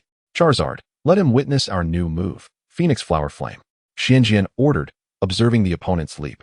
The Phoenix Flower Flame, a newly devised technique developed through the collaborative efforts of Xianjian and Charizard, drew inspiration from the characteristics of the Spark and the Big Fireball skills. Due to its resemblance to the Fire Release, Phoenix Flower technique from the Naruto series, it was aptly named Phoenix Flower Flame.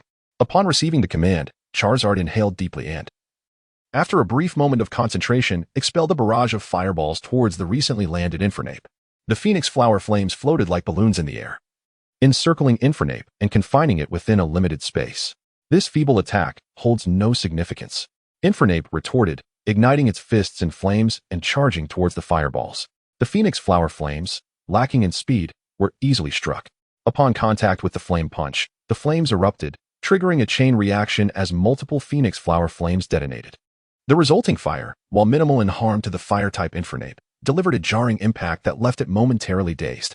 Look at Infernape, stunned by the explosions, Xianjian remarked. Our painstakingly developed technique is not so easily countered. Feeling the brunt of the blast, are we? This move was specifically designed to counter smaller, swifter, and more agile Pokémon. The Spark's power was insufficient, and techniques like the Jet Flame were difficult to land. However, the Phoenix Flower Flame adeptly bridged the gap, providing a triggering attack that effectively restricted the opponent's movements. Despite suffering a setback, Lai's resolve intensified. How intriguing. Let us do this again. Infernape, Flame Wheel. Infernape, spurred on by its trainer's fervor, roared and exhaled flames before executing a front flip, transforming into a massive wheel of fire barreling forward. I've been waiting for this. Charizard, Big Fireball. As the opponent surged forward, Charizard opened its mouth, unleashing a large fireball that collided with the flame wheel, resulting in a violent explosion. The blast engulfed the arena in a cloud of smoke, obscuring visibility, yet Lai remained unfazed, commanding, Infernape, Explosive Flame Punch. What? Xianjian was astonished by the audacity of his opponent to issue commands amidst the chaos, but he did not hesitate. Charizard, prepare to counter with Dragon Claw. He was well aware of his Pokémon's capabilities. It was impossible for Charizard to lose its fighting spirit so swiftly. While the situation appeared tumultuous, it was, in essence, quite straightforward. With a sense of pride, Lai declared, "Now you shall experience our new technique." Before the smoke could settle, Infernape charged forth, its fists ablaze with pulsating flames. Oh no! Xianjian realized the impending danger, but it was too late. Infernape's fist collided with Charizard's claws, sending a shockwave through Charizard's limbs, which were unable to withstand the force. Infernape's fiery fist struck Charizard's jaw, and the latter barely managed to lean back to mitigate some of the impact. Ultimately, Infernape's blow sent Charizard flying. Watching Charizard soar through the air, Lai refrained from ordering Infernape to pursue. Instead, he inquired, "How was that? My explosive flame punch is quite impressive, isn't it? An excellent concept. Compressing and controlling flames with a sonic punch is brilliant. The explosion, as the opponent responds, causes them to misfire, and the shockwave paralyzes them, leaving them defenseless. A stroke of genius, coupled with the opponent's tendency to unleash all their strength in an instant. Had it not been for the attribute reduction in Charizard's rigorous training, that attack could have easily incapacitated it. Huh. You truly appreciate the art of battle. Your Phoenix Flower Flame is commendable as well. Charizard, are you alright?" Xianjian asked, as Charizard rose shakily, shaking its head and spitting out a bloodied broken tooth. The recent blow had been severe, causing more damage than all of Infernape's previous attacks combined. Nonetheless, it did not deter Charizard. Its fighting spirit surged even stronger. Xianjian let out a sigh of relief. While the damage was significant, Charizard had not been rendered incapable of battle, and its broken tooth would soon regrow. "Let us go again. Charizard, Phoenix Flower Flame. We shall also launch an assault. Infernape, Flame Wheel." The flame will charge towards the Phoenix Flower Flame. Although each explosion momentarily hindered its speed, Infernape pressed on, breaking through the barrier of Phoenix Flower Flames. Unsurprised by the breach, Xianjian swiftly issued a premeditated command, "Charizard, Flame Vortex." Charizard, having charged its energy, unleashed a vortex of flames that ensnared the flame wheel, drawing it into its fiery embrace. How can it be so fast? Lai was taken aback, unaware that Charizard had been charging its attack. The flame vortex was an energy-intensive skill that typically required a build-up. He had assumed that Infernape's speed would allow it to strike first, but he had miscalculated, having been hindered by the Phoenix Flower Flames. The flame wheel's power had already diminished significantly, and now, confronted by the flame vortex, Infernape was utterly drained. Its flame wheel status dispelled as it was engulfed by the swirling flames, rendering it immobile. "I will not hold back. It is time to conclude this." Xianjian did not wait for the skill to finish, having gleaned ample insight from the previous encounters. It was time to strive for the alliance points. Charizard, Dragon's Fury. Infernape struggled to break free. Lai recognized the impending crisis. Should Infernape be struck, defeat would be inevitable. Responding to its trainer's command, Infernape strained against its fiery confinement, but to little avail. The vortex of flames held it firmly in place. However, as the flames inflicted damage, Infernape's strength began to wane, and signs of its blazeability emerged. Yet Charizard would not grant it that opportunity. With a swift motion, it expelled a surge of azure energy that accurately struck the ensnared Infernape. "It's over," everyone thought, knowing that with Infernape's remaining stamina, absorbing this blow would undoubtedly result in its incapacitation. Chapter 42 Farewell, Monferno. Yet life is often rife with surprises. Contrary to everyone's expectations, Monferno did not lose its fighting spirit. Instead, it radiated a brilliant white light and evolved. Amidst the flames, Monferno transformed into the more formidable Infernape. The evolved Infernape experienced a surge in power, withstanding the onslaught of Dragon Rage. Then, with a powerful thrust of its arms, it tore through the once imposing fire vortex, emerging triumphantly from within. The remnants of the shattered vortex scattered like sparks across the sky, accentuating Infernape's majestic presence. With a mighty roar, Infernape unleashed its fiery spirit, flames erupting fiercely from its crown, signaling its entry into blaze mode. "Infernape, use Flare Blitz," commanded its trainer. "Charmeleon, we shall fight as well. Use Inferno." Infernape leapt into the air, engulfed in a torrent of flames, hurtling towards Charmeleon like a shooting star. Charmeleon's tail ignited explosively, expanding significantly, indicating its own activation of blaze mode. Taking a deep breath, Charmeleon swelled its abdomen and unleashed a massive fireball towards the descending Infernape. This fireball, propelled by Charmeleon's mastery, represented a complete release of its remaining fire energy, a technique prepared solely for the climactic confrontation. Facing the oversized fireball without fear, Infernape collided with it. Similar to the explosion of a phoenix fire, the fireball detonated upon contact, yet the intense impact failed to deter Infernape. Instead, it absorbed the flames generated by the explosion, enveloping itself in a fiery cloak. Infernape, adorned with blazing flames, descended with tremendous force, crashing into the ground and sending waves of fire rippling outward, compelling spectators to retreat. The ensuing collision produced a deafening roar, raising clouds of dust that obscured the scene. When the smoke finally cleared, the arena was marred by deep fissures, and Infernape was found half-kneeling in a large crater. Though unconscious, it maintained its attacking posture. Alas, its landing was slightly miscalculated, falling half a meter away from Charmeleon's original position. The combination of its recent evolution and the power of Blaze Mode had rendered its strength overwhelming and difficult to control, compounded by Charmeleon's final assault that thwarted its precise strike. However, Charmeleon too had succumbed to exhaustion, despite not being directly hit by Flare Blitz. It had been affected by the shockwave and resultant explosion, ultimately losing its fighting ability. Come back. Well done, Charmeleon, Zoankian called, recalling the defeated Pokémon. While Lai retrieved the unconscious Infernape. I admit defeat, Lai conceded readily. Although both Pokémon had lost their combat effectiveness, Monferno had evolved into Infernape, while Charmeleon remained unchanged. Zoankian shook his head. No, had you not shown restraint, the outcome might have been different. That flame punch was formidable, and had Charmeleon pursued the attack, I could very well have been the one to lose. Lai replied, that is my style. Monferno channels all its energy into each attack, requiring brief recovery afterward. Each strike from my Pokémon unleashes tremendous power, but it comes at a significant cost, necessitating moments of respite. I noticed that your Charmeleon has a notably brief skill preparation time, and it seemed capable of entering Blaze Mode earlier, yet you restrained it, correct? Zoankian inquired. Nodding in understanding. Fire-type Pokémon have limited stamina and poor endurance. I consciously trained Charmeleon's control, optimizing its energy usage to enhance its sustained combat capabilities. After executing a move, it can promptly prepare for the next one, resulting in a shorter interval between attacks.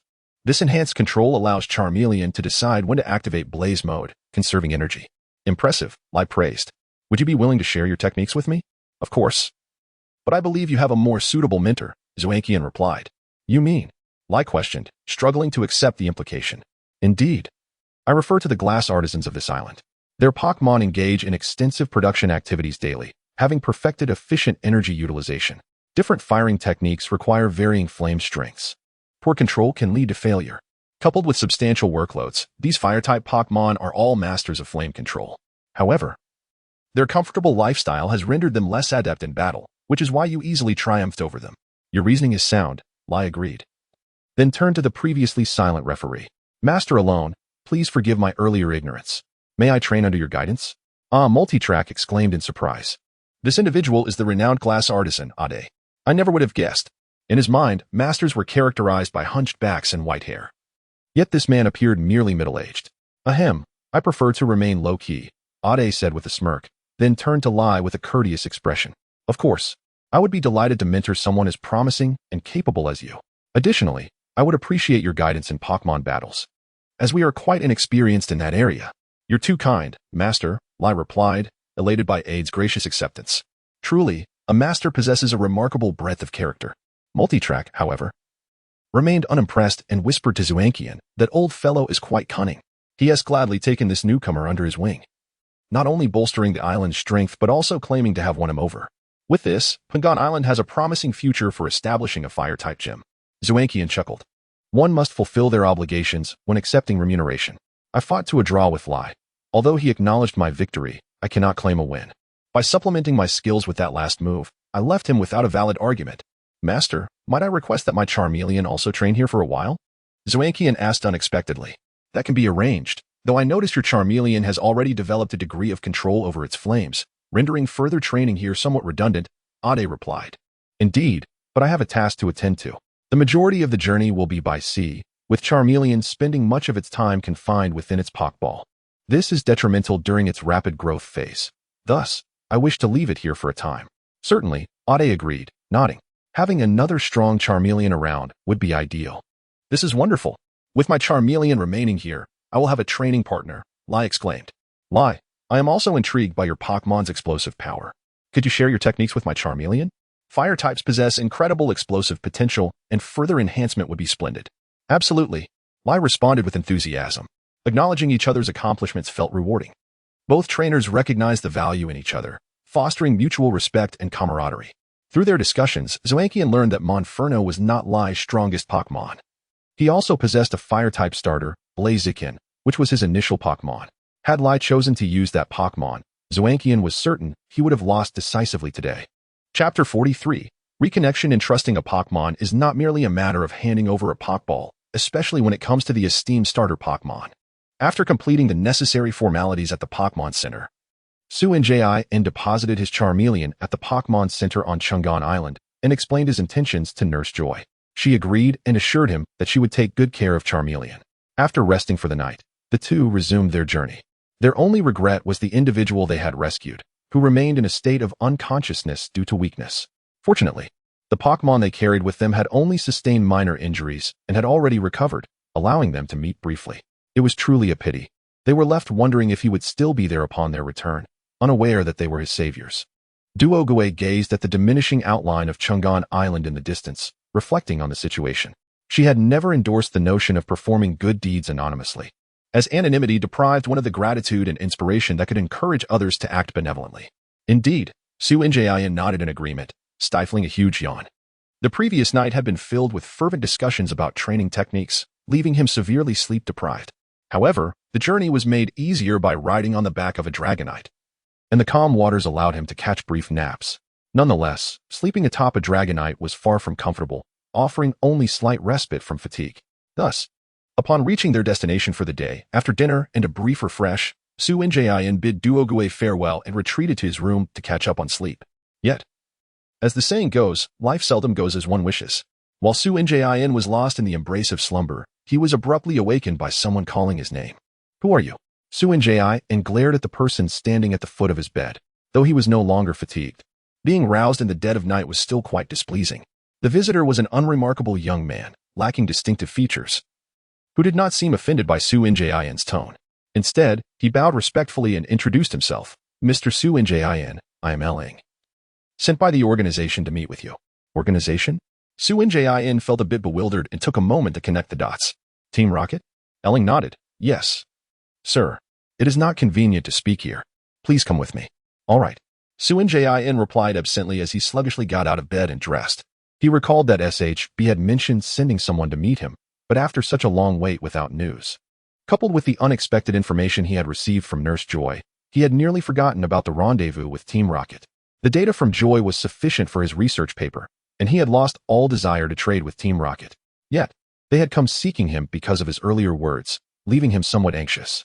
Dressed and following Eling out of the inn, not the Pokémon Center, Su Njin's mind was awash with thoughts. His initial proposition to SHB had indeed been impulsive. Although he recalled that the information he was offering was based on real events, considering the game's development, there was no fairy type present at this stage. The official explanation being that scientists had yet to discover it. In the game, such matters were overlooked, but for Su Njin, who existed in the tangible Pokémon world, this was a significant issue. Was it that the official had yet to discover it, or had the types simply not emerged? The world was ever-evolving, especially one said to be created by the deity Arceus. As Arceus had not yet fallen, would it potentially create new types? This raised a critical question. The fairy type might not have been created yet. If that were the case, Su Njin would be deceiving Team Rocket, and the consequences would be dire. Such thoughts sent a chill down his spine, and for the first time, he felt that seeking an alliance with such a nefarious organization was an unwise decision. However, there was no turning back. He had to face it head-on. If the fairy type had not appeared, he could perhaps explain it as encountering a unique individual. Although he might face some misfortune, it could be mitigated, as research inherently involves errors. He had stated it was an immature discovery. Refusing outright would surely be taken as a rejection of their trade, leading to even graver repercussions. Lost in thought, Su Njin followed Eling into a basement, clearly a Team Rocket contact point, bustling with individuals clad in Team Rocket uniforms. Upon seeing Eling, they greeted him, indicating that Eling held some standing within the organization. Upon entering a room, Eling bowed to a massive screen, stating, "Sir, I have brought Mr. Su Njin. Very well. You may leave." A voice emanated from the screen, and Su Njin recognized it as that of Bishaz. He scrutinized the large screen, which displayed 4 figures, SHB, Bishaz, and a seated man whose face was obscured by digital alterations.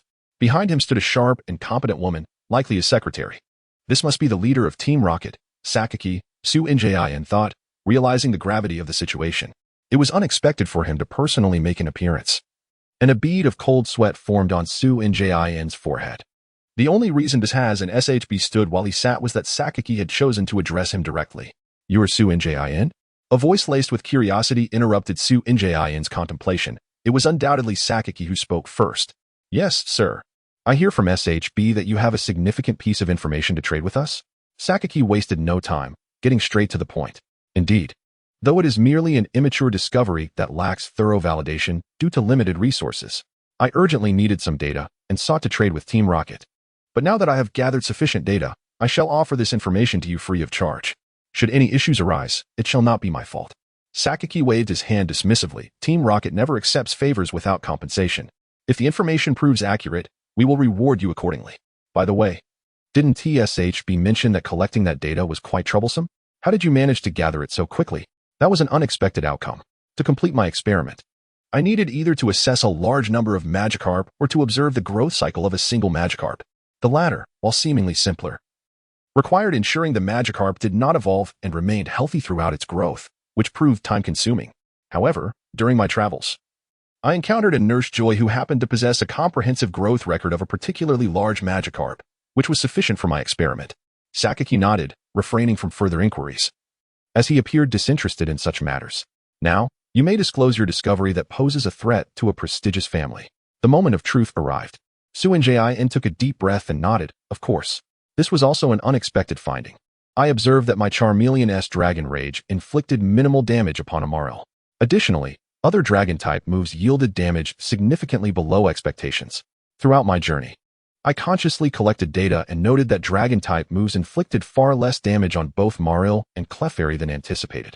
I surmised that Marill and Clefairy may possess a unique attribute that grants them immunity to the reduction of Dragon-type attacks. Regrettably, Dragon-type Pokémon are exceedingly rare, and I have been unable to find one to verify this. Too presumptuous, SHB interjected, shaking his head. It could be due to a characteristic or similar reason. How can you be certain it is an undiscovered attribute? Do you realize how challenging it is to establish a new type? It is a significant undertaking. Chapter 44, Verification. Database, and reward Xiaobo's words, though seemingly harsh criticism, served as a stepping stone for Xianjian. Discovering a new attribute is no simple task. As a novice in the field, he had unwittingly committed the folly of hubris, not intending to mock Team Rocket. Xianjian, fully aware of Xiaobo's intent, promptly accepted the ladder he was offered. I apologize. I was overly eager to gain your support and presented an immature discovery. I sincerely regret any inconvenience caused and am willing to shoulder any repercussions. Hey, kid, what do you take Team Rocket for? Is it amusing to toy with us? Can you truly bear the consequences? Miss has sneered. He was taken aback by the unreliability of the information provided, realizing too late that he had waded into murky waters. His initial desire for a share of the spoils now left him fearing damage to his reputation in the eyes of Boss Banmu. Xianjian remained silent, his head bowed, embodying regret. Confirming a Pokémon's new attribute is indeed a complex endeavor, as many Pokémon possess dual attributes, and factors such as abilities, hidden traits, and species characteristics can interfere with the determination. Currently, the most effective method of proof lies in identifying Eevee's corresponding evolution, as the original Eevee is solely a normal type, while its evolutions are distinctly single types, each exhibiting noticeable transformations. Unfortunately, this task is daunting. Despite the emergence of numerous attributes, only 5 Eevee evolutions have been identified. The simpler evolutions of water, fire, and electric types have been thoroughly researched, while the evolutionary paths of the Sun and Moon Pokémon remain shrouded in mystery, with many unaware of their existence. If only he had a fairy-type Pokémon at his disposal, he could immediately announce his discovery of a new attribute. Alas, he was left with only a recently born Eevee, its affection level possibly sufficient, yet its experience far from adequate. Never mind, we all make mistakes when we're young. Bamo interjected, breaking the tension between Xianjian and the others. And it hasn't been verified yet. Perhaps our little friend has indeed stumbled upon a remarkable discovery. Bama remarked with an air of indifference, seemingly unfazed by the prospect of wasted effort. Witnessing this scene, Xianjian felt no sense of relief. Rather, he grew more anxious. Banmu was more formidable than he had anticipated, his calm demeanor chillingly unnatural. For someone like Xianjian, the most daunting aspect was not an enraged Banmu, who posed no direct threat since he had yet to formally join them, but rather the frightening composure that suggested he was not easily manipulated, making it difficult to gain any advantage. "Sir, we are ready," Banmu's secretary announced. During Xianjian's introduction of his discovery, arrangements were already underway. Let us witness whether this is indeed a monumental discovery or merely a trivial error. With Banmu's words, the screen shifted, revealing a fearsome dragon with a red face and blue body. The secretary's voice followed. "This is a red-faced dragon from the Unova region, a pure dragon-type Pokémon, which will serve as the attacking entity for our test." The screen then transitioned to another scene, featuring a sleeping Marill. The secretary continued, to eliminate any influence from abilities. "We have put this Marill to sleep, rendering it unable to activate its ability. However, it is not in a deep slumber and will awaken upon receiving any attack." At that moment, The sound of a door opening was heard, and the camera panned up to reveal the red-faced dragon entering the room where Maril lay. Accompanying the dragon was a trainer who commanded, "Red-faced dragon, unleash your most powerful dragon rage on Maril." The red-faced dragon complied, opening its mouth as a surge of energy began to gather. Xianjian could not help but close his eyes, silently praying for the existence of the fairy type, which had yet to be discovered. This prayer was not solely for himself, but also for the unfortunate Maril. In that instant, Xianjian deeply regretted his collaboration with Team Rocket. Although he could not regard Maril as an integral part of his life like his own Pokémon, he could not bear the thought of its suffering due to his actions. However, events unfolded beyond Xianjian's control. The dragon rage surged forth from the dragon's mouth, aimed directly at Maril. If Maril were not a fairy type, it would be torn to shreds without any means of defense. The dragon rage struck Maril, causing it to awaken abruptly, but it was too late. Fortunately, luck favored Xianjian. The powerful energy of dragon rage collided with Maril yet seemed to dissipate like ordinary air, causing only a slight recoil, while the residual energy created small craters in the ground, evidencing the attack's formidable power. In the wake of the dragon rage, a radiant aura enveloped Maril, rendering it beautiful and mysterious. Seemingly incensed by the attack, Maril dashed toward the red-faced dragon, raising its tiny claws. The red-faced dragon paid little heed to the diminutive creature's actions, perceiving no threat in this tiny foe. Maril hopped around the dragon, scratching playfully at its tough hide. "This move is plain nice," the secretary commented. "Though it may seem trivial, it is a formidable normal-type attack. However, given the red-faced dragon's exceptionally tough skin, the effect should be minimal." Yet Xianjian shook his head internally, cheering for Maril. According to updates from before his crossing, this move had transitioned from normal to fairy type, perfectly countering the red-faced dragon. Indeed, Maril's glowing claws scratched the dragon's skin, which should have been impervious, tearing it open with ease, causing the red-faced dragon to roar in pain. Those present, discerning individuals, immediately recognized the severe damage resulted from the energy contained in the attack that completely countered dragon types. "That's enough," Banmu stated, his tone still calm. Yet his excitement was unmistakable. As Banmu concluded, the screen quickly reverted to its original state, showing the four individuals once more. Bisaz wore an expression of disbelief. A powerful dragon-type Pokémon was being countered by such a seemingly weak opponent. Perhaps these little ones possessed lower attribute values. While the dragon types in Kanto are rare and precious, leading to the oversight of these little ones' unique qualities, Xiaobo speculated. Upon verification of the fairy type's existence, Xianjian sighed in relief, his posture straightening. "Sir, are you satisfied with this discovery?" "Indeed, very satisfied," Bama replied.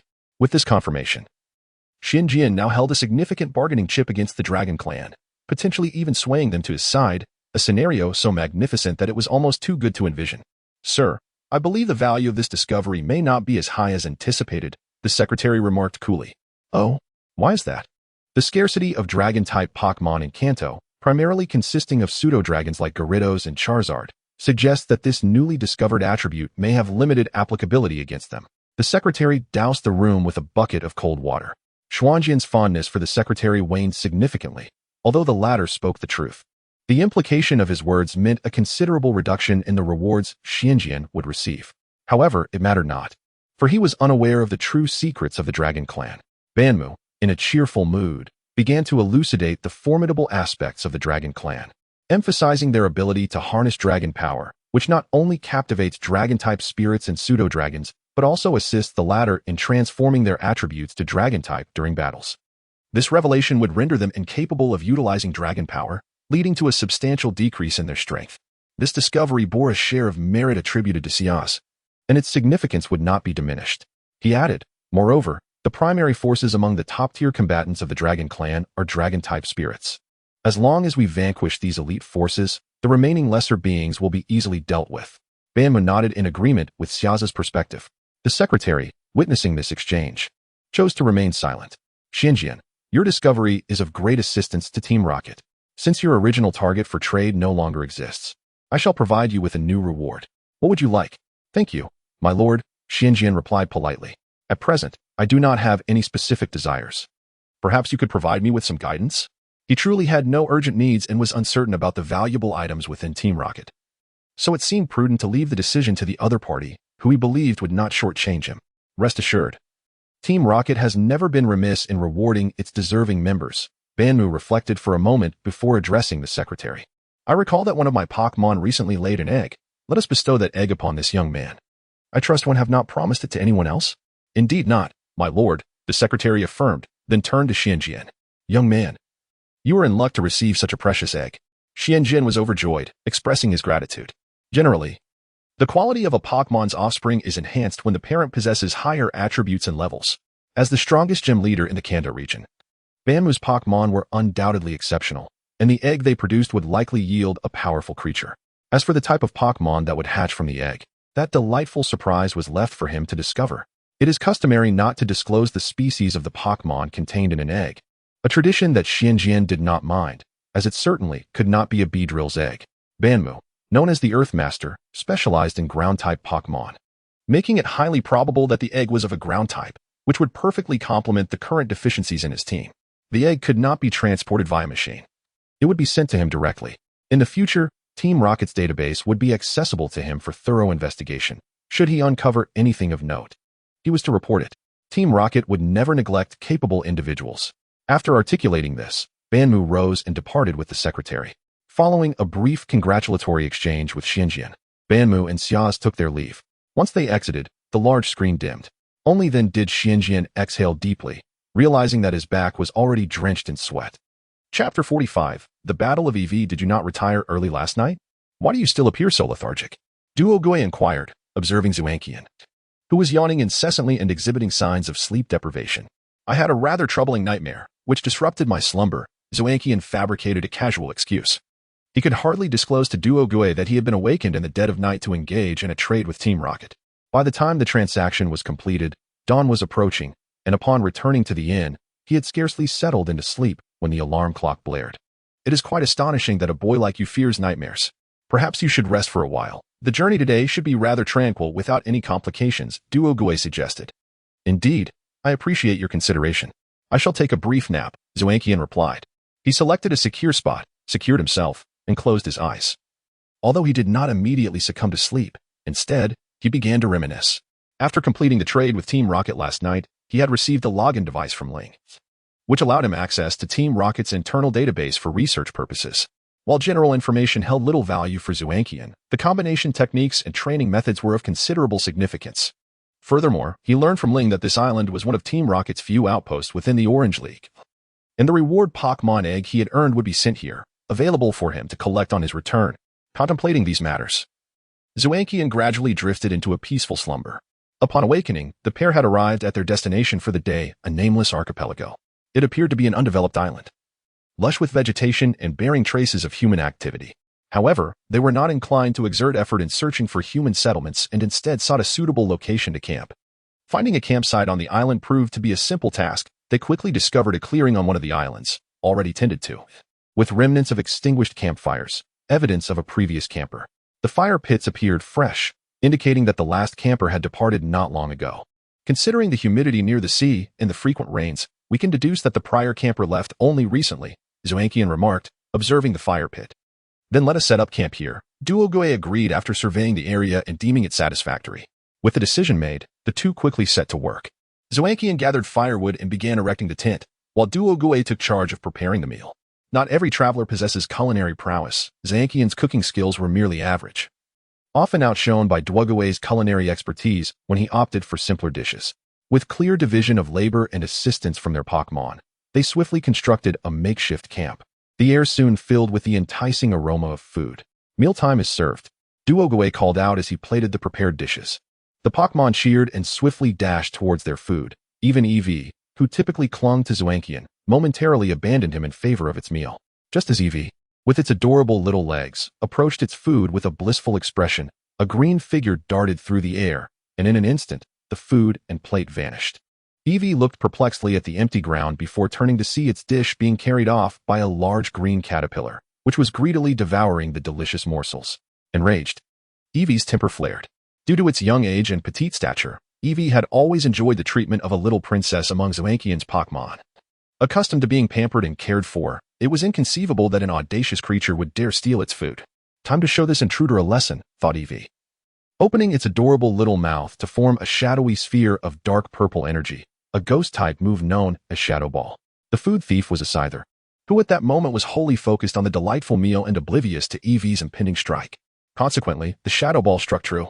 Having been by Zayankian's side for some time, although Eevee had not engaged in many battles, it had participated in training sessions and absorbed various battle strategies from Zayankian, making it more astute than an average Pokémon. It understood that a single Shadow Ball would not defeat its opponent, so after launching the Shadow Ball, it swiftly followed up with a tackle. The unfortunate Scyther, still reeling from the effects of the Shadow Ball, was sent flying into a nearby tree trunk by Eevee's tackle. Seemingly unsatisfied, Eevee charged forward, its tail whipping around as it executed Iron Tail, striking the Scyther's head and leaving it unconscious. The commotion naturally attracted Zayankian's attention. When he turned to investigate, he found Eevee proudly perched atop the head of the fainted Scyther, exultantly calling out before trotting back to its meal. Zayankian quickly gathered the details from the other Pokémon and approached, gently patting Eevee's head, and commended, "Well done. Although this Scyther is indeed of a lower level and appears quite young, your ability to defeat it is commendable." Eevee basked in Zayankian's praise, nuzzling against his hand with evident joy. "What do you intend to do with this Scyther?" Duogue asked, eyeing the unconscious creature on the ground. Scyther was a desirable Pokémon, and many trainers would be eager to capture one.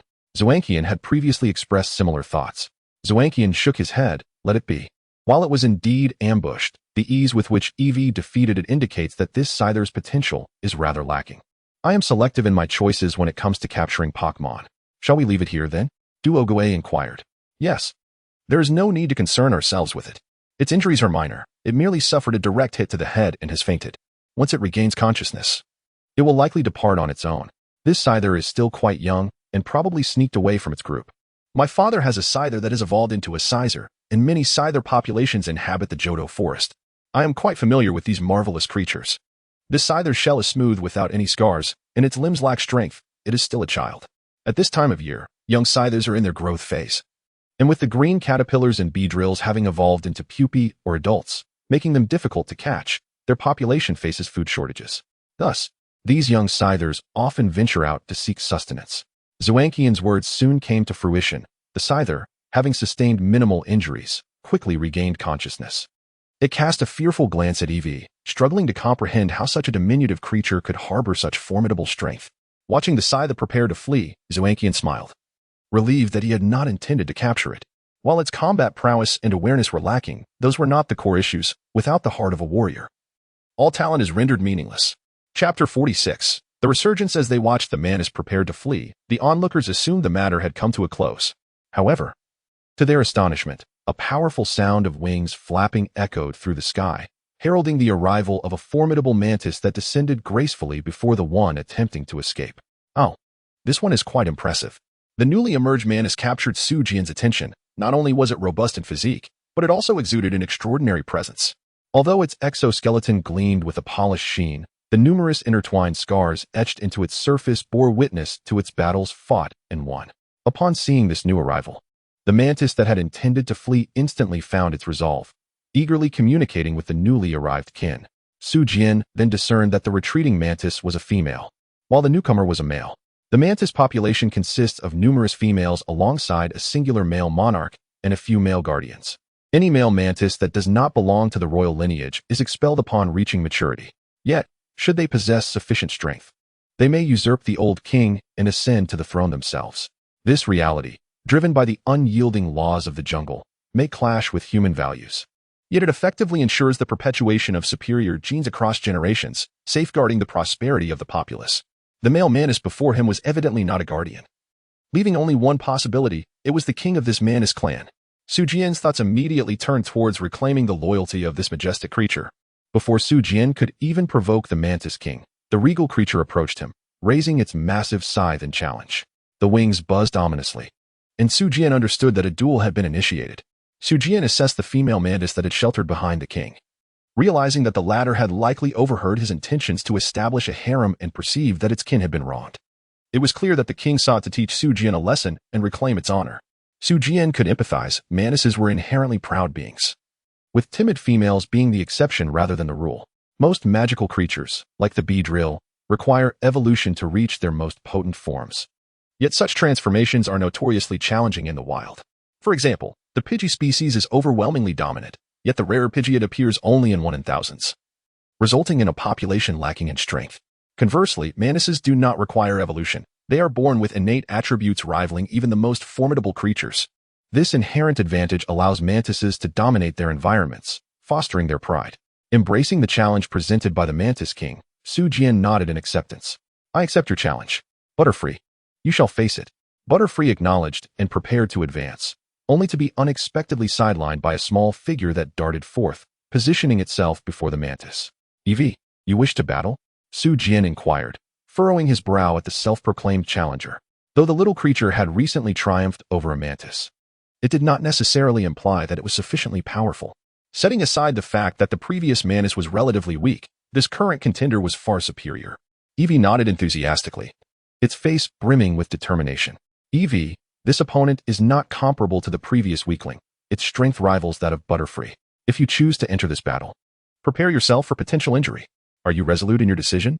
Upon hearing the prospect of injury, Eevee hesitated for a moment, but after a brief internal struggle, its expression hardened with resolve as it nodded affirmatively to Su Jian. Su Jian smiled with a sense of pride, impressed by the little one's courage. Allowing Eevee this opportunity would be worthwhile, even if it meant letting the Mantis King escape. Very well, you may take the field. Su Jian granted permission, and Eevee immediately straightened, turning to face the mantis. The mantis, incensed by the opponent's choice of such a diminutive adversary, seethed with indignation.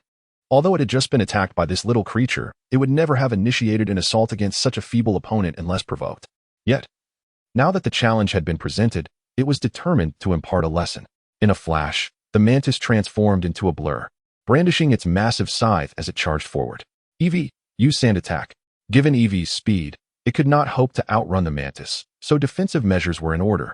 Upon receiving the command, Eevee sprang into action, kicking up sand from the soft, loamy ground of the campsite. The soil, rich in sand, readily complied, creating a storm of dust that enveloped the approaching mantis. As the mantis barreled through the sandy tempest, it instinctively squinted, its ferocious assault momentarily subdued. Eevee, use swift. The mantis, preoccupied with clearing the sand from its vision, was caught off guard by the swift barrage of stars unleashed by Eevee. However, the damage inflicted was minimal. Having withstood the onslaught of Swift, the mantis swiftly retaliated. It closed the distance to Eevee, wielding its scythes in a cross-pattern attack, effectively sealing off Eevee's escape routes with its signature bug-type move, Fury Cutter. Eevee, leap up and counter with Iron Tail. In a moment of confusion, Eevee complied, launching itself upward to meet the descending scythe with its Iron Tail. The resultant clash sent it soaring, narrowly avoiding the other side's strike. Shadow Ball. Su Jian commanded again. In midair, Eevee executed the command flawlessly, forming a dark purple sphere of energy in its mouth and launching it downward to intercept the pursuing mantis. However, due to its inability to multitask, Eevee landed awkwardly, tumbling to the ground. Fortunately, the soft earth cushioned the fall, mitigating the impact compared to a direct confrontation with the mantis. Su Jian exhaled with relief. Commanding a lower-level Eevee against a high-level mantis was akin to a novice attempting to conquer a hellish dungeon. Su Jian approached this encounter with the mindset that prolonging the battle for even one more turn would constitute a victory. On the other hand, the Shadow Ball inflicted no significant damage upon the mantis. As it approached, it was effortlessly cleaved in two by the mantis's blade, revealing its extensive battle experience. Seeing Eevee evade its grasp for a turn, the mantis began to truly assess its opponent. With a powerful kick, the mantis surged forward once more, its scythe raised high, accelerating toward Eevee at breakneck speed. Eevee, unable to match the mantis's speed, relied on its agility to deftly evade the strikes. Its small form darted and twisted, akin to an acrobat dancing upon the edge of a blade. Yet, as the old adage goes, prolonged defense invites inevitable loss, especially as Eevee's stamina paled in comparison to that of the mantis. Gradually, Eevee's speed waned, and in a moment of misjudgment, it was struck by the back edge of the scythe, sending it flying. Chapter 47. The courage of Eevee. Watching Eevee being sent flying brought a sharp pang to Su Njin's heart. This little creature had depended on him immensely since the day it began to follow him, and Su Njin had invested considerable effort into nurturing it. Witnessing its injury was profoundly distressing. However, Su Njin understood that his concern bore no significance in the context of the battle. As long as Eevee had not conceded defeat and still possessed the will to fight, his duty was to command the battle effectively. The Scyther, observing Eevee's plight, chose not to pursue. That blow had been significant. Surely the little one would recognize the gravity of the situation and surrender. Eevee felt a searing pain radiating from its back. In that moment, it realized evasion was futile and opted to shield its vulnerable abdomen, absorbing the impact on its back instead. This was the first time it had ever sustained such severe damage. So this is what battle entails. Until now. Eevee had watched its companions engage in fierce combat, believing it to be an enjoyable endeavor, only to discover the harsh reality of pain. Despite the agony and the urge to give up, Eevee grit its teeth and rose once more. For such a proud creature, surrendering or fleeing was utterly disgraceful. Having chosen to fight, it resolved to battle until the very last moment. Go, Eevee! Duogue urged, and the other Pokémon joined in cheering for Eevee. Eevee!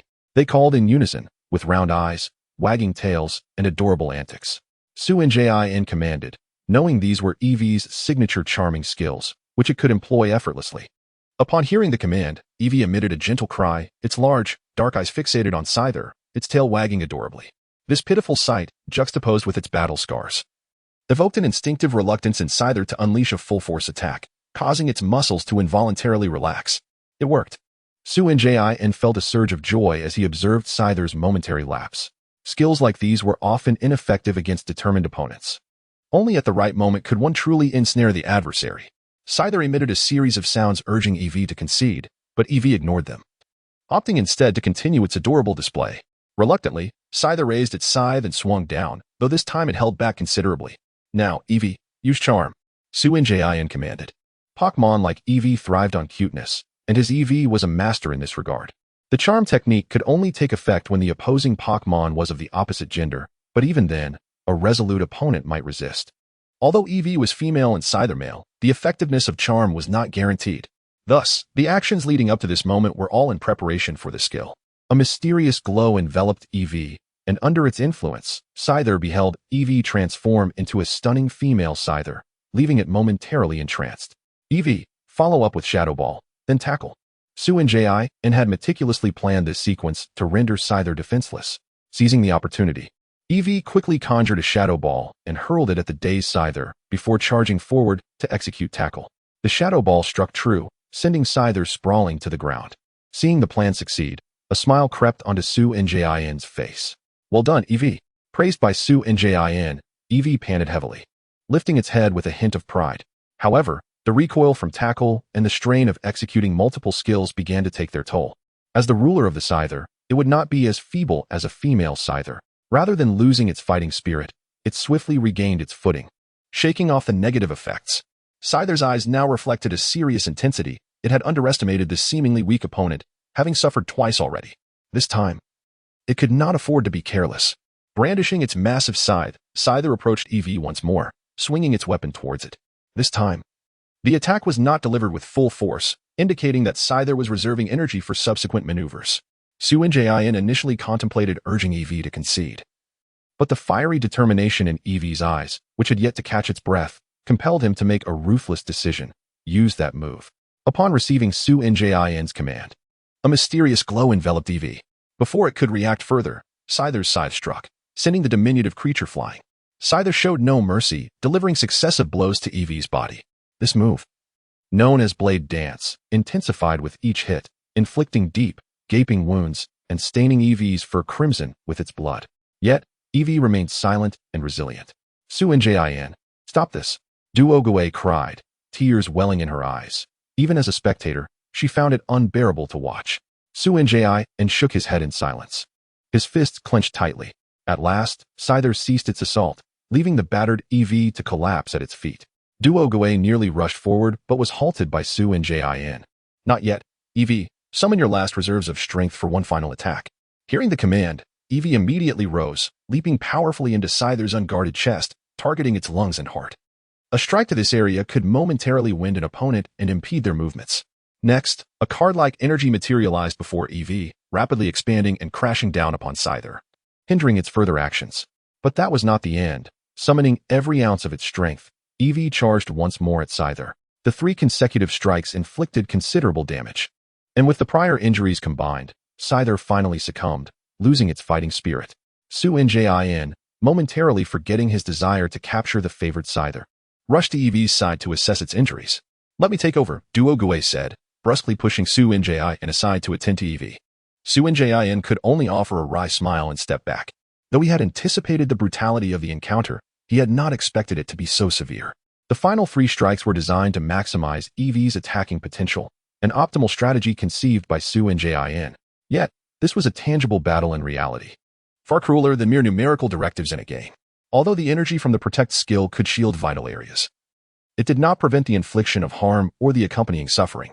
Moreover, once the skill concluded, the Pokémon might very well face the risk of losing its life.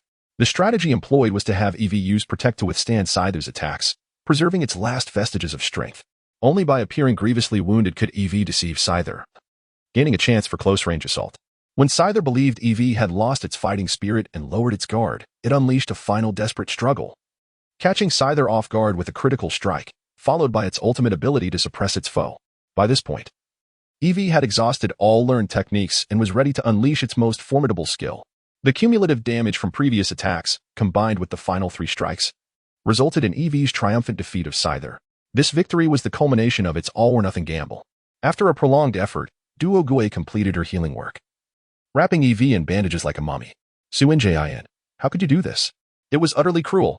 Thankfully, I managed to treat it in time. Otherwise, this little one might have lost its life. Duogue's first action post-treatment was to direct her ire at Suinjin, who found the brutality of the recent battle hard to accept. Suinjin's expression remained inscrutable. If he had a cigarette at that moment, he would have indulged in one.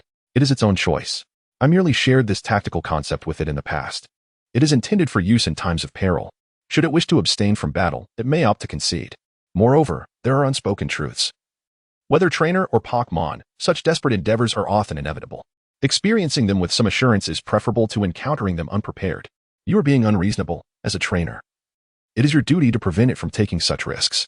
Xianjian shook his head, asserting that trainers should respect the choices of their Pokémon. This is the path that Eevee has chosen. Humph, a mere excuse. I never anticipated you to be so heartless. I misjudged you. With that, Duogue stormed off, leaving Xianjian in helplessness. At that moment, Eevee had awakened, shielded by its skills. It had not sustained any critical injuries, merely suffering from excessive blood loss and in need of recuperation. Upon waking, Eevee felt itself enveloped in bandages, discomfort coursing through its body, just as it attempted to struggle. Numerous hands restrained it. The other Pokémon had gathered around during its unconsciousness.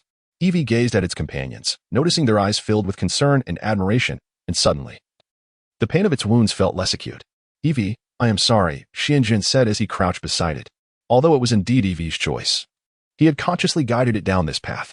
He pondered whether, had he been more formidable, Eevee might have prevailed against the Scyther without such desperate measures.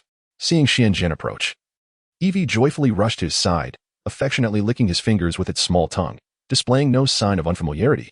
Eevee, you have accomplished something truly remarkable. You shall henceforth be recognized as a brave warrior by all. Xianjian gently cradled it in his arms, channeling some of the power of Eternatus to aid in its healing while solemnly conveying his words. The Pokémon cheered for it, while this little one, nourished by the essence of Eternatus, peacefully drifted into slumber.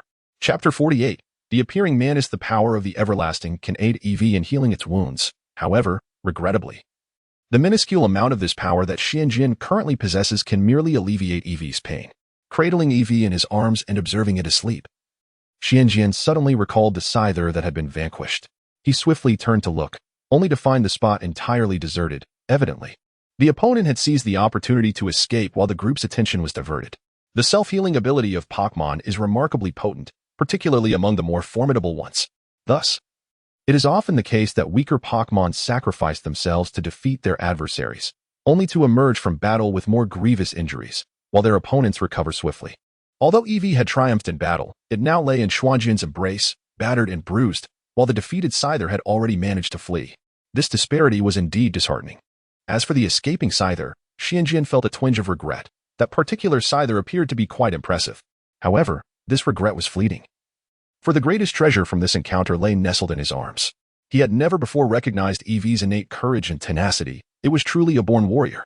Having chosen a path, he resolved that once Kingler successfully evolved, he would guide this little one towards its evolution into Leafeon.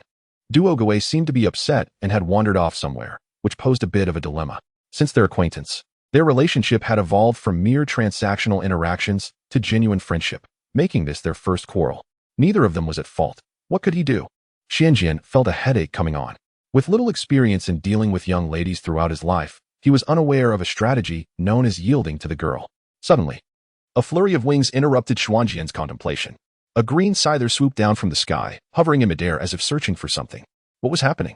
Could it be that the previous Scyther was not the leader of the group, and now the elder had come in search of the younger? Xianjian observed the Scyther circling above, intrigued. It was rare to see a Scyther with such impressive flying capabilities, although Scyther is a flying-type Pokémon. Its aerial prowess is generally limited, relying instead on strong legs for powerful jumps followed by brief wing-flapping flights. To encounter one that could hover in midair was indeed unusual. Suddenly, the Scyther darted straight towards Xianjian, folding its wings and landing gracefully before him. Xianjian took a moment to appraise this newly appeared Scyther. Typically, Scyther with exceptional flying abilities are slender in build, possessing higher chances of obtaining the light metal trait post-evolution. Yet, this particular Scyther was quite robust, matching the previous one in strength. However, upon closer inspection, Xianjian dismissed the possibility of this Scyther being the leader of the group, for it bore a disability. In a healthy Scyther, the sides are flat and wedge-shaped, one end thicker and the other thinner, extremely sharp and capable of slicing with precision. However, this Scyther's sides resembled elongated prisms, a clear indication of congenital deformity. Such a Scyther could not possibly become the leader of the group. What do you want? Xianjian inquired of the Scyther. If it was not the leader, then what was its purpose here? It wishes to accompany you. A melodic female voice chimed from the direction of the Scyther. Moments later, a woman dressed in a uniform emerged from the dense thicket, standing before Xianjian. Greetings, I am Anna, the forest ranger of this island.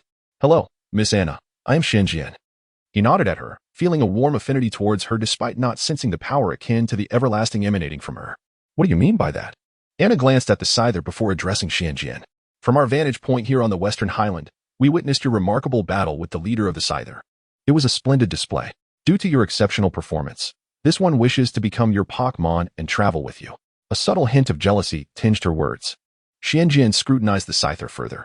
Its limbs and wings were strong and powerful, explaining its ability to hover. Its carapace was adorned with scars, indicative of a seasoned warrior, and its eyes sparkled with intelligence. It exhibited commendable qualities, though its sides were deformed. Upon hearing Xianjian's appraisal, Anna's expression soured. What does its deformity matter? This creature has the potential to defeat the Scyther you encountered. I have long sought to capture it, but it has refused to be tamed by me. Unfortunately, I cannot defeat it. Otherwise, it would not have fallen into your hands. Defeated the leader? How impressive! Xianjian exclaimed, taken aback. A Scyther with side deformities would surely face disadvantages in battle, yet it had managed to conquer what appeared to be a formidable leader.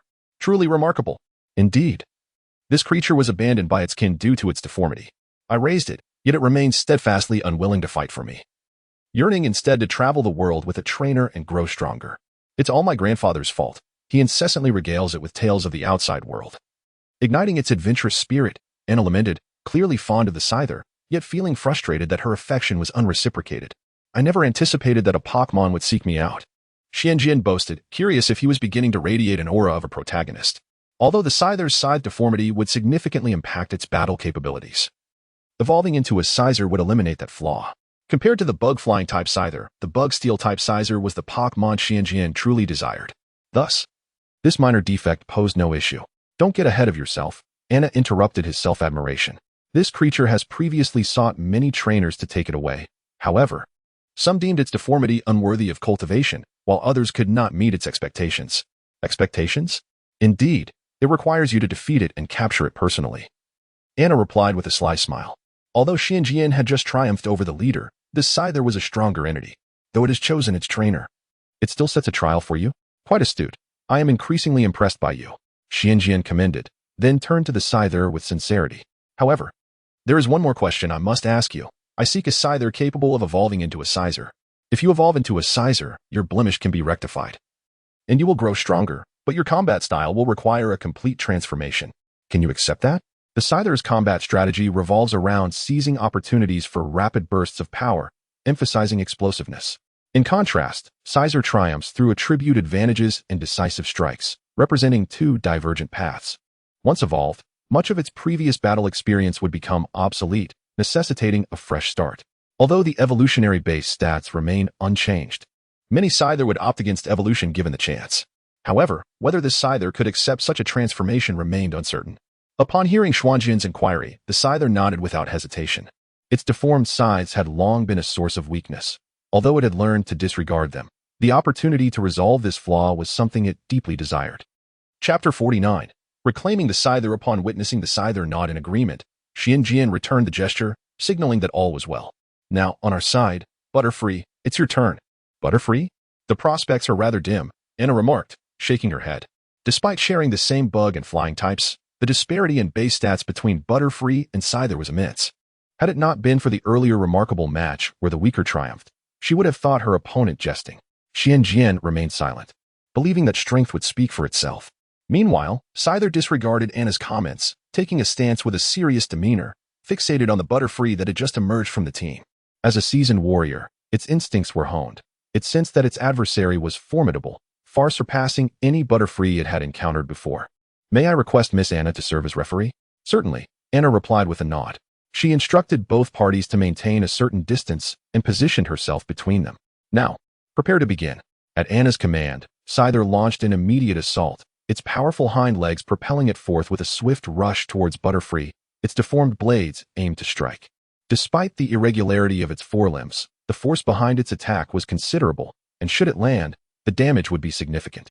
"Impressive speed, far surpassing the previous one," Xianjian commented, showing no signs of issuing commands.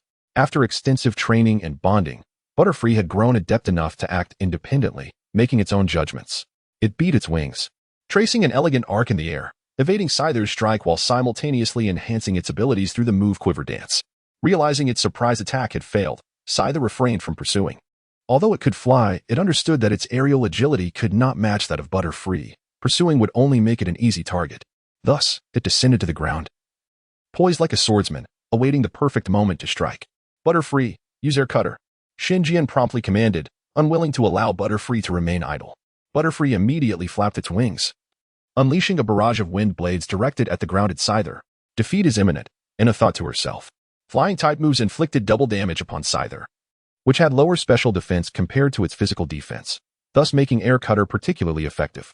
Many trainers had instinctively employed this strategy, only to be countered by Scyther, who had exchanged blows to secure victory. As the wind blades filled the air, a flicker of disappointment crossed Scyther's eyes, quickly replaced by renewed determination. It thrust off the ground with great force, flapping its wings at incredible speed to charge towards the airborne Butterfree, undeterred by the incoming wind blades. "I've encountered this tactic before. How could I not prepare for it? As the attack originates from its wings, the Pokémon cannot maneuver easily. I previously exploited this weakness against Spearow, so I shall not be caught off guard again. Butterfree, repel it with Psychic." For Butterfree, whose psychic prowess was formidable, multitasking was not daunting. While maintaining the wind blades, it extended its antennae slightly, unleashing a powerful psychic force that pushed Scyther back to the ground. With no leverage in midair, Scyther found it difficult to resist the psychic force and was easily thrust down. However, upon landing, it tensed up, breaking free from Butterfree's psychic hold. It then darted away, evading the wind blades and rendering the remaining attacks futile. In a flurry of movement, it created several shadowy duplicates, making it difficult for Butterfree to pinpoint its location. "In that case, we shall respond in kind. Butterfree, create duplicates." Butterfree ceased its attack and conjured several shadowy clones. Seeing this, Scyther also halted, standing off against Butterfree, biding its time for the opponent to strike and fall into its trap. "There's no way I'm going to wait idly. Butterfree, once more with Quiver Dance." Compared to the seasoned hunter, Butterfree's inexperience would be a disadvantage in a battle of patience. So it opted to enhance its abilities and provoke Scyther into action. Following Xianjian's command, Butterfree gracefully performed Quiver Dance, both its true form and duplicates twirling in the air, creating a mesmerizing spectacle. Realizing that its opponent was again bolstering its strength, Scyther had no choice but to alter its strategy. It lunged into the air, accompanied by several duplicates, targeting the dancing Butterfree. Since only those clones that were attacked would vanish, the aerial battlefield became a chaotic mix of Butterfree's and Scyther's illusions, creating an eerie scene. In the midst of this confusion, Scyther's keen senses detected one of its duplicates preparing to cross paths with a Butterfree that suddenly dissipated, indicating that it had found the true Butterfree. Scyther immediately employed its slicing move against that Butterfree. "Another trap," Xianjian chuckled softly. The command to create duplicates appeared to instruct Butterfree to use the move substitute, while simultaneously preparing a ruse to draw out Scyther's formidable attack. Scyther's strike landed perfectly on Butterfree, cleaving it in two. Scyther stared in shock at the scene before it, realizing it had fallen for yet another trick. "Butterfree, use Illusionary Light." Butterfree reappeared not far from Scyther. Having cleverly concealed itself with its wings and illusions, it was not within any of the duplicates. Its wings and antennae shimmered faintly as it directed a dazzling light towards Scyther. As Scyther's body stiffened from the psychic assault, it plummeted from the air. "Continue the assault." "Air Cutter," Xianjian commanded without concern for Scyther's state of confusion, instructing Butterfree to attack. Butterfree executed the command flawlessly, generating a multitude of wind blades that surged towards Scyther. Good, prepare for defense. After a series of wind blade strikes, Xianjian ordered Butterfree to halt. Mindful that this was a Pokémon he intended to capture, and he did not wish to inflict excessive harm. As the dust stirred by the wind blades settled, Scyther was revealed within the observer's view, now devoid of fighting capability. Go, Pokeball. Xianjian threw a Pokeball towards Scyther, capturing it amidst Anna's envious gaze. Congratulations on capturing Scyther, Anna said, albeit reluctantly, offering her well wishes. She had witnessed the entire battle, noting how Xianjian's Butterfree had dominated Scyther, with each step of the ladder meticulously anticipated by Xianjian. Such a powerful trainer was precisely what Scyther had been waiting for. Thank you. Xianjian expressed his joy at having captured a Pokémon with such potential. With proper training, this Scyther could undoubtedly become a cornerstone of his team. And should it evolve into a Scyther, it would be even more splendid. Chapter 50. The Storm at Sea. Early the next morning, Xianjian and Dugu set off on their journey as usual, though this time the atmosphere between them felt rather peculiar. Dugu, what's wrong? Are you feeling unwell? Xianjian inquired, noticing the unusual pallor on Dugu's face. I'm fine, Dugu replied, a hint of defiance in her tone. Ah. Then let us depart swiftly. Let us go then.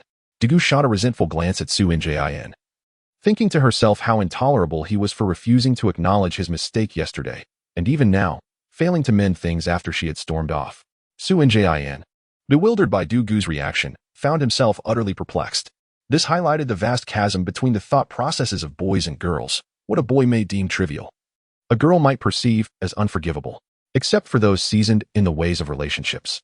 Most men, particularly those who have never experienced love, despite being well informed by numerous friends and having perused countless guides, often find themselves utterly confounded when faced with real-life situations. This disparity between theory and practice is as vast as the distance from Earth to the Sun. Thus, the two began their day amidst this strange and oppressive tension. Dugu continued to glare at Xianjian, who remained oblivious and attempted to engage her, but she remained silent, leaving him in a state of confusion. Wasn't she once quite reasonable? What has caused this transformation? Xianjian mused. Unbeknownst to him, their relationship had entered a distinctive phase. Previously, they had merely known each other casually, their interactions polite, yet distant, seldom revealing their true selves. Even when disagreements arose, they would civilly overlook them. However, as their acquaintance deepened over the past month of traveling together in the Orange Archipelago, their relationship had evolved from formalities to a budding friendship, thus creating the current awkward scenario. Both carried their own burdens of thought, oblivious to the sudden change in the weather around them. The Orange Archipelago typically enjoyed clear skies, with rain only infrequently. However, when rain did come, it rarely bore significant storms, making the archipelago a favored destination for vacationers and novice sailors alike. Yet, the locals were aware that the islands could occasionally exhibit unpredictable weather, transitioning abruptly from clear skies to torrential downpours, and could even summon storms that were rarely seen in these parts. This phenomenon was believed to be the work of the sea god. If Xianjian were to witness this, he would undoubtedly attribute it to the stirring of the legendary Pokémon, Lugia. Of course, such calamity could only be instigated by a Lugia of considerable age and power, one that had grasped certain laws of the world, for its every action would wield significant influence over the realm. At that moment, high above, a colossal Lugia soared through the skies, its powerful wings scattering the gathered rain clouds and altering the airflow, causing rain to form in new locations. The sudden climatic shift, coupled with the gusts from its wings, stirred the sea below, creating towering waves and numerous whirlpools. Unfortunately for Xianjian and Dugu, they found themselves ensnared in this perilous zone, utterly unaware of the impending danger. What on earth is happening? Why has the weather changed so suddenly? Xianjian gazed upward at the swiftly darkening skies and the increasingly turbulent waters. I don't know. I checked the weather beforehand, and our route today was supposed to be clear, Dugu responded, momentarily setting aside her earlier irritation as she surveyed the ominous clouds. The rain clouds that Lugia had dispersed had fortuitously regrouped over their location. It seems we are in for rain. We must find shelter, Xianjian warned. Navigating the seas in inclement weather was only feasible for large vessels. For Xianjian and Dugu, traveling under such conditions was perilous, and without proper shelter, they stood the risk of becoming drenched and falling ill. Indeed, Dugu said, scanning the nautical chart, the nearest landmass appears to be this small island. Although uninhabited, it should provide adequate shelter from the rain. Then let us make haste to that island, Xianjian urged. All right, Xianjian, steer towards 25 degrees southeast, Dugu commanded after taking some measurements. Xianjian nodded. Although it relished the rain, It understood the perils of stormy seas without a safe harbor, especially with 2 passengers aboard. Thus, Eeveelutions swiftly altered its course and propelled itself towards the designated island. Despite the turbulent waters, Eeveelutions maintained a swift pace, but just as they approached the island, disaster struck. As it navigated through a swell, a piece of driftwood, lifted by the waves, struck Eeveelutions on the head, rendering it unconscious. Fortunately, Dugu reacted quickly, returning it to its Pokéball, averting a fate of being swept away. However, this left both Eeveelutions and Dugu in the water. Thankfully, they had donned life jackets, preventing them from being too severely affected. Quickly, summon the other water-type Pokémon, Eeveelutions shouted, sensing the storm approaching from afar. We must reach the shore before it's too late. Come forth, Squirtle, Lantern, and Seahorse, he called out. Join us too, Magikarp, Starmie, and Psyduck.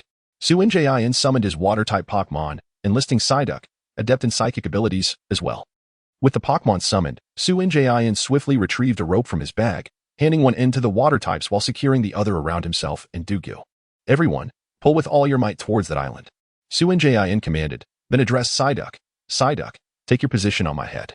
Should any dangers or waves approach, use your psychic powers to fend them off. Psyduck nodded, perching on Eeveelutions' head and preparing to defend against incoming threats. Thus, this motley crew set off towards the island. This makeshift team, though numerous, was far less efficient than Eeveelutions, and despite the Pokémon's valiant efforts, they found themselves distanced from the island as the storm and towering waves drew ever nearer. We must alter our strategy, Eeveelutions declared, untying himself from the rope. Dugu, you and the Pokémon go ahead. Let them return for me afterward. Absolutely not. I cannot leave you behind, Dugu protested. Listen. If we both go together, it will be too strenuous for them to pull us both. It would be far more efficient for them to take you first, Eeveelutions insisted. But you, no more buts, Eeveelutions interrupted. We are running out of time. If we do not hurry, we may not make it back at all. How about this? Starmie stays with me, and Psyduck, you go with Dugu. Starmie may not swim quickly, but it can use its psychic abilities to assist me, which is essential. Enough talking, let us move. Do you want to risk everyone's safety? Eeveelutions shouted. Seeing Dugu hesitate. Fine, but you must promise to wait for me. Dugu relented, rallying her Pokémon with a determined expression.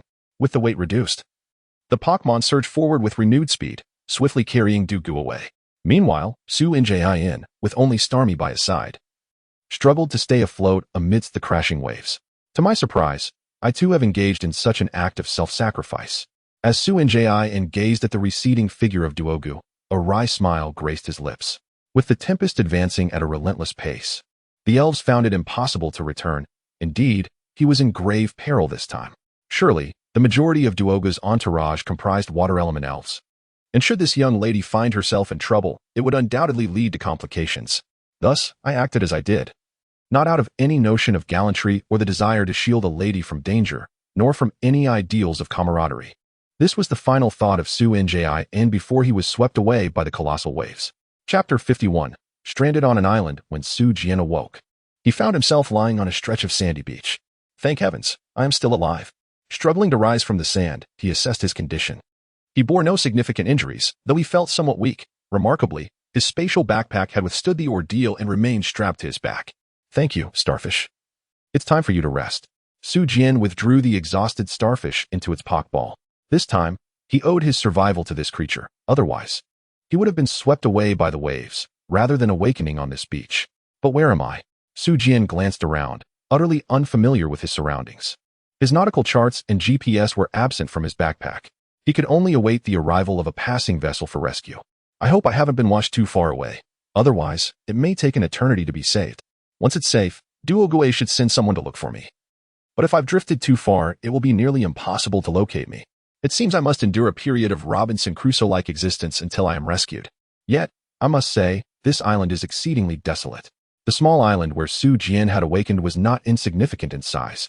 It appeared to be comparable to the island where he had captured the Scyther, but the environment was starkly different. The island where the Scyther thrived was lush and green, whereas the one before him was strewn with jagged rocks and overgrown with coarse grass. I wonder if I can find any food here. If not, I may need to fish in the sea. Su Jian voiced his concerns. The supplies in his backpack were limited, sufficient for only a day or two, and it seemed there were no fish in the vicinity. Come forth, Scyther. Su Jian summoned the Scyther. It was wise to be cautious on this unknown island. With the Scyther at his side, Su Jian began to explore. The island was as desolate as it first appeared, with a thin layer of soil lacking in fertility, supporting only a few weeds. The various uneven rocks had been severely weathered by sunlight, rain, and sea winds, easily shattering underfoot. As he reached the center of the island, he could clearly see the outline of another part of the island across the water. Strangely, he found nothing of interest. This island held an air of mystery. Su Jian muttered to himself, having circled the area without encountering any wildlife, aside from a few feathers from bird Pokémon nestled in the crevices of the rocks. This was indeed peculiar. It felt as though he had heard of such occurrences before. He strained to recall, but after much contemplation, he could not remember. Never mind. Let's find a place to rest first. The Scyther nodded in agreement. It too was feeling peckish and desired to eat. Finding a relatively smooth rock, Su Jian settled down and released his Zubat, Eevee, and Starfish, sharing his meager provisions with them. Having been unconscious for a day, his Pokémon had not eaten since the previous morning and were quite hungry. Upon seeing the food, they disregarded the blandness of the rations and the vast difference from Duoguay's cooking, devouring it eagerly. After their meal, Su Jian did not return his Pokémon to their balls but allowed them to roam freely. Having been cooped up for too long, they needed some exercise. Eevee, having mostly recovered from its injuries, joyfully darted through the grass until it stumbled upon something unusual, quickly bringing it to Su Jian. What is this? A snake shed? Su Jian examined the object that Eevee had proudly presented, recognizing it as the discarded skin of a superior Pokémon. Damn, I remember now what I had forgotten. Looking at the snake skin, Su Jian recalled a troubling tale he had heard before. In a previous life, he had learned that certain isolated islands were known as Snake Islands. These islands were exceedingly barren, with scarce resources, and even the surrounding waters had few fish. The only inhabitants were snakes, which preyed on migratory birds that happened to rest on the islands. They would gorge themselves during the birds' seasonal visits, then enter a state of near hibernation, surviving on minimal sustenance due to their slow metabolism. Only creatures capable of drastically slowing their metabolic rates could endure such a harsh environment. However, that was merely a story from a past life. In this world, ordinary snakes posed little threat. The true danger lay with snake Pokémon. The finding of the shed skin suggested that at least Superior inhabited this island, and according to the laws of nature, there were likely many more of them. For these Pokémon, which had long endured hunger, their venom would likely be more potent than that of their more frequently battling counterparts. Furthermore, they would not have been preying on ordinary birds, but could very well have targeted bird Pokémon, thus to ensure they secured sufficient food. Their battle prowess would surely be formidable. Those unable to survive would have perished long ago. We must take precautions. Being besieged by those snake Pokémon would be perilous. The surrounding waters are rather barren, with scarcely any fish, and the last avian migration had long since passed. To the famished serpents, we and our Pokémon would be akin to a feast. Eevee, Zubat, return to your balls. Su Jian recalled the two Pokémon.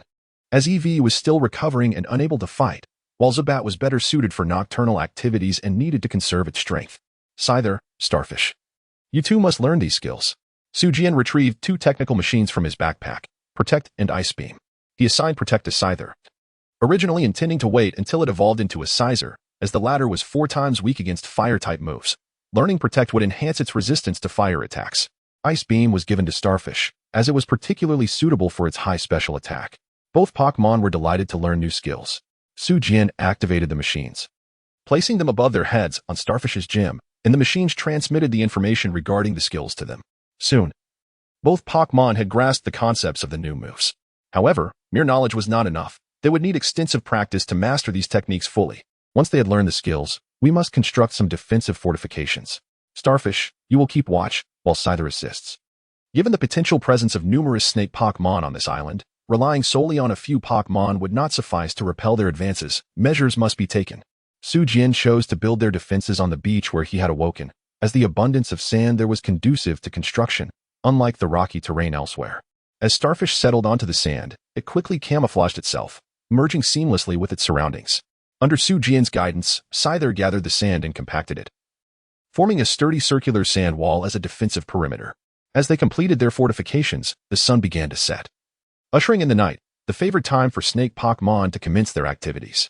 As dusk descended, many life forms concealed within the rocky crevices began to stir, their heartbeats quickening, their vitality surging, even as the very rock layers could not contain them, manifesting in Su Jian's heightened senses. Chapter 52. The onslaught of serpents. As nightfall descended, the temperature gradually dropped. In the realm of serpentine Pokémon, which possess an uncanny ability to perceive through temperature. Xianjian and the Scyther radiated an intense warmth, akin to two blazing hearths, irresistibly drawing the serpents towards them, as if to consume them. Although capable of swimming, traversing the vast ocean to reach more bountiful lands and islands proved insurmountably challenging for these creatures. Thus, they relied on migratory birds and the occasional passing schools of fish to satiate their hunger. The scarcity of food kept them in a perpetual state of hunger, inducing a hibernation-like slumber to conserve energy. This predator-free environment, combined with prolonged periods of dormancy, endowed them with extraordinary longevity, allowing their levels to rise significantly over time, resulting in the emergence of numerous Arbok's evolved form, the Arbok King. Typically, they would have succumbed to slumber this night, awaiting the arrival of the next migration season. However, the arrival of Xianjian shattered their tranquility. They sensed the presence of a being with a body temperature far exceeding the ambient level, a creature that had appeared before. Their extensive lifespans had cultivated profound wisdom, and they recognized this as yet another unfortunate soul washed ashore due to shipwrecks. Such beings had previously become their meals, leading to particularly easy years whenever such fortuitous events occurred. Consequently, as darkness enveloped the land, they sprang into action. Xianjian's heart sank as he perceived the serpentine Pokémon converging from all corners of the island. Despite the limited variety of serpents, comprising only Arbok and Arbok King, their numbers were not insignificant, with half of the 20 being Arbok Kings. With only 3 battle-ready Pokémon at his disposal, the situation was dire. Come forth, Zubat. Without hesitation, Xianjian unleashed all his Pokémon, determined to strike with full force from the outset. Engaging in a war of attrition would undoubtedly spell defeat. Only a swift and decisive blow could convey the message that capturing him would demand a significant price, instilling doubt in their minds. Zubat, utilizing echolocation, was more perceptive at night than during the day. Upon emergence, it quickly identified the swiftly approaching Arbok, issuing a loud warning. Everyone, take heed. The adversary approaches with great ferocity. We must respond with caution. Scyther, you are tasked with defense. Do not allow them to draw near. Starmie and Zubat, follow my commands for ranged attacks. Having assigned roles to his trio of Pokémon, Xianjian felt a twinge of uncertainty. This was his first experience commanding 3 Pokémon in battle, and he questioned whether he could respond adequately. Should he falter, he would have to rely on his Pokémon's initiative. Let us teach them a lesson. Zubat, target the area with the highest concentration of serpents and unleash Air Cutter. Following Xianjian's command, Zubat flapped its wings and launched an attack.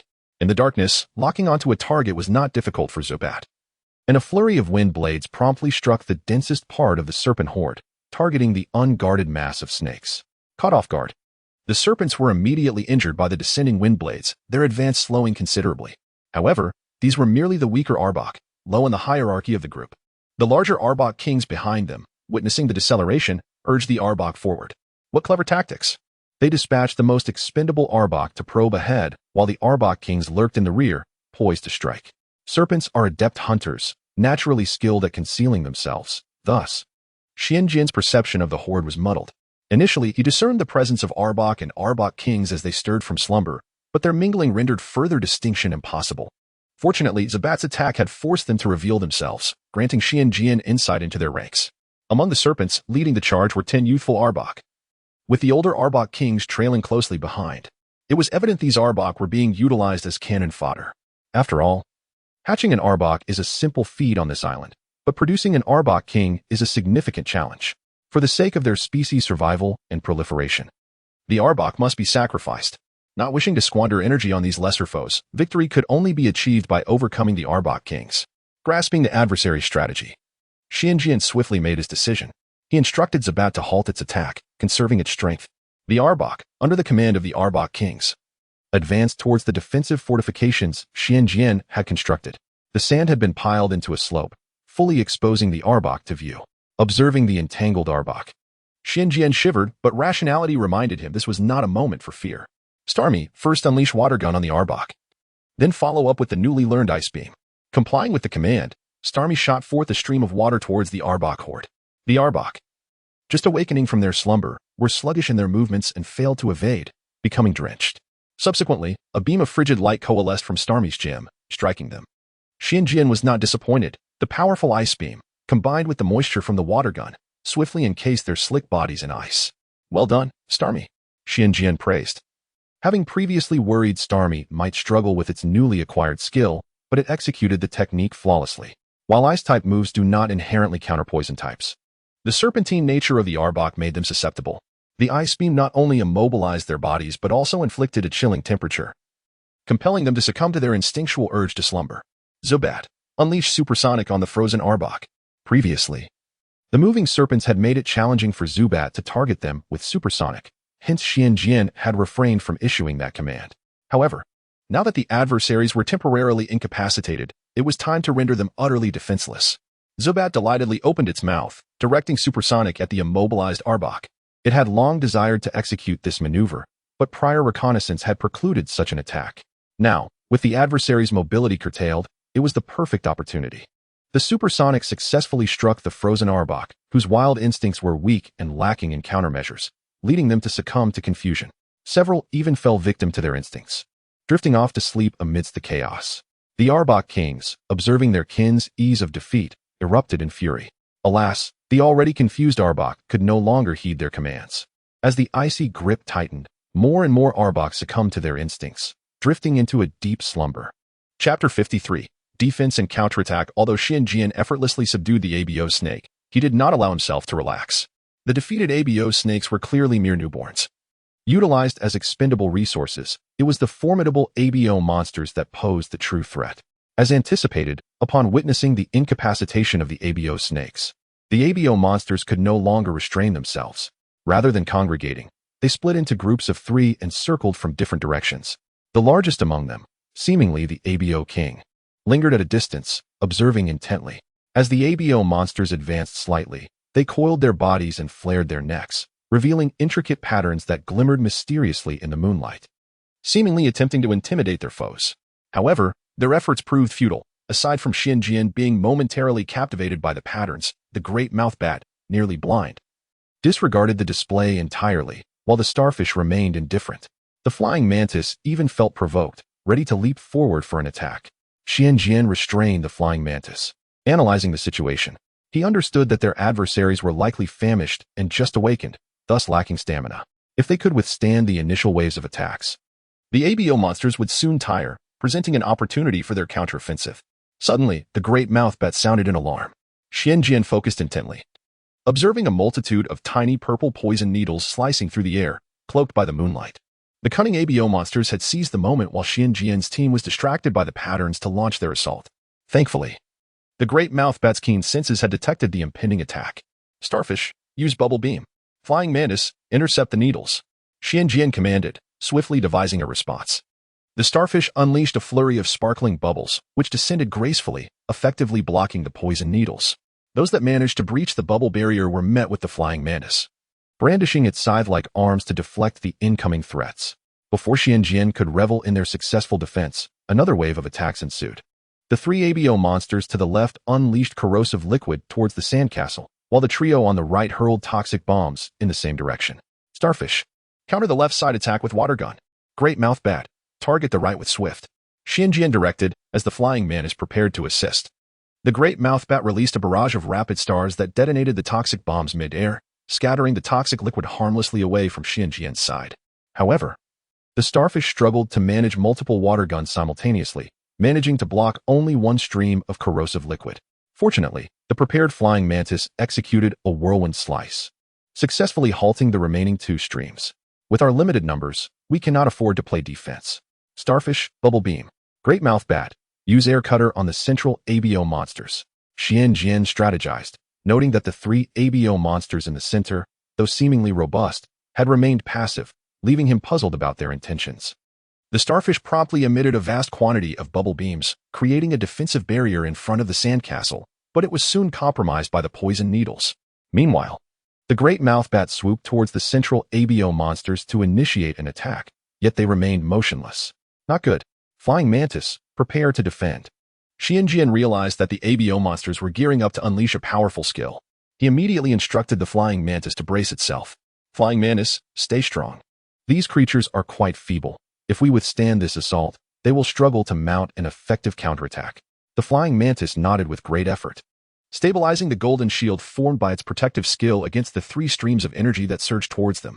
Despite its weakened state, the power of the ABO monster's attack was formidable, and even with its defensive prowess, the flying mantis exerted considerable effort to withstand the onslaught. After the attack subsided, Its powerful sides trembled with fatigue. Fortunately, only 3 ABO monsters possessed this skill. Otherwise, Xianjian feared he would have to concede defeat. Defense alone would not secure victory.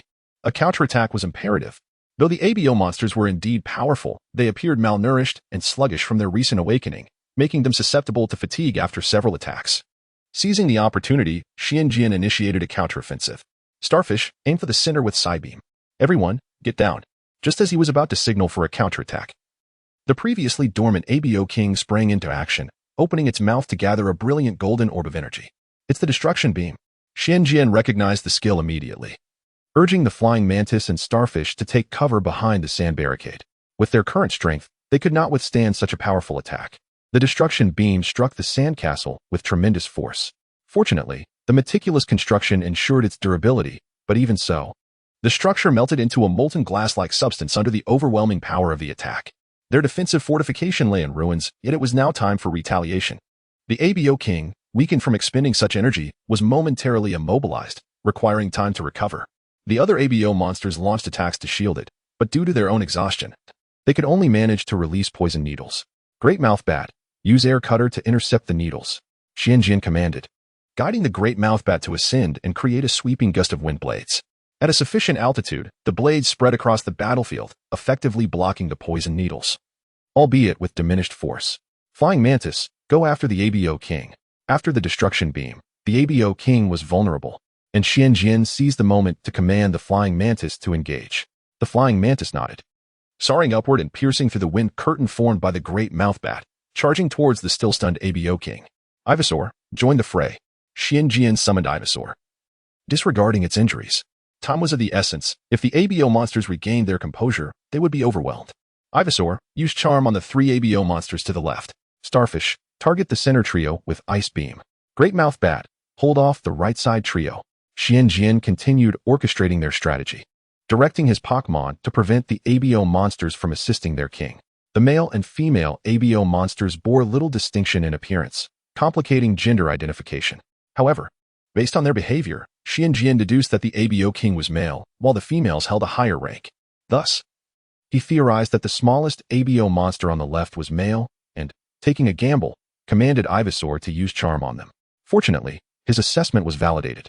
The 3 ABO monsters were indeed male. Under the dominance of the ABO King and deprived of female attention, they succumbed easily to Ivysaur's charm, abandoning their focus on the king to engage in their unique courtship dance. Alas, Ivysaur, being of a different species, could not appreciate their allure and felt rather unsettled. Ivysaur, forget about them for now. Help Starfish, Xianjian urgently instructed as he observed the entranced ABO monsters, redirecting Ivysaur's efforts. The 3 ABO monsters were the strongest, and Starfish would struggle alone. Ivysaur, use Shadow Ball. Starfish, Psywave, Xianjian commanded, recognizing that engaging in close combat was unwise for the still injured Ivysaur. It was better to let it assist from a distance. On the battlefield of the large-mouthed bat, countless shadowy clones emerged, swirling around the 3 Arbok, while the true form stealthily launched continuous assaults from within. The 3 Arbok, bearing their sharp fangs, attempted to strike at the bothersome foe obstructing their path. However, their sluggish movements paled in comparison to the agility of the large-mouthed bat, which deftly outmaneuvered them, ensnaring them in a dizzying dance, firmly immobilized. At that moment, the mantis had descended before the Arbok King, initiating its attack. With a swift motion, it raised its left scythe, delivering an upward jab that sent the rigid serpent soaring. Immediately following, it beat its wings and closed in, delivering a strike with its right scythe that halted the Arbok's descent. The left scythe came in again. Among the skills the mantis had mastered was one known as Combo Slash, which intensified in power with each successive hit on the adversary. At this juncture, the mantis unleashed this very technique, combining it with a dual scythe assault targeted at the Arbok's head. Even if the Arbok managed to break free from its stiffness, it was rendered utterly defenseless, akin to a rag being tossed about by the mantis in midair. As the power of the Combo Slash grew increasingly formidable, nearing the brink of the mantis's control, it delivered a decisive blow to the Arbok's head, sending it crashing down to the ground. The airborne Arbok, after enduring a barrage of strikes, was finally slammed into the earth, creating a cloud of dust and rendering it incapacitated. Witnessing this scene, Xianjian finally breathed a sigh of relief. The tide of battle had finally turned. Yet, not all was smooth sailing. Just as the mantis celebrated its victory, A chilling and anguished scream suddenly erupted from the direction of the large-mouthed bat. Chapter 54. The deadly struggle as the flying mantis held its ground against the Arbok King. Other Pokémon on two separate battlefields were also striving to fend off their adversaries. On the side of Eevee and Stereo, the situation was somewhat manageable. The two Pokémon alternated their ranged attacks, compelling the Arbok to remain steadfast, unwilling to turn away easily. However, on the side of Zubat, only a single Pokémon was engaged, making the battle exceedingly arduous. Initially, Zubat utilized its agility to harass the three Arbok, a strategy that proved effective in keeping them at bay. Yet, it was not long before the Arbok launched a counteroffensive. As longtime allies, the Arbok displayed remarkable synergy. Two of them spread their wide neck membranes to block Zubat's relentless attacks. Meanwhile, the protected Arbok unleashed a barrage of poison needles toward the airborne Zubat, extinguishing many of its shadowy duplicates. Seizing the opportunity while Zubat was forced to evade the poisonous projectiles, the other two Arbok prepared their assault. As one Arbok finished its volley of poison needles, the other immediately followed up, preventing Zubat from approaching for a counterattack. If the situation were to persist in such a stalemate, it would serve as a means to delay the enemy. However, the Arbok would not allow Zubat such a luxury. Just as Zubat began to acclimate to the rhythm of evading the enemy's alternating ranged attacks, all three Arbok simultaneously launched their offensive. The Arbok that had just released poison needles spewed a large mass of venom, while the other two unleashed a dual assault of poison needles upon Zubat. While other Pokémon might withstand such damage thanks to their poison immunity, for Zubat, whose combat relied on agility and was inherently fragile, being struck by any attack could lead to debilitating consequences. Therefore, Zubat had no choice but to evade all assaults.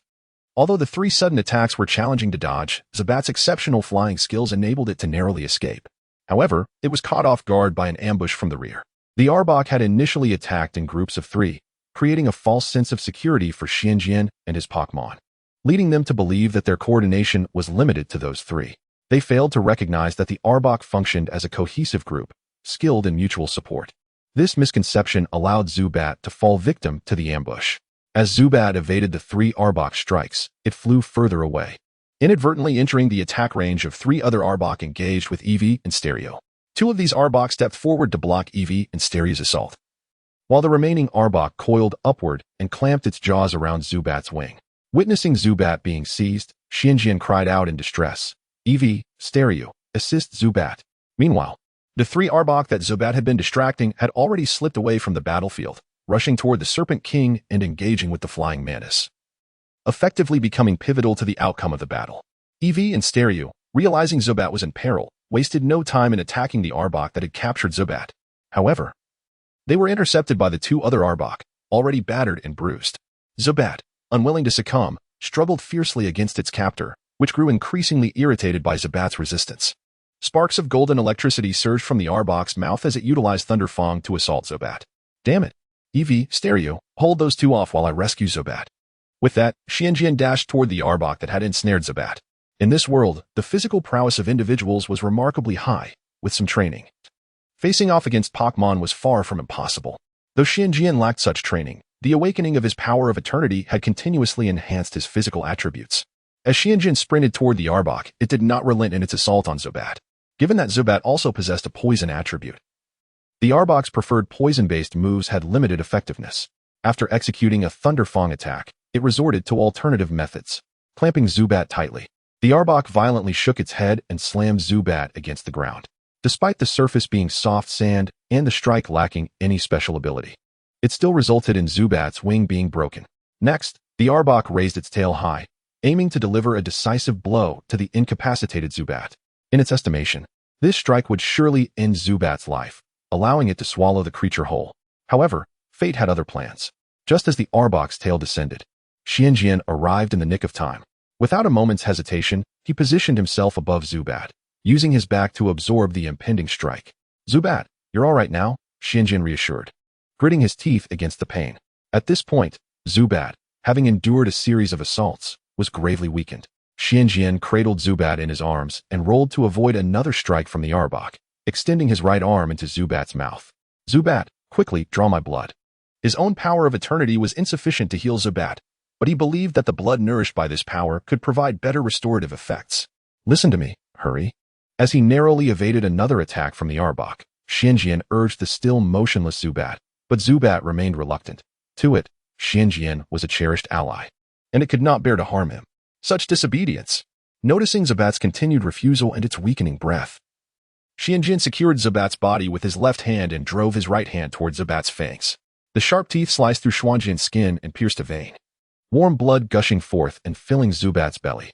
Having been nourished by the power of eternity for so long, Xuanjian's blood brimmed with vitality, and upon entering Zubat's body, it immediately began to take effect, halting Zubat's decline. Xianjian exhaled a sigh of relief at the sight. The Arbok, frustrated by its failed tail strikes against Xianjian, shifted its approach. It opened its mouth and unleashed a barrage of poison needles aimed at him, lacking any poison resistance. Xianjian knew that while he might not perish instantly from the toxins, the risk of serious harm to sensitive areas like his eyes was ever present. Thus, with one arm cradling Zubat, he shielded his head with the other, turning his back to the Arbok and bracing for its toxic assault.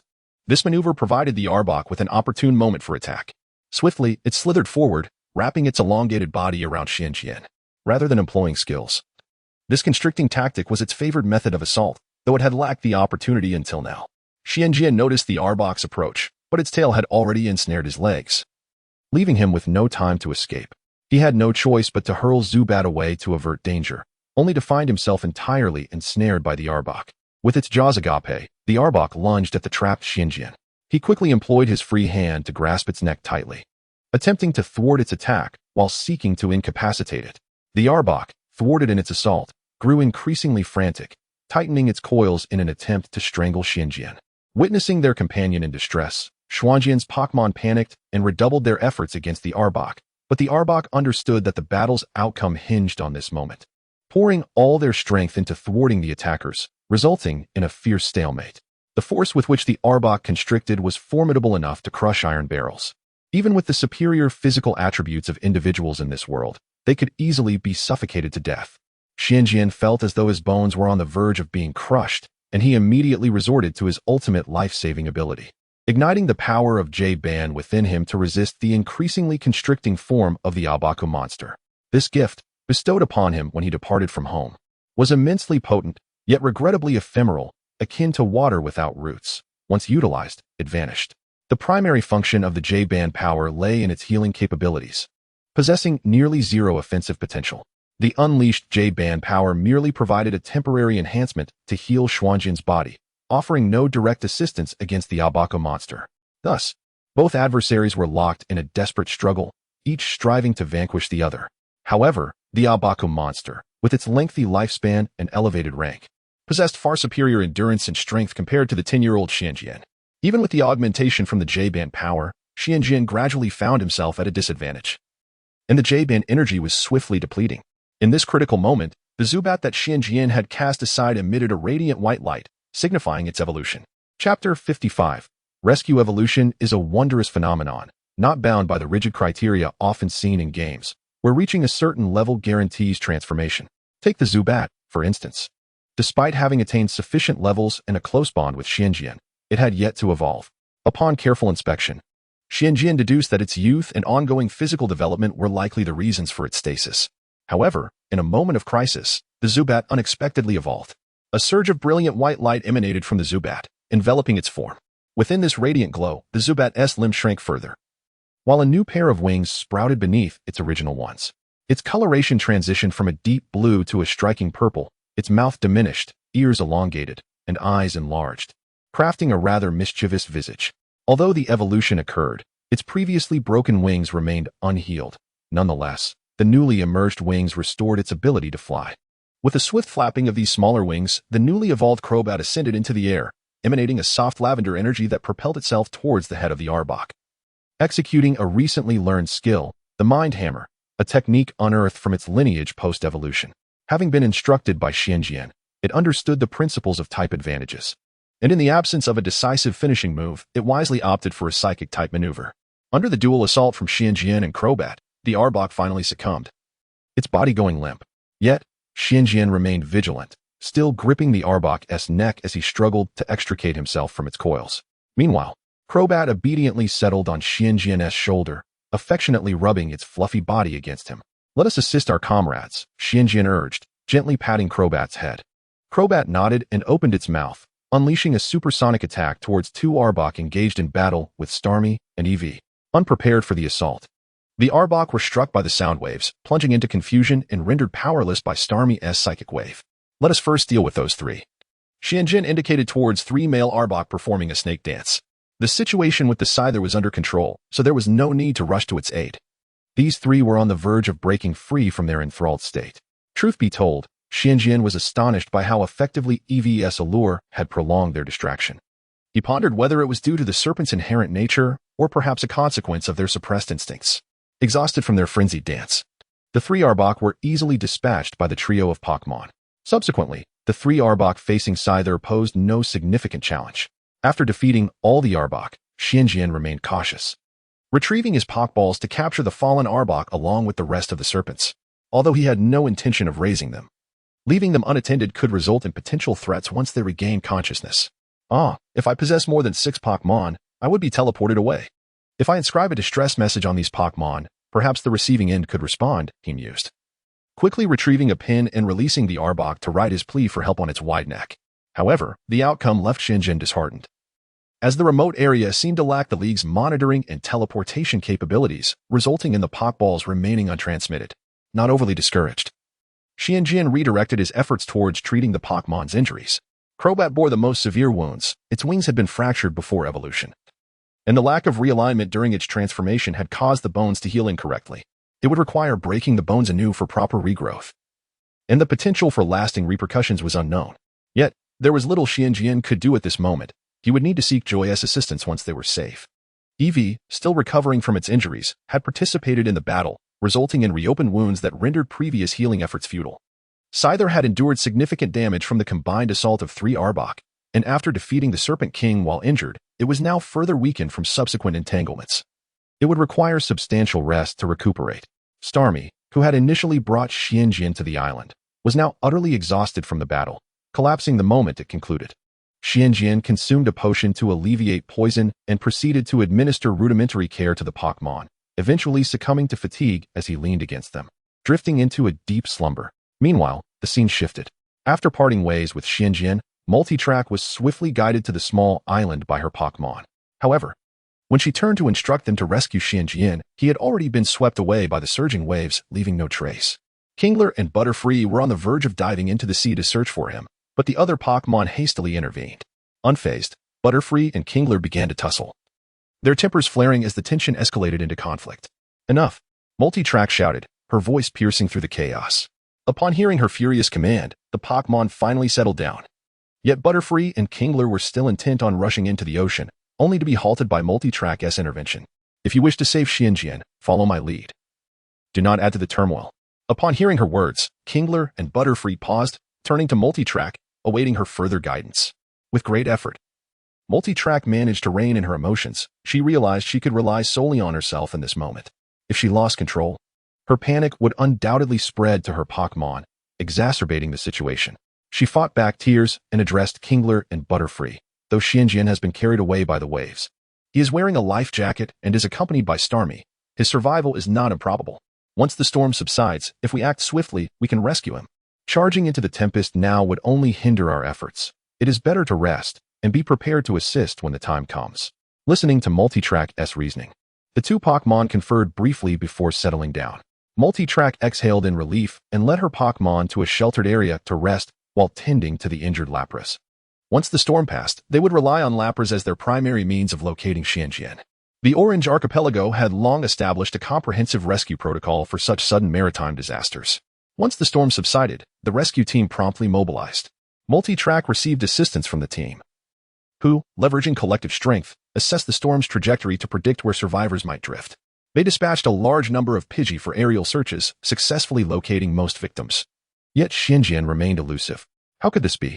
Multitrack fretted aloud, frustration mounting as she realized that while others had been found, Xianjin was still missing. Had something gone awry? The thought that Xianjin might have sacrificed himself to save her sent tears cascading down her cheeks. Don't cry yet. Didn't you mention he had a Starmie with him? The rescue team leader seemed to have an epiphany. Yes, Multitrack nodded. Her eyes filled with hope as she looked to the seasoned leader, yearning for positive news. Perhaps he has been swept to another location, the leader mused, stroking his chin. Starmie's swimming ability is not particularly strong. They tend to follow ocean currents. If he was accompanied by Starmie without a specific destination, it is plausible he was carried off with the current to a different area. Where might that be? Multitrack inquired eagerly.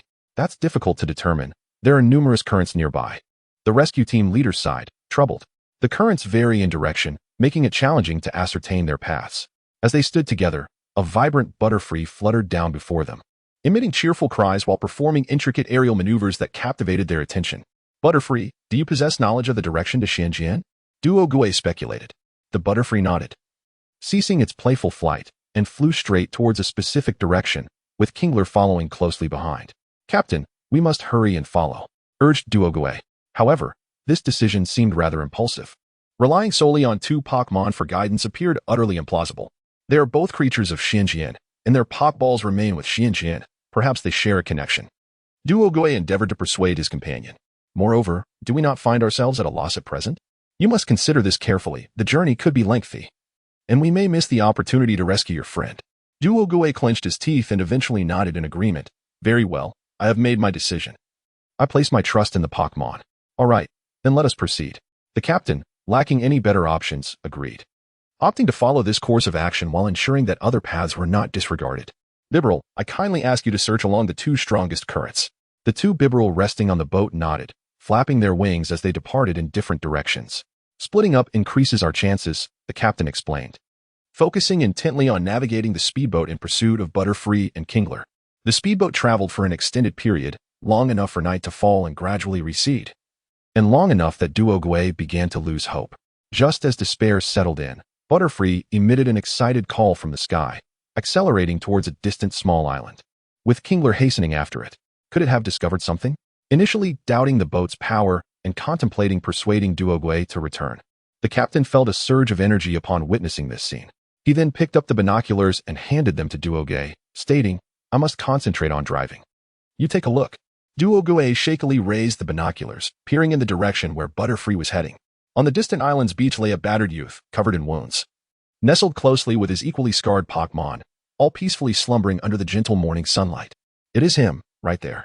Chapter 56. The migration. When Su Jian awoke, he found himself staring at an unfamiliar ceiling, momentarily believing he had traversed realms once more. However, he soon noticed his beloved Eevee nestled within his blankets, affectionately licking him, which reassured him that he had not, in fact, crossed over. Have we been saved?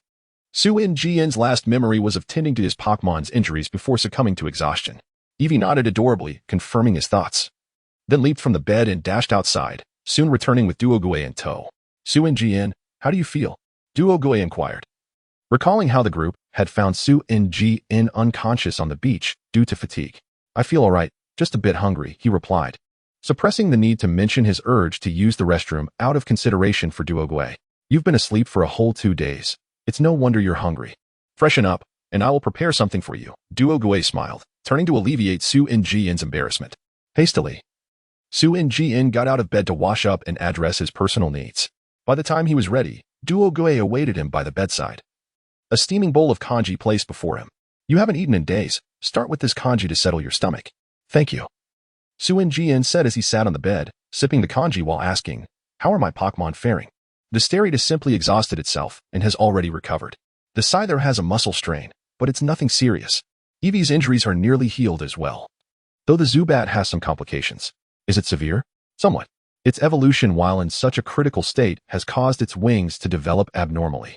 We will need to shatter its bones and allow them to grow anew. Since its wings will differ post-evolution, they require redevelopment to avoid any lasting effects.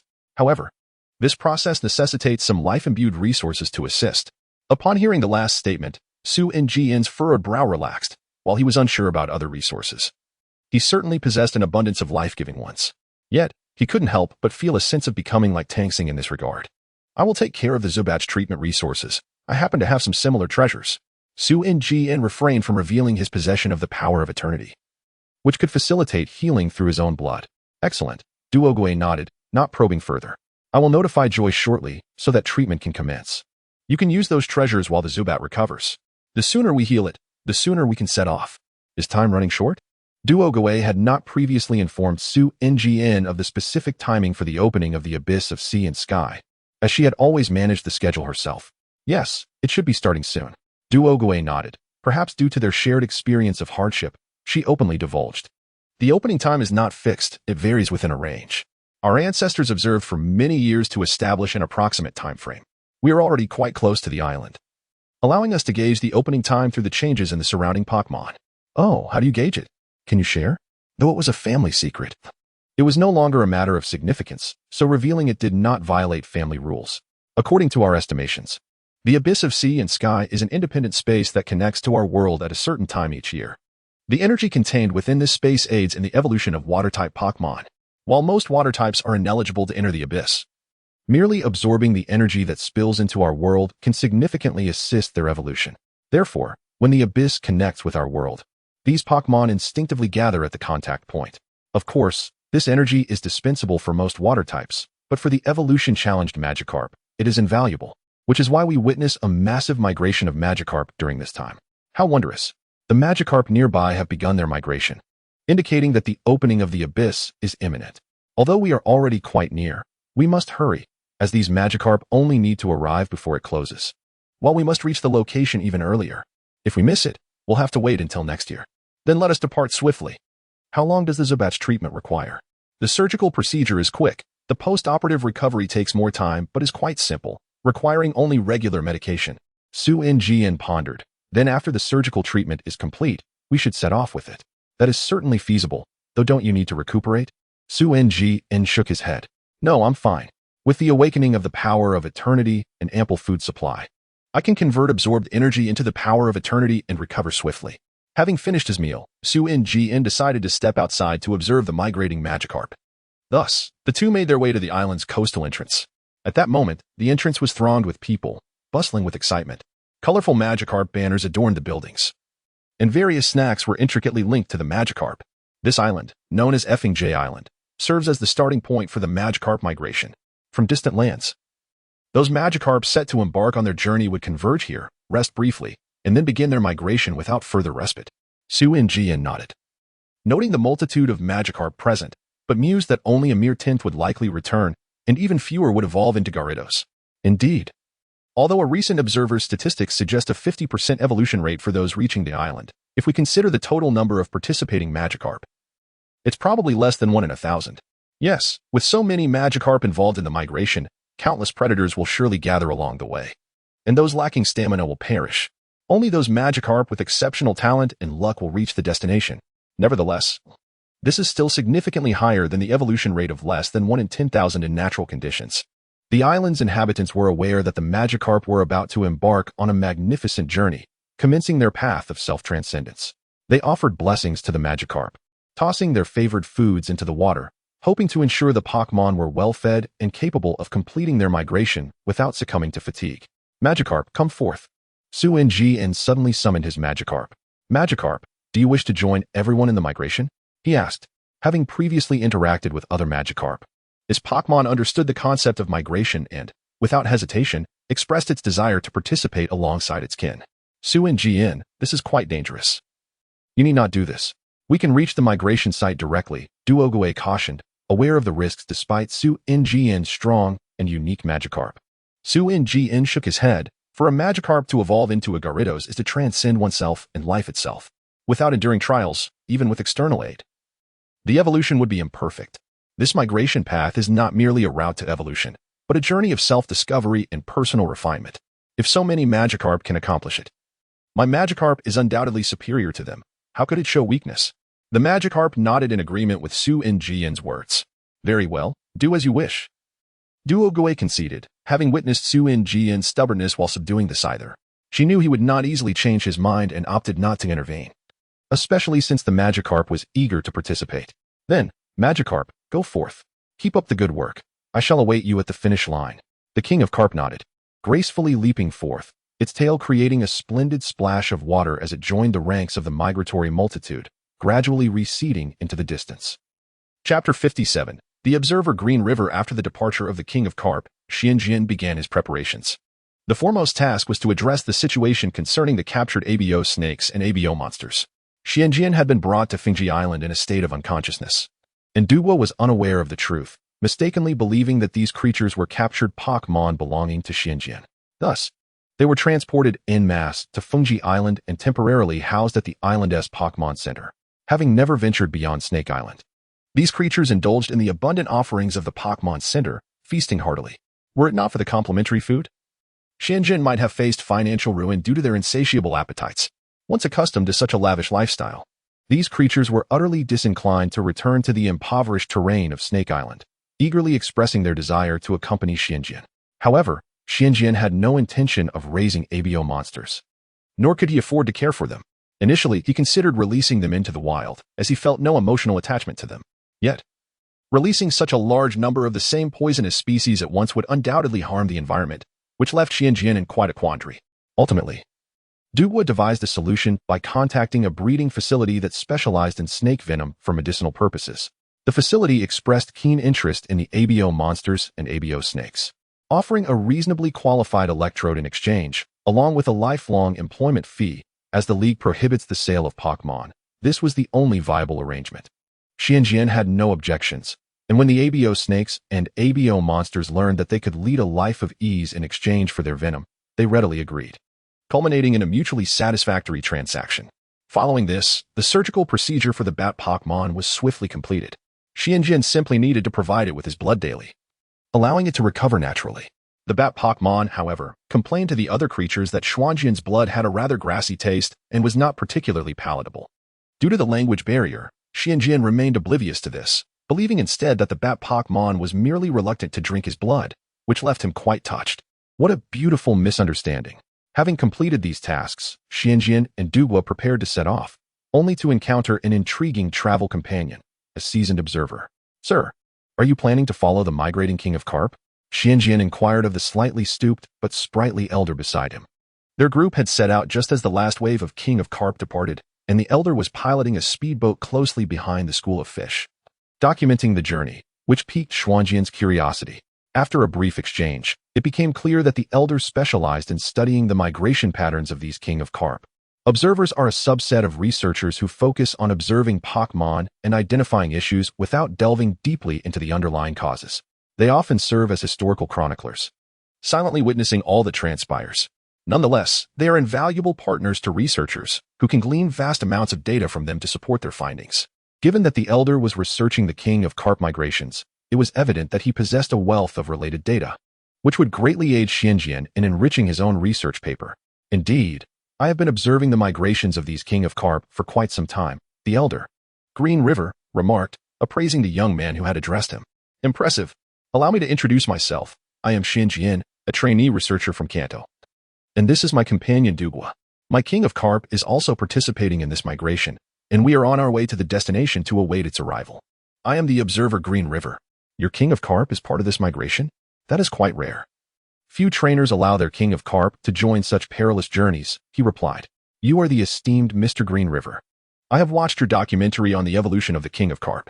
The brilliant light emitted by so many evolving simultaneously is truly dazzling," Dugwa exclaimed with excitement. "Heh. It was nothing," Green River said modestly, scratching his head. "That was merely a recording of the evolution scenario at the migration's endpoint. From the starting point, approximately 2,000 King of Carp set out, but only one is likely to evolve, and the natural evolution rate is less than 1 in 10,000.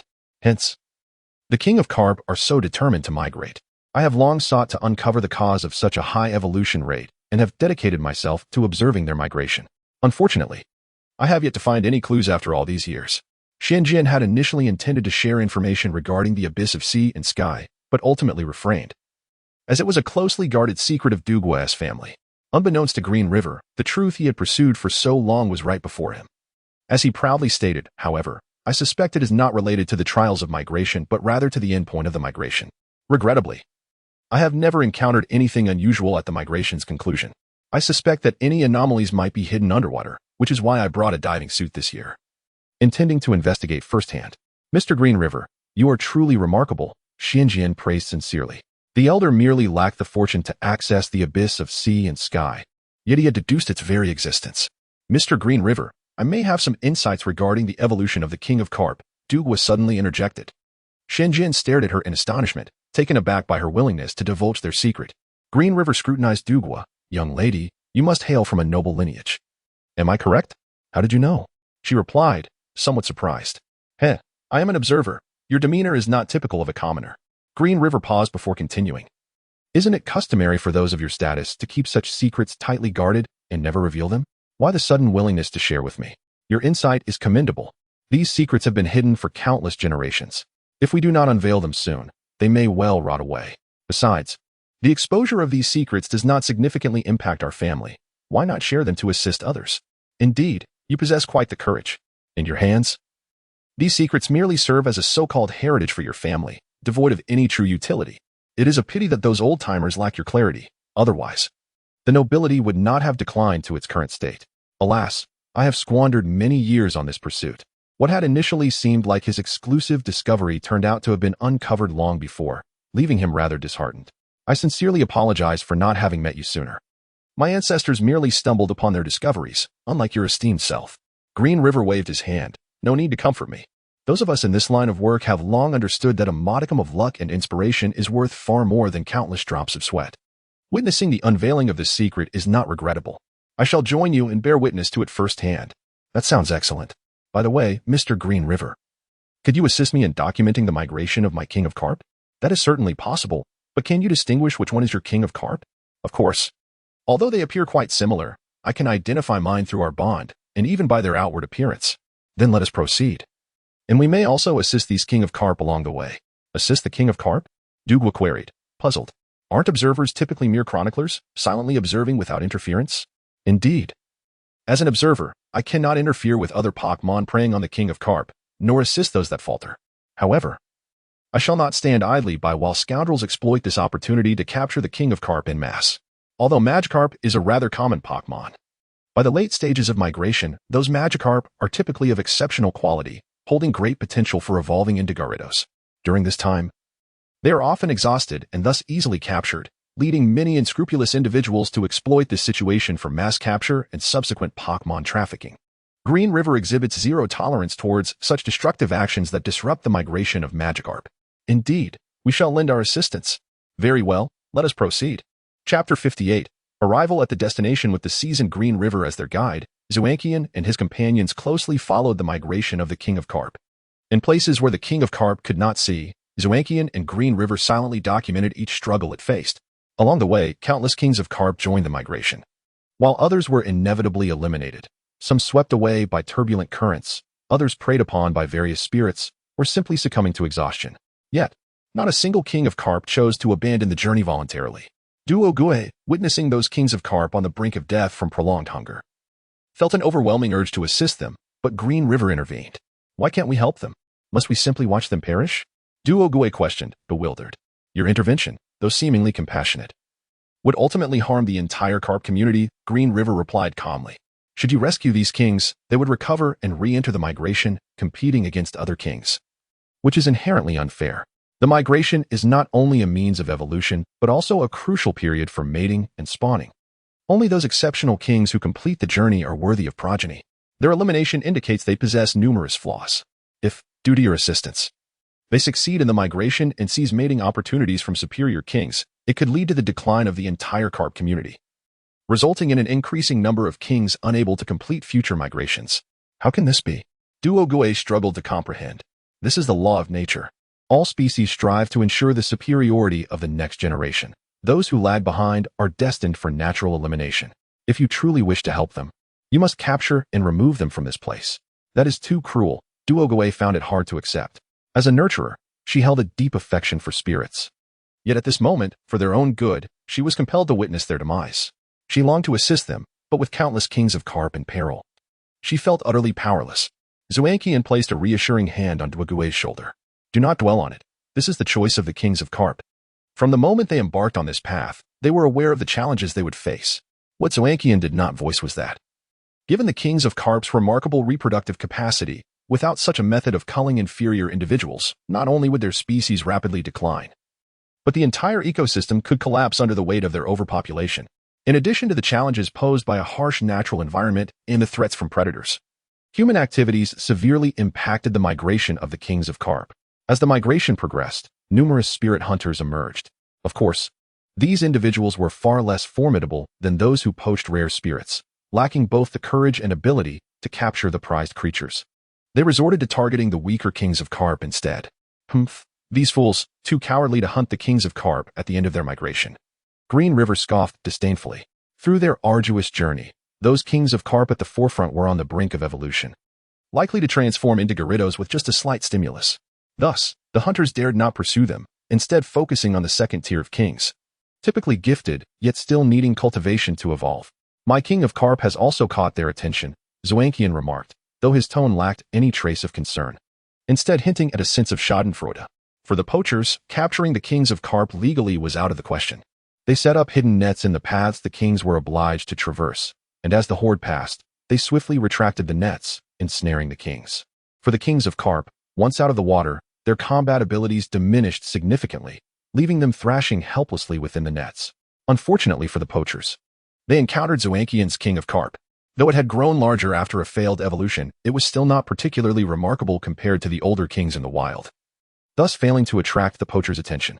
They proceeded to dump the captured carp into pre-prepared tanks. Administer some tranquilizers, otherwise, they will thrash until exhausted. Once the migration period concludes, it will be fine, commanded the lead poacher.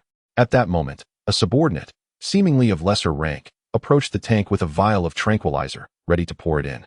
Suddenly, Zoankian's king of Carp leaped from the water, its powerful tail striking the poacher's face with a resounding blow, sending him flying. The king of Carp then opened its mouth and unleashed a bubble beam, scattering the startled poachers in disarray, completely defenseless. While the other kings seized the opportunity to leap from the tank and return to the water, Zoankian retrieved a Pokéball, preparing to assist. Fully aware that while the king of Carp appeared valiant at that moment, it had merely taken advantage of the element of surprise.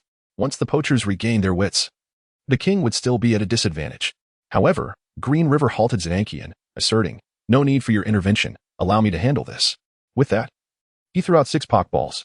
In a flash of light, 6 majestic Gyarados materialized before them, astonishing everyone present. Gyarados, teach those who dare disrupt the migration a lesson. Green River commanded. The Gyarados nodded in unison, opening their mouths to unleash streams of golden hyper beam. This powerful attack, a skill possessed by most Gyarados, was formidable. The Gyarados refrained from targeting the poachers directly, understanding the potential for collateral damage, but they showed no mercy towards the equipment they had set up. Under the onslaught of Hyper Beam, the poachers' vessels were rapidly reduced to splinters. After delivering a decisive water tail, the ships were completely dismantled, and the kings of Carp they had captured swiftly escaped. With their vessels lost, the poachers found themselves in the water, greeted by the wrath of the kings of Carp. While the individual attack power of a king of Carp may be weak, the combined assault of hundreds was a terrifying prospect. The poachers were battered relentlessly by the kings, soon losing consciousness. Enough, Gyarados, bring those miscreants here. It's a pity my application to designate this area as a no-hunting sanctuary during the migration has been approved yet. Otherwise, we could have sent them to prison. Green River lamented. Currently, the kings of Carp were undervalued, and capturing them only warranted temporary detention. However, designating this area as a sanctuary would have made a significant difference. As the Gyarados brought the poachers to justice, the vented frustrations of the kings of Carp subsided, and after a brief glance back, they resumed their migration.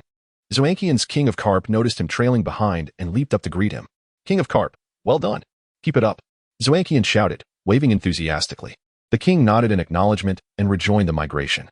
Let us pick up the pace. We should arrive in about an hour. Green River encouraged Zoankian and Duogui. Indeed, they replied. Chapter 59. Entering the abyss of sea and sky, the destination of the king of Koi's migration is a nameless isle. According to Green River, the Koi kings ascend a river that originates from this island, flowing upstream into a small pool at its center, where they mate and spawn, completing their evolution. Upon the arrival of the trio, they sought a suitable spot to await the opportune moment. As Multitrack remarked, the abyss of sea and sky would only unveil itself after the Koi kings commenced their evolution. Thus, they patiently awaited that day. At this juncture, the Koi kings had finished their migration and, having lost interest in mating, retreated into their Pokeballs to rest. Following this journey, the Koi kings had garnered valuable experience. And after Multitrack conducted a thorough examination, he informed Zoankian that the surplus energy had been entirely absorbed by the Koi king, marking the ideal moment for evolution. That morning, after Zoankian had concluded the morning exercises with the Pokémon and returned to the camp for breakfast with the others, Green River suddenly announced, "At last, it has come. The first wave of evolution for the Koi kings will commence tonight.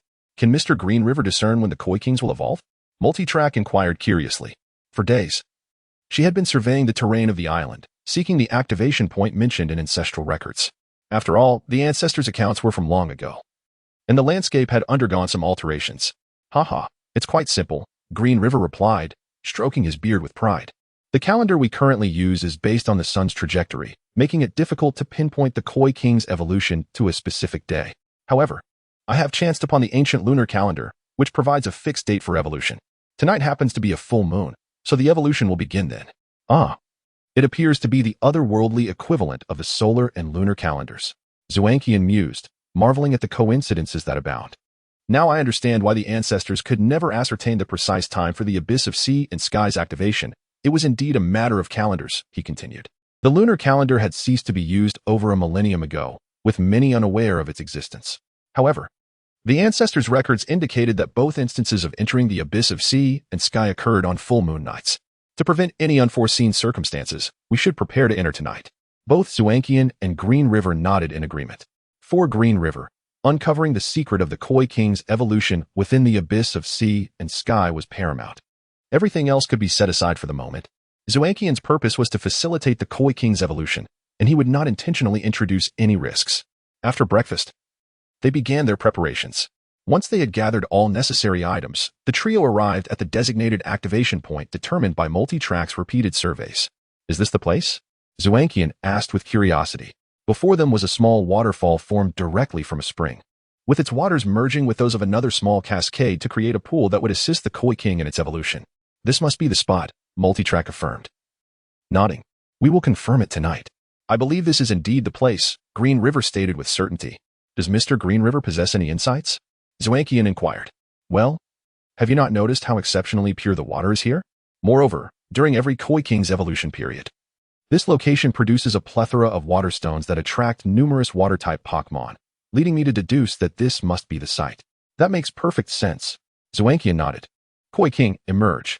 He released the Koi King from its Pokéball. If there were any creatures sensitive to water quality, it would surely be the water-type Pokémon. Upon entering the water, the Koi King swam about, confirming to Zhuangqian that the water quality was indeed excellent. However, it expressed a preference for the water in the lower pool. Strange, what could be different about the water in the lower pool? Zhuangqian pondered. It must be something, otherwise the Koi King would not have chosen this place to evolve. Perhaps we should investigate the other waterfall, Green River suggested. There's no time, Multitrack interjected, pointing to the horizon. They noticed that the sun had already set in the west, while the moon began to rise in the east. Zhuangqian, release your stereo as well. Although it may not yet meet the criteria for evolution, its presence here to absorb some energy should prove beneficial. With that, Multitrack released all of his Pokémon. Zhuangqian nodded and released Stereo. Unlike the Koi King, Stereo was thoroughly pleased with the water, joyfully frolicking within. As the night deepened and the moon ascended, casting its silvery light upon the earth, a soft blue glow suddenly emanated from the pendant hanging at Multitrack's chest. According to him, this pendant was a cherished heirloom left by his father. Ah, that must be the mysterious water droplet awarded at the Whirlpool Island tournament. Green River exclaimed in surprise. Indeed, Mr. Green River has a keen eye, Multitrack replied, impressed that he could identify the mysterious water droplet from the tournament at a glance. While the ordinary mysterious water droplets bore little difference from those awarded at the tournament, the depth and otherworldly essence of the latter were unmatched by the former.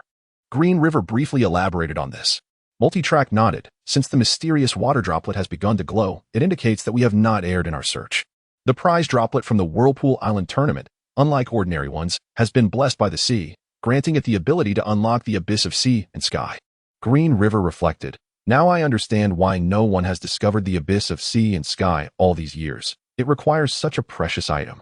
The Whirlpool Island tournament is held only once a year, and only the champion receives the mysterious water droplet, significantly diminishing the chances of others stumbling upon the abyss by mere chance.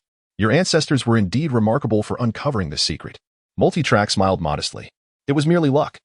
My ancestor fell in love with the sea which who presided over the Whirlpool Island tournament during his participation.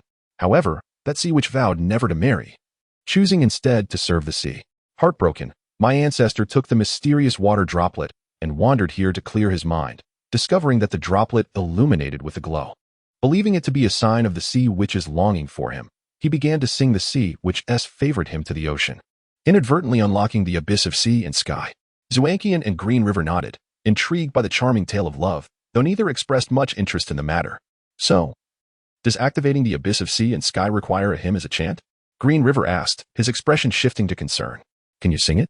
Hymns are typically recited in ancient languages, imbued with mysterious powers distinct from contemporary tongues. Moreover, merely learning the language does not guarantee the ability to sing the hymn.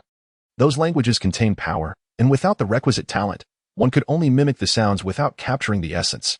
Multitrack nodded. I can manage. My family has inherited certain mystical powers. Though they have waned over time, I have retained some.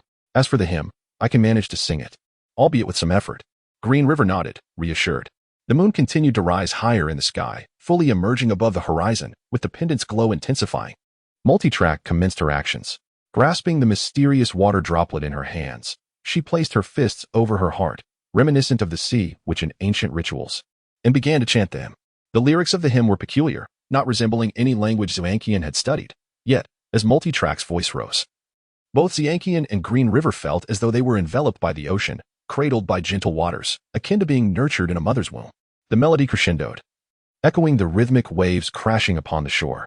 Suddenly, Xianjian and Levying simultaneously heard a shattering sound. They then beheld Duogue spread his palm, and the enigmatic droplet shattered, transforming into a cascade of crystalline blue light that soared from Duogue's hand and fell into the waterfall before them. As the luminous glow descended, the waterfall illuminated with a mysterious radiance, and then, to their astonishment, the curtain of water parted, revealing a blue portal before them. This leads to the abyss of sea and sky. We must enter swiftly, for this portal will not remain open for long, Duogue urged. Without hesitation, Xianjian and Levying plunged through the water with ease, akin to the Monkey King entering the water curtain cave, leaping directly towards the luminous gateway. Chapter 60. Sea and Sky. Following Xuanqian and Levying, the elves entered the portal one after another, and at last, Duogue stepped inside, causing the door to vanish. Before entering, Xuanqian had pondered countless times about what the so-called abyss of sea and sky might resemble. Based on its name, he surmised it to be a vast oceanic trench. Yet the reality was quite unexpected. The world beyond the luminous portal was filled with a blue liquid. Xuanqian and Levying, who entered first, instinctively believed they had plunged into water, quickly holding their breath and searching for a surface to emerge. You may attempt to breathe, Duogue advised Xuanqian and Levying, who were holding their breaths. Upon hearing Duogue's words, Xuanqian cautiously inhaled. In the next instant, the air in his lungs was entirely expelled, transforming into scattered bubbles, followed by a rush of refreshing blue liquid filling his lungs. He nearly panicked, fearing he was drowning, but after a moment of disarray, the two adjusted to their new environment. Ha ha ha, this is indeed amusing. Duogue chuckled at their flustered expressions. How wondrous. I am actually breathing underwater, Xuanqian remarked once he acclimated. Apart from a slight chill, there was no discomfort. It felt remarkably similar to breathing air. The environment here is quite unique, allowing us to survive without the need for air. However, it is the water-type elves who find the most comfort, Duogue explained, gesturing towards the elves swimming around them. Duogue, where is the place that can aid King Carp's evolution? Xuanqian inquired. No matter how enigmatic this location might be, his primary purpose for coming here was to facilitate King Carp's evolution. All else was secondary. Duogue furrowed his brow. It is right here. If a water-type elf meets the evolution criteria, it typically evolves upon entering this space. It is peculiar. Why hasn't King Carp evolved? Xuanqian also knitted his brows. As one who had awakened the power of eternity, he possessed acute sensitivity to energy. This space was saturated with pure water-type energy, which was almost indistinguishable from the eternity power within him and could undoubtedly replenish the energy lacking in water-type Pokémon. The trio's ability to survive without air in this space was entirely due to the influence of this energy. In such an environment, most water-type elves could evolve with relative ease, provided they met the evolution criteria and possessed the will to evolve. The successful evolution of Duogue's ancestors Froakie into a frogadier was a testament to this. I suspect something is missing, Levying remarked as he surveyed the area. King Carp chose not to evolve beneath the waterfall but rather in the pool below, indicating that its needs extended beyond merely water-type energy. Yet, this space appeared to harbor only pure water-type energy. Pausing for a moment, Levying continued, Duogue's ancestor evolved into Frogadier here, which is a dual-type water and fighting Pokémon. The water-type energy in this space is sufficiently potent to replace a water stone, and the fighting-type energy could be transformed from the body, facilitating evolution. How could this be? Does that mean King Carp cannot evolve? Both Duogue and Xuanqian realized the implication, their expressions darkening. Their arduous journey here was primarily to ensure King Carp's evolution, and they had not anticipated such a setback. Not necessarily, Levying countered, dismissing their concerns but posing an unrelated question. I wonder if the name Abyss of Sea and Sky was given by your ancestor? Duo Gue nodded, confirming that it was indeed named by his ancestor. Then it is strange. If it is called the abyss of sea and sky, there should be both sea and sky present. This environment can only be described as sea. Where is the sky? Duo Gue shook his head, admitting, I do not know. I discovered information about this place from my ancestors' notes, which did not provide detailed records. Much of the documentation has been lost over the ages. Leviuan's words sparked a realization in Xuanqian. Indeed, since it is called the abyss of sea and sky, there must be a sky present. And if the water-type energy necessary for King Carp's evolution undoubtedly originates from here, then the other source of energy likely comes from the sky here as well. Yes, we must search further. Xuanqian resolved to seek the source of the sky. The colors appear lighter to our right. Let us head in that direction, Leviuan suggested. Agreed, Xuanqian replied. Among the three, Leviuan's observational skills were undoubtedly the sharpest, and his judgments were the most reliable, earning the trust of the others. Then let us proceed. Arise, Gyarados. Leviuan summoned his Gyarados. In this liquid-filled space, the trio found themselves in a state akin to suspension, making movement less agile than that of the water-type elves. Duo Gue and Xuanqian rode on Lapras, while Leviuan mounted Gyarados, swimming toward the direction indicated by Leviuan. It should be correct. Gyarados informs me that the closer we get, the more comfortable they feel, Leviuan stated. His earlier speculations now transformed into firm conviction. Moreover, the area ahead likely held the secret to King Carp's high evolution rate. With no obstacles in the space, the elves reached their maximum speed, and soon the trio arrived at the location indicated by Leviuan. Here, the world was no longer an untainted blue but divided into several segments. The area they occupied remained a light blue, while the distant expanse had turned a grayish-green. Between the two colors, energies of both hues intertwined, forming mixed zones that would subsequently dissolve, with the energies reverting to their respective regions.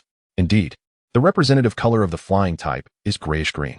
If this side represents the sea, then the other side must be the domain of flying-type energy, the so-called sky, Leviuan observed carefully.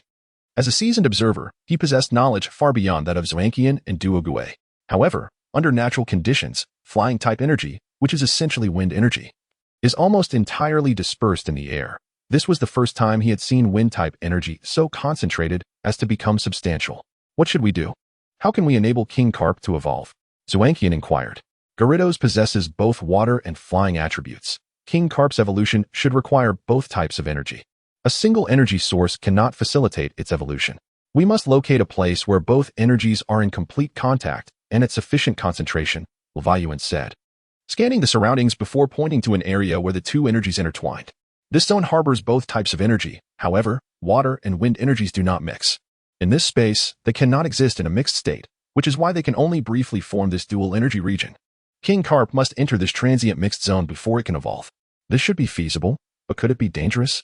Regarding matters of King Carp's evolution, Leviuan was an absolute expert, and thus Xuanqian decided to heed his opinion. Certainly, Leviuan replied solemnly. Although King Carp requires wind-type energy for evolution, its body cannot accommodate the wind energy represented by the flying type.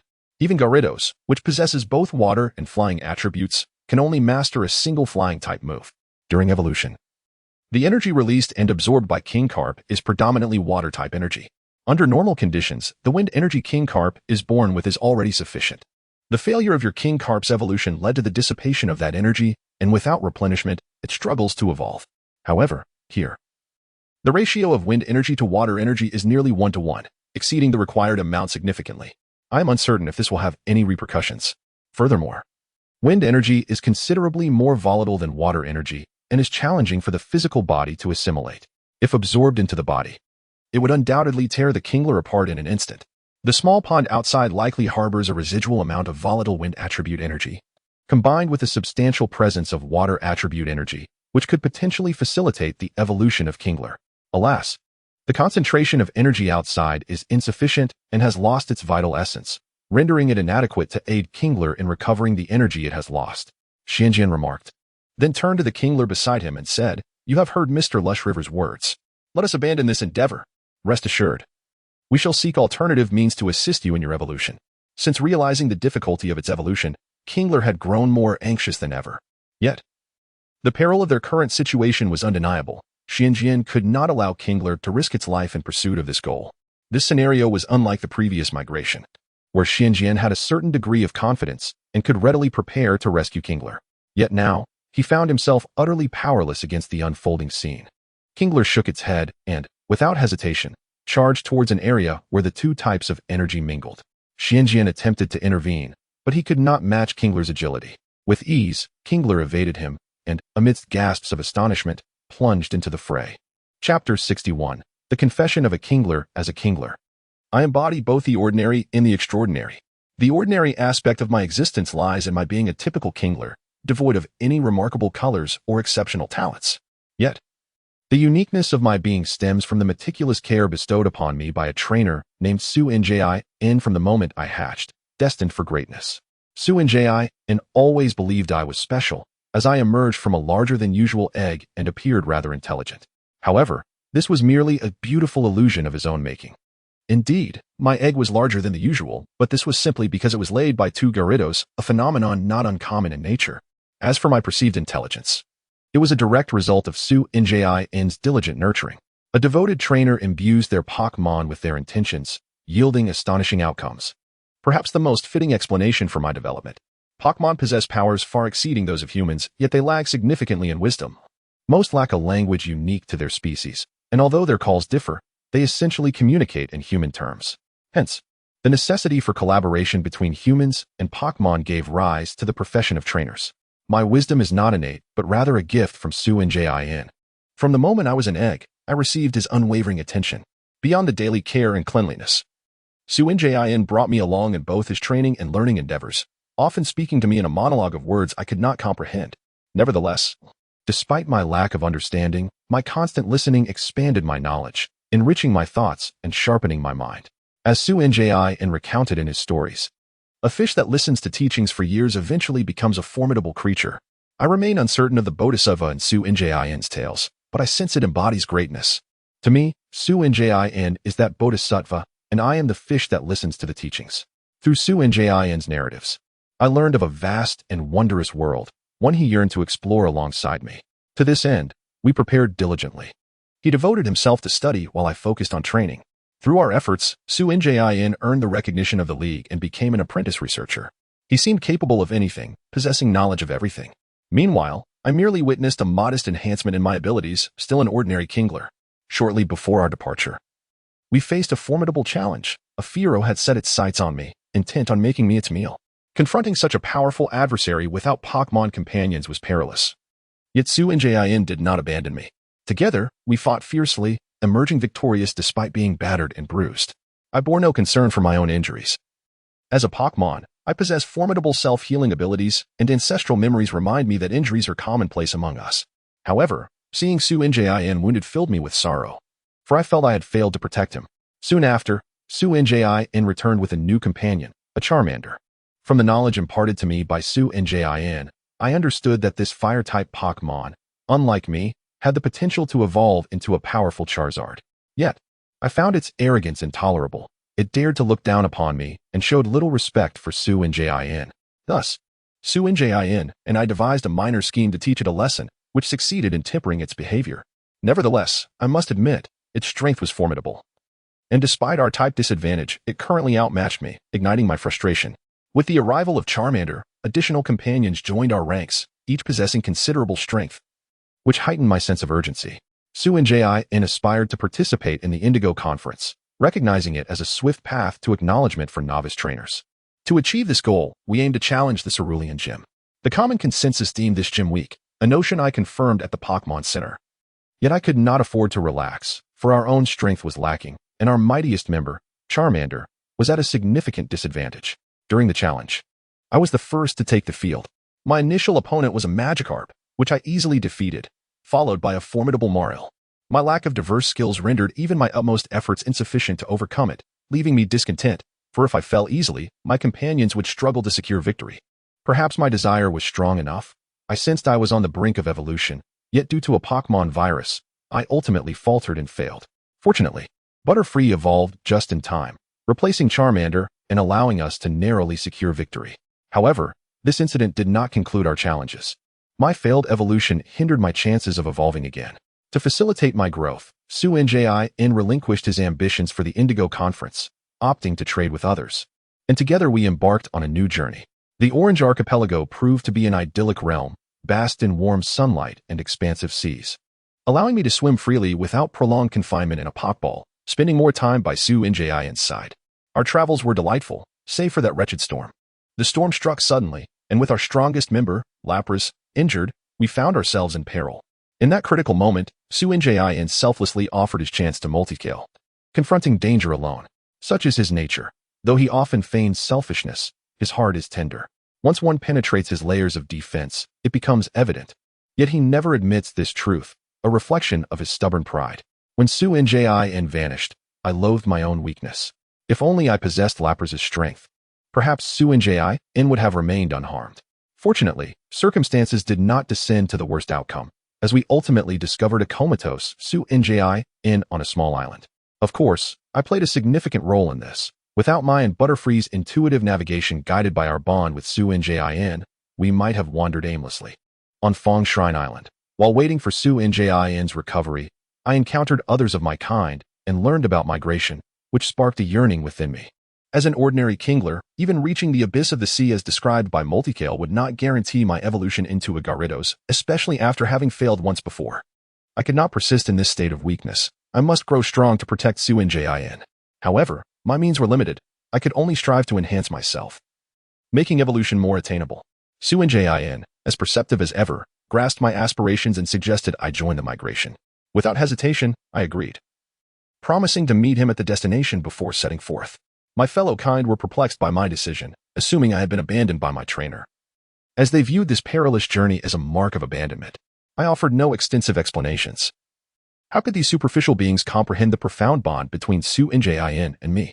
Our pursuit transcended mere evolution. We aspired to become the mightiest Gyarados. The path of migration was fraught with danger, beset by sudden currents, predatory Pokémon, and the looming threats of disease, hunger, and fatigue. Countless companions fell along the way. As we neared our destination, we were ambushed by a group of nefarious Pokémon hunters. I fought valiantly, achieving some success. Yet I understood that my current strength rendered escape from their clutches nearly impossible. In my darkest hour, several Gyarados came to our rescue. As I turned around, I beheld Shuckle waving at me from just behind. In that moment, my heart surged with exhilaration. It became clear that Shuckle had steadfastly followed me throughout this arduous journey. Upon reaching the terminus of our meandering path and after considerable effort, we finally entered the fabled abyss of sky and sea. However, the experience did not unfold as seamlessly as I had envisioned. I did not immediately evolve into a Gyarados. The abyss of sky and sea is a wondrous realm, imbued with vibrant water energy that enveloped us, allowing both Shuckle and me to coexist within the same space, rather than be submerged in water while he remained on shore. This novelty was invigorating. The surrounding water energy was so life-affirming that it replenished most of the energy I had lost due to my failed evolution, yet a portion remained elusive. Both Shuckle and I grew anxious, and Shuckle, in particular, seemed quite flustered. Had all our efforts been in vain? Just as despair threatened to engulf us, the elderly gentleman who had entered the abyss with us made a remarkable discovery. Under his guidance, we found another space that connected with the vibrant water energy realm. Within this new space thrummed a grayish-blue energy. Through their discourse, I learned that this energy symbolized the wind attribute, another essential component for my evolution. While we had identified the necessary energy, the challenge lay in the execution of my evolution. In this particular space, the ratios of wind energy to water energy were equal. Yet my evolution required a predominance of water energy, with only a minimal amount of wind energy. These two energies could not merge. To evolve, I would need to enter a region where water and wind energies intertwined. However, prior to my evolution, I was fundamentally a water type, and even post-evolution. Accommodating such a vast amount of wind energy would be perilous due to its volatile nature, risking my very existence. Shuckle resolved to abandon the endeavor. Unwilling to let me take such a dire risk, he voiced his decision to seek other opportunities. I understood his concern. Yet I was equally aware that relinquishing this chance would render future opportunities for evolution exceedingly rare.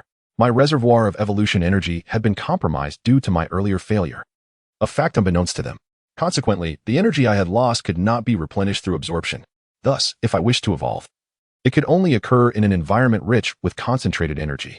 While the outside world might offer high concentrations of water energy, such as water stones, it would be impossible to find such pure and potent wind energy. Moreover, even if I were to discover another conducive environment for evolution, would it not also be fraught with dangers? Having endured the trials of our meandering journey, my body and spirit were now at their zenith. I could not ascertain whether, Upon the next opportunity for evolution, my body would remain as robust or my resolve as steadfast. Hence, I resolved to take a gamble. If fortune favored me, evolving in such a concentrated and pure energy environment would surely yield an extraordinary Gyarados. Conversely, should I fail, I would simply vanish from this world, leaving no burden on Shuckle. I would ensure that my finest essence remained with him, a memory of the clever and strong Kingler, rather than a frail, bloated creature incapable of even leaping from the water. With these thoughts in mind, I surged toward that region, which could either be a paradise or a hell. Shuckle, noticing my movement, attempted to intervene. However, in this space, he floated as if in water, lacking the agility I possessed. I easily evaded his grasp and plunged into the mixed energy realm. At that moment, I recalled another tale Shuckle had shared, in a wondrous world. There existed a creature known as the Carp, akin to our Kingler.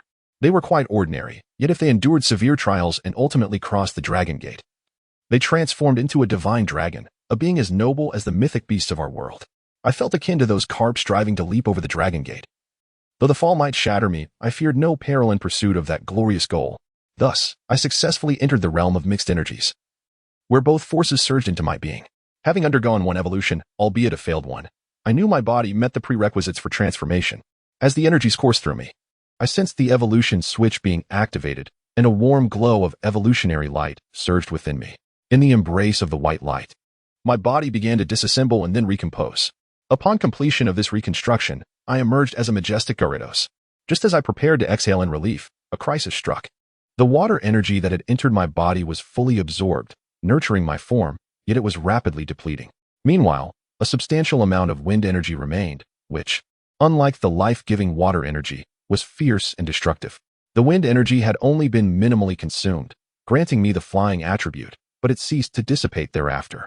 As the water energy dwindled while the wind energy surged, the balance was irrevocably disrupted, causing the wind energy to erupt in fury.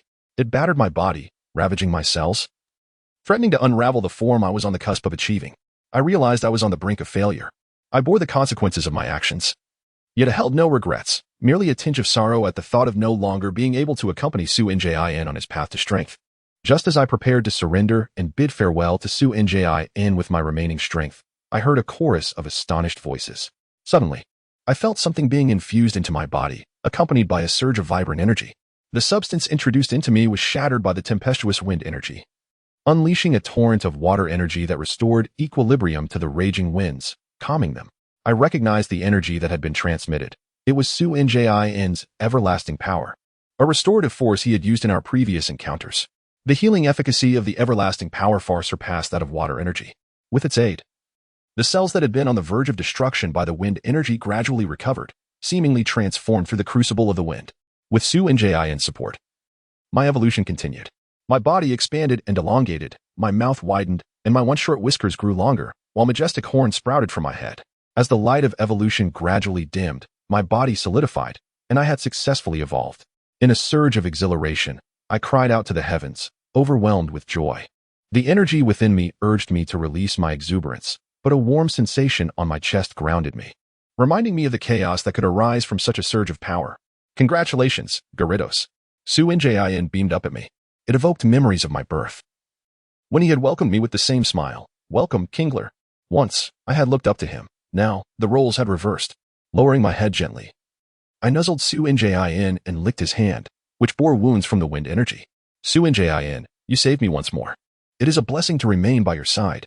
Chapter 62. Gyarados. As the Magikarp successfully evolved into Gyarados, a collective sigh of relief swept through the crowd.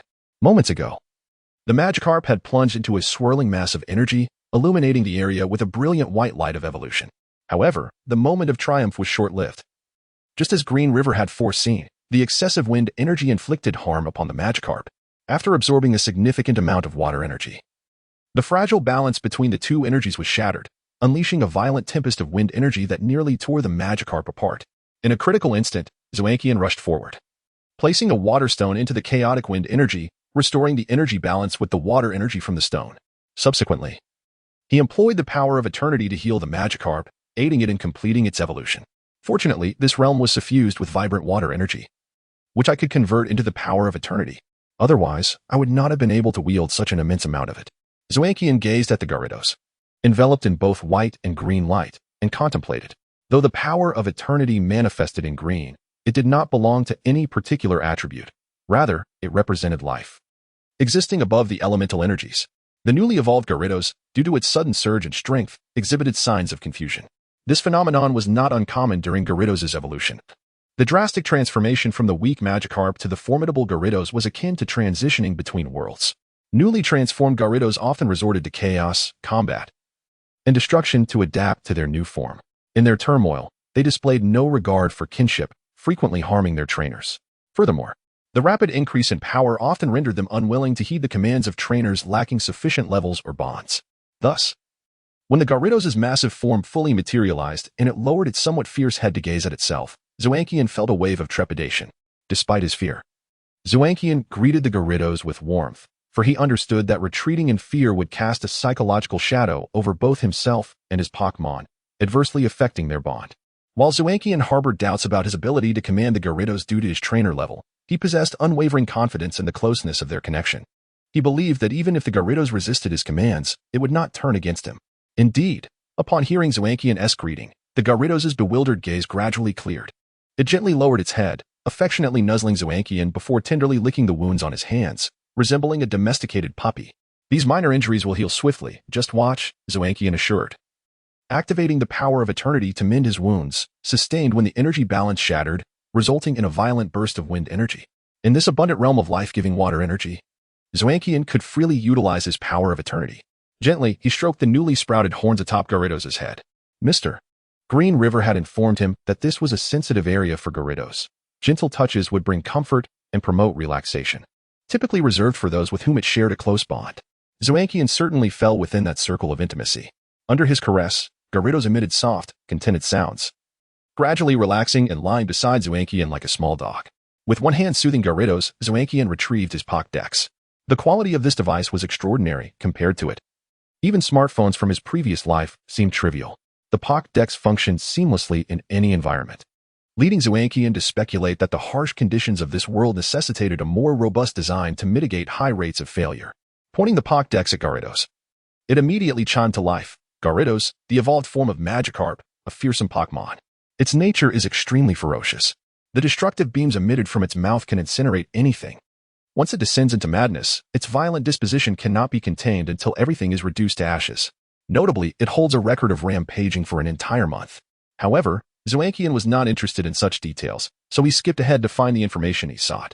Abilities: Intimidate, Overconfidence, Skills: Dragon Rage, Twister, Hydro Pump, Water Tail, Hurricane. Zoankian was filled with delight upon seeing this. The dual abilities and an extensive array of skills made the effort he had invested worthwhile. Quite an impressive Gyarados, Green River remarked as he and Duogue approached, having observed the Gyarados' calm demeanor. As an experienced observer, Green River noted, its body is slightly longer and slimmer than the average Gyarados, giving it a more streamlined and powerful appearance, ideal for swimming and agility. The development of its horns and dorsal plates is exceptional, truly perfect. Thank you for the compliment, Mr. Green River, and for your assistance. Zoankian expressed his gratitude. As a seasoned observer with years of experience watching Magikarp evolve, Green River's evaluation was undoubtedly astute. Furthermore, without Green River's guidance, Zoankian would not have grasped the true significance of the abyssal depths, nor would he have discovered this place conducive to Gyarados' evolution. Haha, it's nothing. Zoankian, you possess great potential. The stronger the Gyarados after evolution, the more prone it is to rampage. Yet you managed to calm your Gyarados with such ease. Remarkable, Green River exclaimed. By the way, Duogue, how do we exit this place? Zoankian suddenly inquired. Although this location was splendid, they ultimately needed to return to the outside world. According to the records of our ancestors, we will be expelled once the time is right, Duogue replied, relieved at Gyarados' successful evolution. Despite her initial concerns about the incomplete information left by the ancestors during their transaction, she never anticipated such a significant oversight that could have resulted in dire consequences. Throughout this evolutionary journey, she felt her contributions had been minimal, to the point of feeling embarrassed to request Zoankian fulfill his end of their agreement. However, the shared trials had transformed Duogue's perception of Zoankian into that of a true friend, contrary to her upbringing and nobility, which would have led her to exploit any opportunity. Since we still have time, let us explore this place thoroughly. Perhaps we will make some intriguing discoveries, Green River proposed, emphasizing the rarity of such an experience. Indeed, I feel as if I am living among water-type Pokémon in this environment. What a rare opportunity. How about a race? Zoankian suggested enthusiastically. Sounds great. Both Duogue and Green River responded, intrigued by the idea. Let us swim along the boundary of the two energies and see what we can uncover. All right, Zamankian nodded. Addressing Gyarados, may I trouble you? Gyarados nodded, as if to say it was more than willing to serve.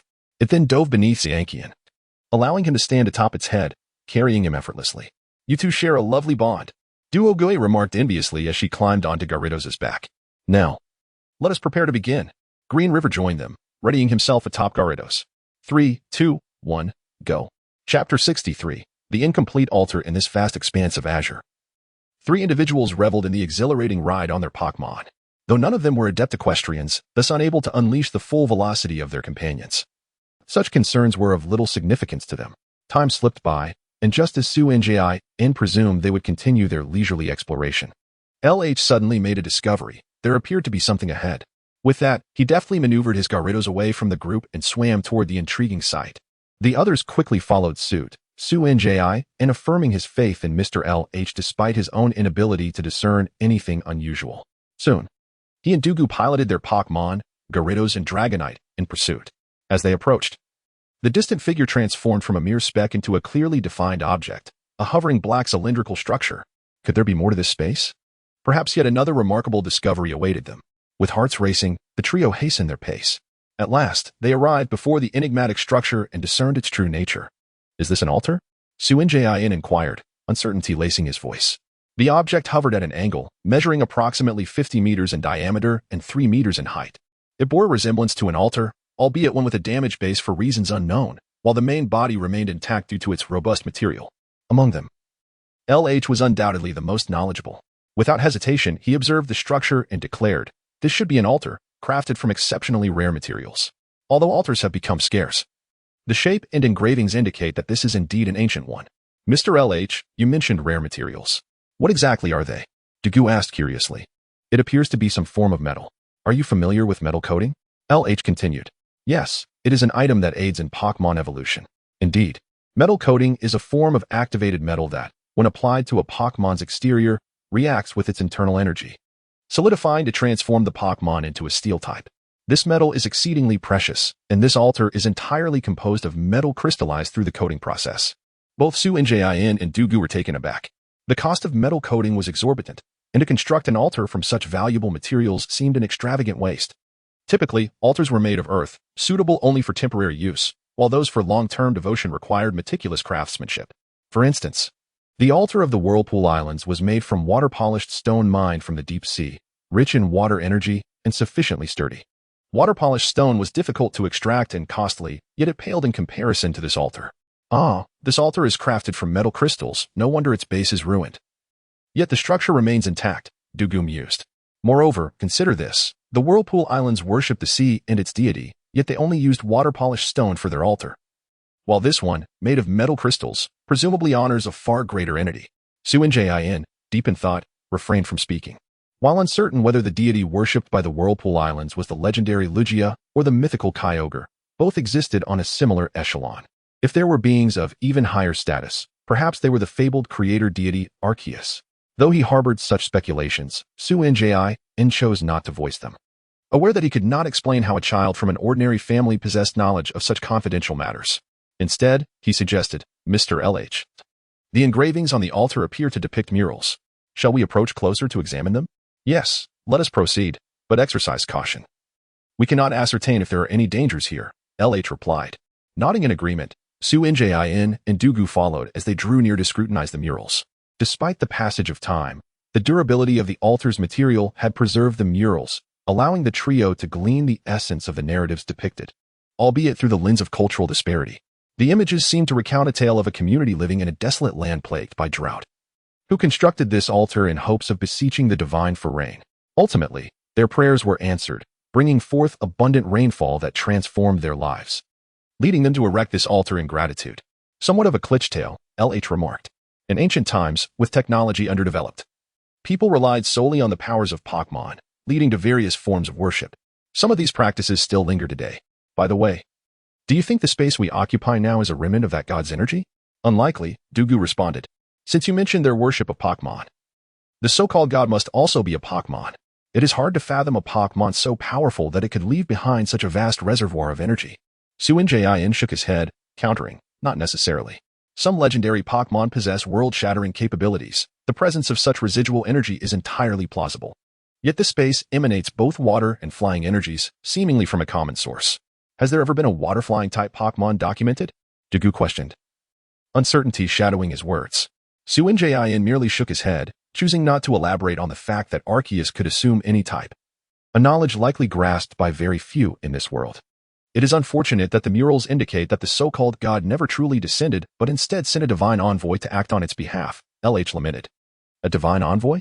The two exclaimed in surprise, their limited experience and observational skills rendering them less informed than LH. Eagerly, they approached to learn more. Look here. There is an image of that divine envoy, LH pointed out. The two hurried to his side, observing the figure depicted, a robed individual standing atop the altar, holding a scale in one hand and a sphere in the other. The sphere transformed into a cascade of rainwater in the ensuing imagery. Is that a human? Or perhaps a Pokémon that has taken human form? Suin pondered aloud. Apart from those Pokémon inherently capable of transformation, such as Ditto and Zorua, other powerful beings could also disguise themselves as humans. It should be a human, LH speculated, noting that the scale represented balance, fairness, and law, concepts not typically associated with Pokémon. Moreover, there is a larger, more detailed image over here, LH said as he guided them to another side. This new depiction was grander and clearer, revealing the invoice features distinctly. Beneath the image lay a series of inscriptions. Mr. LH, what do these words signify? Dugu inquired. I recognize the initial few. They are ancient characters meaning guardian of balance. The latter part likely represents the envoy's name. It seems to be in a different language altogether. Iosis, Suin suddenly interjected. What? LH and Dugu turned toward him in unison. I recognize those characters. They are pronounced Iosis, which conveys the meaning of balance and protection, Suin explained calmly, though a tempest brewed within him. These symbols belong to the script his father had imparted to him since childhood. Entirely distinct from the previous inscriptions, yet akin to the language of the hymns sung by Dugu, both imbued with power. It appeared that the secrets hidden within his village were far more intricate than he had ever imagined. Chapter 64. Awakening in the ancient tongue spoken in Shinma village. Iosis signifies balance and guardianship. Thus, those who bear this name or other beings must inherently represent these virtues. The mural, depicting figures holding a scale, leaves no room for doubt. Iosis? Duogue repeated. Incorrect, it is Iosis, Xianjin corrected. This type of language possesses inherent power. Some individuals can effortlessly articulate it, as if it were engraved in their very genes, while others struggle to even approximate its phonetics using the common tongue. After numerous repetitions by Xianjin, Duogue finally produced the correct pronunciation, Iosis. Yes, just like that, Xianjin nodded. However, despite the accuracy of the sound, Duogue's utterance lacked the corresponding force, resulting in an odd, stilted quality akin to a withered branch, in stark contrast to the vibrant resonance of Xianjin's voice. Never mind, this is still a powerful language. And it seems rather advanced. I cannot produce it, Duogue conceded. His ability to sing the ocean's hymn stemmed from the corresponding power he inherited. Yet his inability to accurately pronounce this sound indicated a force beyond his own lineage. Reflecting on this, Duogue felt a tinge of surprise. He had not anticipated that Xianjin, who merely appeared talented, concealed such profound power. Coupled with the earlier incident of assisting the Gyarados in its evolution, Duogue formed a tentative hypothesis.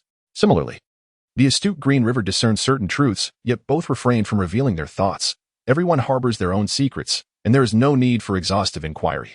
Due to the knowledge gaps caused by the passage of time, the trio remained blissfully unaware of the implications of their actions, oblivious to the monumental changes they were about to precipitate in the world. Altars are universally acknowledged as sites of worship, yet the vast majority are ignorant of their operational mechanisms. The subjects of worship are typically entities so formidable that they can be deemed divine. To such beings, humanity is as insignificant as ants in our eyes, with an immeasurable chasm separating the two. The supplications of ants go unheard by humans, just as human entreaties are lost on the gods. If the divine cannot even perceive one's yearning, how can they fulfill one's wishes? The ancients evidently recognized this truth, giving rise to the altar. When people offer sacrifices to the gods, they utilize the altar to amplify their requests and convey their desires, allowing the divine to comprehend humanity's wishes.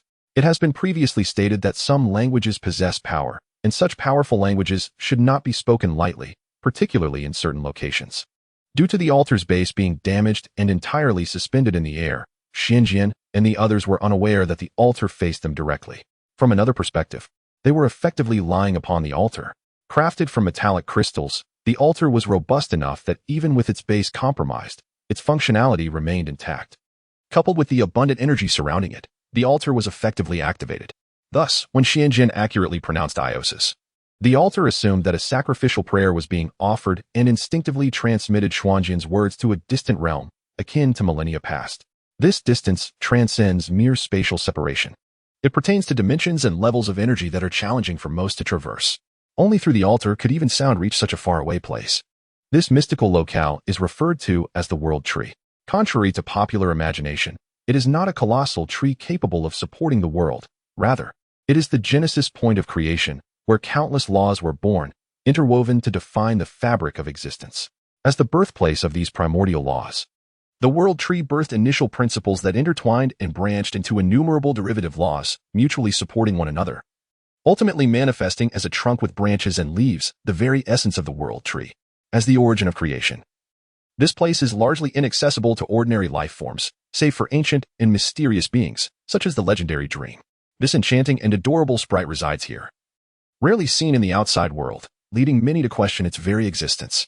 As the intersection of laws, the World Tree harbors ancient slumbering entities. The language Xianjian used to correct Duogue's pronunciation was interpreted by the altar as a sacrificial prayer, awakening an ancient sleeper.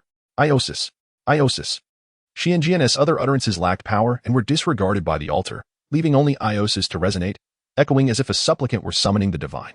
Xianjian's voice reverberated around the World Tree, and Dream, frolicking amidst its branches, immediately sensed the disturbance. This petite and charming sprite bore the weighty responsibility of safeguarding this realm.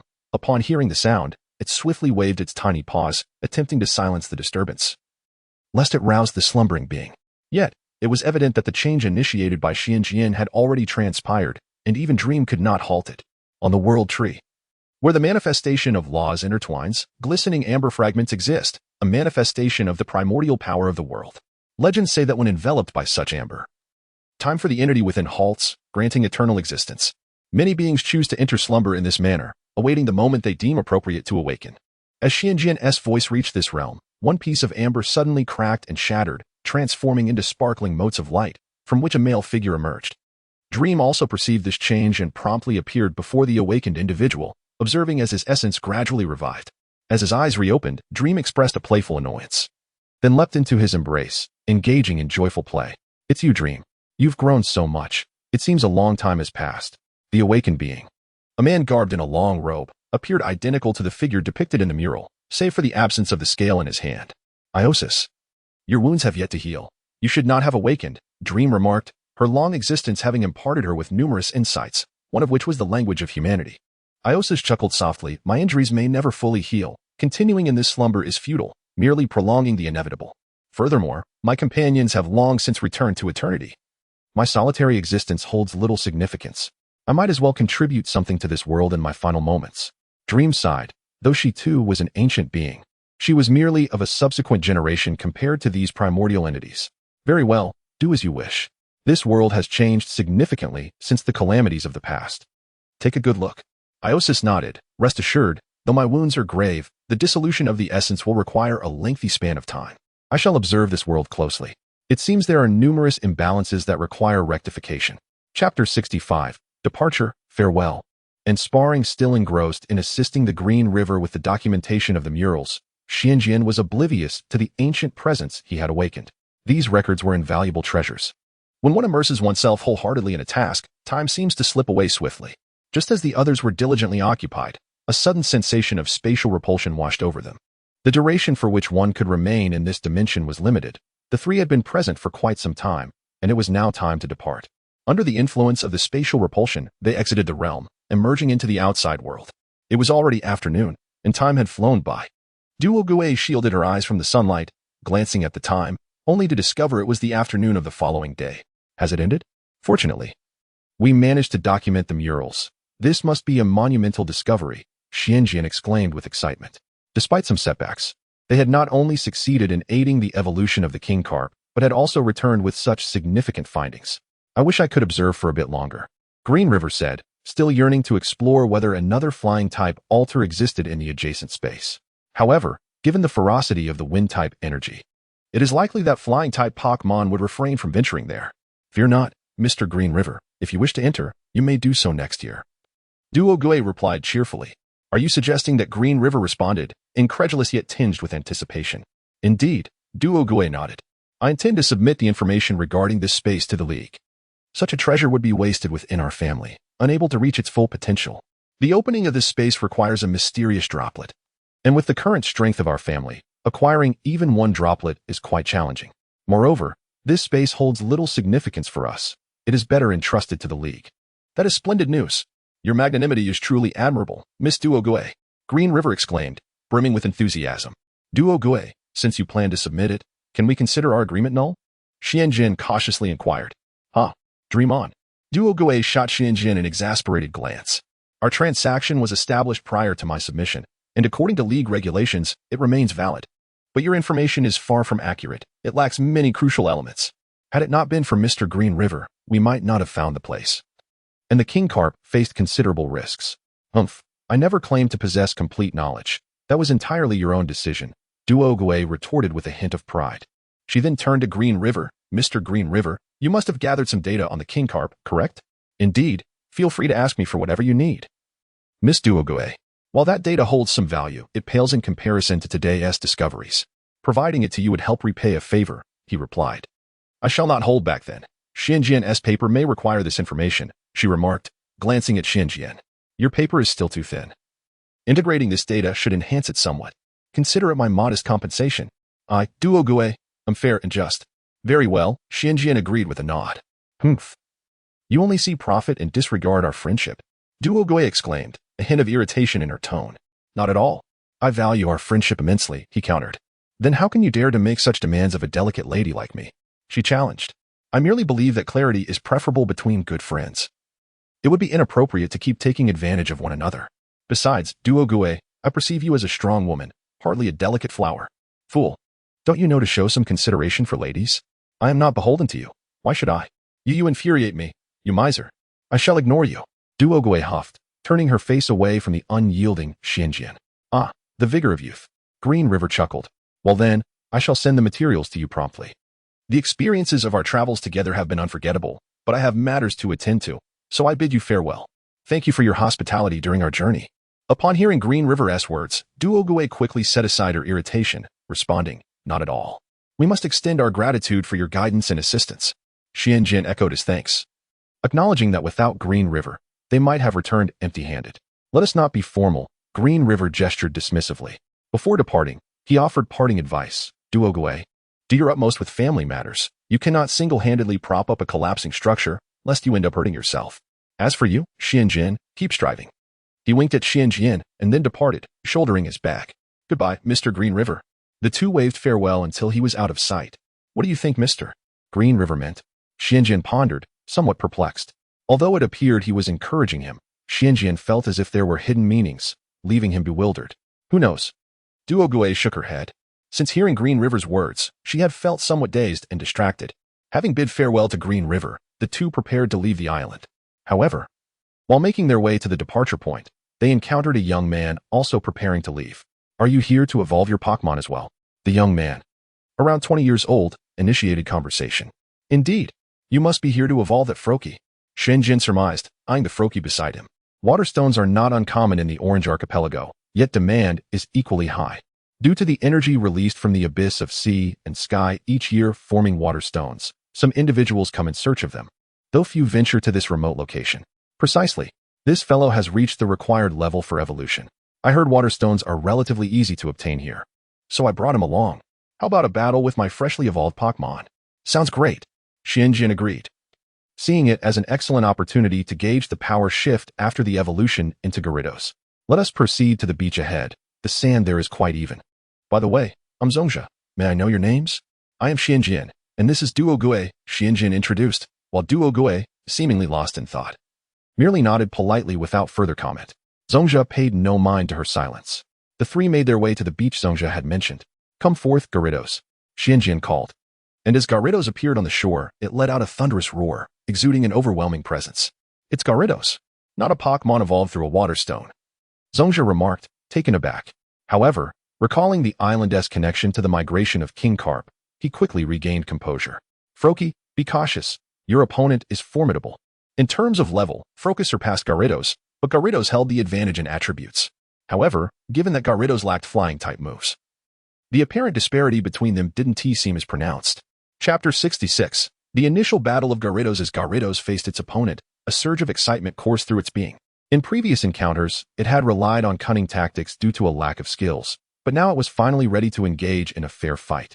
Conversely, the opposing Frogadier seemed somewhat unwell, a consequence of Gyarados' Intimidate ability. Fortunately, Frogadier's higher level prevented the full impact of Gyarados' intimidation. Nevertheless, under the imposing presence of Gyarados, Frogadier's combat capability was likely diminished to around 80%.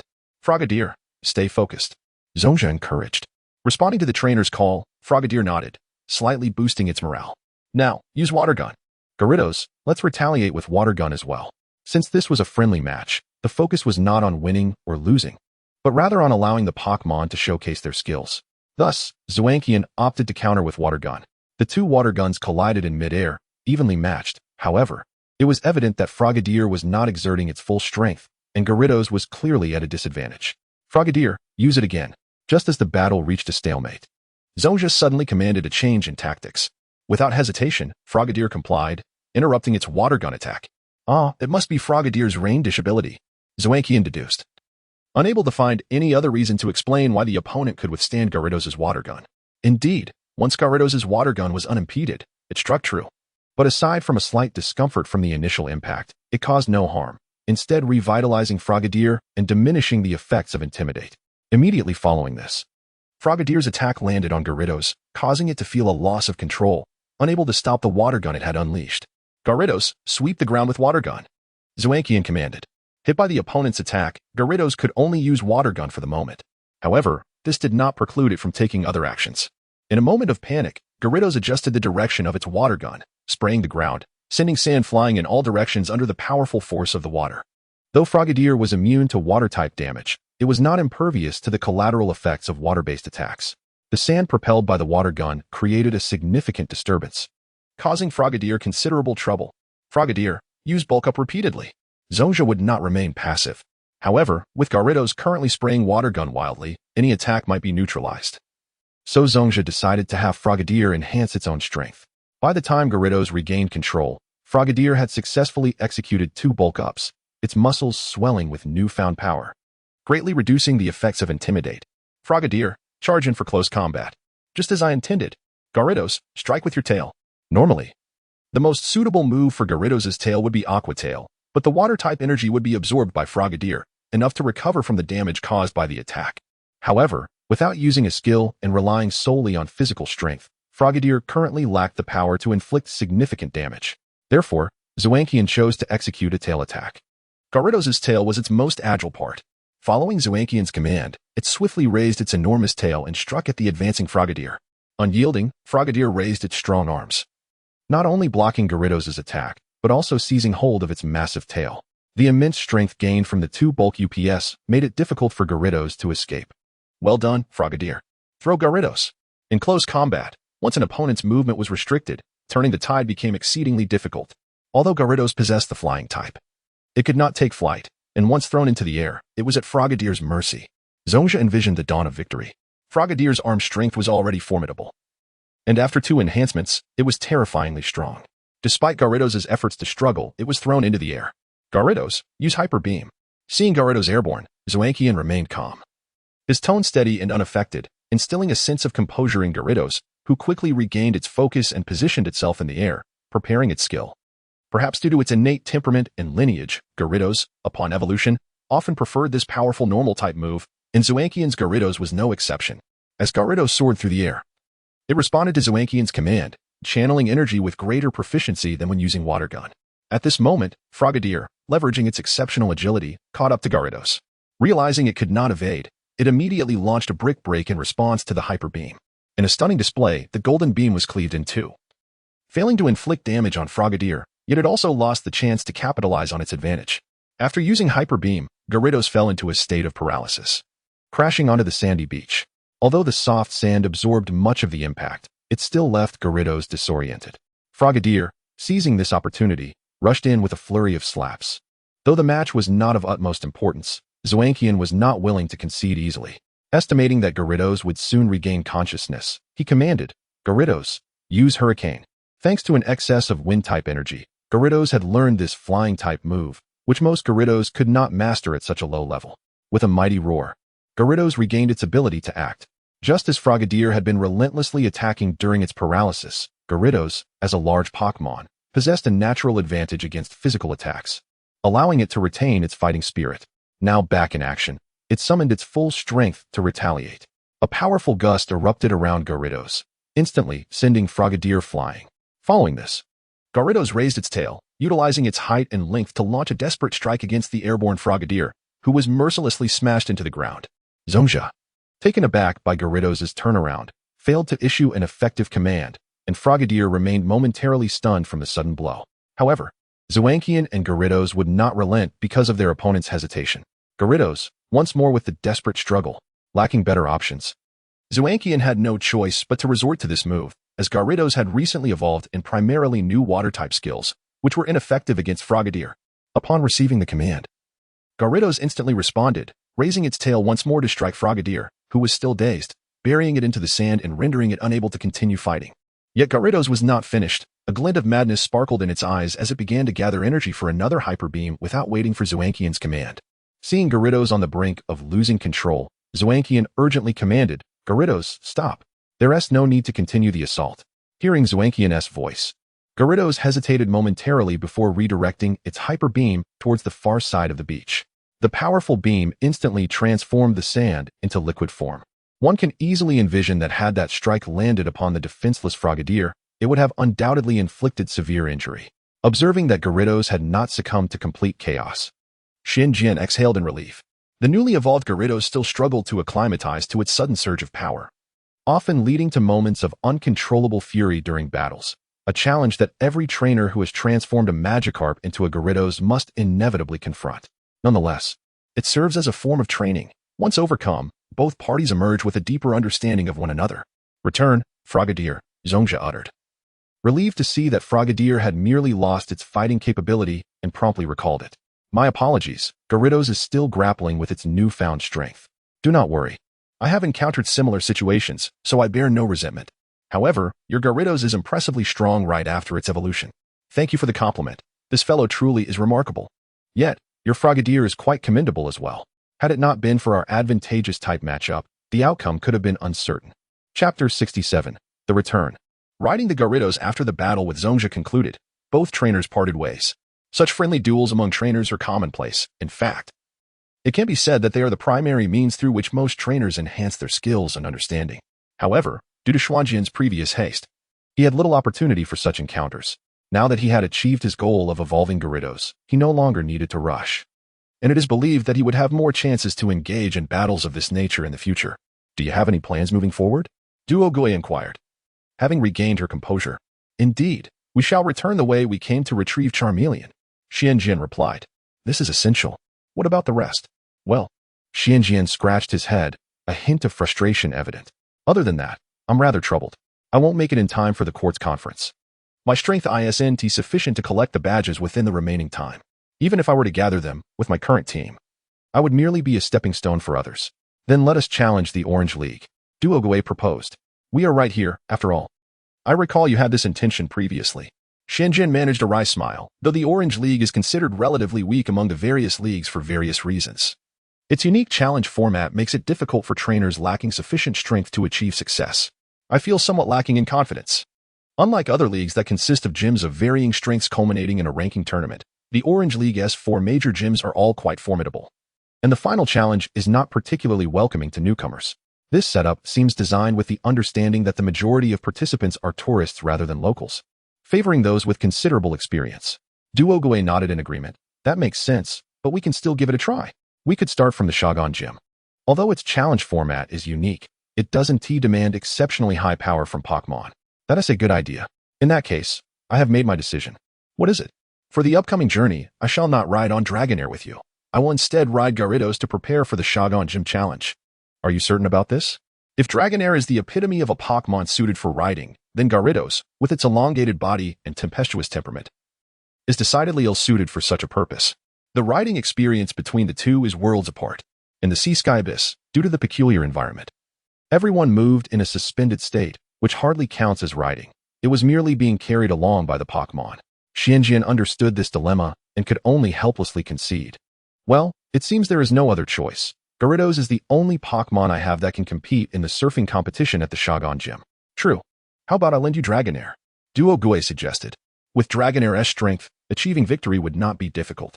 Thank you, but no need. Xianjin declined her offer. After all, Dragonair is not my Pokémon. Using it to gain an advantage, while it may secure me the Cherry Blossom badge, would not contribute to my personal growth. Gyarados needs to develop better control over its power. In this journey, riding it will serve as training for both of us. Duo Gui nodded, refraining from further comments. She understood that Gyarados' volatility is a significant challenge for trainers who have evolved Magikarp into Gyarados, and Xianjin's situation was relatively promising. However, if they could ultimately overcome this hurdle, the rewards would be substantial. Their bond with Gyarados would deepen, and their Gyarados would surpass those captured only post-evolution. Then I entrust this time to you, Gyarados, Xianjin said to his companion. Gyarados nodded, seemingly assuring him that this small task was well within its capabilities. And its confidence provided Xianjin with a sense of reassurance. Yet, he soon recognized just how superficial Gyarados' bravado was and understood deeply why it was not suited for riding. Dragonair boasted a broad back, flat yet sufficiently rough, allowing riders to sit comfortably and securely. When swimming, Dragonair typically floated on the surface, propelling itself with its fins, resembling a small moving island, thus enabling even those completely inexperienced at swimming to navigate the seas with ease while riding it. In contrast, Gyarados was entirely the opposite. Its elongated form was ill-fitted for riding, and it preferred to plunge beneath the waves, advancing through powerful undulations. For riders, the only feasible part to sit upon was Gyarados' head, as it was the sole area that remained above water while swimming. Gyarados' head is a sensitive zone and would not easily tolerate being touched by others. Fortunately, due to the long-standing bond between Xianjin and Gyarados, he had earned this privilege. Yet, even riding on Gyarados' head was far from comfortable. Its head was relatively small, barely accommodating Xianjin's standing form. Gyarados' movements were not as smooth as Dragonair's. And with neither party having prior experience in such coordination, the initial attempts were exceedingly arduous. Each time Gyarados swam, Xianjin had to grip tightly onto its body, lest he tumble off, while Gyarados needed to carefully balance its center of gravity to prevent losing stability due to the added weight of its rider. Both were struggling to find their rhythm. By the end of the first day, Xianjin was utterly exhausted. The vigorous jolting had him retching uncontrollably. Despite his carefulness, he fell off Gyarados' head 4 times due to its vigorous movements. Fortunately, the training took place in the sea, which spared him from severe injuries. As Xianjin and Gyarados were still unaccustomed to working together, they decided to spend the night where they were, as their pace was insufficient to reach the nearest island. They had no choice but to revise their travel plans into a training regimen. After the training, Xianjin gritted his teeth and consumed the dinner Duo Gui had prepared for him. Normally delicious food now failed to entice his appetite, but for the sake of his health, he forced himself to eat. He then bid Duo Gui goodnight and proceeded to massage Gyarados. Gyarados was equally fatigued. For a Pokémon of such immense size, precisely controlling its strength was a formidable task, akin to a muscular giant attempting to sew delicate embroidery with a fine needle. Being large, Gyarados preferred straightforward movements. After a long day, it felt uncomfortable, as if a fire burned within, urging it to unleash its frustration. Fortunately, Xianjin's timely massage and the soothing sound of his tranquil bell calmed it, allowing Gyarados to peacefully rest on the beach. Watching Gyarados peacefully asleep, Xianjin stood up to stretch his own body before returning to the tent to rest. Unbeknownst to him, after he left, Gyarados awakened, moved away from the soft sand, and encircled Xianjin's tent before settling down to sleep once more. Gyarados understood that Xianjin endured much more hardship than itself. And since Xianjin did not give up and continued to care for it despite his fatigue, Gyarados resolved not to yield. Often, trainers influence their Pokémon through their actions, instilling qualities that the Pokémon may not inherently possess, allowing them to grow stronger and more perfect. This is the essence of a trainer's existence. The next morning, Xianjin rose promptly and began training alongside Gyarados. With the power of the evergreen force coursing through him, a night's rest was sufficient to restore him to peak condition. The only obstacles remaining were his psychological and mental fatigue. Fortunately, possessing the soul of an adult, Xianjin had developed a keen awareness that enabled him to resist the allure of the soft, cozy bed. The training on the second day proved to be somewhat better than the first. Xianjin was now able to maintain his balance atop the Gyarados without falling off. while the Gyarados had also learned to control its body movements, minimizing head movements during swimming. Nevertheless, after a full day of such exertion, both parties were left utterly fatigued. This regimen continued for 5 days, and their collaboration had reached a plateau, necessitating real combat to further hone their skills. It was then that the group resolved to embark on their official journey. Chapter 68. Reunion riding upon the Gyarados. The journey was fraught with bumps and jolts. Yet Su Jin dedicated his entire focus to the art of cultivation, scarcely paying heed to the newly acquired Pokémon egg from Team Rocket. At long last, the group arrived once more at Pomelo Island. Here, Lai had evolved beyond merely aspiring to become a master of fire-type Pokémon. He had also matured into a proficient glass artisan. Upon their arrival, he was fully engrossed in crafting exquisite glass artworks, with his initial Pokémon, Torchic, diligently assisting him by carefully controlling the flames to heat the glass, preventing it from cooling too rapidly and allowing Lai ample time to work on it. Not wishing to disturb Lai in his concentrated endeavor, Su Jian sought out Charmeleon instead. At that moment, Charmeleon was diligently heating another glass kiln. Its control had reached remarkable heights, requiring little further training. What it now needed was to enhance the explosive power and endurance of its fire-type moves. After all, the capacity of a barrel is determined not by its longest plank, but by its shortest. Thus, its training focused primarily on heating the glass kiln. This task necessitated the emission of a substantial volume of intense flames to melt the raw materials into a liquid glass slurry. Insufficient explosive power would demand greater effort to produce quality glass. When Su Jian found Charmeleon, it was just beginning to heat a glass kiln. After a brief moment of preparation, it unleashed a robust flame that surged into the kiln, causing it to glow a vivid red at a discernible rate. As the materials within were swiftly transformed into molten glass. That power is no longer mere flame projection, is it? Duo Gue inquired. Su Jian retrieved his Pokédex, pointing it at the skill Charmeleon was employing. The device immediately responded. Burnout, the ultimate fire-type move, not only incinerates the opponent, but also inflicts backlash upon the user, reducing special attack by 2 levels. What an impressive new skill you've learned, Su Jian exclaimed, elated. His Pokémon had long lacked high-impact moves. Now, with Gyarados mastering Hyper Beam and Charmeleon acquiring Burnout, their weaknesses had finally been addressed. Even when using Burnout, Charmeleon managed to direct the flames with precision, ensuring the raw materials were melted evenly, indicating that Charmeleon had not fallen behind in skill control, but had instead advanced further. Upon completing its task, Charmeleon immediately recognized Su Jian and joyfully rushed over to embrace him. Meanwhile, Lai had also finished his work and, upon noticing Su Jian's return, hurried over. However, upon seeing Su Jian, he was taken aback. Rest assured, I am unharmed. We merely engaged in some training along the way, Su Jian reassured him. A glimmer of determination in his eyes that momentarily rendered Lai unable to meet his gaze. The return journey had consumed nearly twice the time of their outbound trip, primarily to accommodate Su Jian and Gyarados. Throughout the arduous trek, Su Jian endured considerable hardship. Despite Duo Gue's attentive care, he had visibly lost weight. However, the journey had yielded significant rewards. Su Jian and Gyarados had developed a seamless partnership, capable of matching the speed of a normal Lapras. Through this trial, Su Jian felt that his physical and mental attributes had ascended to a new level, while Gyarados had learned to harness its strength, avoiding reckless abandon. Indeed, but I believe you ought to rest and recuperate. Otherwise, your body may not withstand it, Lai advised. Thank you, I shall, Su Jian replied. Only through balancing work and rest can one achieve the greatest results. He resolved to take some time to unwind. By the way, has your gym application been approved? When they had last departed, Pomelo Island had reapplied to establish a fire-type gym due to Lai's involvement. Previously, the Orange League had cited the lack of elite trainers as a reason for denial, yet with Lai's initial Pokémon, Torchic, having reached elite status and his newly evolved Monferno also qualifying, the justification for Lai's elite ranking was now indisputable. No, Lai shook his head. Yet his expression bore no signs of disappointment. The abundance of water-type Pokémon on the Orange Islands severely hampers fire types. If a fire-type gym were established, it would likely become the weakest gym.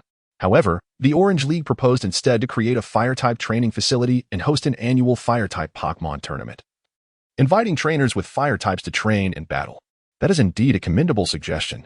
Establishing a fire-type gym in the Orange League may be impractical, but a training facility is far more feasible. Yet, will Master Ade and the others agree? Although it is a good idea, a facility does lack compared to a gym. I wonder if they will consent. The masters have already agreed. They are determined to work diligently to ensure that the Pomelo Island Fire Tournament becomes as renowned as the Whirl Islands competition. Then you must strive for success. The Orange Islands boast convenient transportation, directly connecting to numerous regions, attracting many tourists each year. Hosting a tournament here would be highly suitable. While Pomelo Island may lack the depth of Whirl Islands, if a tournament were indeed held, it would not fall far behind. Indeed, we will strive. Lai continued. By the way, the Master has decided that our tournament will be the inaugural event. You and I shall be the champions of the first edition. Ah, how embarrassing. Lai chuckled. I only managed to hold my ground because I let you win. Had I not excluded Torchic, you would have been utterly overwhelmed. I have already resolved to participate again next year. I aim to secure 3 consecutive championships. You should join the competition as well. Absolutely. By next year. My Charmeleon should have matured into a Charizard. I shall not be outshone after an engaging conversation with Lai. Su Jian and Duo Gui made their way to the Pokémon Center for lodging, having entirely forgotten about the unfortunate soul they had rescued from the sea, who had remained there all this time. Chapter 69.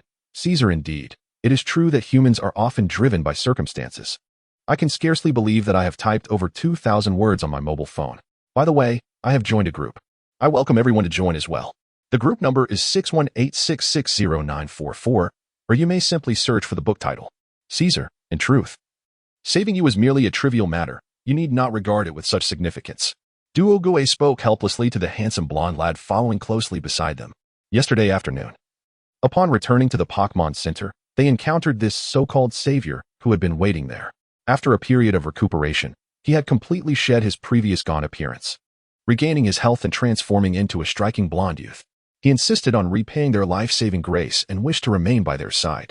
However, both Xianjian and Duo Gui graciously declined, as they had perceived that this individual was nothing but a source of trouble, evidenced by his frail state and the poison that afflicted him. Neither wished to become embroiled in such complications, both expressing that it was unnecessary for him to concern himself with such matters. To their surprise, he clung to them like an adhesive.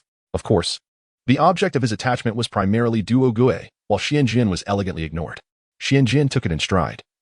As it was Duo Gui who had transported him and provided treatment at the time, he had not contributed significantly to the effort.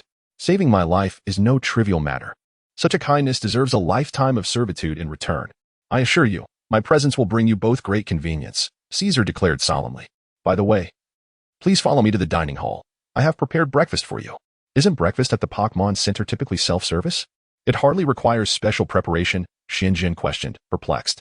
No, for a noble such as Miss Duo Gui, how could one offer such a rudimentary breakfast? I have arranged a special meal just for you. How did you know I am of noble descent?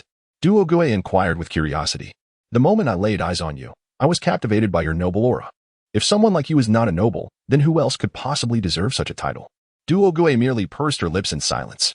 Most girls would be intrigued by such flattery, but she was not among them, trained from a young age to be the future head of her family. She had encountered this game far too often. Although she did not overtly display her noble demeanor, her posture and movements were steeped in rigorous training of aristocratic etiquette, easily recognizable by fellow nobles. Upon arriving at the dining hall, they found a lavish breakfast spread awaiting them. For Xianjian, a mere commoner, it was merely an impressive display, and he wondered if they were even meant to partake in such a feast. Yet for Duo Gui, it was a fitting representation of noble customs. For the term economic and practical had never graced the pages of a noble's lexicon. Grandeur and comfort were their guiding principles. When preparing breakfast, they considered only their sudden cravings, rather than the potential for waste.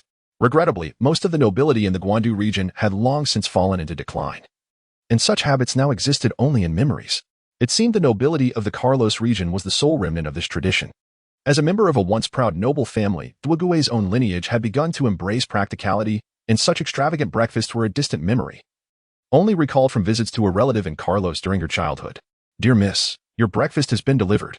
Please settle the bill, a portly maid, clad in a maid's outfit, awkwardly curtsied to Duo Gui, her voice strained and soft.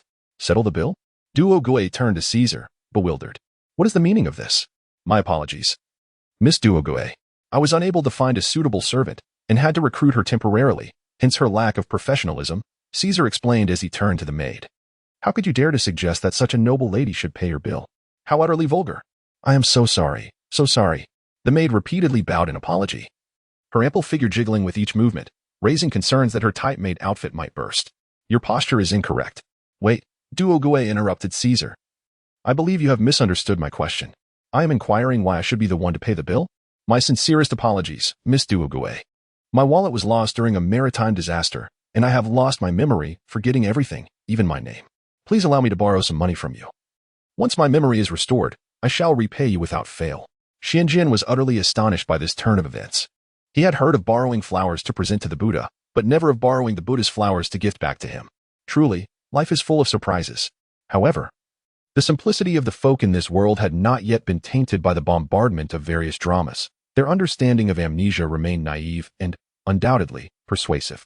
If this fellow were a swindler, he must have thought that Duogue was the type of noble lady who revels in flaunting her wealth, and under his charmingly handsome exterior, he believed she would surely extend her generosity.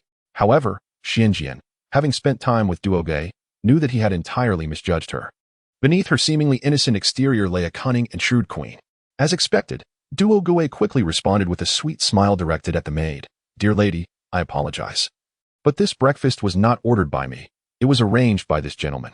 He has recently experienced misfortune, and I cannot bear to impose further expenses upon him. Therefore, I will not be settling any bill. With that, she turned and walked towards the self-service breakfast area, collecting a portion of food to begin her meal. Xianjian stifled a chuckle and shook his head, moving over to retrieve his own meal and sitting down opposite Duogue. While others might waver between the simple breakfast provided by the Pokémon Center and the extravagant spread before them, Duogue had no such qualms. As a travel companion for an extended period, Xianjian was well aware of Duogue's discerning palate. Influenced by certain specialized culinary traditions, she would not settle for anything less than her own exquisite creations or dishes with unique characteristics. Although the opulent breakfast looked impressive, its culinary execution was merely on par with that of an average diner. To Duogue, it bore no difference from the complimentary offerings at the Pokémon Center. In fact, she believed that the cooking methods employed there preserved more of the food's nutritional value. However, Xianjian would never divulge this sentiment to Caesar, for he was not one to play the role of a doormat, and everyone feels a twinge of irritation when ignored. What could be more satisfying than witnessing another's embarrassment? Meanwhile, the maid, realizing Duogue had no intention of settling the bill, swiftly turned her attention to Caesar, the one who had placed the order. Caesar, attempting to charm the maid, said, Dear lady, I am currently facing some financial constraints. Would it be possible to write an IOU?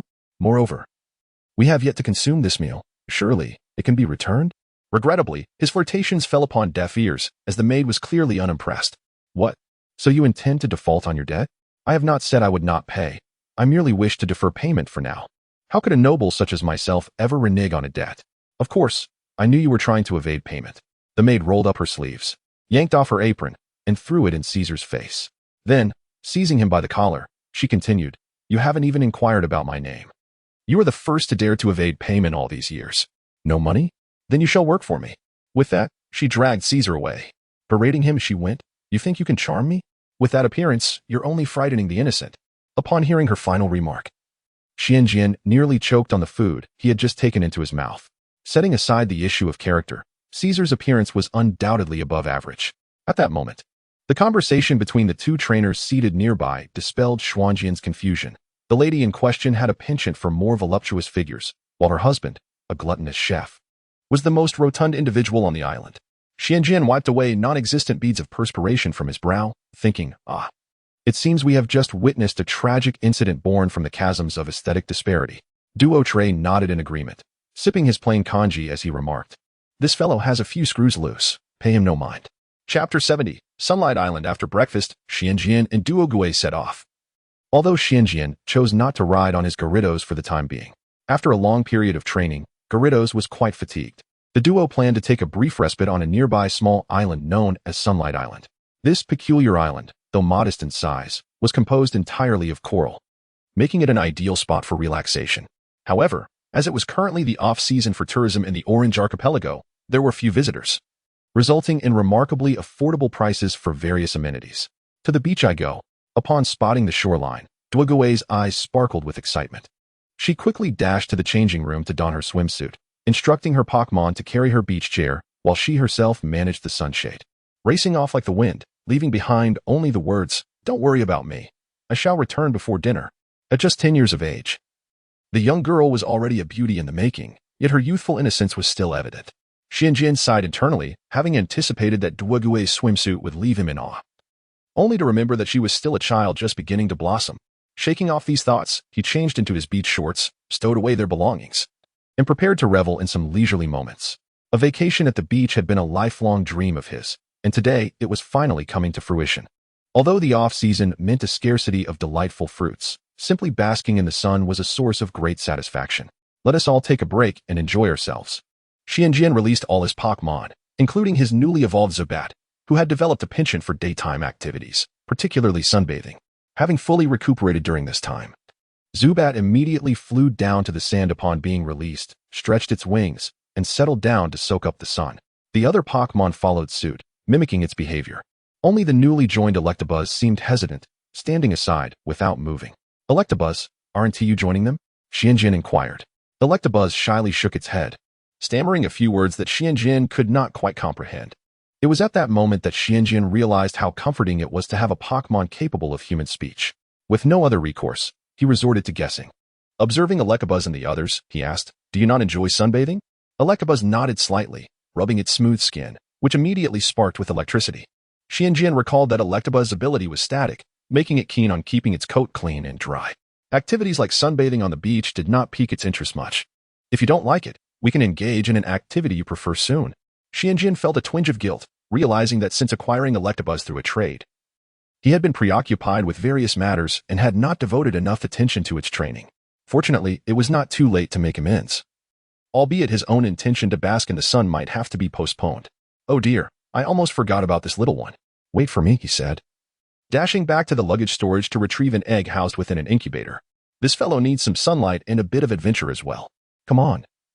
Let us explore activities you enjoy, he gently encouraged Electabuzz, acknowledging that it required a more attentive approach compared to the others. Electabuzz, delighted by Xianjian's words, hopped joyfully, leading him to a stage. Given that it was the off-season, no performances were currently taking place. Do you enjoy performing? Xianjian asked. Electabuzz shook its head and pointed to a poster, which read, "This is a fighting tournament. Do you enjoy fighting?" Electabuzz nodded, striking a combat pose. Xianjian was taken aback. He had not anticipated that the seemingly timid Electabuzz would have an affinity for combat. Although Electabuzz did not possess a fighting type, its final evolution, Electivire, boasted impressive physical attack stats. Training it in this direction could yield fruitful results. Unfortunately, most electric-type moves lean towards special attacks, yet as the saying goes, a single skill can conquer all. If Electabuzz could master a few decisive techniques, it would be formidable against opponents. However, the tournament mentioned on the poster had long since passed, and the next one would not occur for quite some time. Upon hearing this, Electabuzz appeared somewhat disheartened. But Xianjian's next words lifted its spirits. There should be a fighting gym nearby. Since you were so passionate about it, let us go and take a look. The poster bore the name of a fighter named Maso, along with the address of a fighting club named after him, conveniently located by the seaside.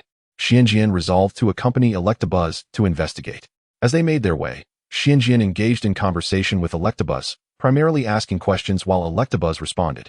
Despite still struggling to grasp Electabuzz's expressions, Xianjian was able to infer meaning from its gestures. Electabuzz, recognizing this, shifted to communicating entirely through actions, as it had always been rather reticent. Electabuzz, why do you enjoy fighting? Xianjian prompted, and Electabuzz began a series of gestures. Xianjian responded with interpretations, nodding when correct and shaking his head when wrong, prompting further illustrations from Electabuzz. After some effort, Xianjian gradually pieced together the story.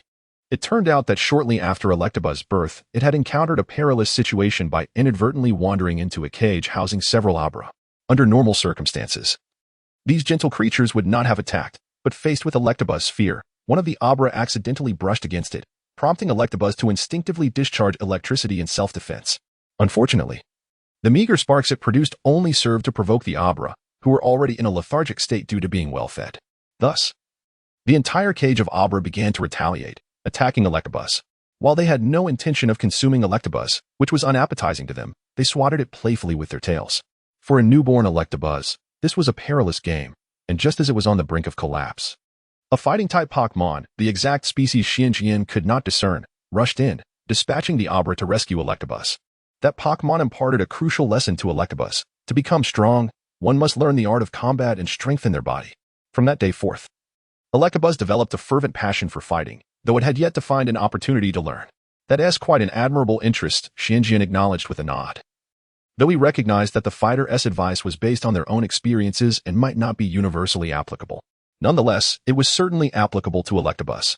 With this affirmation, Electabuzz's eyes gleamed with joy, and at that moment, they arrived at the entrance of the fighting club. Chapter 71. Rejection and Reunion. The Masog Fighting Club stands as the most renowned combat establishment on Sunshine Island, a locale so diminutive that it boasts only this single club. During the off-peak tourist season, the club's business has been severely impacted, rendering it rather desolate. The island's indigenous population is sparse, and the majority of patrons are transient visitors. Upon raising the uniquely patterned orange curtains, Su-Injayan entered the club alongside his electric-type Pokémon, only to find the receptionist languidly resting her head on the desk. Seemingly bored. "Good day. How may I assist you?" The receptionist, appearing lethargic, instantly perked up upon noticing a customer, adopting a professional smile and inquiring politely. "I have heard that your club offers combat training. Is that correct?" "Indeed," she nodded. "In addition to welcoming fighters for training and performances, we also invite enthusiasts of combat to join us. Currently, we are in the off-season, so we are offering special promotions. The owner, Mr. Masog, a formidable fighter, will personally conduct combat training. If you wish to build muscle to attract the ladies, do sign up quickly." Thank you, but I don't need that at the moment." Su-Injayan awkwardly shook his head, reflecting that he was merely a child, and attracting women was an unattainable endeavor. "I would like to inquire if there are training options available for my Pokémon. In this world, dominated by Pokémon, they have seamlessly integrated into human life and work, leading to many clubs catering specifically to fighting Pokémon, which tend to be more popular than those solely open to humans, as not everyone possesses the innate talent to become a fighter. Training for Pokémon?" The receptionist furrowed her brow. "Generally, those passionate about fighting are fighting-type Pokémon, who possess an inherent talent for combat and do not require formal training. The club merely needs to provide a sturdy training environment. I have not heard of fighting-type Pokémon needing training here. Even if they were to learn combat skills, this would not be the right venue." After a moment's contemplation, the receptionist added, "We do have robust facilities equipped with various training apparatuses available for rent. If you seek a sparring partner for your Pokémon, we also have strong and capable Pokémon available to assist you." Su-Injayan shook his head. The electric-type Pokémon could not fight on its own, and the fighting techniques would not be beneficial for it. He sought a human combat instructor to guide it, as despite humans lacking fighting attributes and being physically weaker than Pokémon, their expertise in combat was far superior, making it a more suitable option for his electric type. "Actually, my electric type is quite interested in combat, but it lacks fighting attributes. Upon seeing your club's advertisement, I came here hoping to receive some guidance from a fighter. I cannot provide an immediate answer to that. I need to consult Mr. Masog. Could you please wait a moment?" "Certainly." The receptionist departed for a brief period before returning with an apologetic expression. "I'm sorry, but we cannot accept the electric-type Pokémon. Is there no way to make an exception?" Su-Injayan pleaded. The receptionist shook her head. "Not only does the electric type lack fighting attributes, but its ability is static, which could pose a risk of electric shock during training. There is no Pokémon Center on the island, and healing would be quite troublesome." "Oh, thank you anyway." Given her firm stance, Su-Injayan had no choice but to abandon his pursuit, departing the club with his electric type in disappointment. Frustrated by the setback in his quest for combat training, the electric type felt disheartened. Su-Injayan reassured it that once they left the island, he would find a dojo willing to teach it combat, which lifted its spirits, and they spent time basking in the sun on the beach, chatting. Su-Injayan reclined on the sand while the electric type, under his guidance, provided him with a massage. Its static-laden hands offered a delightful tingling sensation, which was rather pleasant. However, this tranquil moment was soon disrupted by the unwelcome appearance of a certain individual. "Mr. Caesar, I recall you were still indebted on Pomelo Island. So what brings you here?" Su-Injayan remarked with a hint of annoyance at the sight of the individual lounging beside him. This individual certainly lived up to his name, boasting an impressive physique and handsome features, around 20 years of age, truly the epitome of youthful charm. Upon arriving at the beach, he attracted the attention of numerous women, much to Su-Injayan's displeasure, as the presence of this individual led to a swarm of women approaching him, disrupting Su-Injayan's peaceful sunbathing. He would never admit that he was envious. "Such a trivial debt cannot possibly trouble me." Caesar feigned nonchalance, though inwardly he cursed the plump woman who had coerced him into working as a gigolo to repay his debts, truly revolting. Had it not been for the fact that he wasn't genuinely destitute, his reputation would have been tarnished. Naturally, he would never disclose this to anyone. "Since you're not lacking in funds, why are you following us?" "I am not following you," Caesar replied, blowing a kiss to a woman who had flirted with him. "I simply came here for vacation, but it seems I fortuitously encountered you. It must be fate compelling me to follow you to repay my gratitude. We do not believe such claims and have no need for your gratitude. Ah, your words hold little weight. It is Ms. Duoguay's decision that matters. With a playful toss of his golden hair, Caesar continued, as far as I am aware, you are currently employed by Ms. Duoguay, and she has been covering all your expenses for this journey. It seems you lack the authority to make such a decision. Su-Njin felt a surge of anger but had to concede that Caesar's words rang true. From the outset of their travels, Ms. Duoguay had been footing the bill for their accommodations, while he feigned ignorance, counting it as part of his reward for assisting her in seizing the dojo. This revelation undoubtedly struck a nerve, inciting Su-Njin's ire. What are you upset? How about a battle? If I lose, I shall apologize. If you lose, you must remain silent on this matter. Caesar goaded. Fine, Su-Njin agreed, but then quickly added, however, I must first know what Pokémon you will use. Given your age advantage, if you were to use your starter Pokémon, I would surely be at a disadvantage. Do not worry. I shall not use my starter Pokémon. I will utilize this little one. Caesar produced a Pokéball, from which Su-Njin recognized a luxurious model, expensive in appearance but mediocre in performance. Come forth, Eevee. The luxury ball erupted in a dazzling display of light, revealing a charming, well-bred Eevee before them. Su-Njin appraised the petite creature, noting its glossy fur and well-defined musculature. It appeared to have a similar level to his own Eevee, and thus he nodded in agreement to the challenge. Very well, I shall also use my Eevee. Upon hearing that it would battle another of its kind, the sunbathing Eevee excitedly rushed over, engaged in some preparation, and soon the two combatants commenced their duel. Chapter 72. The energy cube in the face of Caesar. Xianjian did not hold back and initiated the attack first. Let's strike first. Eevee, use tackle. We shall do the same, Xiao tackle. Both Eevees charged towards each other, their heads colliding in a fierce contest, neither willing to yield. After a brief struggle, they each took a few steps back to their respective trainers. Xianjian was somewhat taken aback. His Eevee possessed the adaptability ability, typically boasting a higher power in normal-type moves. Given that he had carefully selected its evolutionary path, Xianjian had focused on strength training, not expecting the opposing Eevee to match him evenly. It seemed that this Eevee was not as simple as it appeared. Eevee, rush in and use Iron Tail. Xianjian commanded again, although the battle was closely contested. His Eevee excelled in physical combat, making it illogical to compete in other areas. However, this time, Caesar did not continue with physical attacks. Instead, he commanded, Shio. Use sand attack, then curse. Shio first scraped the ground with its forelimbs, kicking up a cloud of sand. But Eevee had anticipated this, closing its eyes and rolling to evade the swirling dust, positioning itself right in front of Shio. It then spun around and unleashed its iron tail. Yet, Shio did not flinch or evade, it braced for the impact. Suddenly, Shio's expression dimmed slightly, and a swirl of dark purple smoke emanated from it, coalescing into a ghastly visage that lunged towards Eevee, infiltrating its body. Although startled, Eevee gritted its teeth and, seizing the moment while Shio was weakened from the move, swung its iron tail down forcefully. Shio only managed to dodge a critical hit to its head, but the blow landed solidly on its back. Having just lost considerable stamina, Shio collapsed to the ground. What an opportunity! Eevee, once more with Iron Tail. With Shio unable to evade, it was time to press the advantage. However, Caesar was not one to surrender easily. Aware of the negative effects of using Curse, he commanded, Shio, use Detect. As Caesar issued the order, Shio fixed its gaze upon Eevee's movements. With remarkable agility, it evaded Eevee's Iron Tail, causing the attack to miss entirely and crash into the ground. After 2 consecutive Iron Tails, Eevee was beginning to tire, compounded by the effects of Curse, which drained its energy and weakened its limbs, rendering it temporarily unable to continue the assault. Seizing the moment while Detect was still active, Shio rolled aside and unleashed a powerful move, Synchronize. That cunning creature. Xianjian thought to himself, Synchronize is a skill with remarkable value, but its conditions for effectiveness are quite stringent, requiring matching types. Moreover, the closer the types are, the greater the damage dealt. In battles between Pokémon of the same species, this skill is practically a game-changer. Eevee, use Ace.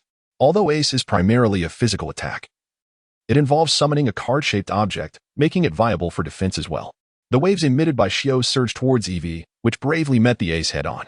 The 2 skills clashed, but ultimately, Shio's Synchronize proved to be the stronger force, causing Eevee's Ace to disintegrate amidst the waves, leaving only residual energy that struck Eevee. Fortunately, much of the attack had been mitigated, so the damage was not severe. However, due to the curse's effect, Eevee's stamina was nearly depleted. Employing Synchronize had also taken a toll on Shio, and the 2 Pokémon faced off in a tense standoff. At that moment, Xianjian sensed something amiss. The opponent's skills were scattered across various types, lacking any cohesive synergy. Were it not for the immense power of Synchronoise, the opponent would have virtually no hope of turning the tide. Despite his initial contempt for the opponent, Xianjian dared not underestimate him, having come to challenge him. The opponent had clearly prepared well, though Xiao's stamina had plummeted, making it vulnerable to any skill that could deplete its remaining fighting power. The opponent exuded confidence, compelling Xianjian to remain vigilant. Having his own EV, Xianjian could surmise the opponent's intentions. Ultimately, he decided to launch the first attack, as the curse placed upon his EV would only exacerbate the situation the longer it continued. EV, charge in and attack, prepare the T tactic. Certain skills or combination moves, if stated outright, could alert the opponent, which is why many trainers employ coded phrases agreed upon with their Pokémon. Xianjian opted for the pinyin initials of the skill's name in ancient Chinese. T represents the skill Hang Tough. Upon Xianjian calling out the T tactic, EV would feign an attack while secretly preparing the Hang Tough move, ready to unleash at the moment the opponent executed a powerful attack. Upon receiving the command, EV pretended to charge towards Xiao. At this point, beads of sweat had formed on Caesar's brow. He had not anticipated Xuanjian's EV to be so formidable, utterly overpowering his meticulously trained Xiao. With Xiao's stamina dwindling, any minor misstep could lead to defeat. Thus, despite his reservations about Xuanjian's command, he felt compelled to execute his plan. Xiao, use last resort. Upon hearing Caesar's command, Xianjian was once again taken aback. His own EV was also capable of last resort, but it had only been used once during a consecutive battle against two Scyther, as the skill's requirements were exceedingly stringent, necessitating the use of all skills the Pokémon had learned. In reality, achieving this in combat is a daunting task, as only a few skills are truly effective, and Pokémon have limited stamina, often losing the ability to fight after several rounds. Xiao had only utilized 5 skills thus far, and had not even deployed several innate EV abilities. How could it possibly execute last resort? Yet, actions speak louder than words. Xiao successfully unleashed the last resort skill, striking EV with tremendous force. EV did not evade. It knew it could not escape this attack, relying solely on the previously prepared Hang Tough skill for a chance to turn the tide. To prevent being sent flying, EV braced itself in an awkward stance, absorbing the impact as it was slammed to the ground, much like Xiao had when struck by Iron Tail. However, compared to Xiao, EV was far more resilient. Gritting its teeth, it weathered the blow and, as soon as Xiao's attack concluded, launched a desperate counterattack with Flail. This skill, whose power is determined by the damage received, combined with Hang Tough, was a perfect match. EV's sudden resurgence caught Xiao completely off guard, and before it could react, it was sent flying.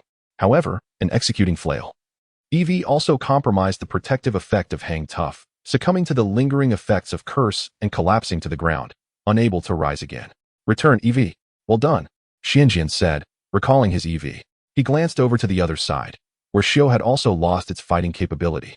Xianjian frowned slightly, although it was now unconscious. It seemed to exude even more spirit than at the outset.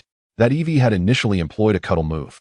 Using such a fairy-type skill right from the start undoubtedly caught the opponent off guard, leading to an instinctive underestimation of the Pokémon's level. Caesar nodded, not denying the truth. Indeed, this is a habit cultivated in beauty contests. It garners more points. Both EVs had lost their fighting capabilities, resulting in a tie. Thus, the previous agreement is null and void. No, Caesar shook his head. According to the rules, when both Pokémon lose their fighting power, there are multiple criteria to determine the victor to avoid a tie. The airborne Pokémon score begins from the moment it touches the ground, while the grounded Pokémon score starts from the moment it falls. My EV, Xiao, landed after your EV fell, so according to the rules, I emerge victorious. Oh, while the rules do state this, there is no referee present, and I refuse to acknowledge that your EV landed after mine. With the opponent's EV clearly having lost its fighting capability the moment it was sent flying, it is rather disconcerting that they would exploit such a loophole in the rules. Therefore, one cannot blame me for resorting to underhanded tactics. Indeed, there is no referee present, and Caesar finds himself in a predicament. We need not insist on determining a victor or a vanquished. I harbor no ill will towards you, simply wishing to pursue the illustrious Miss Duogue. Should you refrain from obstructing me, I can reveal why my EV can so effortlessly employ the cherished secret. Xianjian felt a flicker of intrigue. The allure of this secret was undeniably potent, and considering Duogue's character, she would likely reject this fellow's proposition. Ultimately, Xianjian nodded in acquiescence. Very well, I accept your terms, and I shall refrain from commenting on this matter. Thus, the transaction was sealed. Here you go, Caesar proclaimed as he tossed over a note. which had already been inscribed with the method for swiftly utilizing the treasure. The opponent seemed to have prepared well in advance. Xianjin perused the note, which detailed a method of combining certain berries in a specific ratio to create an energy cube. After a Pokémon utilized 5 different attribute skills within a single day, they could activate the treasure once. This energy cube was applicable to all Pokémon capable of utilizing treasures. It was indeed a precious formula, not only because it was universally applicable to all suitable Pokémon, but also due to the fact that, despite its somewhat intricate preparation, the materials required were quite common. This indicated that such cubes could be mass-produced, holding significant promotional value. Is this formula genuine? Xianjin questioned, struggling to believe that the other party would so readily entrust him with something that could serve as the foundation of a family legacy, potentially determining a family's rise or fall. Rest assured, it is authentic. Caesar tossed Xianjin a box of energy cubes, stating, "This is the finished product, a gift for you. You may test it yourself." Xianjin held the formula, his brow furrowing. What exactly are your intentions? Although Duogue is a noble lady, the value of what you present is sufficient to woo a fallen noblewoman as a spouse, yet you merely seek to exchange it for a chance to approach Duogue. It is truly astonishing. Many fallen nobles lead lives that appear glamorous on the surface, yet are less fortunate than commoners in reality. The worth of this formula is more than enough to attract them. Such matters are not for you to comprehend. For genuine nobility, such things are plentiful. You, a mere commoner, cannot fathom it. Detestable noble heirs. Regardless of your intentions, should you dare to harm Duogue, I shall not let you off easily. Rest assured. How could I possibly inflict harm upon her? Chapter 73. The Undersea Vintage. Having reached an accord with Xianjin, Caesar did not immediately seek out Duogue, instead choosing to bask in the sun alongside her. Compared to the youthful Xianjin, Caesar undoubtedly drew more attention, as bold women frequently approached him. However, perhaps to maintain an air of decorum, he politely declined their advances. As the sun began to set, Duogue returned with her sprite, visibly elated. Noticing her arrival, Caesar promptly approached her. "Miss Duogue, I beg your pardon for my prior indiscretions. May I have the honor of attending you?" Duogue tilted her head slightly, responding, "I appreciate the sentiment, but I do not require your company. Besides, it would be rather cramped on the back of the dragon with an additional person." Caesar, undeterred, replied, "Rest assured, Miss Duogue, I shall find a way to remedy this situation." "Suit yourself," she retorted, then turned to Xianjin. "I've heard that the seaweed on this island is exceptionally delicious. Let us dine on that tonight." Xianjin, as always, agreed, "As you wish." Thus, Xianjin and Duogue led the way while Caesar followed, and the trio entered the island's most renowned seaweed establishment. Duogue perused the menu, selected several dishes, and handed it to the server, declaring, "2 servings, please." She pointed to herself and Xianjin, entirely disregarding Caesar seated beside them. Unperturbed, Caesar took the menu and remarked, "I have complete faith in Miss Duogue's taste. I too shall have the same. Please charge all 3 servings to my account." Duogue made no objection. Since someone was willing to pay, why not indulge? The server, however, did not leave but inquired, "Sir, we have a specialty known as Undersea Vintage, crafted from grapes from Lamb Island and aged in the depths of the sea for over a decade. Would you care for a bottle?" The dishes ordered were not the most expensive, but rather the most fitting and distinctive, typically chosen by those who were genuinely affluent. Hence the server's high recommendation for the costly wine. Undersea Vintage? That sounds intriguing. Lead me to see it.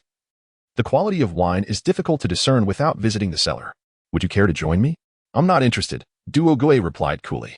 I abstain from alcohol, Xianjin added. Though he was curious to see the cellar, he lacked the funds and did not wish to accompany Caesar and risk embarrassment, ultimately declining the invitation. Seeing their refusals, Caesar was unperturbed and followed the server away.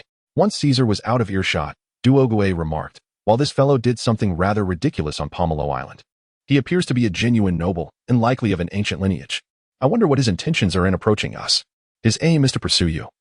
Xianjin thought to himself, but outwardly asked, how can you tell he is a noble?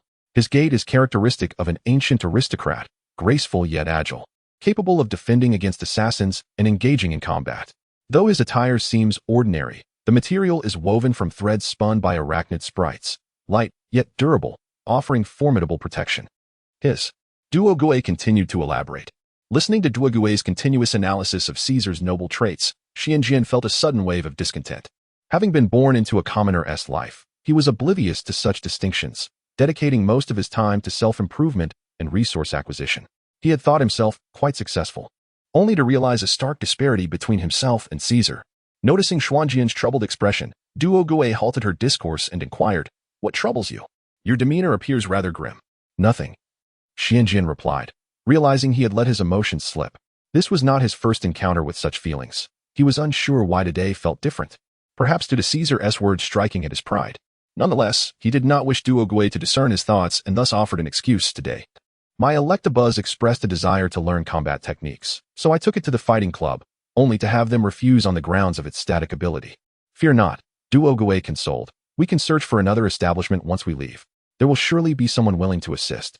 "Indeed," Xianjian nodded. The island only boasted this one fighting club. They would have to seek alternatives later, lamenting that even if they found another, their time for extended stays would be limited. They planned a vacation on Sunlight Island for a month before challenging the Orange League, meaning most of their time would be spent traveling, making long stays in one place a rare luxury. "Quite so," Duogue sighed. "What a pity. What are you two discussing?" At that moment, Caesar returned, holding a bottle of wine.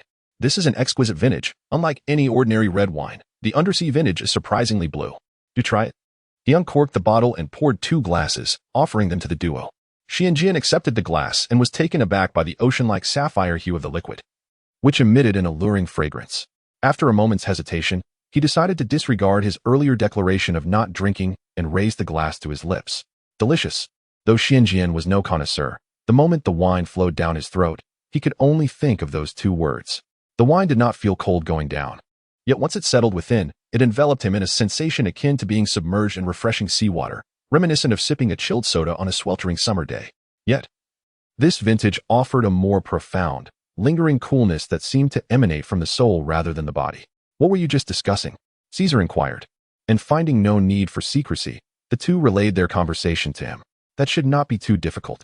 Allow me to ponder a solution," Caesar assured Xianjian. "Thank you."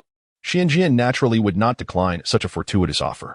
"Not at all. Consider it my way of repaying your life-saving grace." Xianjian cast a complex glance at him. Well aware that Caesar's words were not entirely sincere, the only life debt he acknowledged was owed to Duogue. To Caesar, he was merely a subordinate of hers, and his actions were motivated solely by a desire to win Xianjian over. Noticing Xianjian's gaze, Caesar simply raised his glass and declared, "Cheers." Setting aside unspoken awkwardness, the meal was thoroughly enjoyed by all. Afterward, Duogue and Xianjian initially planned to return to their established campsite, aware that staying at a hotel would incur significant expenses. However, Caesar mentioned he had already reserved accommodations, and the two did not refuse such a generous offer. Xianjian understood Caesar's motives, while Duogue believed that regardless of his intentions, they would eventually be revealed, and it was better to wait for him to show his hand than to fret unnecessarily. Thus, under Caesar's guidance, the trio made their way to the island's finest hotel. Due to the off-peak tourist season, many hotels were poorly managed and lacked proper sprite supervision. Only this establishment remained well-maintained, complete with designated areas for sprite rest and healing. However, due to limited rooms, they could only secure 2. Xianjian and Caesar would share one, while Duogue would occupy a separate room. Both agreed without hesitation, feeling fatigued after a day of activity and having consumed some wine. After settling their sprites, the 3 retired for the evening. Chapter 74. Agreeing to join recently, the plot has been rather mundane. I shall endeavor to hasten the pace and swiftly traverse through this segment. The room inhabited by Xianjian and Caesar contains 2 beds. Thus the two need not squeeze together for slumber. Naturally, Xianjian surmises that Caesar would not engage in such an act, for he has observed a hint of obsessive cleanliness in this fellow. Once Xianjian nestled into the comfort of the large bed, he promptly succumbed to sleep. However, Caesar arose quietly after ensuring Xianjian was asleep and left the room. Knock, knock, knock. Caesar rapped on the door of Duotai's room, which was soon opened by Duotai, clad in her nightwear. "What is it?" she inquired, only to discover that it was merely Caesar. "Why are you alone? Where is Xianjian?" "Do not worry, Miss Duotai. The Hazang wine, though smooth in its initial taste, has a potent after-effect. That naive young man who drank it for the first time has already succumbed to slumber." A wary expression crossed Duotai's face. "What are you planning?" "Nothing of great consequence. I merely wish to discuss a matter privately with you, Miss Duotai. I seek your permission to enter without the interference of outsiders." "Come in," Duotai conceded, stepping aside to allow Caesar into her chamber. Her room was a lavish single suite. Caesar naturally settled onto the sofa, surveying his surroundings before remarking, "Not bad. It is barely tolerable." "Spare me the pleasantries. Speak your mind," Duotai replied with impatience, taking a seat on the opposite sofa. "Miss Duotai, I am aware of your aspirations to revive your family legacy. Yet it is entirely unnecessary to squander time on such a commoner. The risks of this investment are far too great, and the return period excessively prolonged. Might I suggest an alternative? Are you suggesting yourself? Duotai scoffed. A failure banished from the dragon's homeland? Caesar's countenance briefly darkened, yet he soon offered a gentle smile. Miss Duotai, your discernment is commendable. It is no surprise that you were nurtured by Her Majesty, the Queen of Carlos. Such insight requires no extraordinary perception. Anyone familiar with the aristocracy is well aware of this. Golden-haired, dancing the claw steps, and every heir named Caesar, one must wonder if your family can sustain such extravagant expenditures. Indeed, my family has been expelled from the dragon's homeland, yet I have found a more suitable refuge now. Money is no longer a concern for me.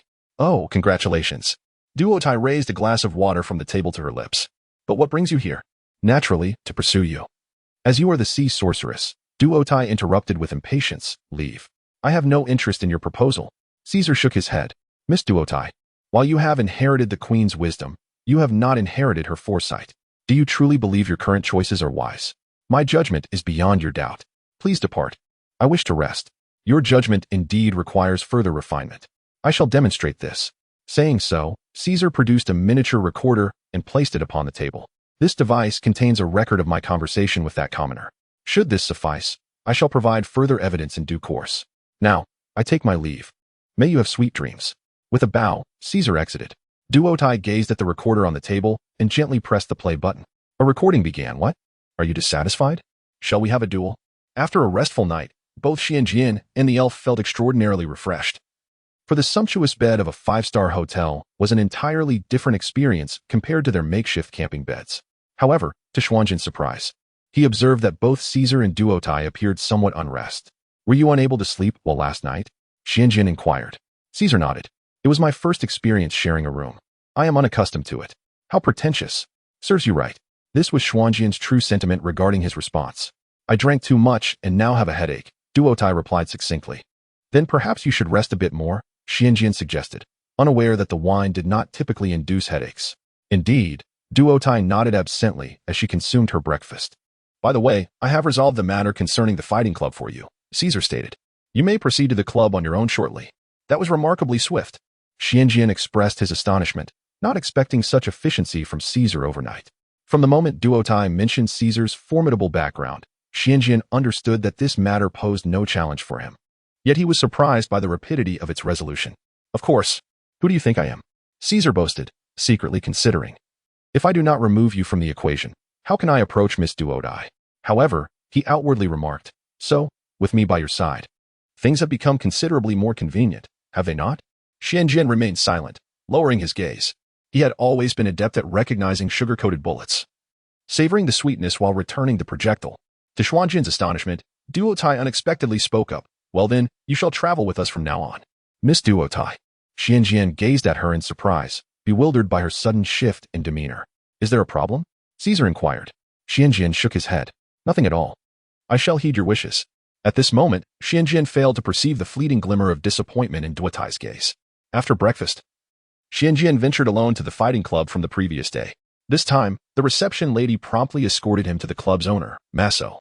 In Xuanjin's imagination, Maso should have been a towering figure. However, he was merely of average height, appearing quite unremarkable, save for the scars adorning his face. Greetings, Mr. Maso. Xianjin offered a respectful bow, as societal norms held great significance in this world. Maso nodded, gesturing for Xianjin to take a seat. He waved away the maid and began speaking. Originally, another fitness coach was assigned to instruct ordinary students. Someone who could help them quickly build muscle, though it may be aesthetically pleasing, yet ultimately ineffective. However, if you wish to learn, I shall personally take charge. By the way, I forgot to introduce myself. I am a retired special investigator from the Alliance, skilled in combat. Unlike those mere showmen, my teachings are rooted in genuine fighting techniques. I will only train those who are committed, though your elf may observe alongside and receive some guidance. However, learning combat will be arduous. Are you certain you wish to proceed? Upon hearing these words, Xuanjin's breath quickened. The title of Special Investigator was one he had encountered in the Rocket Team's database, and all such individuals were undeniably formidable. Typically, they held lifelong positions, and the concept of retirement was often associated with espionage. These investigators, who infiltrated hostile forces, often gained the trust of their targets through a particular skill. The man before him, who claimed to be Maso, professed expertise in combat. suggesting he was indeed a true master of the art. Although Xianjin held little interest in fighting, he would never pass up the opportunity to learn from such a distinguished master. After all, given the physical capabilities of individuals in this world, mastering combat could make defeating elves a feasible endeavor. I am willing, Xianjin eagerly responded. Very well, Meso nodded. Go wait in the training room. The receptionist will show you the way. Yes, Xianjin respectfully bowed and departed to find the receptionist. After Xianjin left, a natural sparrow alighted before Meso and spoke in human language. Fortunately, this lad is perceptive and did not mind your difficulties, agreeing so quickly. Otherwise, you would have had to account for it to that one. However, I wonder how long he can endure. I suggest you ease his training regimen a bit, Meso. Humph. Meso grunted in displeasure. I do not teach the inept. If he cannot withstand the training, that is his concern. But this lad is not particularly interested in combat. The reason we have him train in combat alongside the elves is solely because that individual requested to keep him entangled and unable to escape. Masuwa scoffed with disdain. That insufferable noble believes he can manipulate me simply because he possesses leverage over me. How absurd. If I wished to be a subordinate, I would not retire so prematurely. While I may not openly defy his commands, I can certainly engage in a bit of subtle sabotage. Alas, after all these years, your irritable temperament remains unchanged. Rest assured, I will not allow him to seize any leverage against me. Moreover, did he not request that I ensnare this lad as tightly as possible? Each day, I shall exhaust him to the point of utter fatigue, so that he collapses into slumber upon returning home. What better way to fulfill his demands? Chapter 75, Combat Training 1. Under the guidance of the receptionist, Xianjin changed his attire and proceeded to a quiet room. After a brief observation, he released his electric Pokémon and 3 Scyther, who, after inquiring, expressed their willingness to engage in combat training. The 3 Pokémon and Xianjin then settled cross-legged, patiently awaiting the commencement of their training. Meso did not keep Xianjin waiting long and soon arrived at the quiet room. Clad in a martial arts uniform, he exuded a different aura, akin to a slumbering lion awakening. This remarkable transformation left Xianjin inwardly astonished. Teacher, Xianjin greeted with a bow. Meso nodded, unconcerned with Xuanjian's form of address. In his view, despite his impure intentions, he was indeed imparting combat skills to Xianjin, thus meriting the title of teacher. Every endeavor requires a measure of talent, a fact you surely comprehend. I shall first conduct an assessment of your fundamental qualities to ascertain your innate abilities, which will guide my approach to your training. I, Meso, adhere to the principle of diligence. Since you wish to learn from me, I will hold you to the strictest of standards. Your commitment to this path is ultimately in your hands. After all, the master leads you to the door, but the cultivation lies within the individual. Furthermore, I am merely fulfilling a request. Understood, Xianjin responded, feeling somewhat apprehensive. In his previous life, he had clearly been more cerebral than physical, and this life seemed to follow a similar trend. However, knowing that Meso would guide him regardless of his talent alleviated some of his mental burdens. Meso stepped aside and opened a sliding door, gesturing towards an outdoor training area. This place is equipped with all necessary facilities, whether it be running, equipment, or any other activity. You may engage freely until you feel utterly exhausted. I will evaluate your performance to determine your potential. Yes, Xianjin replied, slightly anxious as he approached the training area, unsure how Meso would assess his potential, and thus decided to follow his instructions.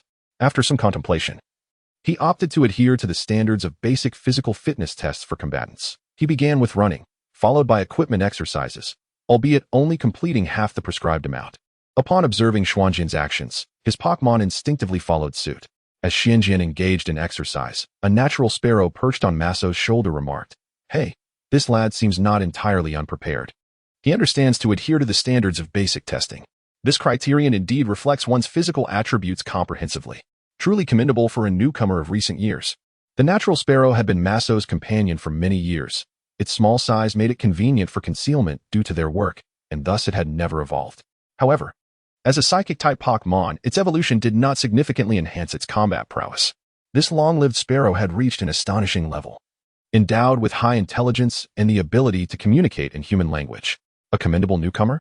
Meso mused, observing Xianjin as he completed one round of training and began a second. What a pity. I was beginning to entertain the notion of taking him under my wing. Currently, their relationship was merely that of teacher and student, and certain advanced techniques would not be shared. However, should they establish a true master-disciple bond, a wealth of knowledge would be freely imparted. The natural sparrow nodded, noting that unlike Meso, who judged solely on external performance, it could perceive Xuanjian's physical state more comprehensively. For an untrained 10-year-old boy to achieve such a level was indeed remarkable. Yes, after all, he seems more inclined towards intellectual pursuits like research. And his physical talents are surprisingly commendable.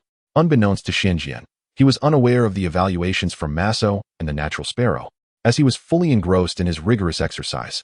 To his astonishment, after completing half of the standard testing, he still possessed energy, prompting him to continue with the remainder. Remarkably, he persevered through the entire set. What he did not know was that, after being infused with the seed of the evergreen, it was subtly enhancing his physicality. The power of evergreen symbolizes the vitality of life, and its augmentations are gradual yet comprehensive, fortifying both body and spirit, thus becoming difficult to detect. Unbeknownst to him, Xuanjian's physical attributes had already surpassed those of most individuals. As Xinjian trained, the evergreen seed pulsed with the rhythm of his heartbeat, releasing fragments of its power into his bloodstream, alleviating fatigue as it circulated throughout his body. Consequently, Xinjian completed 10 sets of standard tests, leaving both the natural sparrow and Maso in a state of astonishment, to the point where the sparrow forgot to conceal itself when Xinjian finally paused. "Teacher, I have given my all," Xinjian panted as he collapsed onto the ground, his electric Pokémon already exhausted beside him, while the Scyther, too, had stumbled to the ground upon witnessing Xuanjian's cessation. "Cough, not bad," Maso concealed his astonishment. "Now, follow me in this set of movements and learn my breathing technique." With that, Maso began performing a sequence reminiscent of calisthenics while adopting a unique rhythm of breathing.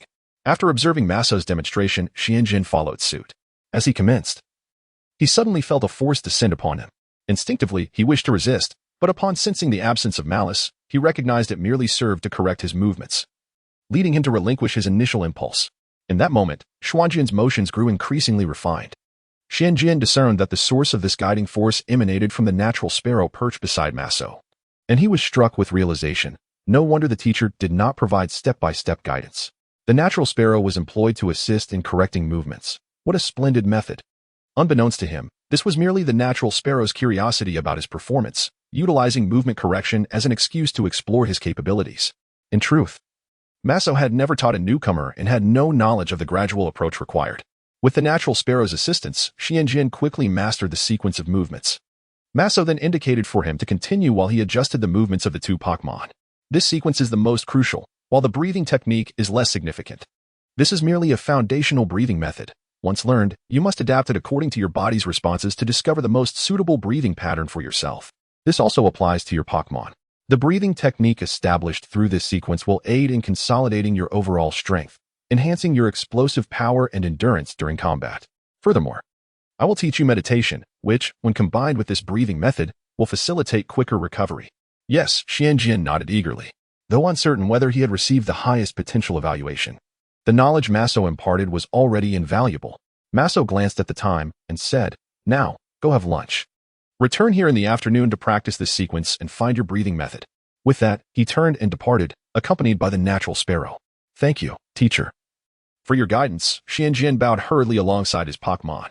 Chapter 76, Combat Training 2, once out of Xuanjian's sight and confirming that he could not perceive her movements. Tian K spoke. "I'm terrified. This kid is a monster. His physical prowess is exceptional and his mental strength even more so, having just employed her psychic abilities."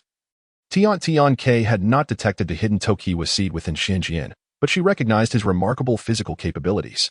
What astonished her most was that Xuanjian's mental strength became apparent as soon as her powers brushed against him. Had she not been cautious and refrained from displaying any hostility, Xinjian would have completely thwarted her abilities. Mental strength is distinct from psychic power. It represents a more fundamental form of energy.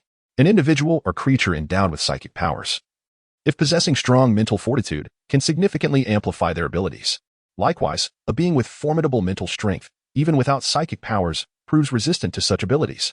The enhancement derived from the Tokiwa power is comprehensive, augmenting not only Xuanjian's physical attributes but also fortifying his mind. Originally potent, his mental strength, after further enhancement, seemed almost superhuman. Pausing for a moment, Tian K continued, "By the way, Masoa, why did you decide to teach him your most guarded techniques?" Among the skills Masoa had accumulated, that particular set of movements, while not the most precious, certainly ranked among the elite. For his named disciples, Masoa had only imparted basic breathing techniques, withholding the advanced methods that could refine their own breathing practices. "Nothing much," Masoa chuckled. "I simply thought he showed promise. Moreover, that fellow intends to confront this kid. and I have little fondness for him, so why not add a bit of trouble for him? But considering this kid's current abilities, he stands little chance against that guy, right? Perhaps if he had a few more years of growth. That is uncertain. I sense you wish to take him as your apprentice, don't you? Indeed. If I directly express my interest in him, he might not be keen. But I will take the initiative and let him enjoy the sweet fruits of success first, then he shall find it hard to let go. I have a premonition that this kid will deliver a hefty blow to that guy. All right, do as you wish. You truly are as cunning as ever. Tian K clicked her tongue, adding, to be honest, working alongside you can be quite vexing. Your instincts surpass even my psychic prowess.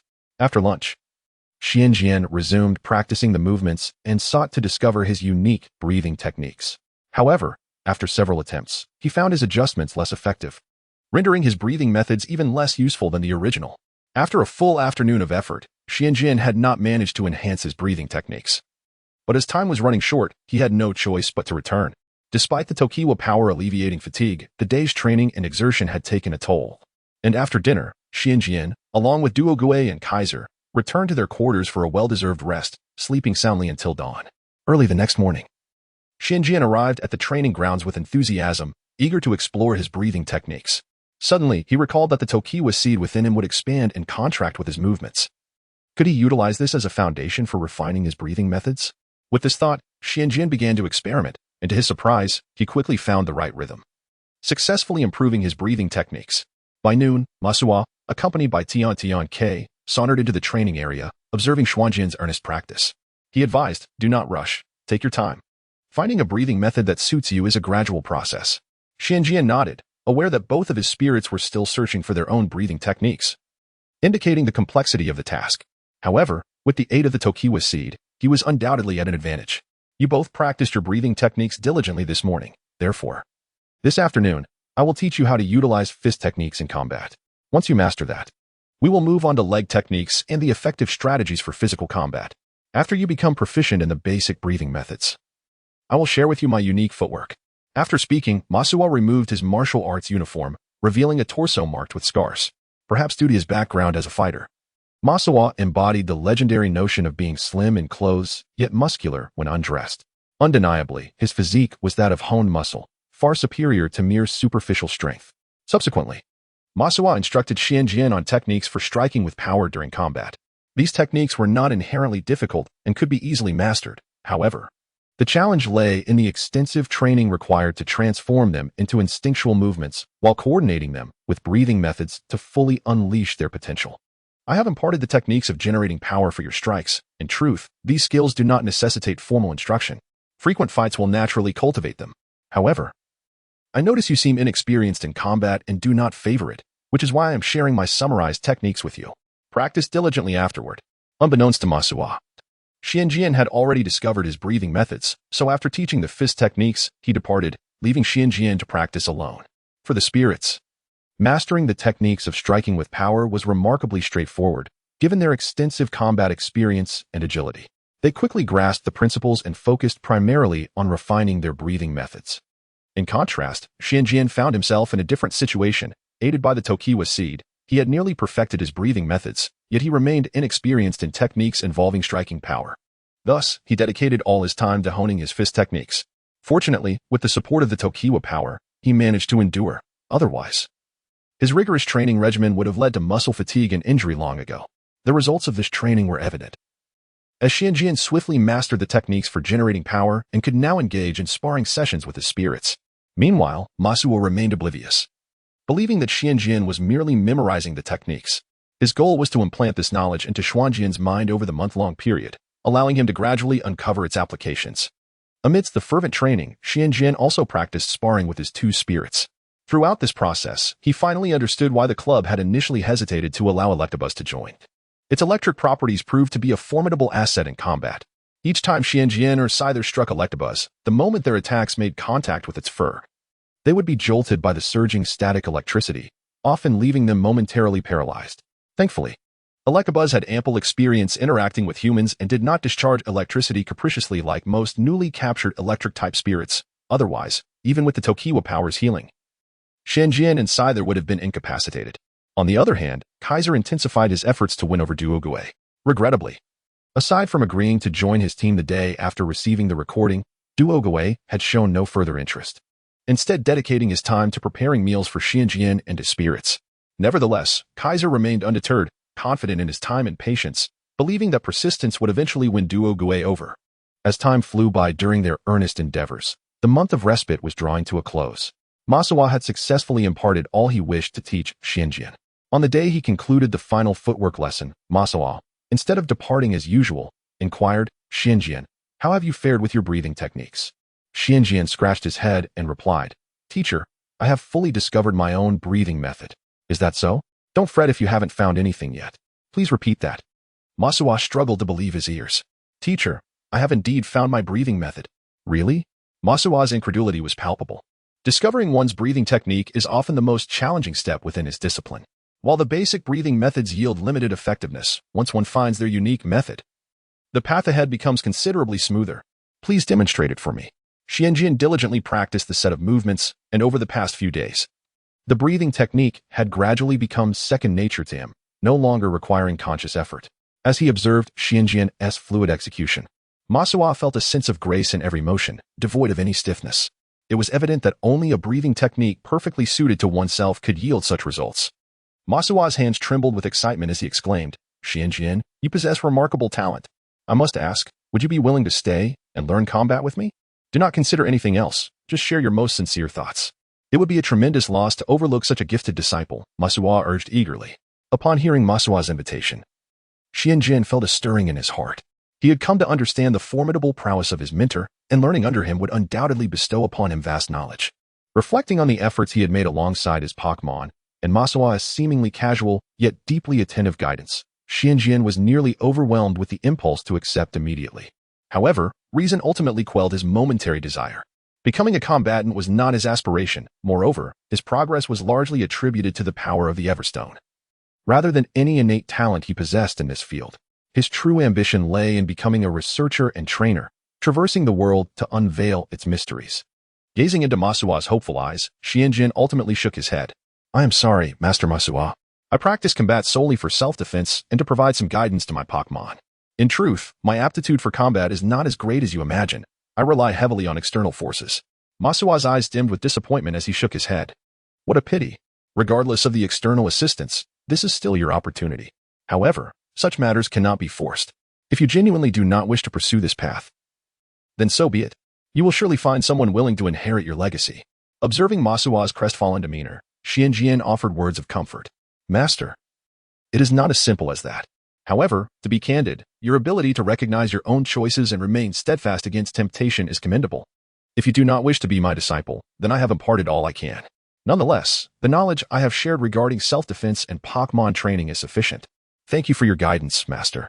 Xianjian expressed his heartfelt gratitude. Although Masuwa appeared to invest little personal attention, the lessons imparted were invaluable and practical, difficult to acquire elsewhere.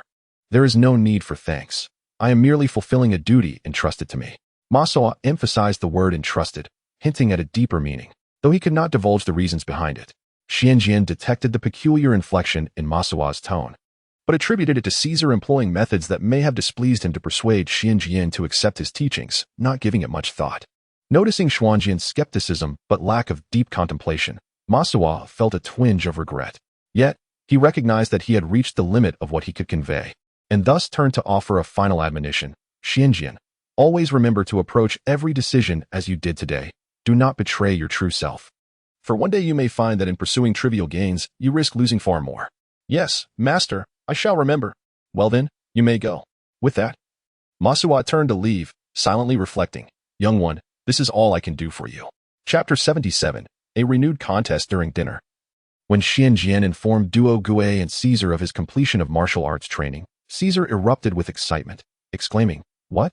You claim you have finished your combat training? This must be a joke.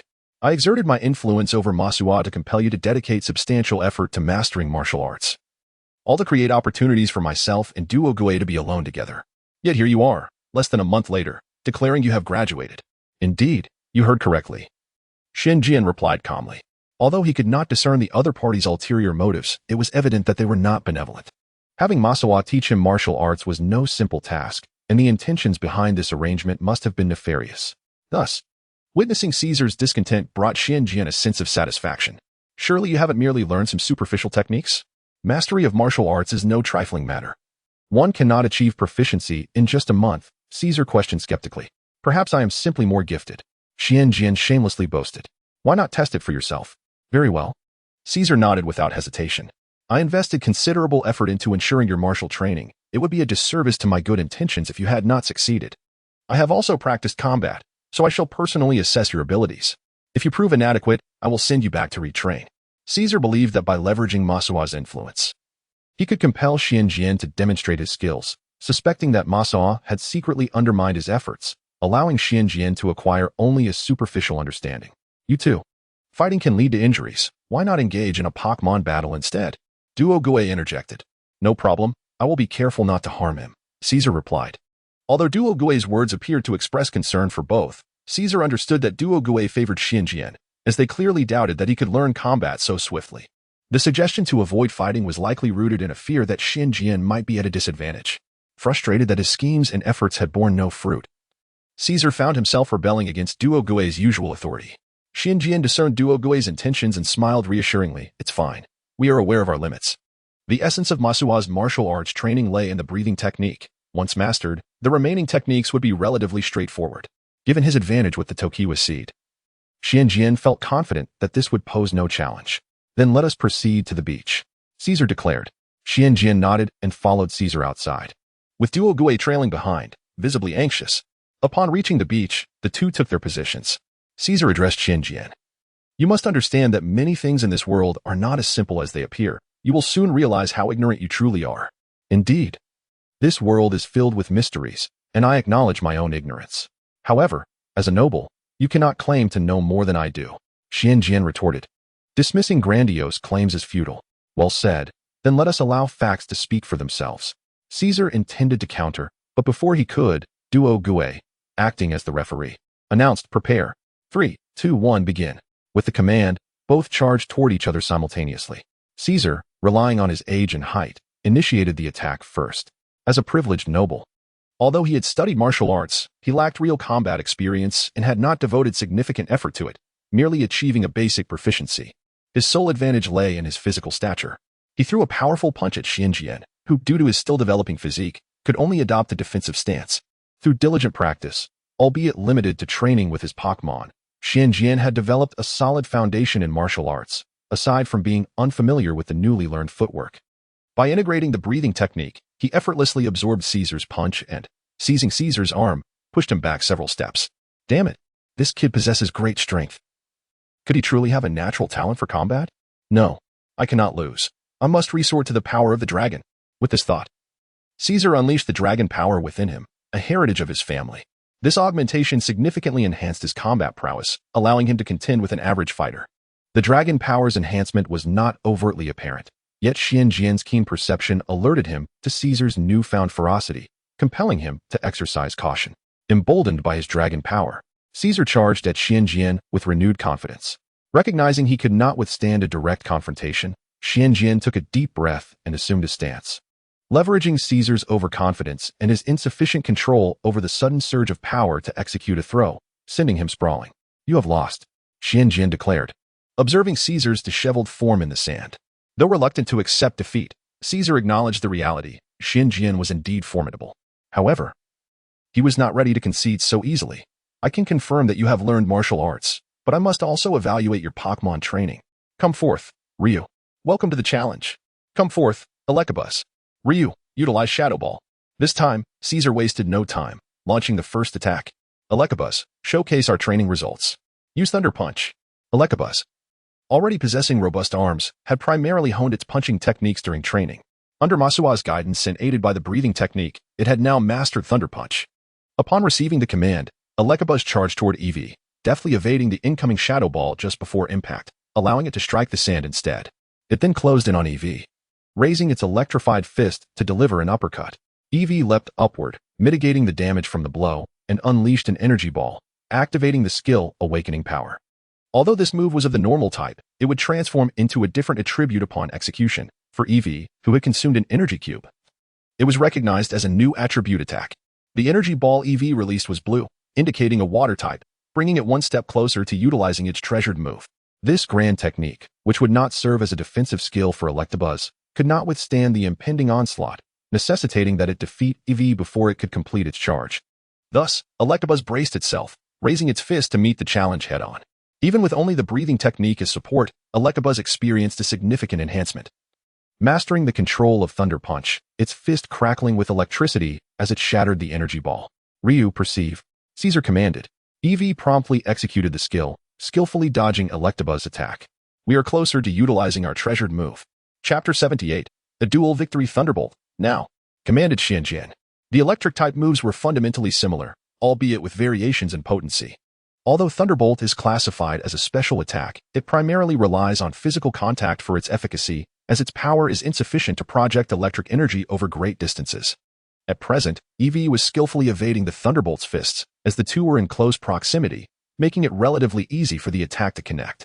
Suddenly, the electric creature's fists crackled with a surge of electricity, piercing through the air and striking Eevee, who had narrowly dodged the Thunder Punch, causing it to cry out in pain. A troublesome aspect of electric-type moves is their tendency to induce paralysis, even if one is fortunate enough to avoid paralysis. The electric shock can render muscles weak and unresponsive. Fortunately for Eevee, the shock did not trigger paralysis, but its movements were nonetheless sluggish, leading it to be struck by the creature's other fist. This time, it was not so fortunate. The electric creature possessed the ability Static, and due to its meticulous grooming, its fur was pristine and charged with electricity. Any physical contact could easily transfer this static charge, resulting in paralysis. While the electric creature's punches were merely ordinary, it was still enough to trigger its static ability, leaving Eevee paralyzed. Use Quick Attack, commanded Caesar. Despite being hindered by paralysis, Eevee could still execute this eye-based move without significant impediment. Upon hearing its trainer's command, Eevee widened its eyes to gaze at the electric creature. As their gazes locked, a beautiful and mysterious light flickered in Eevee's eyes, and its injured appearance evoked a surge of sympathy in the electric creature, causing its attacks to falter, dimming the glow of its Thunder Punch. In such moments, the role of the trainer becomes vital. Xianjian shouted, "Electric creature, focus. Do not fall for your opponent's ploy." Through their time together and mutual training, the bond between Xianjian and the electric creature had deepened significantly. The creature held great respect for its trainer, who bore with the paralysis caused by its static ability. Upon hearing Xianjian's words, the electric creature quickly regained its focus, realizing it had momentarily lost concentration during the battle. Do not look into its eyes. Focus on its feet and charge forward to attack, commanded Xianjian. By this point, Eevee's paralysis had nearly subsided. With powerful strides, and aided by the soft sandy ground beneath, it swiftly kicked up a cloud of sand, obscuring the electric creature's approach. Having executed this move, Eevee had met the conditions to unleash its cherished move, and Xianjian's hopes of preventing its use were dashed. However, this did not imply that Xianjian was without strategy. Eevee had been preparing for this moment, and due to the differing types, its signature move Synchronize could not be utilized against the electric creature, resulting in minimal effective damage. Use your cherished move, cried Caesar. Although this move did not guarantee victory, it was a necessary risk. Without it, defeat was inevitable. Electric creature, use Cross Chop to counter, Xianjian commanded, instructing the electric creature to execute an innate move. As Eevee charged with unwavering determination, the electric creature raised its robust arms in a cross, ready to meet the oncoming Eevee. The two collided fiercely, sending a gust of air that whipped up sand around them, creating a storm of sand and forming a vast pit from the impact. Once the collision subsided, both combatants staggered backward. In the clash, the electric creature had the advantage of type, retaining a bit more stamina, while Eevee, despite its higher level and more powerful move, suffered comparable damage due to their similar sizes. Both were fatigued and did not immediately press the attack, instead standing off against one another. Regrettably, the static ability did not activate this time. Xianjian thought to himself that had it done so, he could have declared victory outright. Nevertheless, he remained untroubled, as the electric creature, despite not having developed its own unique breathing technique, was recovering more swiftly under the fundamentals of breathing techniques learned through its combat training. As anticipated by Xianjian, time passed, and under deliberate control, the electric creature's rhythmic breathing became steadier, while Eevee's breath remained erratic and labored, clearly still recovering from the earlier clash. Seizing the opportunity, Xianjian commanded, "Electric creature, execute Cross Chop." Upon hearing the command and seeing the electric creature charge, Caesar's pupils dilated, and he hastily ordered, "Eevee, use Ace." The power of the Ace move depended on remaining stamina, and considering Eevee had just executed several moves, its energy was considerably depleted. A massive card-shaped barrier materialized before it, successfully blocking the electric creature's cross-chop. However, after using this move, Eevee's breathing became even more disordered, nearing exhaustion. The cross-chop was ultimately halted by the ace, but Eevee was now incapable of launching an immediate counterattack. With a sense of resignation in Caesar's eyes, Xianjian shouted the final command, "Finish it, electric creature," with Thunderbolt. Even with the aid of breathing techniques, the electric creature's arms bore the toll of the intense clashes, rendering it unable to use Thunder Punch. However, it was unhindered in executing other moves. Standing just before Eevee, well within the range for an electric attack, the electric creature radiated golden electricity that enveloped Eevee. With a piercing scream, Eevee succumbed to the electric assault and collapsed. "Come back. You've worked hard," Caesar said grimly as he recalled Eevee. His 2 defeats had shattered his standing to continue training under Xianjian, rendering his efforts a fruitless endeavor. On the contrary, Xianjian felt no such burdens. The electric creature's performance indicated the training had yielded excellent results, justifying his decision to forego a holiday. The electric creature, elated with its victory, danced around Xianjian with unrestrained joy, prompting him to offer heartfelt praise. "Hand over the Pokémon. I shall assist in their recovery." Multitrack approached and addressed the two. "Thank you," Xianjian replied, returning the electric creature to its Pokéball and handing it, along with Eevee, to Multitrack. There was no Pokémon Center on the island, only a few healing machines that provided rudimentary care, with finer details left to Multitrack. "No need for thanks." Multitrack accepted the Pokéballs and remarked to Xianjian, "During your training, your other Pokémon have also been diligently practicing. You should encourage them. They have made significant progress." Feeling a pang of guilt, Xianjian realized that during his combat training, apart from the mutual practice with the electric creature, the others had likely been inspired by his dedication. Not remaining idle, after a brief rest, they too had begun training. Xianjian had only devised training plans for them without providing further guidance. He resolved to wholeheartedly encourage them tomorrow. On the other hand, Caesar was increasingly irate. During this period, Duogue had surprisingly devoted much of her leisure time to accompanying and caring for the training of Xuanjian's Pokémon. Although Duogue's own Pokémon had joined the training ranks, Caesar believed this should not serve as justification for his own neglect. Despite knowing that keeping Xianjian unaware of these matters would be more advantageous for himself, Caesar, consumed by rage, could scarcely consider the consequences. "You abandon your own Pokémon, yet expect Miss Duogue to assist you unceasingly. I've never encountered such a lack of responsibility in a trainer." Immediately after uttering these words, regret washed over Caesar. By speaking out, he had inadvertently revealed Duogue's earnest efforts on his behalf. If that young man were to awaken to this reality, all of Caesar's prior endeavors would be rendered futile. In an instant, he lamented, wishing he could retract his words. Meanwhile, Xianjian remained oblivious to the tumult of emotions. As someone who had never experienced romance or flirtation, he was unable to grasp Duogue's dedication or Caesar's frustration, feeling instead a profound sense of guilt towards his Pokémon. Although it was commonplace for trainers, due to their limited energy, to be unable to care for all their Pokémon simultaneously, Xianjian still felt remorse upon hearing Caesar's reproach. "I apologize. It is my fault. I shall certainly apologize to them." "Is there anything else?"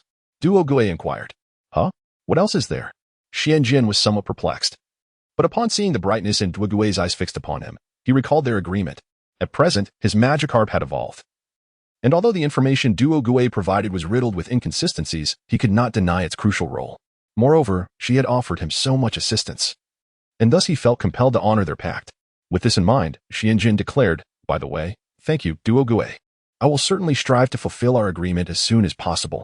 Even though she had helped him care for his Pokémon to expedite the completion of their pact, there was no hard stipulation in their agreement about expressing gratitude, yet he felt it necessary to convey his thanks.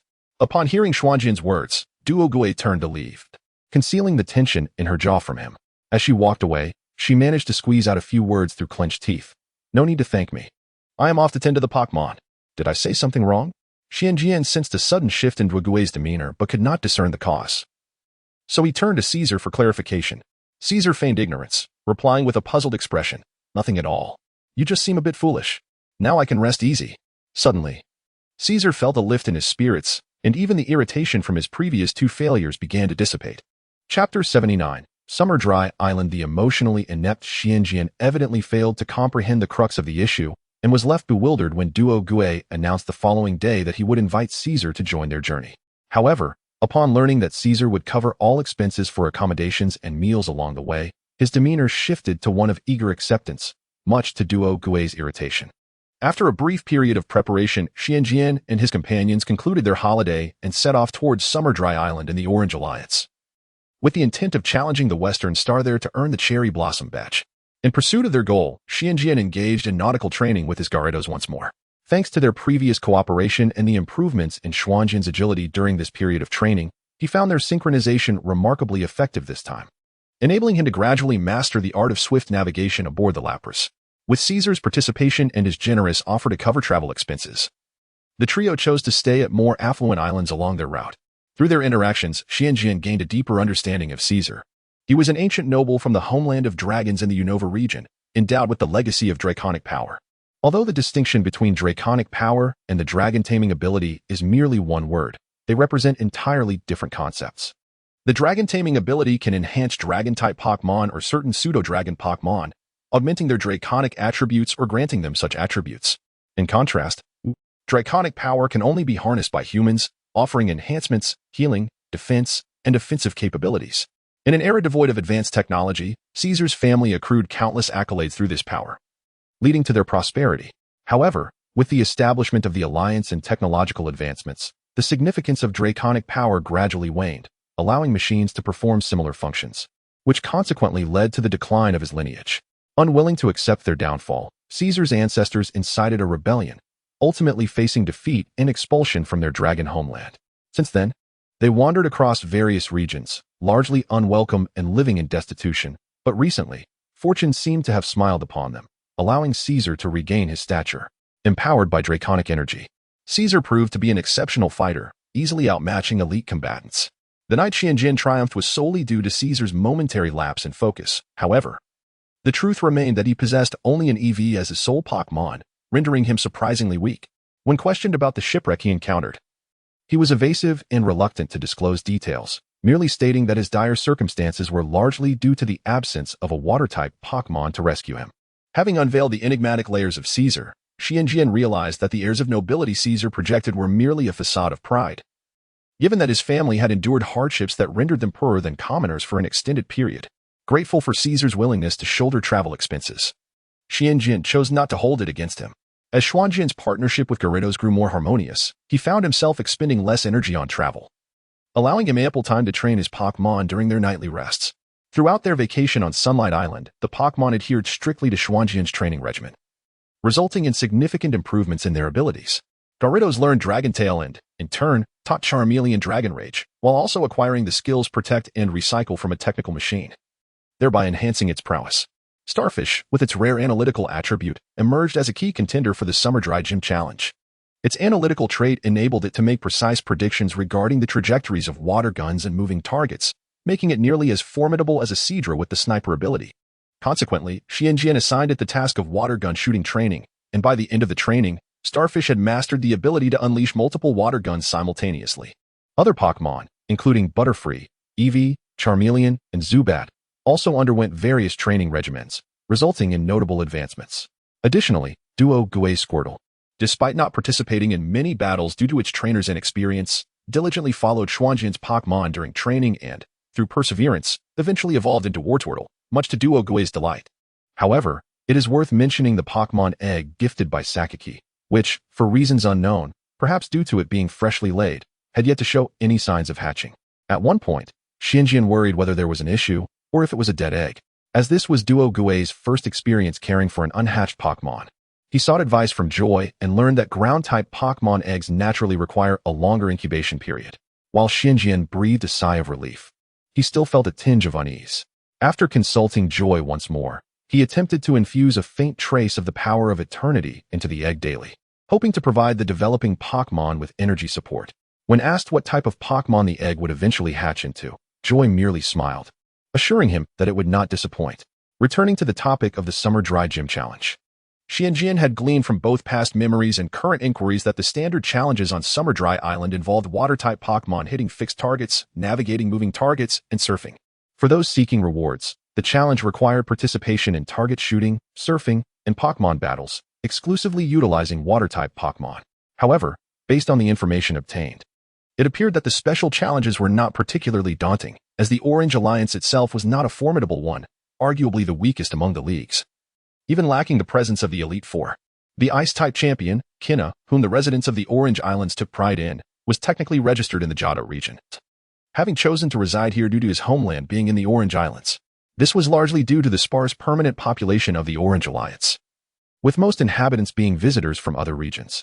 Consequently, Xianjian was quite keen on the rewards offered by the Summer Dry Gym, recognizing that such a weak gym was a rare find, as long as he adapted to the unique challenge format and prepared accordingly. Achieving victory would not pose a significant challenge. Motivated by this thought, Xianjian intensified his training regimen, even taking the initiative to face the towering waves with Gyarados. This rigorous training yielded impressive results, as Gyarados not only mastered the skills Water Pulse and Surf, but also swam faster with Xianjian aboard than a Lapras without a trainer. The Lapras, a former champion-level Pokémon, boasted swimming speeds comparable to elite-level Pokémon even without trainer assistance. Through continuous training and preparation, the trio finally reached their destination, Summer Dry Island. The island was substantial in size, yet locating the prominent Summer Dry Gym proved to be effortless, and the three soon arrived. After submitting their application, Xianjian was informed that he would face the challenge in 2 days. Thus, they settled on the island, readying themselves for Xuanjian's second gym challenge. Chapter 80. Challenge at the Summer Dry Dojo. 1. 2 days later, Xianjian arrived at the Summer Dry Dojo at the appointed time. At that moment, the Western star, Guomei, was already waiting there. Guomei, a woman in her 20s, possessed an air of confidence and charm, although she wore a loose long dress. It could not conceal her alluring figure, likely a result of her years spent surfing. Upon seeing the arrival of Xianjian and his companions, Guomei approached them warmly. Given the nature of Xuanjian's special challenge, it was evident that it could not be treated as a routine one, besides the essential rewards associated with special challenges. The outcome also significantly impacted the dojo's rating. A high success rate in such challenges could severely diminish the dojo's score. Thus, despite her opponent being a trainer with only one prior dojo challenge, Guomei accorded him due respect. Welcome to the Summer Dry Dojo. Regardless of the circumstances, I am delighted to host you, Guomei declared, embodying a welcoming demeanor. After all, a dojo's annual budget largely depended on the number of trainers challenging it.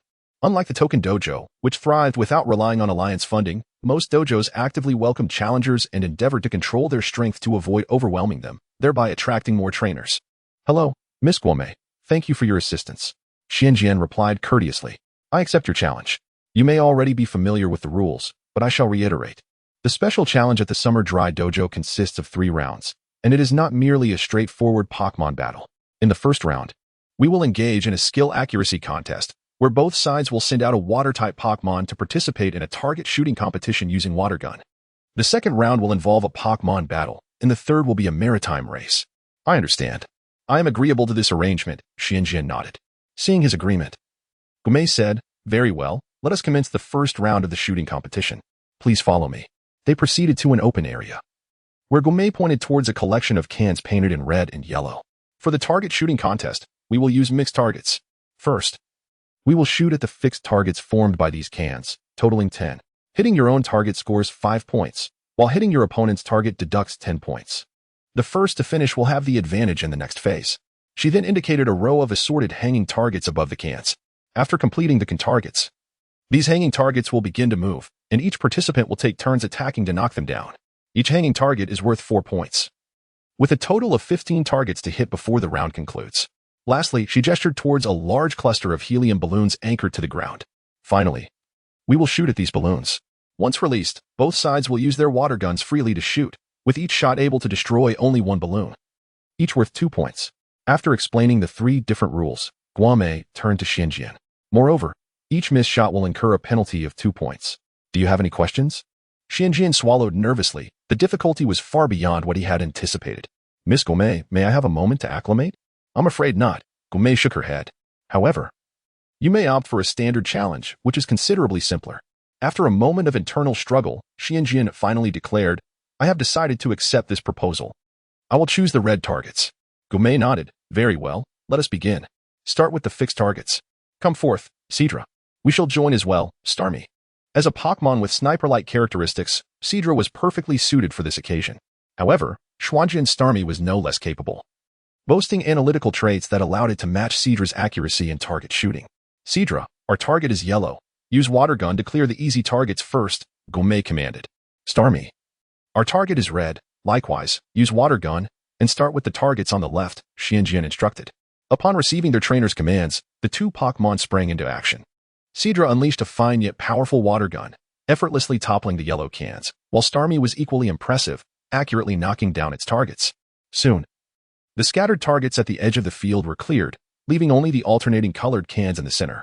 At this point, the challenge was not solely on the Pokémon but also tested the trainer's judgment, as they needed to select which targets to hit in the order of attacks to avoid mistakenly hitting their opponent's targets. Seadra aimed for the target at the back left. Gourmet, the seasoned competitor, took the initiative. Seadra's water gun had substantial impact, allowing it to hit cans with precision. Starmie, however, faced a greater challenge due to its size. Therefore, Gourmet commanded Seadra to unleash a slender water gun, piercing through the interspersed cans to strike a target in the back. Now, Starmie, employ a parabolic water gun to knock down the target directly behind us, Xianjian instructed. Both trainers opted to target the back cans first, knowing that if they hit their own targets, it would make it easier for their opponent to strike theirs. Attacking from the front posed obstacles. And given the size of Starmie's water gun, it would be difficult to avoid hitting Gourmet's targets. Hence, Xianjian decided to attack from above. After all, the rules merely stated that knocking down cans counted as success, with no stipulation requiring a frontal attack. Thus, Starmie, after a brief moment of contemplation, shot a water gun into the air, forming a parabolic arc under the influence of gravity, and landed perfectly on the target, toppling the can. Well done, Starmie, Xianjian praised. Although he had previously practiced similar exercises, he had not focused on them extensively, and he felt a twinge of anxiety. However, Starmie did not disappoint. That was a brilliant strategy, Gourmet remarked. In terms of controlling the force and size of the water gun, few Pokémon can rival Seadra, aside from the likes of the cannon fish and octillery. Yet, your brilliant ingenuity has allowed you to leverage your strengths exceptionally well. Seadra, our opponent is formidable. We must not be complacent. Let us continue. Gourmet quickly refocused on the competition. Now is not the time for compliments. Thus, both sides, employing their unique methods and maximizing their Pokémon's strengths, eagerly resumed their target practice. In the end, they astonishingly finished the fixed targets simultaneously and advanced to the second round. Chapter 81. Challenge at the Shagong Dojo, 2. In the second round, there were only 15 suspended targets, which inevitably meant that the two competitors would need to create a significant score gap during this round. The first to act would undoubtedly hold the advantage. Initially, the individual who completed the first round first would take the first shot, but since both finished simultaneously, the question of who would strike first arose. Please, you go ahead, Gourmet graciously offered. Very well, thank you, Miss Gourmet, Su Njin replied without hesitation. The first move not only allowed one to hit an additional target but also to choose from the simpler options, as the sizes and shapes of these suspended targets varied, thereby affecting their difficulty levels. Xing, aim for the largest target with the strongest water gun, Su Njin commanded. Despite the targets being in motion, hitting them was not the issue. The challenge lay in ensuring that the skill used would successfully knock them down. Uncertain of the force required to topple the targets, Su Njin naturally instructed Xing to unleash the most powerful water gun. After a brief moment of preparation, Xing fired the most potent water blast, striking the target with precision. However, to their surprise, the target merely swayed without falling. The larger targets had thicker lines holding them, making them easier to hit but far more challenging to bring down. Since the targets were moving, only the impact force at the moment of contact mattered. With the water gun's power, one could only knock down targets numbered 4 and beyond. By the way, just a friendly reminder, there is no rule stating that you must use a water gun for this round, Gourmet remarked cheerfully. Now, it's our turn. Pace along. Use the water cannon to attack the largest target, number 1. The water cannon's power exceeded that of the water gun, though its accuracy was inferior, making it more suitable for such large targets. As Haselong unleashed the water cannon, the largest suspended target fell under the force of the impact. Xing, do not be disheartened. Let us switch targets. Use the water gun on the 4th target. Since Xing had yet to master the water cannon and was unable to impact the larger target, Gourmet suggested they focus on the smaller ones. This won't be so simple. Haselong, let us target the 5th one. The targets were arranged from largest to smallest, with the 5th target being slightly smaller than the 4th, within the range of what the water gun could manage. Gourmet, however, would not easily allow Su Njin to find a breakthrough, as long as they competed for the targets they could both hit. The remaining ones would be theirs to choose from. The two exchanged shots back and forth, swiftly eliminating targets numbered 4 through 13. What remained were the 2 large targets, numbers 2 and 3, along with the 2 smaller, more elusive targets, 14 and 15. Su Njin seemed to find himself at an impasse. Yet, Su In was not one to concede defeat. After a moment of observation, he devised a clever strategy, Sing. Aim at the right side of target 3 with the water gun and make it spin. The shape of the suspended targets was not geometrically uniform but varied to increase difficulty. However, with a flash of inspiration, Su In decided to exploit the asymmetrical design of target 3. Sing shot a stream of water, striking the protruding section of target 3 and causing it to rotate. As it spun, the rope suspending it twisted tighter to ensure the targets could be toppled. The rope was not particularly sturdy, and soon it reached its breaking point, causing target 3 to fall. Su In successfully conquered target 3. What an ingenious method! Guomei exclaimed, quickly directing Haselong to knock down target 14. The final 2 targets were too small, requiring the Pokémon to compress the water gun significantly while maintaining enough impact force to hit them, presenting yet another challenge for Sing. This is troubling. The last 2 targets seem beyond Su In's reach. What will he do? Duo Guei, who was watching, expressed concern. I have no confidence in target 1, but I believe I can give target 2 a try. Sing, multi-shot water gun. Upon hearing Su In's command, Sing leaped into action, firing 5 water streams simultaneously, successfully striking target 2. While the individual power of each stream was slightly less than that of a standard water gun, their combined force proved potent enough to bring the target down. Who would have thought you could do that? I underestimated you. However, I am still in the lead. Haselong, take down the final target, number 15. Haselong unleashed a slender yet forceful water gun, accurately hitting target 15. Yet an embarrassing incident occurred. Although the target swayed left and right, it ultimately remained upright. Darn it. Guomei was equally shocked by Haselong's failure, but she quickly composed herself, reminding everyone that no one could guarantee they would not make mistakes. It's all right, Haselong. We'll try harder next time. Guomei was not concerned about Su In taking down target 15, as Sing could not produce a water stream fine and powerful enough to knock down the spherical target. Without specialized training, it was likely that a Pokémon would miss such a precise shot. I have 2 questions. First, who established the rules for this special challenge? Second, are we allowed to use non-water type skills? Su In inquired of Guomei. Why do you ask that? The rules were drafted by me and then reviewed and modified by the League, she explained. Non-water type skills are permissible, but they must involve a shooting action and cannot guarantee a hit. Skills like Psychic's telekinesis would be considered cheating. What about light type skills, such as Hyper Beam? Light type skills are allowed, but they must not destroy the target. If it's Hyper Beam, it can only target the rope connecting the target to the conveyor belt. I understand. Su In nodded, a smile forming at the corners of his mouth. I suspect the League made some detailed modifications to your draft, offering trainers certain leeways, such as this. Sing, aim at the lower part of target 15 with Ice Beam. Compared to a water gun, which was affected by gravity, Ice Beam was much easier to hit. The challenge lay in controlling its power. However, for Sing, this was not an insurmountable task. It was certainly simpler than compressing the water gun. The gem on Sing sparkled, and a slender beam of ice shot forth, accurately striking the lower section of target 15. Given the already high humidity in Orange Alliance's atmosphere, coupled with the moisture from Haselong's previous water gun, an ice pillar formed beneath target 15, increasing its weight and causing the rope securing it to snap. We did it. Duo Guei exclaimed joyfully. Just moments ago, she had been quite anxious for Su In. Your ingenuity is truly remarkable. Guomei marveled. Hee. Su In chuckled, not revealing that he had been banking on a last-ditch effort. After all, if Sing mismanaged the power of Ice Beam, it could potentially freeze target 15 to the conveyor belt, making it impossible for anyone to knock it down.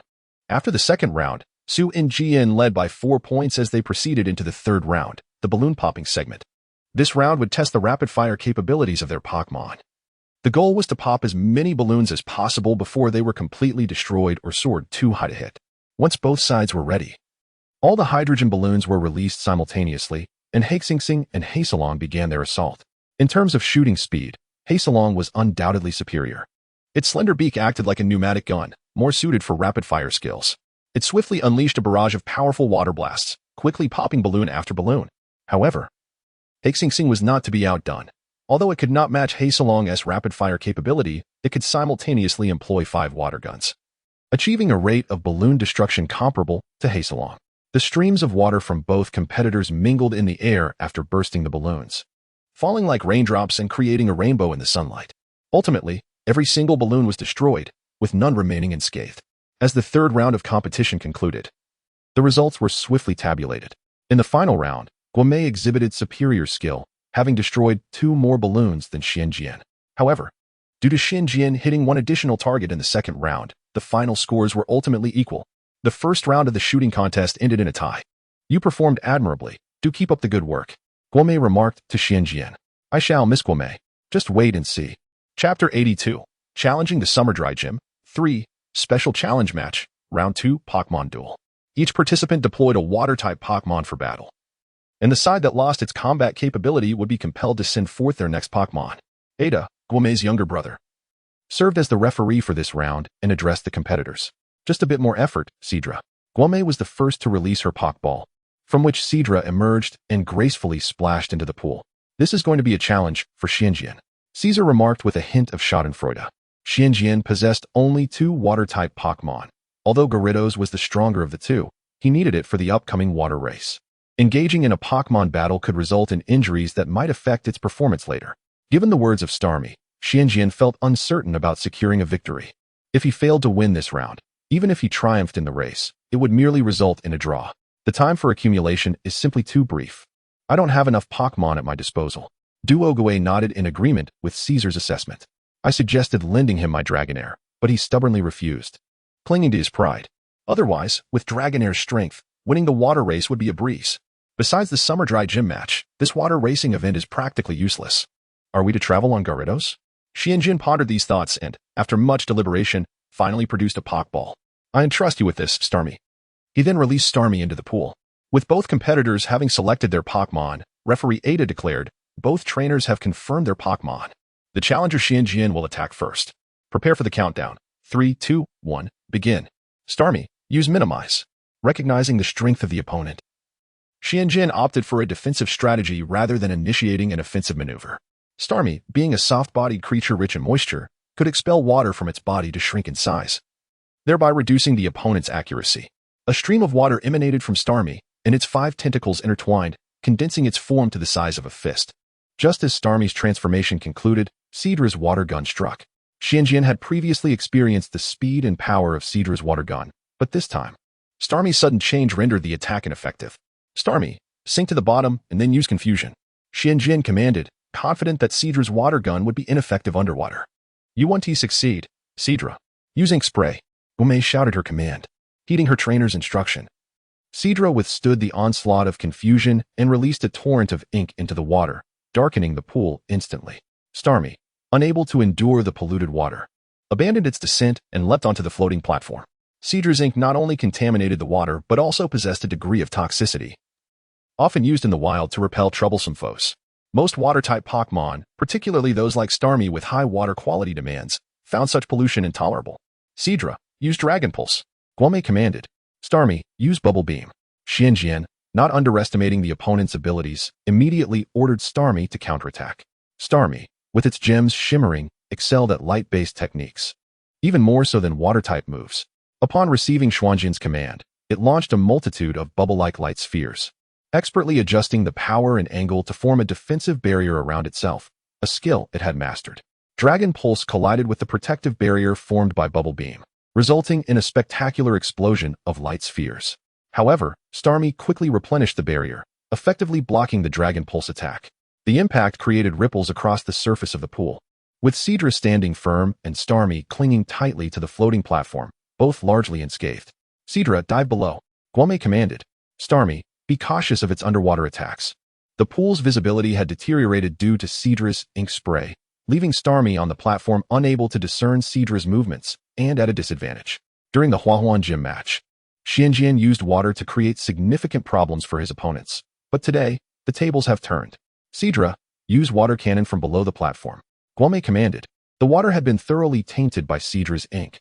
Apart from Cedra itself, other Pokémon would feel discomfort, especially Starmie, which would severely impact its combat effectiveness. If Starmie fell into the water, the match would likely be decided. Xianjian recognized Guomei's strategy and quickly ordered, "Starmie, jump off the platform." Upon receiving the command, Starmie leapt into the air just as a water cannon erupted from beneath the platform, flipping it over. The force of the water cannon was so powerful that, despite the water's dampening effect, it easily overturned the platform. Had Starmie remained on it, it would have inevitably plunged into the water. While airborne, Starmie shot a water gun, using the recoil to propel itself onto another floating platform, a maneuver it had perfected. Impressive reflexes, but how will you respond to this? Guame issued another command, Seadra. Attack from beneath the platform with Dragon Pulse to destroy it.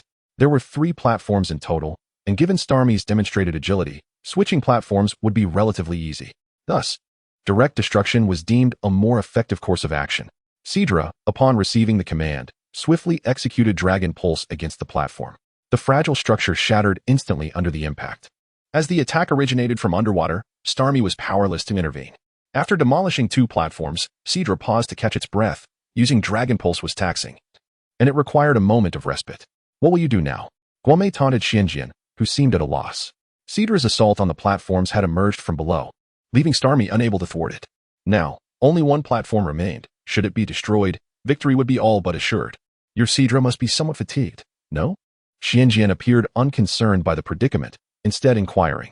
It has expended some energy, Guame readily acknowledged. Seadra primarily engages in shooting practice and lacks endurance. Xianjian nodded. In that case, I am reassured. Reassured? Guame found Xuanjian's demeanor perplexing but chose not to dwell on it, redirecting her focus back to the battle. Seadra, destroy the final platform.